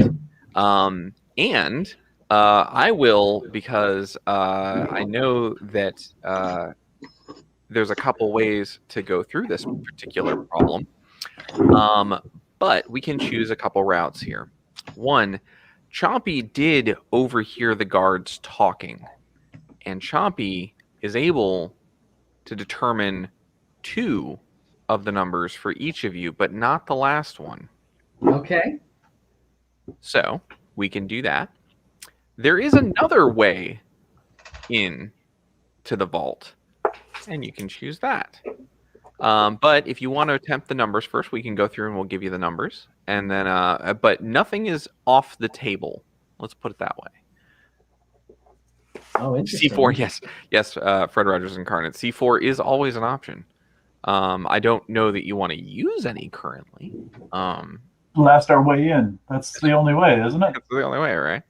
So, what I can tell you is, yes, again, you both have different numbers. Brian, I'm not going to give you your first number because I think it's actually really valuable for you to learn the first number and be able to feel for those pieces. I'm sure Deviant can explain why, and I'm sure he will, which I love him for. And Deviant, if you'd like as well, I can give you your first, your last 2. And there comes the plotter paper. I knew that was coming. Oh, so you've got some numbers. What's going on now? Talk to me about numbers. So I can give you 2 of the numbers. I was going to give you the last 2, but to be perfectly frank, if you'd prefer different ones, for the sake of time, because I do want people to see that plotter function and what they need to do to crack a safe, but won't make you plot all 3. Well, it's going to depend on what order the wheels bind in. Do you happen to know? Well, let's just see here. Okay. I can, if you give me everything except the last number, it's not exactly that fair because that's pretty That's kind of a gimme at that point. Yeah, I don't disagree.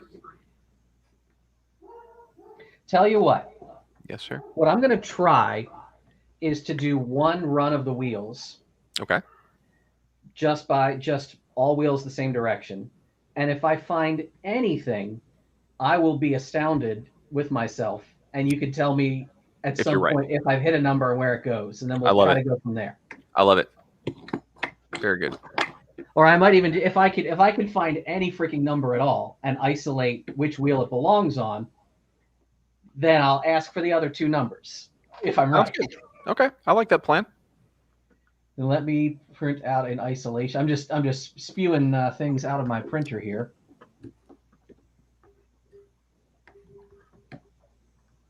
I'll be right back.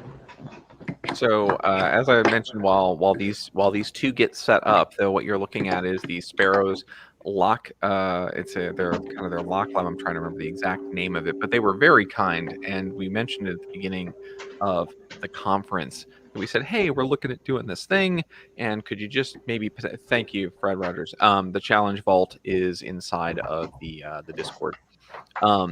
So that challenge vault, we said, hey, we need like 4 of them.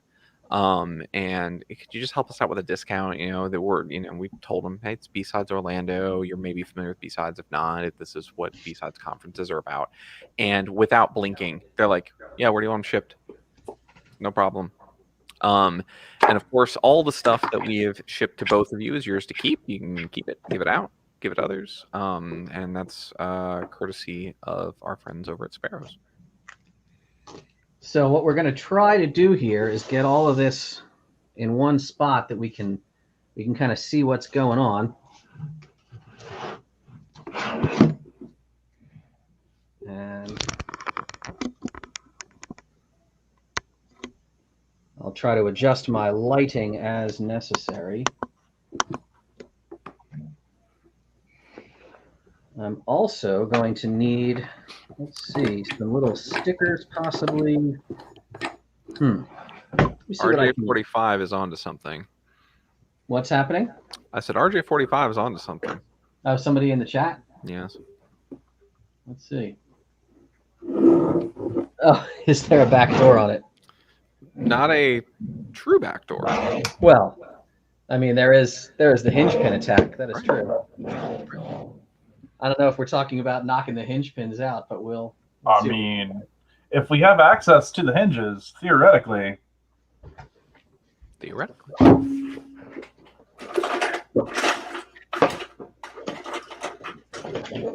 One of Deviant's favorite tools, by the way, is this little $5 we can just take a quick look and see if this would be feasible or not. Oh, yeah, I'd like to see that. Which is hard to hold everything on camera together. Yeah. I don't know. They're pretty stiff. I don't know if that one's gonna. Oh, you getting somewhere? I mean, yeah, that would eventually work. Yeah. Okay. In fact, if I just put this on another surface.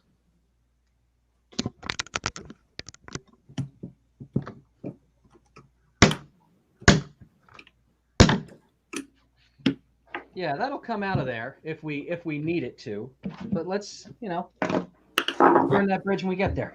Absolutely. So the reason that I said there's a couple ways to go about it is nothing was off the table, and good on you, RJ45, for actually noticing that, because obviously it's very well labeled and whatnot.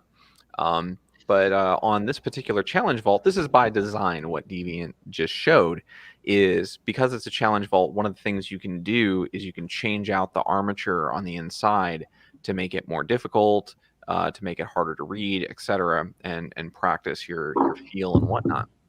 So with that said, they said, hey, if you accidentally, set the dial wrong, this isn't meant to protect anything, this particular device. You can knock the hinge pin out, see what you did wrong, and fix it.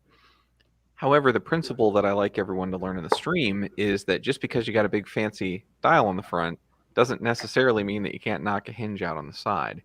And that's true of pretty much every security function that's out there. So if I'm going to say, yeah, 53.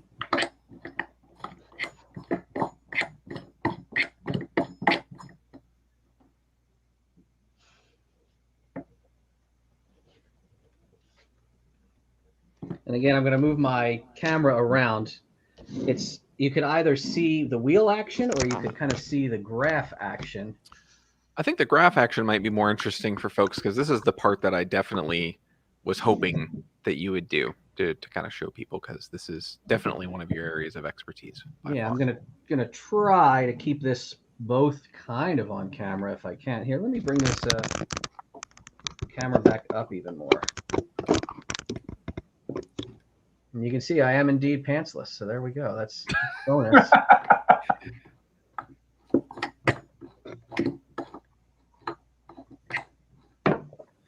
It's lockpicking in a show.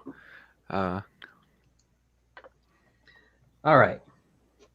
So we're going to proceed with, dialing action here, right?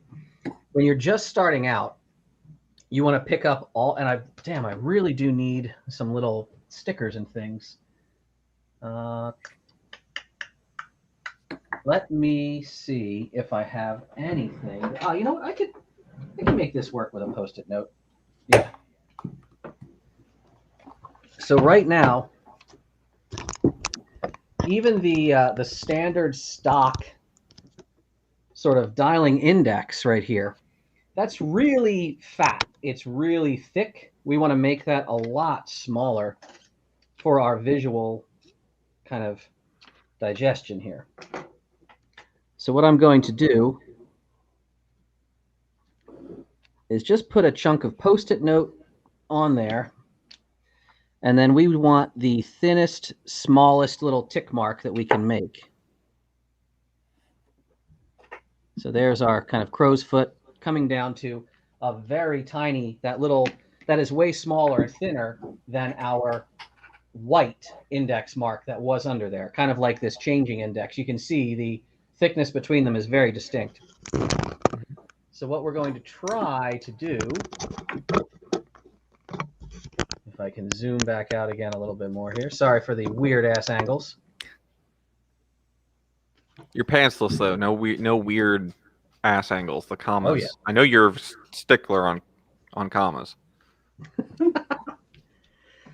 So we're going to decide on a wheel action for this. This dialing ring has got some weeble wobble to it. But okay, here actually let's see how this is. Oh my God.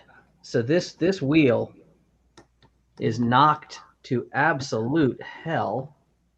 All right, that's we're gonna see how this goes. That spindle is well, it's in a guardhouse, you know. Yeah, that's okay. That's okay. It is. Oh God. I love hearing a true expert and connoisseur of this stuff be like, oh, what happened? Oh. So I mean, if I zoom back in for people, and you can kind of see on top from an upper view here, just watch this. The whole dial is going to come proud of the surface as I'm dialing around. Oh yeah. It is really off axis. And oh my God, this is gonna be fun. All right, we're gonna spin around and find out. Okay, for dialing action. So right now, as I'm just kind of playing around, I'm finding what is called the drop-in area or the touch points. So I'm finding touch points on one side and touch points. I can tell where my contact points are. They're around 33 to about 43, which is strange, but okay. It just means that the cam on the back is mounted in a funny way. But I'm going to drive all these wheels. So right now, if I'm just spinning all of these wheels, I've picked up the first wheel, the second wheel, the third wheel, and I'm driving them all in the same direction at the moment. So right now I'm doing action is all wheels left to test. digit. Now you could do all wheels right. We're not going to get into all the different types of dialing patterns and all the ways that you could be doing this. Here, I will bring myself back into the, well, let's see if I'm there.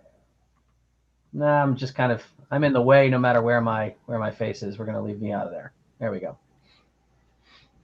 All wheels left to test digit. And what is my test digit? Well, I'm about to walk through this entire chart, and I'm going to test how those contact points behave on each test digit. So if I'm trying to stay on this goddamn camera here. And All not right. to interrupt you, but could for the folks here explain what you mean by contact points? Like, what are you feeling for? Yeah, so if I zoom down in very close.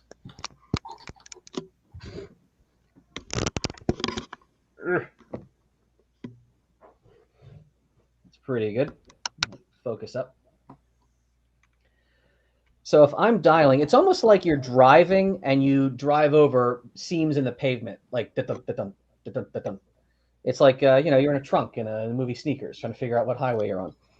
So I can literally feel something happening on the wheel. If I'm just using one finger, I'm actually hitting something like right here. I'm literally hitting a contact point. Now I can get past it. It's like a little bump in the road, but I can hang up on it. And similarly, if I'm going the other direction, I'm literally getting hung up here. If I try to go this way, I'm hitting.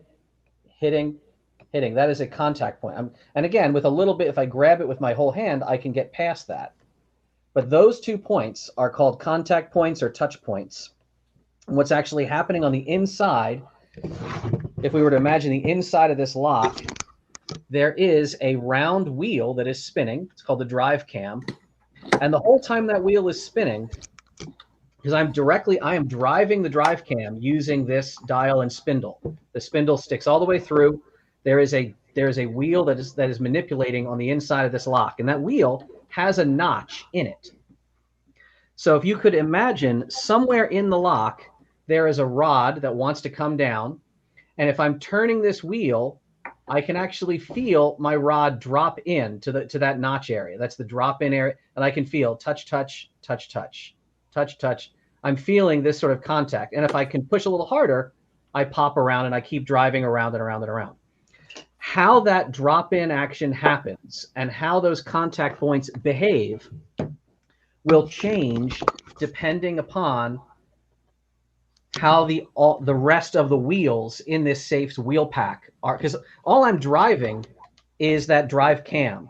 In between me and the drive cam, there's a series of other wheels. And I'm going to try to measure how those wheels are behaving just by letting this safe leak information out at me using those touch points. If I were to drive, so I said my action is all wheels left to test number. So all wheels left, left, left. And I'm interested in testing. Well, let's just start at, 0. I've got a test number of 0. Then I could even say I'm going to go right to contact points. So, all right. So now I got to go right and find my contact points. So right now, you might think, okay, a safe dial, well, looks like about 100 digits on here. It's got 0 through 99. So what are you going to write down? Like, here's your contact point. What is that, about a 33? And this looks like about a 43. Is that good? No.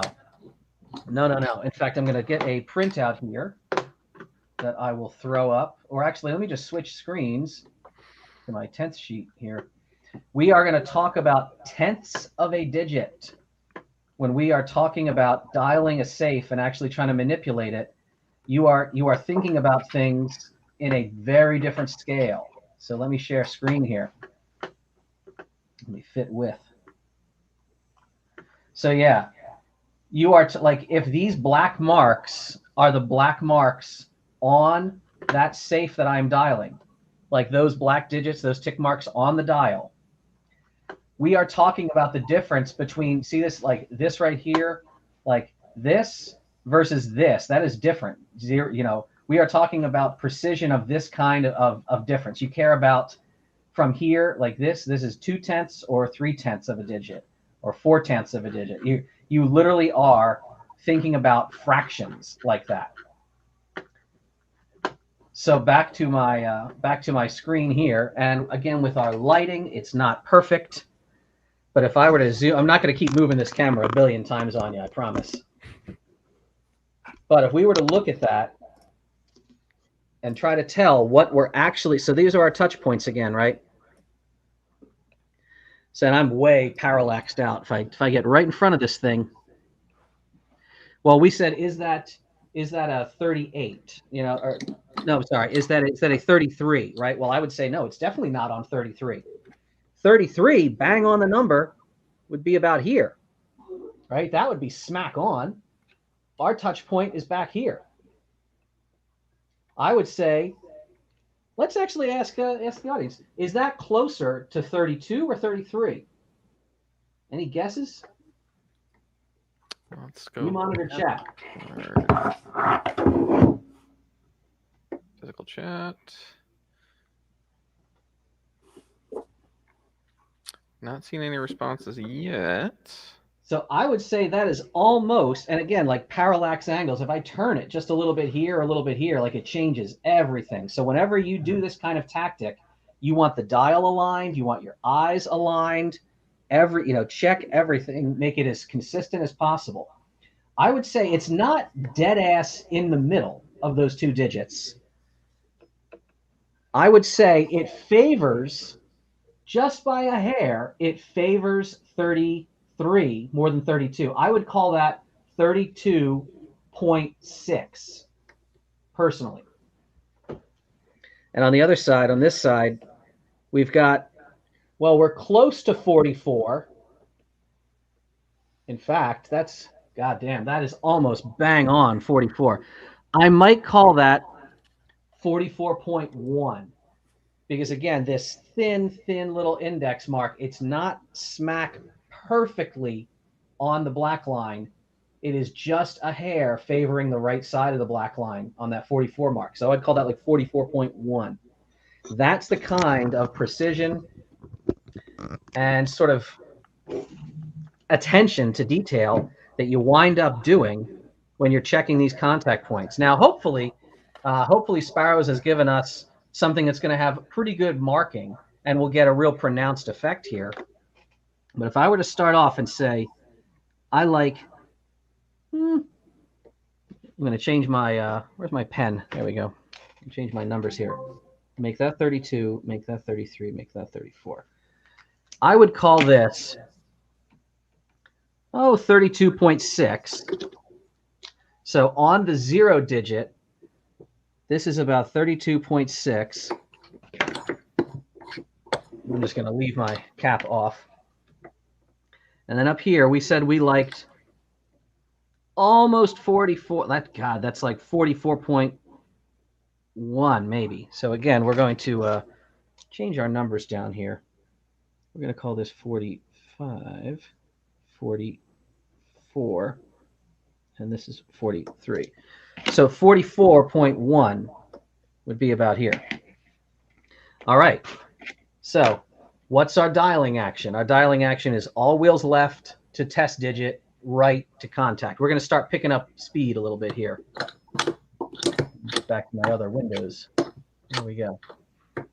So what was our first digit? It was 0. What's our next test digit? Well, we're not going to do every single digit. Fortunately, when you're testing things out, you can kind of see this here. We're going to skip every other digit. We're going to test 0, then 2, then 4, then 6, and it allows us to run around this wheel pretty fast.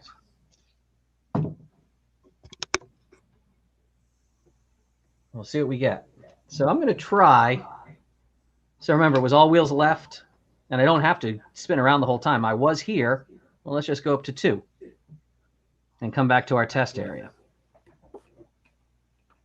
So I've got about a 30, let's call it a 32 point, maybe 4 or 5. So pretty similar. And we're still about a 44.1.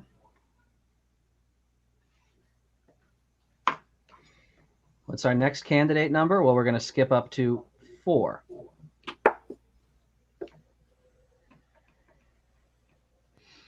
That still looks like about a 32.5 and about a 44.1. And you don't want to get the Ouija board effect. You don't want what you want to see to become the thing you see. You want to get genuine readings each time.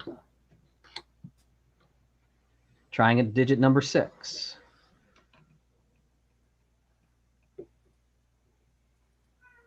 That feels about the same. Yeah, maybe 0.6. And we've got, again, about a 0.1.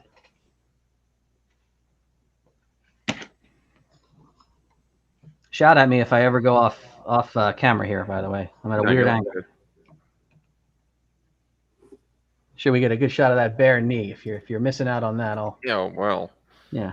I do have the vapors. 0.6 and a 0.1 again.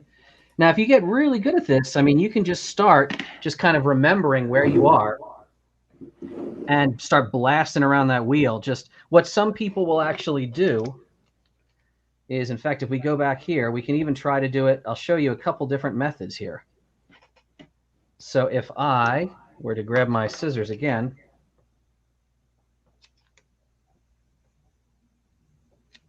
let me get some tweezers too. You'll sometimes see people do this, right? Where they will take their contact point and they'll actually mark it with a sticker of some kind. And damn, this is hard to do. So we've got one there.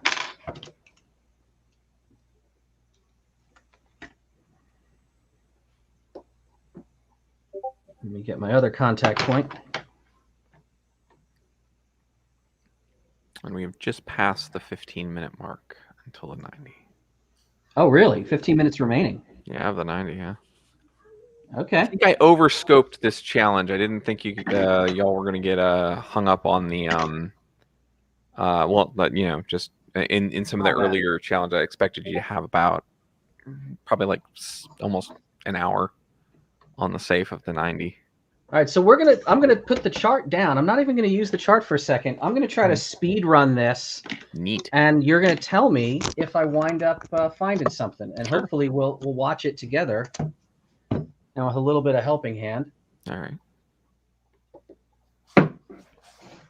All right. Lighting's not ideal. The angle of my eyes is not ideal. But here we go. All right, we're testing 12. Let's come back to our drop-in area. Same.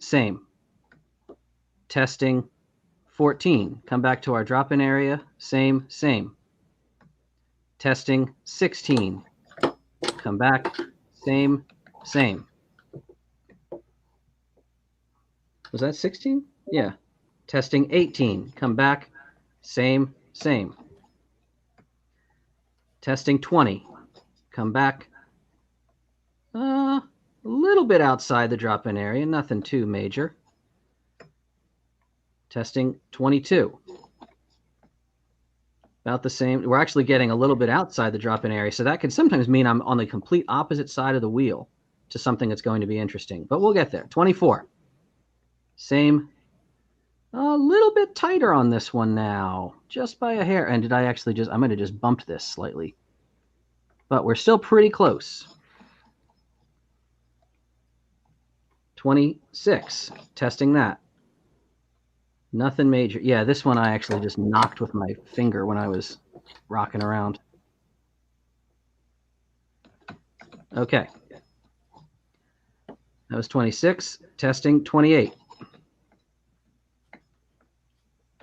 I'm actually, I don't know if you can't really hear it, but I'm hitting perfectly on those. It feels really good. Testing 30. I'm gonna come all the way around.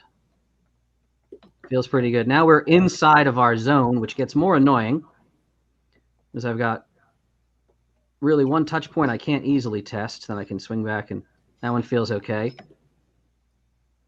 Let's try 34. Good contact there. About the same there. 36. About the same there. A little bit inside, but not too much difference there. Testing 38. A slight difference. You notice I am closer than that one was. And how about here? Woo! That just really dropped in a lot. Let's test the number 40.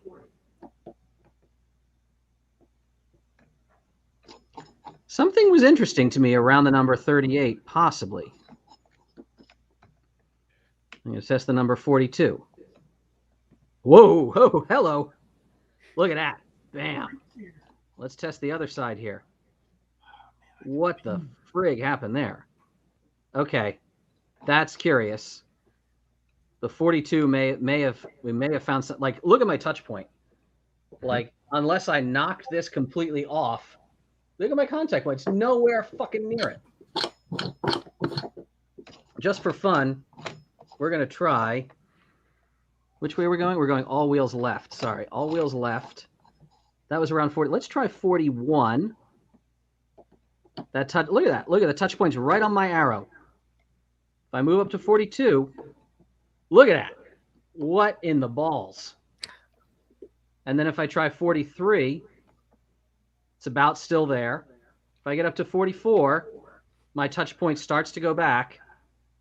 45, touch point is back where it was. I don't know if everyone saw that or not, but something is going on. Probably around the digit, I think the digit 43 was the middle of that. 42 is a good hacker number. And when did you say you wanted to know if you got near something? Well, let me just walk it completely past this. Okay. So we're testing 48. That's where we were and where we were.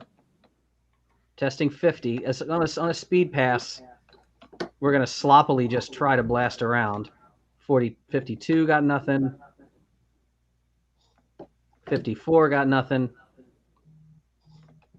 56. No, I mean 58. This is all back to baseline again.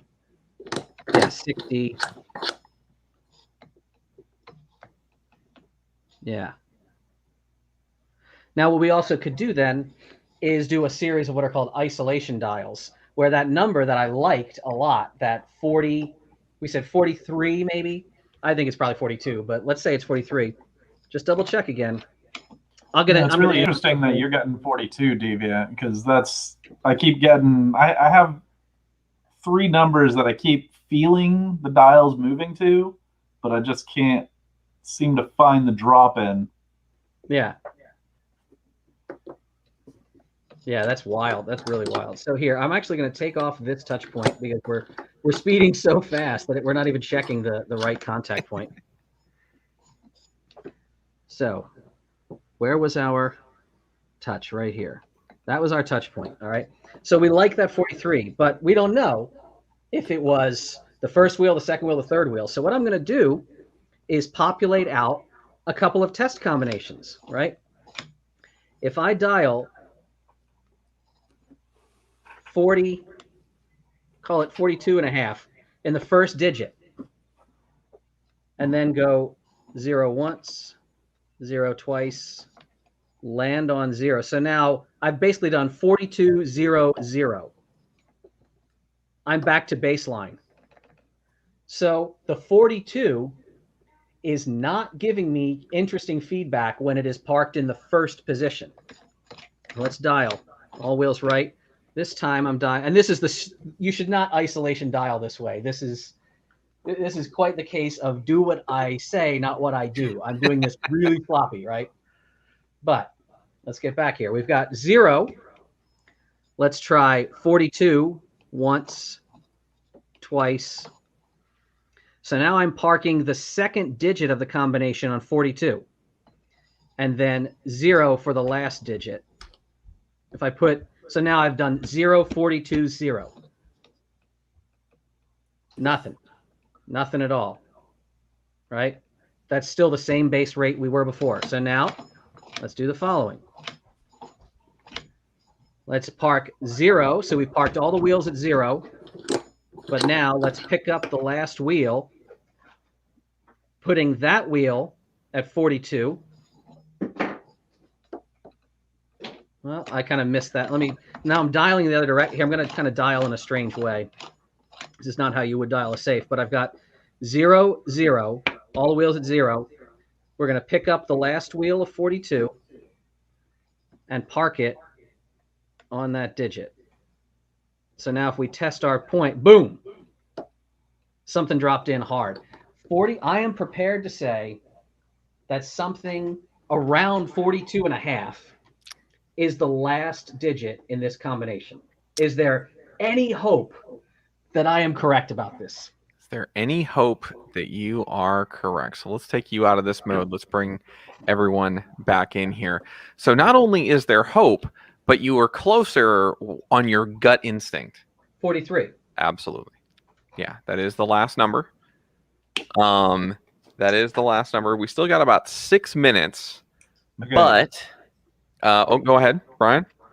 Is it possibly somewhere near 20, either 12 or 21, 29, and 43? For the combo? Yeah. Give me the numbers again. What was the first number? Either 12 or 21. I keep feeling a weird gate at one of those. You're closer at 21 than 12. 30 or 29, somewhere in there. Nowhere near for the second number. Dang. Well, you said you'd give us a number. I did. And I will also say in the lineage of same, different, same, you had different stuff, and then you have the same for the vaults, and then different stuff. Because So I'm what a digits monster. would I want to try? Yes. What do you want to try? You said you would give me 2 digits if I found one, and I think I found one. So what else should I try? Well, you absolutely found one. You want the other ones to get into it? If that's the arrangement you said you were. Yeah, gonna have. no, I'll give you. Yeah, no, absolutely. Yeah. You that was amazing what you did We there. got 5 minutes. I want to see what else we got in store for us here. Oh, sure, yeah. Okay. So it's 25, 70, 43 for both of you. What is it? 25, 70, 43. Wait a minute, I'm dialing backwards here.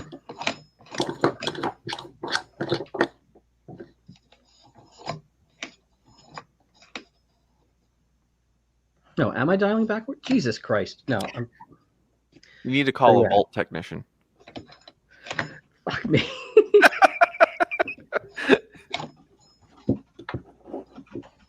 Once, twice. Is this right? No, then this would be the 3rd digit, so that's wrong. Does that? Hang on. What the fuck am I fucking doing? This is open. This is 3rd digit. This is 2nd digit. This is 1st digit. Okay. Remember, kids, even folk who get paid to do stuff. Absolutely. This is I think it's such a beautiful way to end that because you're the guy. You are the person who, we would call on this, and it is absolutely possible for anybody, even in their field of expertise, to get hung up. So yes, Deviant is now inside, and then Brian, if you needed the kind of the directionality, it was 4 counterclockwise, stopping on 25. So you have to clear the wheel, going around at least 4 times, and then you stop on 25. Then you go 3 times clockwise, stopping on 70. 2 times. Wait, 3 times you said? Right. You go 4 times around to clear the dials. Yep. Stop on 25. Yep. Then 3 times clockwise, stopping on 70.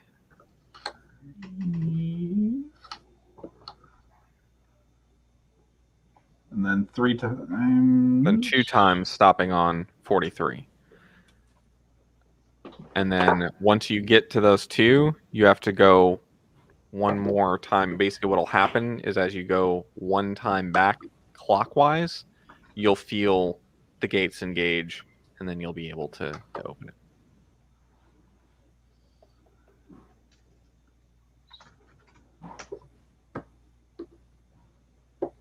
Aha. So, all right. So yeah, you're moving through it. So you got 1:38. You can, however, open up the next package. You should have another package there, because now we didn't expect everyone to have a prox mark there. Oh my God! Did you send me a prox mark? No. I was like, wait a minute. No. And everyone gets bees. No. No. There's just a little NFC device, but it will solve the challenge. And we point you to the software. But yes, those are all rewritable. And are yours to keep. Not that you probably don't have like 600 of them around. All right. So while Brian's doing that, and I'll actually take a photo of this, Brian. I'll text you the yeah, send me a text. And then even I'm going to pull your screen up while we do that to focus on that. So where are you? There you are. Okay, perfect. So while Deviant's going ham on the prox mark there, I'm going to get this over to Brian, these instructions. But for those who are watching and don't know what he's doing while he's typing there, the prox, you got the new one or the prox mark 3? This is prox mark 3 revision 401. Oh, nice. Okay. And So I'm seeing the commands again. I see. Right. Oh, because it's -F. Okay. There we go.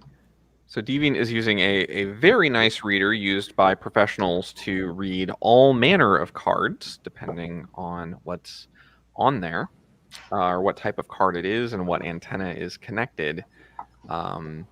Used by all kinds of professionals.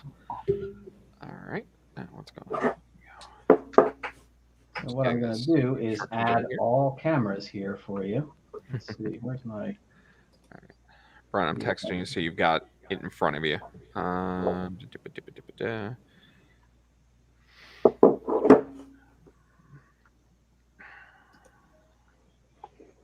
So there we are. Right now,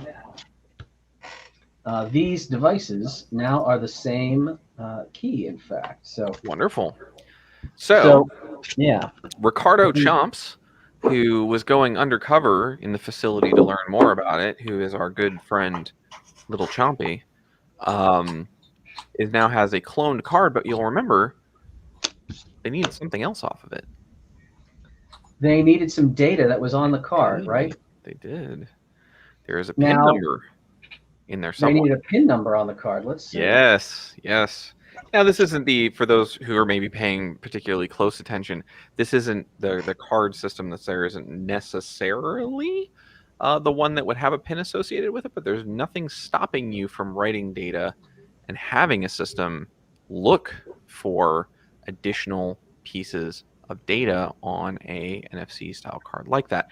And we did hit the 90 minutes, but at this point we're working through it anyway, but now I can just be a little more helpful. So as you're looking through there, and I've actually got to pull up my notes, and Brian, I'm going to bring you into the stream again.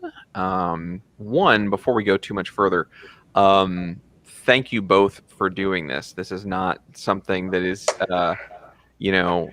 people can all do on camera and feel comfortable and whatnot. And the fact that you put yourself out there, especially you, Brian, I know this is, kind of Deviant's job. But we very much appreciate you doing it and letting people see, and you called it out exactly, that, hey, even professionals can stumble, and say, hey, I'm sitting here trying to do the style that I've taught a million times in a black hat course, and, just some days it's just not there, and that's okay. And we need to remind ourselves of that every day. So failure happens, you build through it, right? You absolutely do. You learn more from that than anything else. Not this, I think we're just casually having fun and there's just no pressure, no stakes, and it's just whatever. But so let's talk about the rest of the challenge. Deviant's already got the prox card out. I got to pull up my notes and make sure that we stay on time here. For those who are still sticking around, we will do a closing ceremonies at 7:30. There are some winners for some different items that won the vault cracking challenge through the video game as well. So let's go through what's actually happening here. So once you got inside and you got inside the vaults, in there were the emergency cards. Now, some of you may know this, but for the sake of education, often security guards don't necessarily, and even keep me honest here, don't always necessarily have access to the entire facility. They might have access to a key system that they can check that out in case there's a fire or something like that, and they need to go in and do a patrol or something to that. And that is the case at No More Gator Corp. They don't have access to the secret Gator Lab, and neither did Chompy. So they had to get access to the emergency keys. And even you had that up on the screen. There was emergency key 1 and emergency key 2. Right, and Brian had emergency key 2. Now, with the Proxmark there, and I got to pull up my notes to see which memory address that is in. You have got emergency card 1. So in record 0, you should have a text entry. It should just be a straight text entry in there somewhere that says secret anti-gator project room. Let me check. Okay. And that's in this scenario what gives the system to say, okay, this individual, now you would generally never write this to a card, but you'll notice that No More Gator Corp has a lot of bad physical security practices, like having hinges they can knock out of their vaults and things like that, using easily decoded locks on their sewer grate systems, even though they thought, hey, we've got 2 locks. That's great. There should also be a record entry 1 for the data field, and yep, there it is, anti-gator project room, and that is what tells the security system that card can go to that room.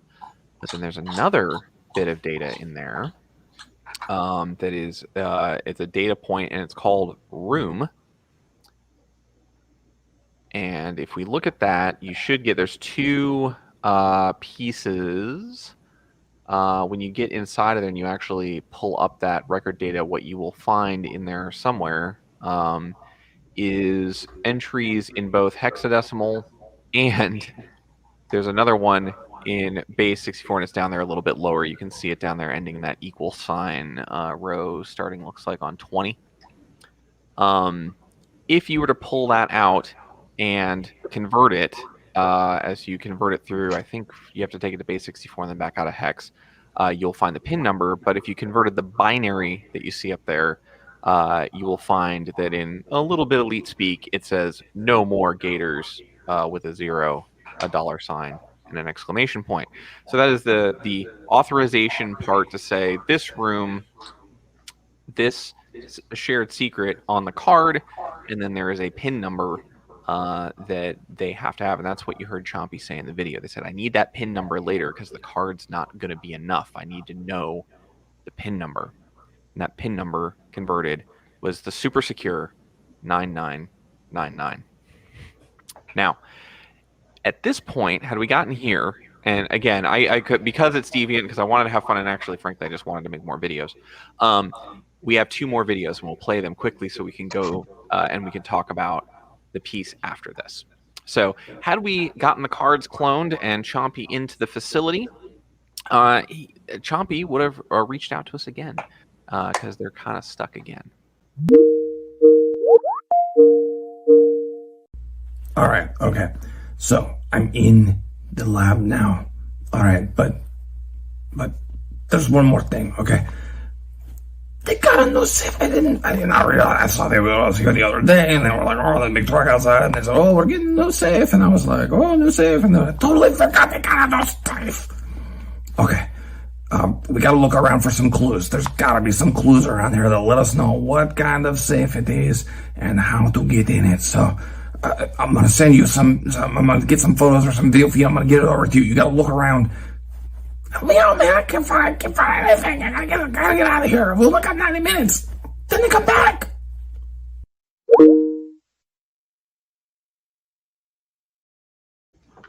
Chompy finds himself forgetting that, yes, he's deep in the facility, but they swapped out the safe. And now he's dealing with an entirely new safe that has the serum in it. Now, I'll save some time here because what I was going to have you do is, depending on the time, I was going to do two scenarios. One was either you would get a photo where they send you, and you heard Chompy say it, send you a photo, and if you look around the photo from the security feed, you find a reference to say, hey, we need to call Red Prox to set up the safe. And I will dump the link into the chat here, into the Discord chat, because Red Prox, the leader in object-oriented business strategy, oh, come on, load up. I was just on that page. Stop. Let's see here. I just want to make sure I've got it right before I paste it in. That's interesting. Please hold. Oh, is that why? Yeah. Red Prox is bad at security as well, and I forgot that I explicitly left HTTPS on it. So I'm so used to typing it. It's like, no. So that said, let's go over to the Discord, and I'll dump that in for those who are curious. Because what you will find, and this was the last part of the challenge, by the way. So once you clone the keys, you find a reference to say, okay, we got to go look at this website, and it stands out like a sore thumb when you get there. It's just kind of fun and proves a point. So we'll go over to the BSides Orlando chat, and let me find the challenge discussions. Where are you, challenge discussions? There. Okay. So I'm going to the physical chat. I'm going to paste that in. For those who have not been there before, or been through any of my trainings, or when I do stuff, I often use this fake company called Red Prox. Yes, thank you, Tim. Tim does that all the time for me, by the way. He's like, over here. So Red Prox, and I'll share my screen in case people don't want to go there, because there are some canary tokens on there, but I promise you they are completely benign. It's just so I can teach and show this is what a canary token is. Sure, they are. Warning. They are completely benign. I wouldn't do that to anyone here. But I'll share my screen real quick, and we'll take a look at it. So, oh, good. I've got everything up here. Perfect. So, like I said, we were almost there. We got a little hung up in the beginning, and I knew it was a stretch goal anyway. But it's all about learning. So, let me do my share screen video. No, not video file. There we go. Oh, that's right. I got to stop because I still had the other one going. Forgive me. Entire screen. There we go. Okay. Y'all should see Red Prox, the leader in object-oriented business strategy. Yes, that is James Franco's brother. When I built this site many years ago, a movie was out, and as a joke, they released a bunch of royalty-free like office photos, and I find it hilarious that people are like, "Is that?" So, anyway. Cubes, the quantifiable object-oriented business strategy, is what they're very into. And you would find that reference, and you'd go over to products and services. One of the things they offer is the Cubes business strategy. They also offer this big box that somehow does these things, like stage 7 through 12 occupational data analysis factors. I use them all the time, twice a week. It keeps my colon clean. And then you find this. The Red Prox Supermax Security Vault. And but you should make sure it's only installed by a Cube certified technician. Failure to install properly can lead to gators breaking in to your secret lab. So if you go to the manual, what you will find very quickly, and this is again to reinforce the point that, hey, always go read the docs. And this is going to take a second to load. But what you will find is come on, load up, or I'll just load it. There we go. So you'll notice that Red Prox has just rebranded a inexpensive Harbor Freight safe as the Supermax safe. And if you continue to scroll through, which I'm sure as soon as you got there, you would have said, I wonder if there's a default PIN. And what you'd find is an extra entry inside of here that says, when installed, a default 4-digit PIN of 1919 is set at the factory. This must be reset upon installation. And that was your final challenge. To go through and, Chompy says, we got to find some sort of thing because we got to figure this out. You find a reference that Red Prox is the company. it takes you there, and then it sticks out like a sore thumb, and it's the end there. So let's play the last video, which is had we reached the end. And again, like I said, very stretch goal on this, but covers a lot of elements around physical security, reading the manuals, knowing that in proper installation, all the things I've heard some guy talk about at conferences. So let's see what the last thing Chompy has to say for today is, and we'll start to wrap up. So, all right.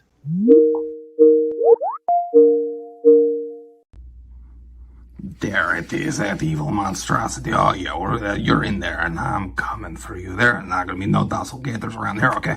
I got to set the phone down. I can't hold the phone and put the code in. Okay, so hold on. I'm going to set this down over here. Okay, all right, there we go. Okay. We got that. Okay, all right, I'm going to put the code in again. All right. Okay.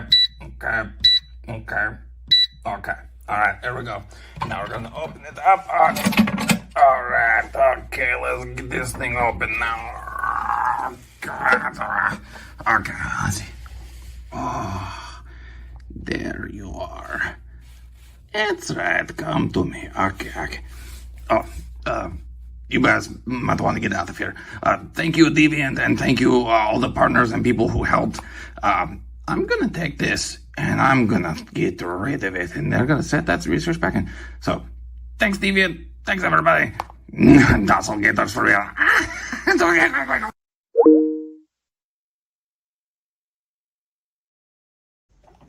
And that brings us to the end of this little adventure. That's a great way to end it, man. This is great. I am thoroughly pleased with not only the way the day went, but the way that pretty much everything has gone here. So let me get my screen share off here so that we can make this wide again. Hopefully you have fun. I think you did. I think I already know the answer. And thank you for participating and sharing your time and your knowledge and just taking a shot on doing something a little bit different.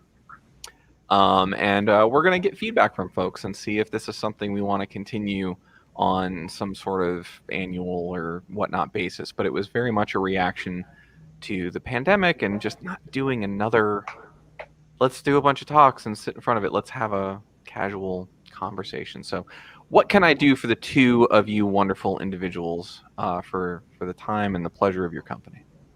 Hey man, like you sent gifts, you sent awesome things. This has been great. Awesome. I'm thrilled to hear it. And there's something in there, like I said, there's I think you know what it is if you remember, but I found it. Yeah, very good. Very good. Excellent. Brian. I had fun, man. That was cool. Good. Very good.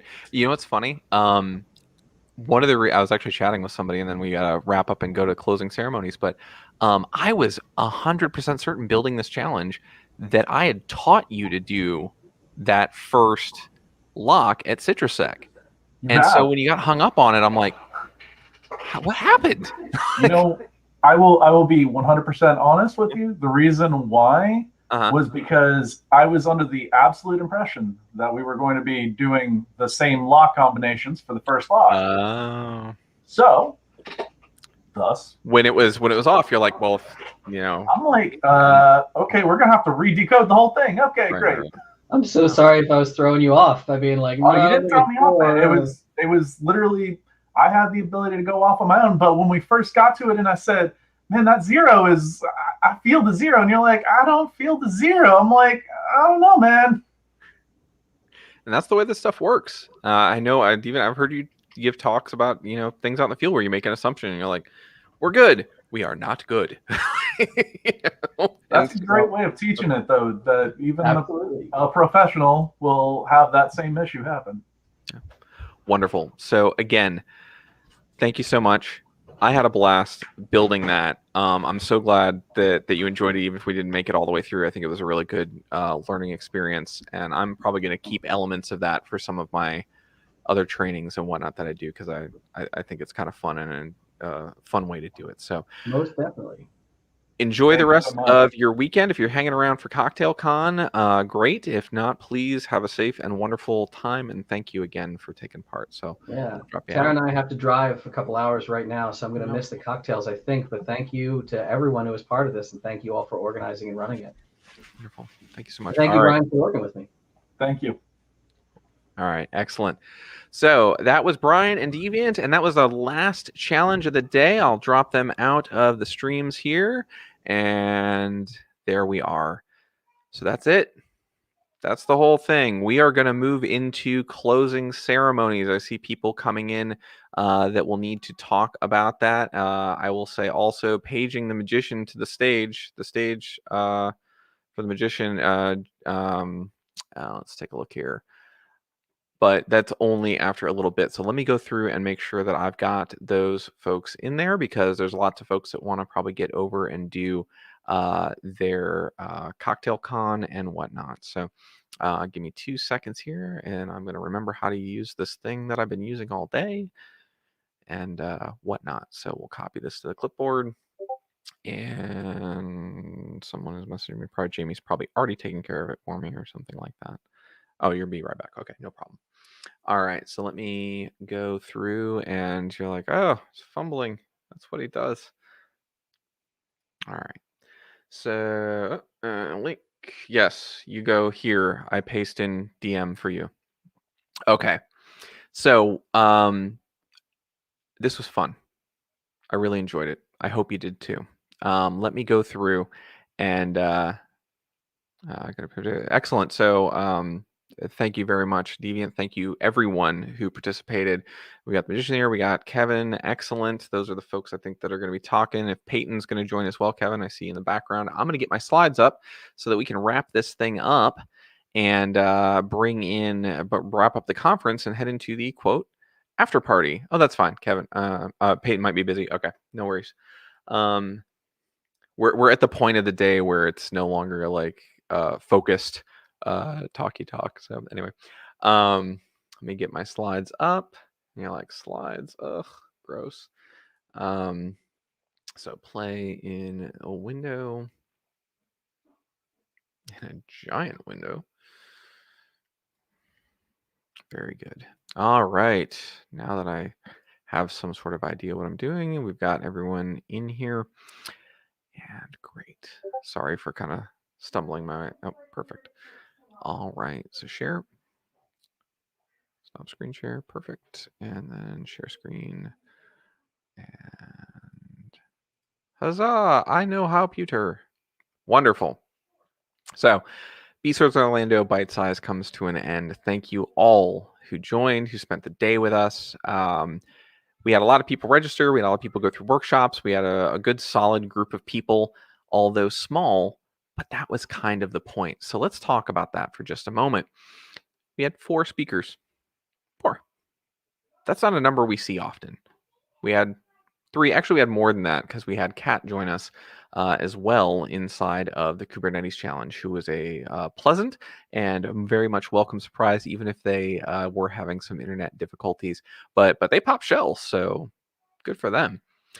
We did 2 workshops. We didn't do that's fine. Baby and dog can join in the office. That's cool.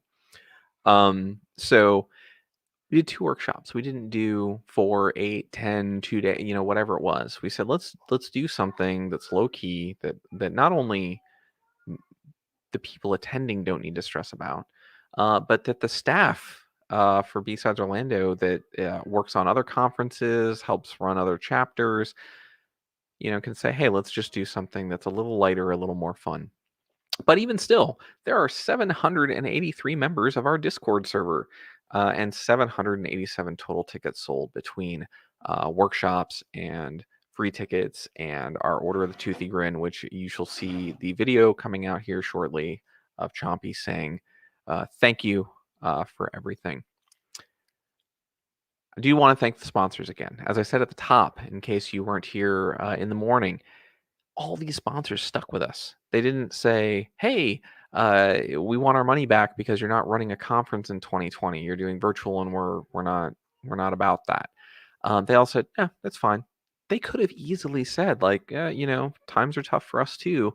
we'd like you to refund that money. And they've stuck with us year over year because when we get together and we do something, we generally do something pretty amazing. So we want to say thank you to all of them, especially on this page here, Hack UCF, CyberSec Jobs and Research Innovations, Hacker Boxes, because they were also a part of this conference.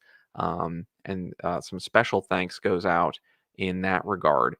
For Clear Jobs, Kathleen Smith and her team doing our happy hour yesterday, the recruiting happy hour, which was a riot if you did not get a chance to hear it. Sophie from the Safe Cracking Simulator, who built that game and said, hey, here's codes, use them for your attendees. Sparrows for giving us, it was close to $580 in vaults for a challenge and stuff to give away as well, which we'll talk about in a moment.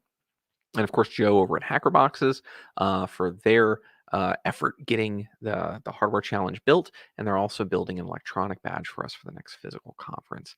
And last but not least, on here, Southward. We've been hearing from No Bandwidth all day, so I mentioned wasn't going to go into them specifically, but Southward has that 20. I think it's, and Dylan, you can talk about it when we get to the challenge. I keep forgetting if it's 20, 21%, how it works, but we probably want to pump that as well again. So that said, winners, at this point, I'm going to bring in Kevin Colley if they are ready. There they are. Excellent. So they're going to talk a little bit about Sunshine CTF, what's happened. And I'll let you share that, Dylan, so you can share that.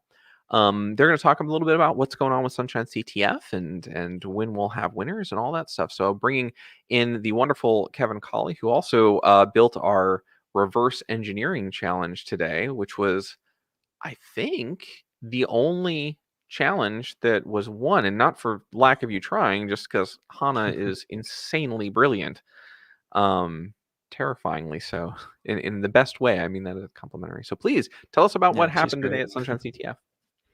Yeah, so thank you, Ian, for bringing us on, and again, as with every year, for helping us to host Sunshine CTF and make it a reality. It's been great for these past many years. So Sunshine CTF 2021, as it was part of this BSides Orlando Byte-Sized, it was kind of like a light edition of the CTF. So as people have probably seen, we had fewer challenges than we would in a normal year. But I think that we had a really good spread of challenges, mainly focused on the easy to medium, and they were pretty evenly spread out around the categories. So at the moment here, let me see if I can actually share my screen. All right. You, 1 sec. I just have to add it in. Yeah, I also have to allow access to share screen. So this is going to take. If you tell me, if there's the CTFD board, I can bring it up. Yeah. Okay. Can you just bring that up? That'd probably be easier. Yeah, no problem. Cool. Well, can you put it in the private chat link? I'm not sure I know. Yeah, sure. I mean, just sunshinectf.org and then click the scoreboard tab. Gotcha.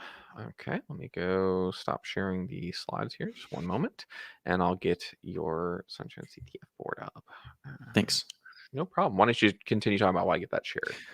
Oh, yeah. So Sunshine CTF is going fantastically so far. We are not quite halfway through the competition yet because it is actually, in fact, a 24-hour competition. Started this morning at 10 a.m. Eastern Time and will end tomorrow morning at 10 a.m. Eastern Time. And there might be one more challenge released in the next 2-ish hours if I can finish it in time. But after 10 p.m. Eastern Time, we promise not to release any other challenges. So that gives everyone 12 full hours of no more challenges to make sure you have time to solve everything. Wonderful. All right. I just got the thing up here. So let me pull up the window and Sunshine CTF. And there you are. Yeah. So right now there's one team that has a very obvious lead, Flagbot, which they have currently solved every single challenge that is visible on the scoreboard. So there's potentially only one more challenge they may solve, but basically they cannot have any more points right now. So it seems very likely, to me at least, that they might win. It would be really interesting to see if some of these other teams like Magi, Cyberlands, Holdout, or Hold It, or Tower of Hanoi might try to catch up a little over the next few hours. But yeah, so it's very interested to see how it goes. And a reminder, if a team wants to be eligible for a prize, you are going to need to provide us with a US-based shipping address after the competition's over. Wonderful, yeah. And we've sort of made a tradition about the wrestling belt, and I noticed you've got that on the main page. I also got on the slide. Heather Lawrence has helped us design the belt, and we have a manufacturer manufacture it for us. And because it took us forever, that's my fault, by the way. When I say us, I mean the voices up here. It took forever to get that belt out last year. We made the decision to say, well, we just won't have it with us. What we'll do is, give us the address, and it'll ship directly from the manufacturer. So the minute it's ready and we have the winners, that'll go through and off it goes. So Awesome. wonderful. One last thing, I yeah. just wanted to thank Peyton, who is the lead organizer for Sunshine CTF this year. He did a fantastic job putting everything together and like dealing with infrastructure, the repo, and everything. And then the other challenge authors who like helped contribute challenges, including RII, who contributed 2 challenges. So thanks, folks. Very nice. Very nice. So cool, Kevin. Thank you again. You've put in a bunch of work for the guys, as many have, but I mean, you wrote us a whole challenge. You sat in the stream. You ran Sunshine CTF. You and I were up all night last night. So as soon as we're done with this, I'm probably gonna eat, clean up a little bit, and hit the bed. So I'm betting you'll do the same. So thank you for everything you've done. It's been a pleasure. Absolutely. Thanks, Ian. All right, so we'll take you out there, and we'll put the slide deck back in. We'll see if I can do that a little more smoothly this time. Oh, look at that. I sure can. All right, so we got the update on the winners, in that we don't necessarily have winners yet, but we know it'd be pretty unlikely if the other team didn't win, but that's maybe the call to arms for the other teams there. The one call out we want to make is Research Innovations. They are sponsoring not only the infrastructure, but also the belt.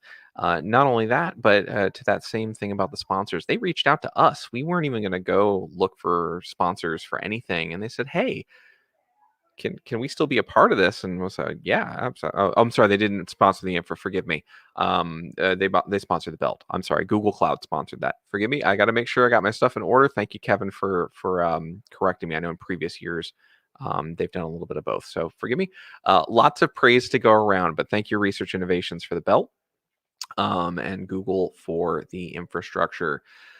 So at this point, what I'd like to do is bring in Dylan. Dylan is running, and also known as the Magician. They run the Lockpick Village for us, also Tool Orlando, and they've got an update on how their day went and the winners of their safe cracking simulation. So let me bring Dylan in. Dylan, how are you?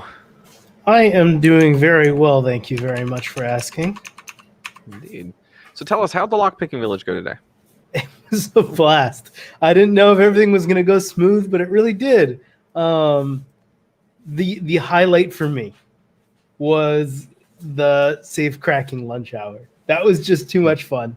That game is a blast. Huge thanks to the programmer Sophie for letting us use her tool for free today. Check out their page. It's $3 on Steam, the safe cracking simulator. Well worth it. Baby says hello. Baby does. We said that at the top of the conference. I had a cat clawing at my face earlier. There was dogs behind me trying to get away from a bath, and that's just life. That's okay. It Excellent. was so cool. I had an absolute blast. We do have 2 winners of the safe cracking simulator competition. Spike Roche got it first and got it crazy fast. Oh, wow. Like, I want to say it was within 20 minutes. That is crazy. And then I got a message, like, I want to say an hour afterwards. Spammy was hard at it and kept going and going and going and gave me the secret message. And to anyone who was trying to get the secret message, the secret message was Chris Hadnaggy knows pineapple belongs on pizza because he hates pineapple on pizza. And I love trolling him. He just shook and he doesn't. Yes, why. I'm sure. He wasn't quite sure what happened. What's happening? Why is this wonderful? Okay, so Spike Roach and I'm gonna need to get an address for you because I have a sealed up Sparrows challenge vault for you. That is the first place prize. You get the Sparrows vault, and Spammy will need that as well. However, for second prize, Sparrows gave us one of their wonderful large format, very cool pinning mats. That you can use for stuff more than pinning anything you need to protect a table and do some sort of work on. And it's a very cool, very artistic mat for doing that kind of stuff. So thank you for playing. And then so that went well. Anything else happening in Lockpick Village went well, or you said it was a blast? I got to make sure all the talks went well and answered a few questions on them. If anyone is watching the videos tomorrow because they couldn't get to something today, and they were like, boy, I wish I could have answered or asked a question on that, hit me up. Or if it's Delusional's talk, let me know and I can get you in contact with her. It's something that it's I don't want to say it's unique to this community, but I've noticed that it's huge in this community where everyone likes to share their experiences and share their knowledge just because they enjoy sharing. Absolutely. I think that's a really good way to end the LPV update, is that people, it's a great community because people just like to share those kind of things. So excellent. sure. Dylan, thank you for everything you've done. I know you've got a lot going on in your personal life as well, and you got the baby there and all that. So thank you for taking the time and doing this. It's very much appreciated. Bye, everybody. All right. So that was the Safe Cracking Challenge and Lockpick Village update. And I keep trying to click on the screen in front of me when my slides are over here, which is, that tells you where we're at. So once I'm done talking here, there is still an after party in which you can learn how to make Little Chompy's Hawaiian shirt. And what's funny is at this part, my brain is starting to check out, and it should be in this stream. I verified that with Tabitha earlier, but it should be in this same stream. And Circuit Swan will go through from Cocktail Con and teach you how to make a custom cocktail designed after Little Chompy's Hawaiian shirt. And you can do it as a mocktail if you are non-alcoholic or prefer to be non-alcoholic.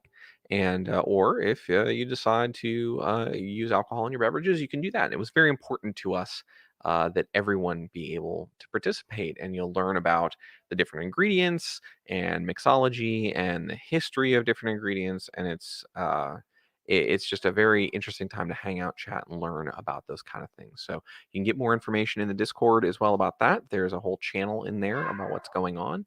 So please do check that out. With that said, that is the 5th time I've tried to track on that.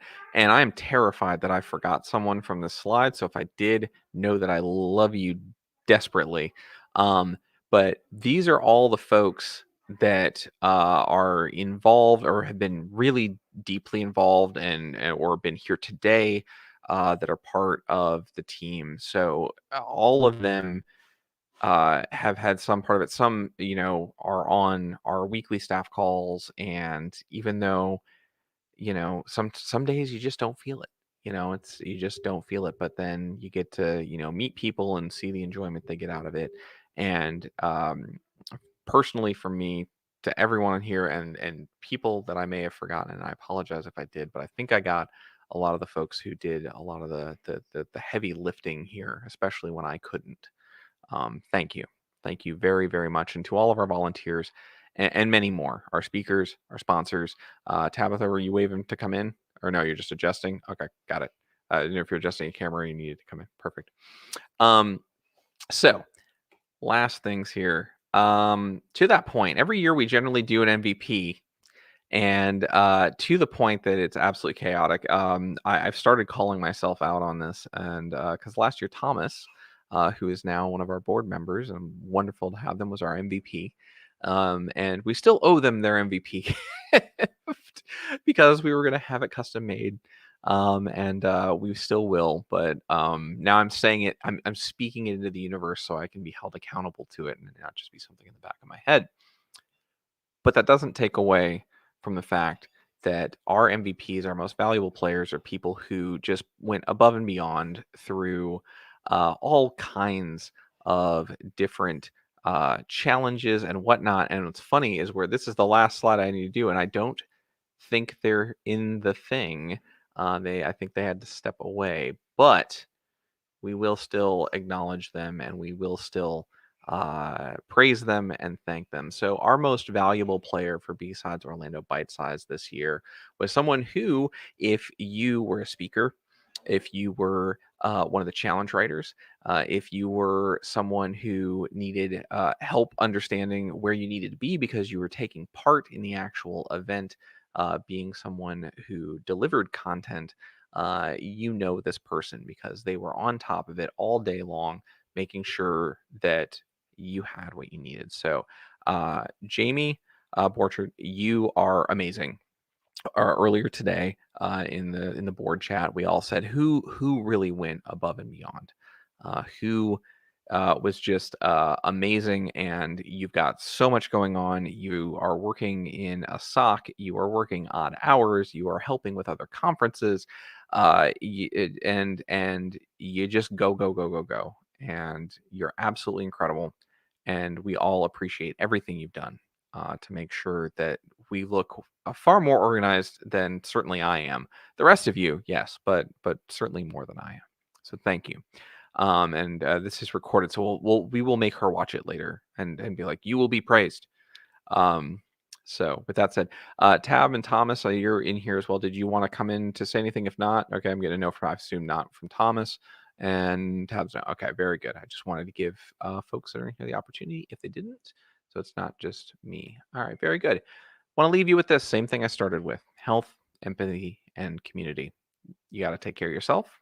And I need to hear that lesson every time, which is kind of why I say it. Empathy, you have to think about how people are feeling and what they need. And that's true of security as it is in life, as it is with your relationships. And build those strong bonds of community. I hope you had a chance to do that here today. So for everyone here, at this point, and I actually closed this on time. I don't know what's wrong with me. That's not okay. I'll ramble for a bit longer. But anyway, that's it. That is it from us to you. At this point, what we're going to do is hand it over to our friends. I believe we are going right to that, correct? I'm looking at you or Thomas. Are we? Okay. Do we have the folks that we need to have in here, or are they? No? Okay. So what we will do then, let me go back and, well, let me get this off the screen. Hey, there's me. So let's go through and go into the Discord here. Oh. You're like, Thomas was like, I ran the Discord. The Discord worked. I'm done. I'm good. So, oh, you want to come? What were you doing? Dancing? Oh, okay. I've got a 4-year-old dancing. If anyone wants to see. No. So, let's see what can Jamie. All right. So, what we'll do here then is I will actually do the outro and put on some music. And what we'll do is we'll hunt down our cocktail convo. Oh, wait, did we have some? No, there's Jamie.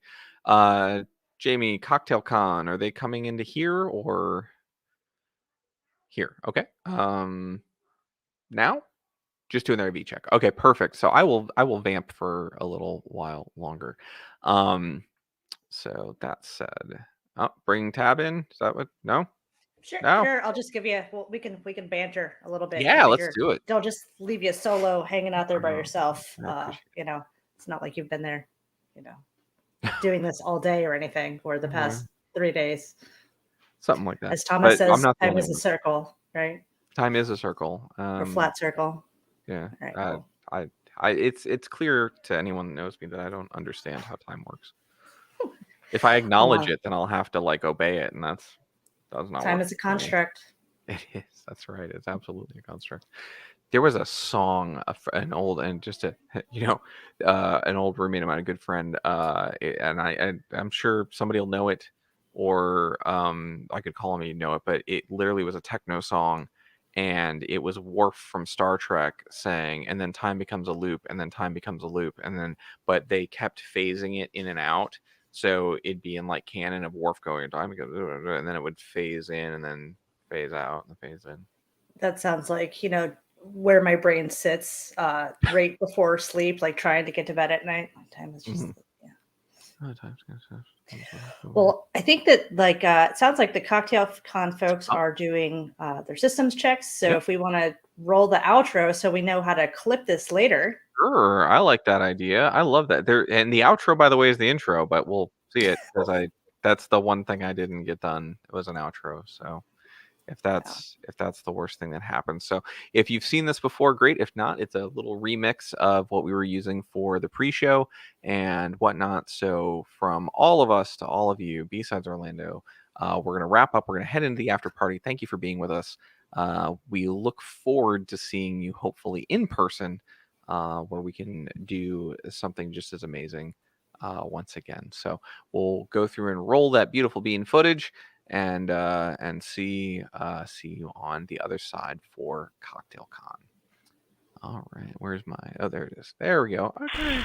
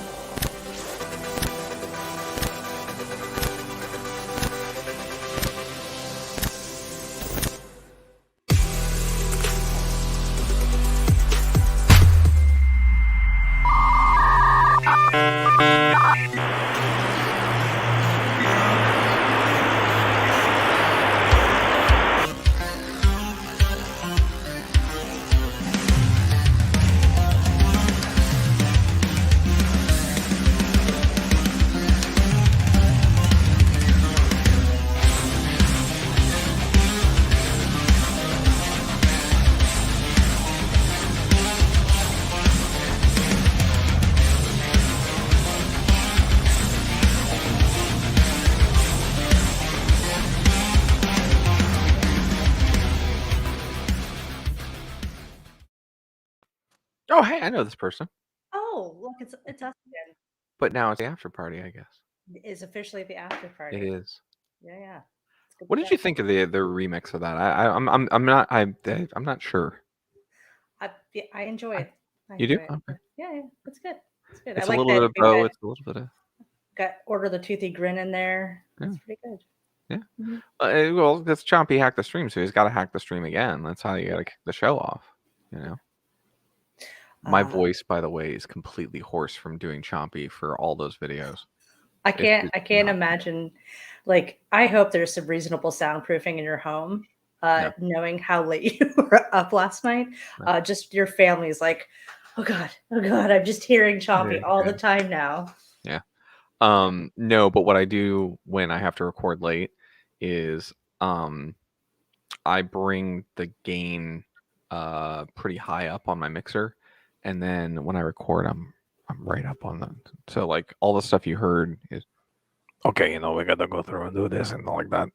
But from far away, you don't hear much of it. Well, it looks like we might be ready to do this thing. Awesome. Do you want to bring in the Circuit Swan? Let's go through and bring them in. Hello. Hello. Can you hear me? Yes. Yeah. We can hear you. We can see you. Looks All right. lovely wherever you are right it's like now. daylight there. Yeah. I am in San Diego. So no, it's earlier here. I mean, Means you just get to we're start going to be drinking ready a for little bed earlier. pretty soon. To be pretty, Yeah. so the night being here is pretty cool. But thank you for coming and doing this and whatnot. I unfortunately did not have a chance to go get the ingredients. I was going to order them all day, but I know Tabitha did. Correct? That's dubious. So what happened is apparently it is quite. I was trying to make the gin infused, well, not gin infused, like juniper berry infused version. Turns out it's quite difficult to find juniper berries in my tiny hamlet where I live. And so, doing things as I normally do and leaving them to the last minute, did not grab them, but I did make some sort of concoction in my kitchen to try to attempt it. We'll see how it goes. I also got like the We'll boozy actually version. detour to an educational segment first. So I'm going to Gin. drop out of the stream so that you can have more real estate there. It's a pleasure seeing you. Thank you for coming. Lovely to see you. Indeed. All right. So for anybody who is wondering, like, what is gin and why is Circuits One using gin? I am particularly using Empress gin, which is blue until you add lemon juice, in which case it turns pink. But the rules around what make gin are really vague. Start with a grain alcohol and then add juniper berries and whatever you want in addition. Herbs, spices, botanicals. And as long as it's 40% ABV, 80 proof, it's gin. So unlike some things like bourbons, whiskeys, etc., that have much more stringent ingredient rules and everything else, gin is kind of a free-for-all. There's like a range of gins. They go from dry to Western style.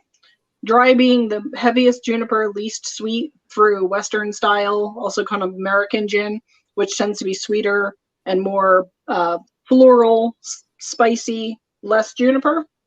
Those are the ones I prefer. So that was your quick. Oh, and one other fact, I went to Scotland to try and drink scotch one year for New Year's. Failed miserably because apparently the UK is the #1 exporter of scotch and gin, but they don't actually drink a lot of the scotches, they just export them. So the entire time I was in Scotland trying to drink scotch, I ended up drinking gin. So I found a ton of different gins and had a ball. And my mom and I have been on a kick pretty much for the past year since then in order to make gin drinks. So that was kind of a side history lesson before we start mixing. So, Tabs, what did you put in your concoction? I don't want to talk about it. No, it was, just kind of pulling things from my cupboard, and I'd looked at the links that you sent out previous to this, and reading through there's just a wide variety of gin and what you could use to infuse it. So, but really at the end of the day, like you said, juniper berries is kind of the key thing. So not having those, I was just like, well, it's time to chomp around and find out. And so I ended up with rosemary because I figured that would give kind of a piney, earthy thing to it. You'll definitely get the earthy from that.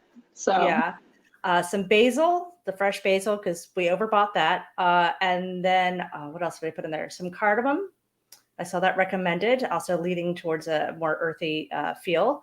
And what else? A bay leaf and a couple of peppercorns just for, I don't know, felt like the right thing to do. And then I reduced that down. Yeah. But I will say that it is vibrant. I mean, it is not, it looks like something your parents would punish you with. And I haven't tried it yet. It smells really good though. And yeah, so you may want to give it a little taste just to make sure. But what I'm going to start with is I have a whole bunch of fresh basil. And I basically put a bunch in here. And I kind of squished it up a little. I didn't rip it. I squished it when I put it in the cup. Now, this is true for tea, herbs, anything else. A lot of times you want the oils. And so sometimes when they're like twist the, rind of the lemon over your glass for the cocktail, you're trying to get the oils or the zest out of there. If you chop up the basil, for example, you would actually get a bit more bitter flavor in there, which you may want. So if that's what you want, go for it, chop it up. I just squashed it. And then I do not have a muddler because I am at my partner's house and apparently he hid his muddler from himself. So I have a wooden spoon.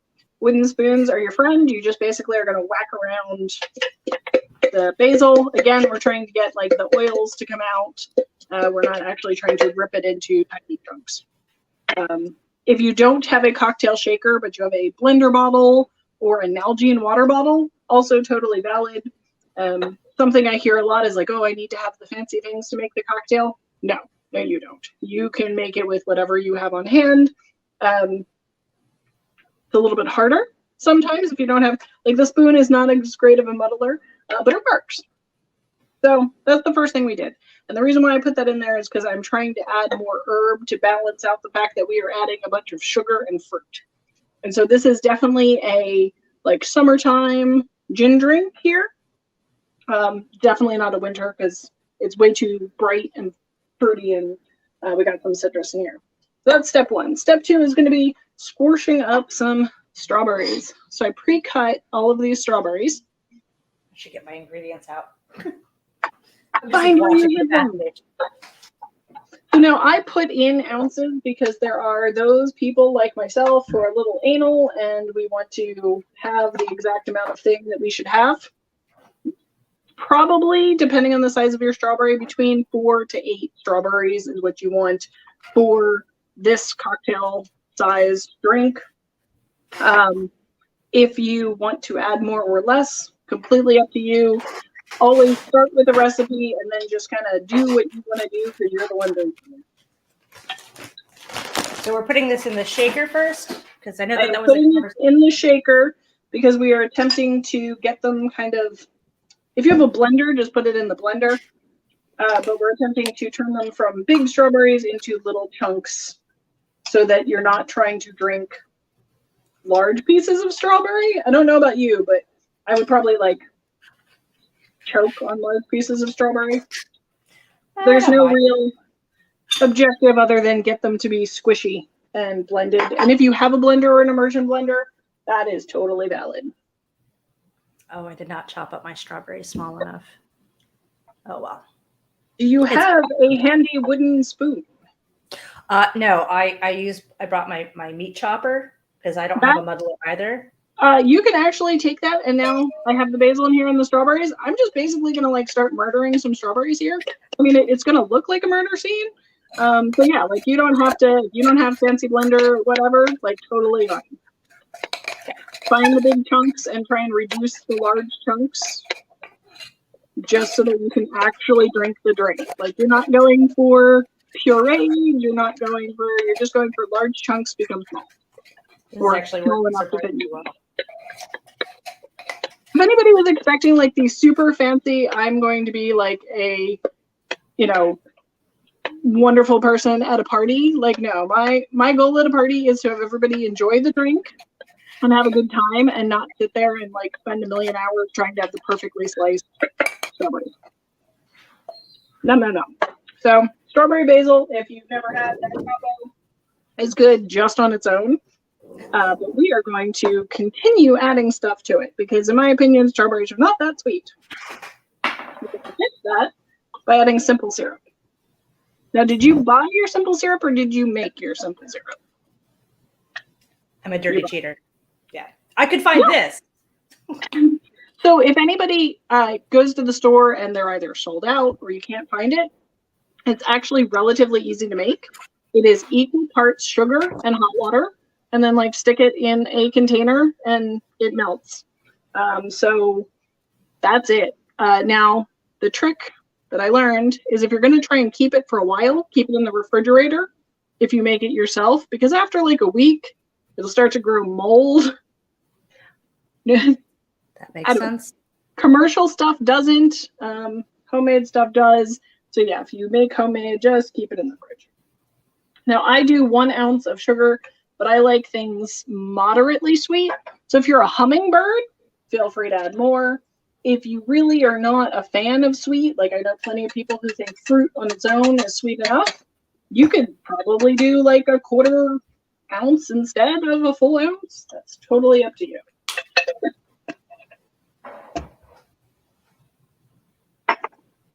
All right, so we have strawberries, basil, simple syrup. Now we're going to do the fun thing where we turn the purple thing pink. For anybody who wasn't in on the internet trend, there's a lot of teas and alcohols that have butterfly pea, as not like we're juicing butterflies for their pea, but it's a flower, and it's called butterfly pea. And it looks kind of blue when you start. And I think everybody can kind of see that, hopefully. Blue color. But I juiced the lemon here. Gonna add the 1/2 ounce of lemon. Suddenly, it's much more pink. So that is a fun party trick for your drinks. You can get them to be color changing. All right, so how many ounces of that did you add? So I added 1 ounce of the gin and a 1/2 ounce of the lemon. If you are a fan of lemonade, you can add maybe a bit more than a half ounce. If you want to do a larger batch of this, non-alcoholic for a party, you could probably actually add like a half cup of like lemonade. But you were just trying to get like the citrus into the drink. All right. So that was our gin. Now here's the next part. We are going to add 2 more things, then we're going to shake. The difference between a cocktail you shake and then a cocktail that you stir is how much dilution you want and how thoroughly mixed you want. Because we have these chunky strawberries going on and the basil, all of these things that we want fully incorporated throughout all of your sips, we're not going for a layered drink or anything like that. We are doing this as a drink that we are shaking. Now, if you have egg white, dairy, or fruit juice, and that includes sour mix, in your cocktail, it is most likely a drink that you want to shake. And again, if you don't have a fancy cocktail shaker, I went to HomeSense and bought this for like $7 a couple days ago because we couldn't find one in the house. You can use an Nalgene bottle, anything like that. The goal is just you're going to have ice in there and the beverage, and you're going to shake it. For anybody who's developed film, kind of use that same process. You're trying to get everything to go from one end of the container to the other, just so that it all gets incorporated. So that was your quick shaken versus stirred. Honestly, you can do whichever one you want that makes you happy. You're supposed to take drinks that are 100% spirits and stir them. So James Bond, shaken not stirred, makes no sense. But you know, it's James Bond. I'm not going to fight with him. Did not know. Today I learned. Woo! So the next ingredient is a vodka. I happen to find a strawberry and rose, and some gins have rose in them. So that was kind of what inspired me to pick this one. You can also do citrus to carry out the citrus flavors that you got going in the drink. And I'm going to do 1 ounce of that. So for my not boozy one, I am just going to add more of my concoction. Correct. It's not that bad. Never mind my face earlier. It's really not that bad. Now, if that's very herbal, you may want to slightly up the amount of simple syrup you're doing, but you can always adjust that as you go. All right, so we've got our spirits, if we've got them, our spirit substitute, if we're just trying to bring in those botanicals and spices. We've got lemon, simple syrup, basil, strawberries. Do not add the seltzer. I'm going to say this one more time. For anyone following along at home, do not add the bubbly tonic seltzer club soda before you shake. Add it after you shake, unless you would like to redecorate your kitchen with strawberry. I appreciate that, seeing as that I'm very tired and also sitting at my desk.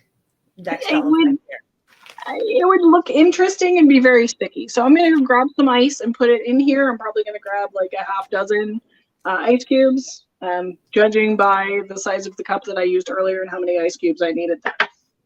So do you get fancy with your ice cubes or just regular out of the fridge? Regular, whatever the freezer produced. Gotcha.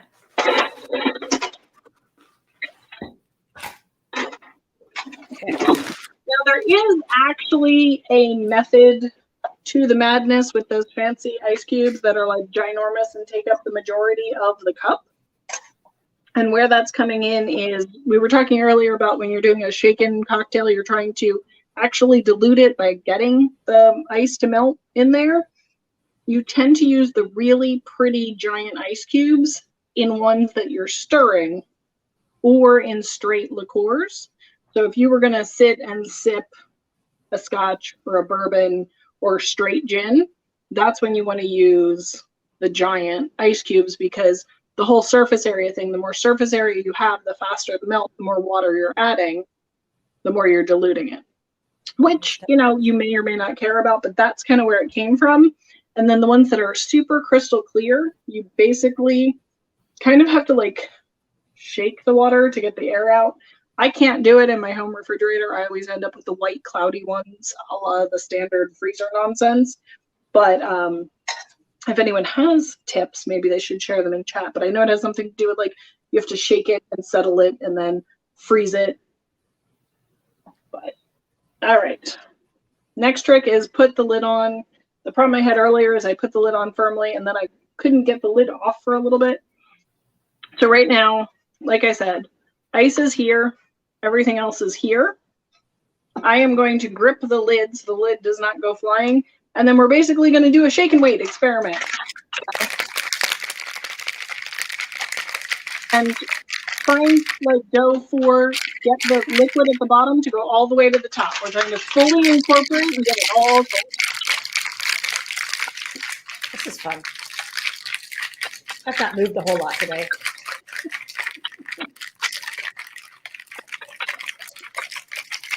All right, this feels pretty cold all the way through. I'm gonna give it like a couple more shakes and then I think we're good. I've actually never used this before, so I appreciate the tips. Yeah, and it's just like I'm sure you felt the liquid inside. Your goal was to get the liquid from the bottom to the top so that it's kind of circulating around. And Zach, can I have my power cord? All right.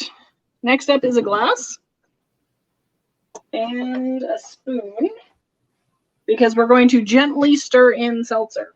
We are not going to viciously stir in seltzer because once again, we do not want to make a decoration mess.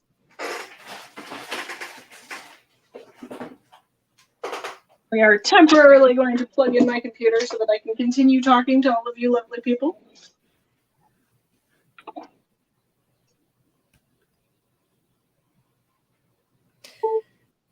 That got really cold. Yes, isn't it amazing? And that is the entire thing about shaking the cocktails is they will get nice and thoroughly cold all through. If you want to do this as a blended drink, my mom and I were developing drinks. Basically what happened was I reached out and I'm like, so I'm doing a drink. Is there like a theme that I should follow? And it was like, do whatever you want. Just give us the recipe. So my mom and I had an excuse to go liquor shopping. There you go. And this is what happened. Mom prefers it blended. I went for not blended because that's kind of noisy.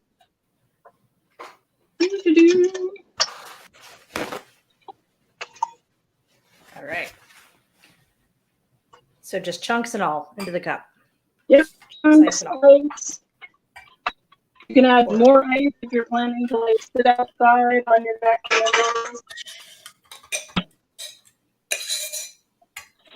I don't have room in my cup for seltzer, so looks like we're leaving that out on this end. You're basically adding a little bit of fizz is the objective here. So it doesn't have to be too much. And then we will gently stir. Now, if you, like I said, if you wanted to do this as a batch for parties, skip the alcohol, put in some lemonade, do the seltzer, have it like in a pitcher, and then people who wanted to maybe add something a little stronger to it could always put that in and then stir it up. So, but if you're doing it for a party, no reason to put the alcohol in. Do the same process, you know, shake without the soda. Use like lemonade just so that you get a little more volume and sugar in there. And you've actually got a pretty good party drink going. My mom and I tested that as well. That sounds really good. I was home for New Year's last week. So. All right. Now, because the basil leaves are lighter, they tend to float to the top, which is okay. You can pick those out if that's going to drive you crazy, or you could just use your teeth to strain it. So, cheers. Cheers. That's actually really good. Woo! I'm digging this. Yeah, this is the little Chompy's Hawaiian shirt. We've got reds and greens. You could probably pop in, if you want to have fun with your ice cubes and you have an ice cube tray, you could freeze either strawberry juice or lemonade or water that you just colored with dye to get some more fun colors going in if you wanted to have something a little more colorful than that if you were doing a party, which is a really simple thing to kind of pop up what it looks like without having to do a nonsensical amount of extra work. You know, what's interesting too is even though like I did, make my own concoction here, and it is quite green, like it still looks really fun. It doesn't look, like a terrible, horrible idea. Well, I mean, from a ratio, we had 4, 5, 6. We had 6 ounces of non-herbal liquids to like 2 ounces of herbal liquid. So the ratio, I mean, unless you had a really strong green coloring going on in there, it probably wouldn't influence it too heavily. So now we're into color theory, like mixology all over the place. Woo! Now, a couple other interesting tidbits I had written down. Let's see. So we had the shaken versus stirred. Have you ever done an egg cocktail? I have not. No. Nothing about that sounds appealing. So please sell me on it. So it actually, you can exclude the yolk completely unless you're doing like eggnog or something.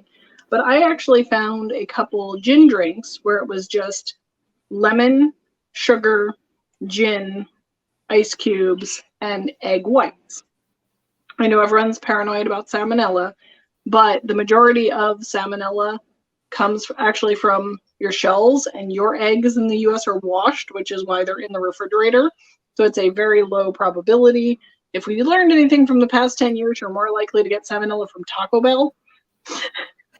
So, and if you're really that concerned, you can also buy pasteurized eggs in the United States. I don't know if that's a thing elsewhere. So I think it does vary from where you are, whether you're picking it up from the local farm or not. But yeah, so if you can grab your pasteurized washed eggs, separate out the yolk from the whites, take your whites, put it into your shaker with a lot of ice. And if you have chipped ice that comes out of your refrigerator, go for that. Because that shaking that we were doing, you need to do that for like a minute because you're trying to get it to froth. So you actually lose a lot of the egg white into the frothing, but it makes the drink light. It adds more air into it and it suspends the air. So if you think like whipped cream, or there's that whipped coffee topping that's trending on TikTok. I don't have TikTok, so I hear about all of the trends secondhand. But the whipped coffee approach. So it's that same idea. And so I really enjoy it because it makes a heavy liqueur gin drink a much lighter drink for drinking in the summer. Now, on the other hand, eggnog, I've made homemade eggnog that does include your yolks. And that, because of the yolks, because they're so thick and viscous, I actually want to try it with duck eggs. Have you ever had duck eggs? I have not had duck eggs. Yeah. If you get a chance, they're bigger and they also are just heavier. I don't know how to describe it other than they are thicker and heavier. And so they look the same, they smell the same, but when you eat them, you can tell like this was either like a chunky chicken or like this is not a chicken. And so I'd love to try eggnog with that because the whole point of eggnog is like 80% of like spices and milk. Like there's a ridiculous amount of milk in there. So as a person who cannot stand lactose, I drank a whole bunch of lactose pills first. And you mix that all up with the eggs and incorporate it, and it just makes this nice, thick, creamy drink. You obviously, I know you can go to the store and buy eggnog without alcohol in it, so feel free to make your own without it. So this brings up a question I take it back. I have had an egg cocktail via eggnog before. So there's always the debate in our house around the holidays is, are you supposed to drink eggnog warm or cold? So I personally tend to drink it cold, but that's because I do the homemade with fresh eggs. And so I haven't tested this, but I feel like if I warmed it up too fast, I might end up getting like a cooked egg flavor in there. Gotcha. Like I'd have to balance it being warm versus hot because I don't want the hint of scrambled egg flavor in my eggnog. That's just not personally appealing. I know like for the commercial stuff, that you're not going to run into that problem. You could certainly heat up anything you buy in the grocery store and you're not going to end up with that. But since I do mine with fresh eggs that we pick up from like the local farm lady, I think that would be a risk. Yeah, I think I might try that. I like the idea of a lighter gin drink. Like my go-to gin drink is like just a standard gin and tonic. Just keep it simple with a little bit of lime.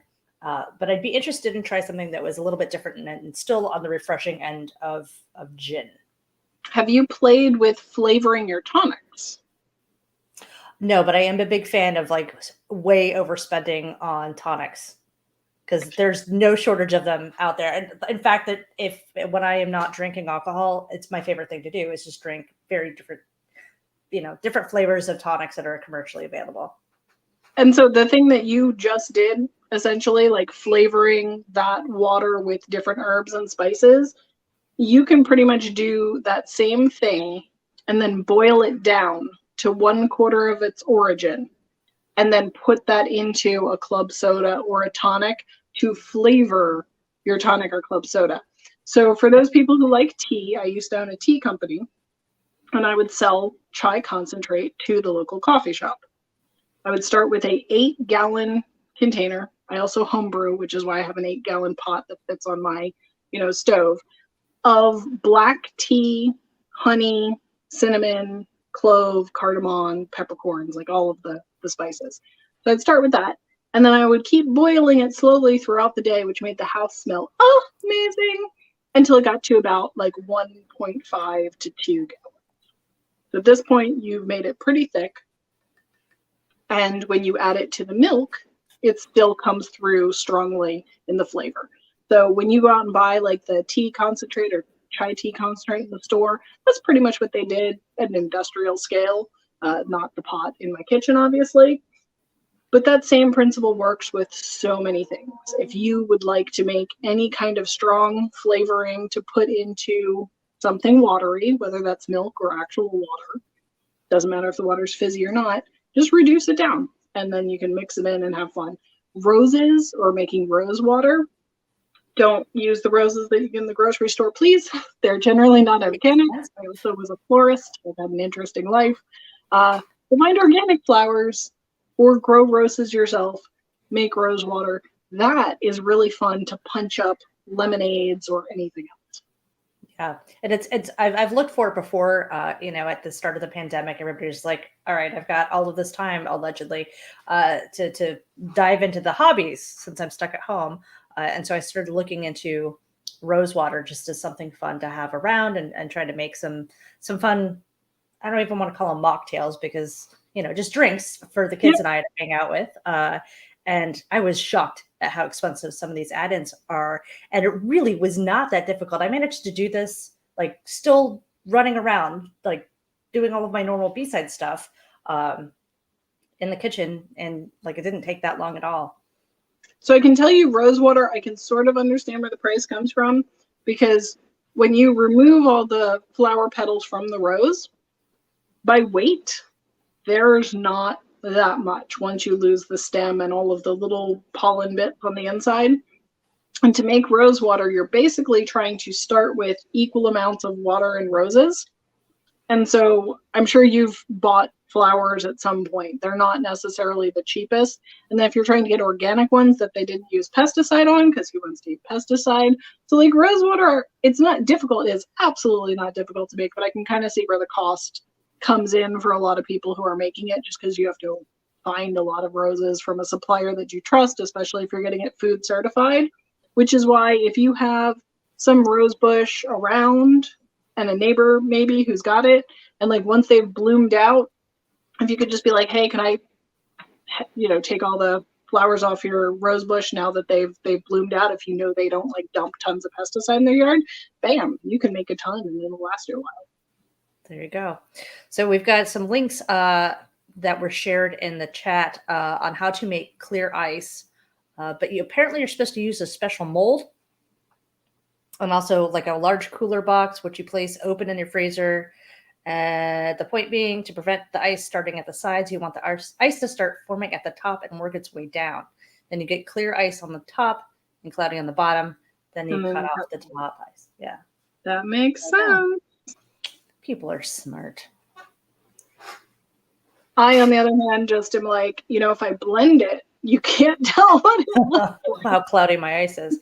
I would have thought that it had something to do with using distilled water over tap water or some sort of filtered water that makes a difference, but apparently not. I mean, distilled water is basically boiled water. Yeah. Oh yeah, I saw that came up too. Just use boiled water, but I have no idea. This is why we're here. It's to learn. More learning today. So I do really like the new silicone ice molds that are out everywhere. There is no Target in Canada, so I was very excited when I got home to like play in the Target dollar section. For those of you who have a Target, I hope you realize how exciting the Target dollar section generally is. But they have like the seasonal little shapes and things. And so for making ice cubes or chocolate or whatever in fun little shapes, the silicone molds are great because you can pop them out and they tend to work. I've actually got the Death Star silicone ice mold. That is a favorite of mine when it doesn't spill. Our freezer is a little full, so sometimes you put it in and it falls over and then you get half of a Death Star. You know, Yeah, we've got the silicone molds for ice that are, it's like Han Solo, which is hilarious. But they're rectangles, so they don't easily fit in cups, and they're little janky when you try to take a drink. I mean, if you had like a nice tall glass like this, I'm sure he would fit in there. So yeah. Let me see if any other questions popped in. And for those who didn't know, the people currently in the chat tend to be the usual suspects on the Tuesday night Cocktail Con get together. I believe that there is a link at the top, and I can link it again to the Cocktail Con Discord server. So if you want to learn more, most Tuesdays somebody will teach something that they know. It's kind of a great thing. Think BSides, where it's just the community who really likes a particular thing, educating people about stuff. So, yeah, like I really didn't realize that it was a thing until I'd attended the one from Circle City Con and really learned a lot, about, well, Malort, clearly. And what the obsession there is, I'll never know. But really, it was really informative, and I had a good feeling that it would kind of tie in nicely to our day here with what we were trying to do at BSides, ByteSize. BSides Orlando bite-sized. Ooh, it's been a day. So the day is almost over. Almost done. Did you have anybody else that was planning on joining you tonight on the call, or you just was it so you? I Just you, I 'cause we're popped also in the question, and I'm not sure that anybody, like, they were going to be around to answer questions. So like in the chat right now would be a great time to ask questions, because I know, for example, Jives has made a hobby of learning about different whiskeys and making whiskey drinks and getting them posted. So if you have whiskey questions, he's probably good to ask. But I think mostly people are around as support for incoming questions. Alrighty. And so, yeah, I think that is everything. So hopefully you all learned something today, whether that was the redonkulous amount of gin that the United Kingdom exports, and the fact that if you're going to Scotland, you're going to end up drinking a lot of gin instead of scotch, surprise, surprise. Or just that why you shake drinks and why you would stir a drink. And if there's anything you take away from this, whatever you do is not incorrect if you enjoy the drink you have at the end. So I say this about tea, having run a tea shop, people, like, I personally am not a huge fan of people like taking a tea bag and steeping it for 10 minutes, but if that makes you happy, you drink that cup of tea, and congratulations to you. So start with whatever the recipe is, decide what you don't like about it, and just kind of go where you want to go from there. Yeah, chop around to find out. Yes. The Chompy is the best. I enjoyed the Twitch stream today, and having Chompy come in and all of his shenanigans and breaking and entering through sewers. I mean, like, really, they couldn't have been any better. Yeah, that gator is something. For sure. Well, thank you for helping me, and I guess I will pop out and talk to some peeps in chat if you have any questions. Yeah, I think this is about it. We're going to wrap it up. Thank you all so much for joining us. Thanks, Circuit Swan, for coming and teaching us more at the end of our day. And I don't have control of the wheel, so the folks that do. Yeah. All right, cool. Well, Jamie, MVP, do you want to take us out?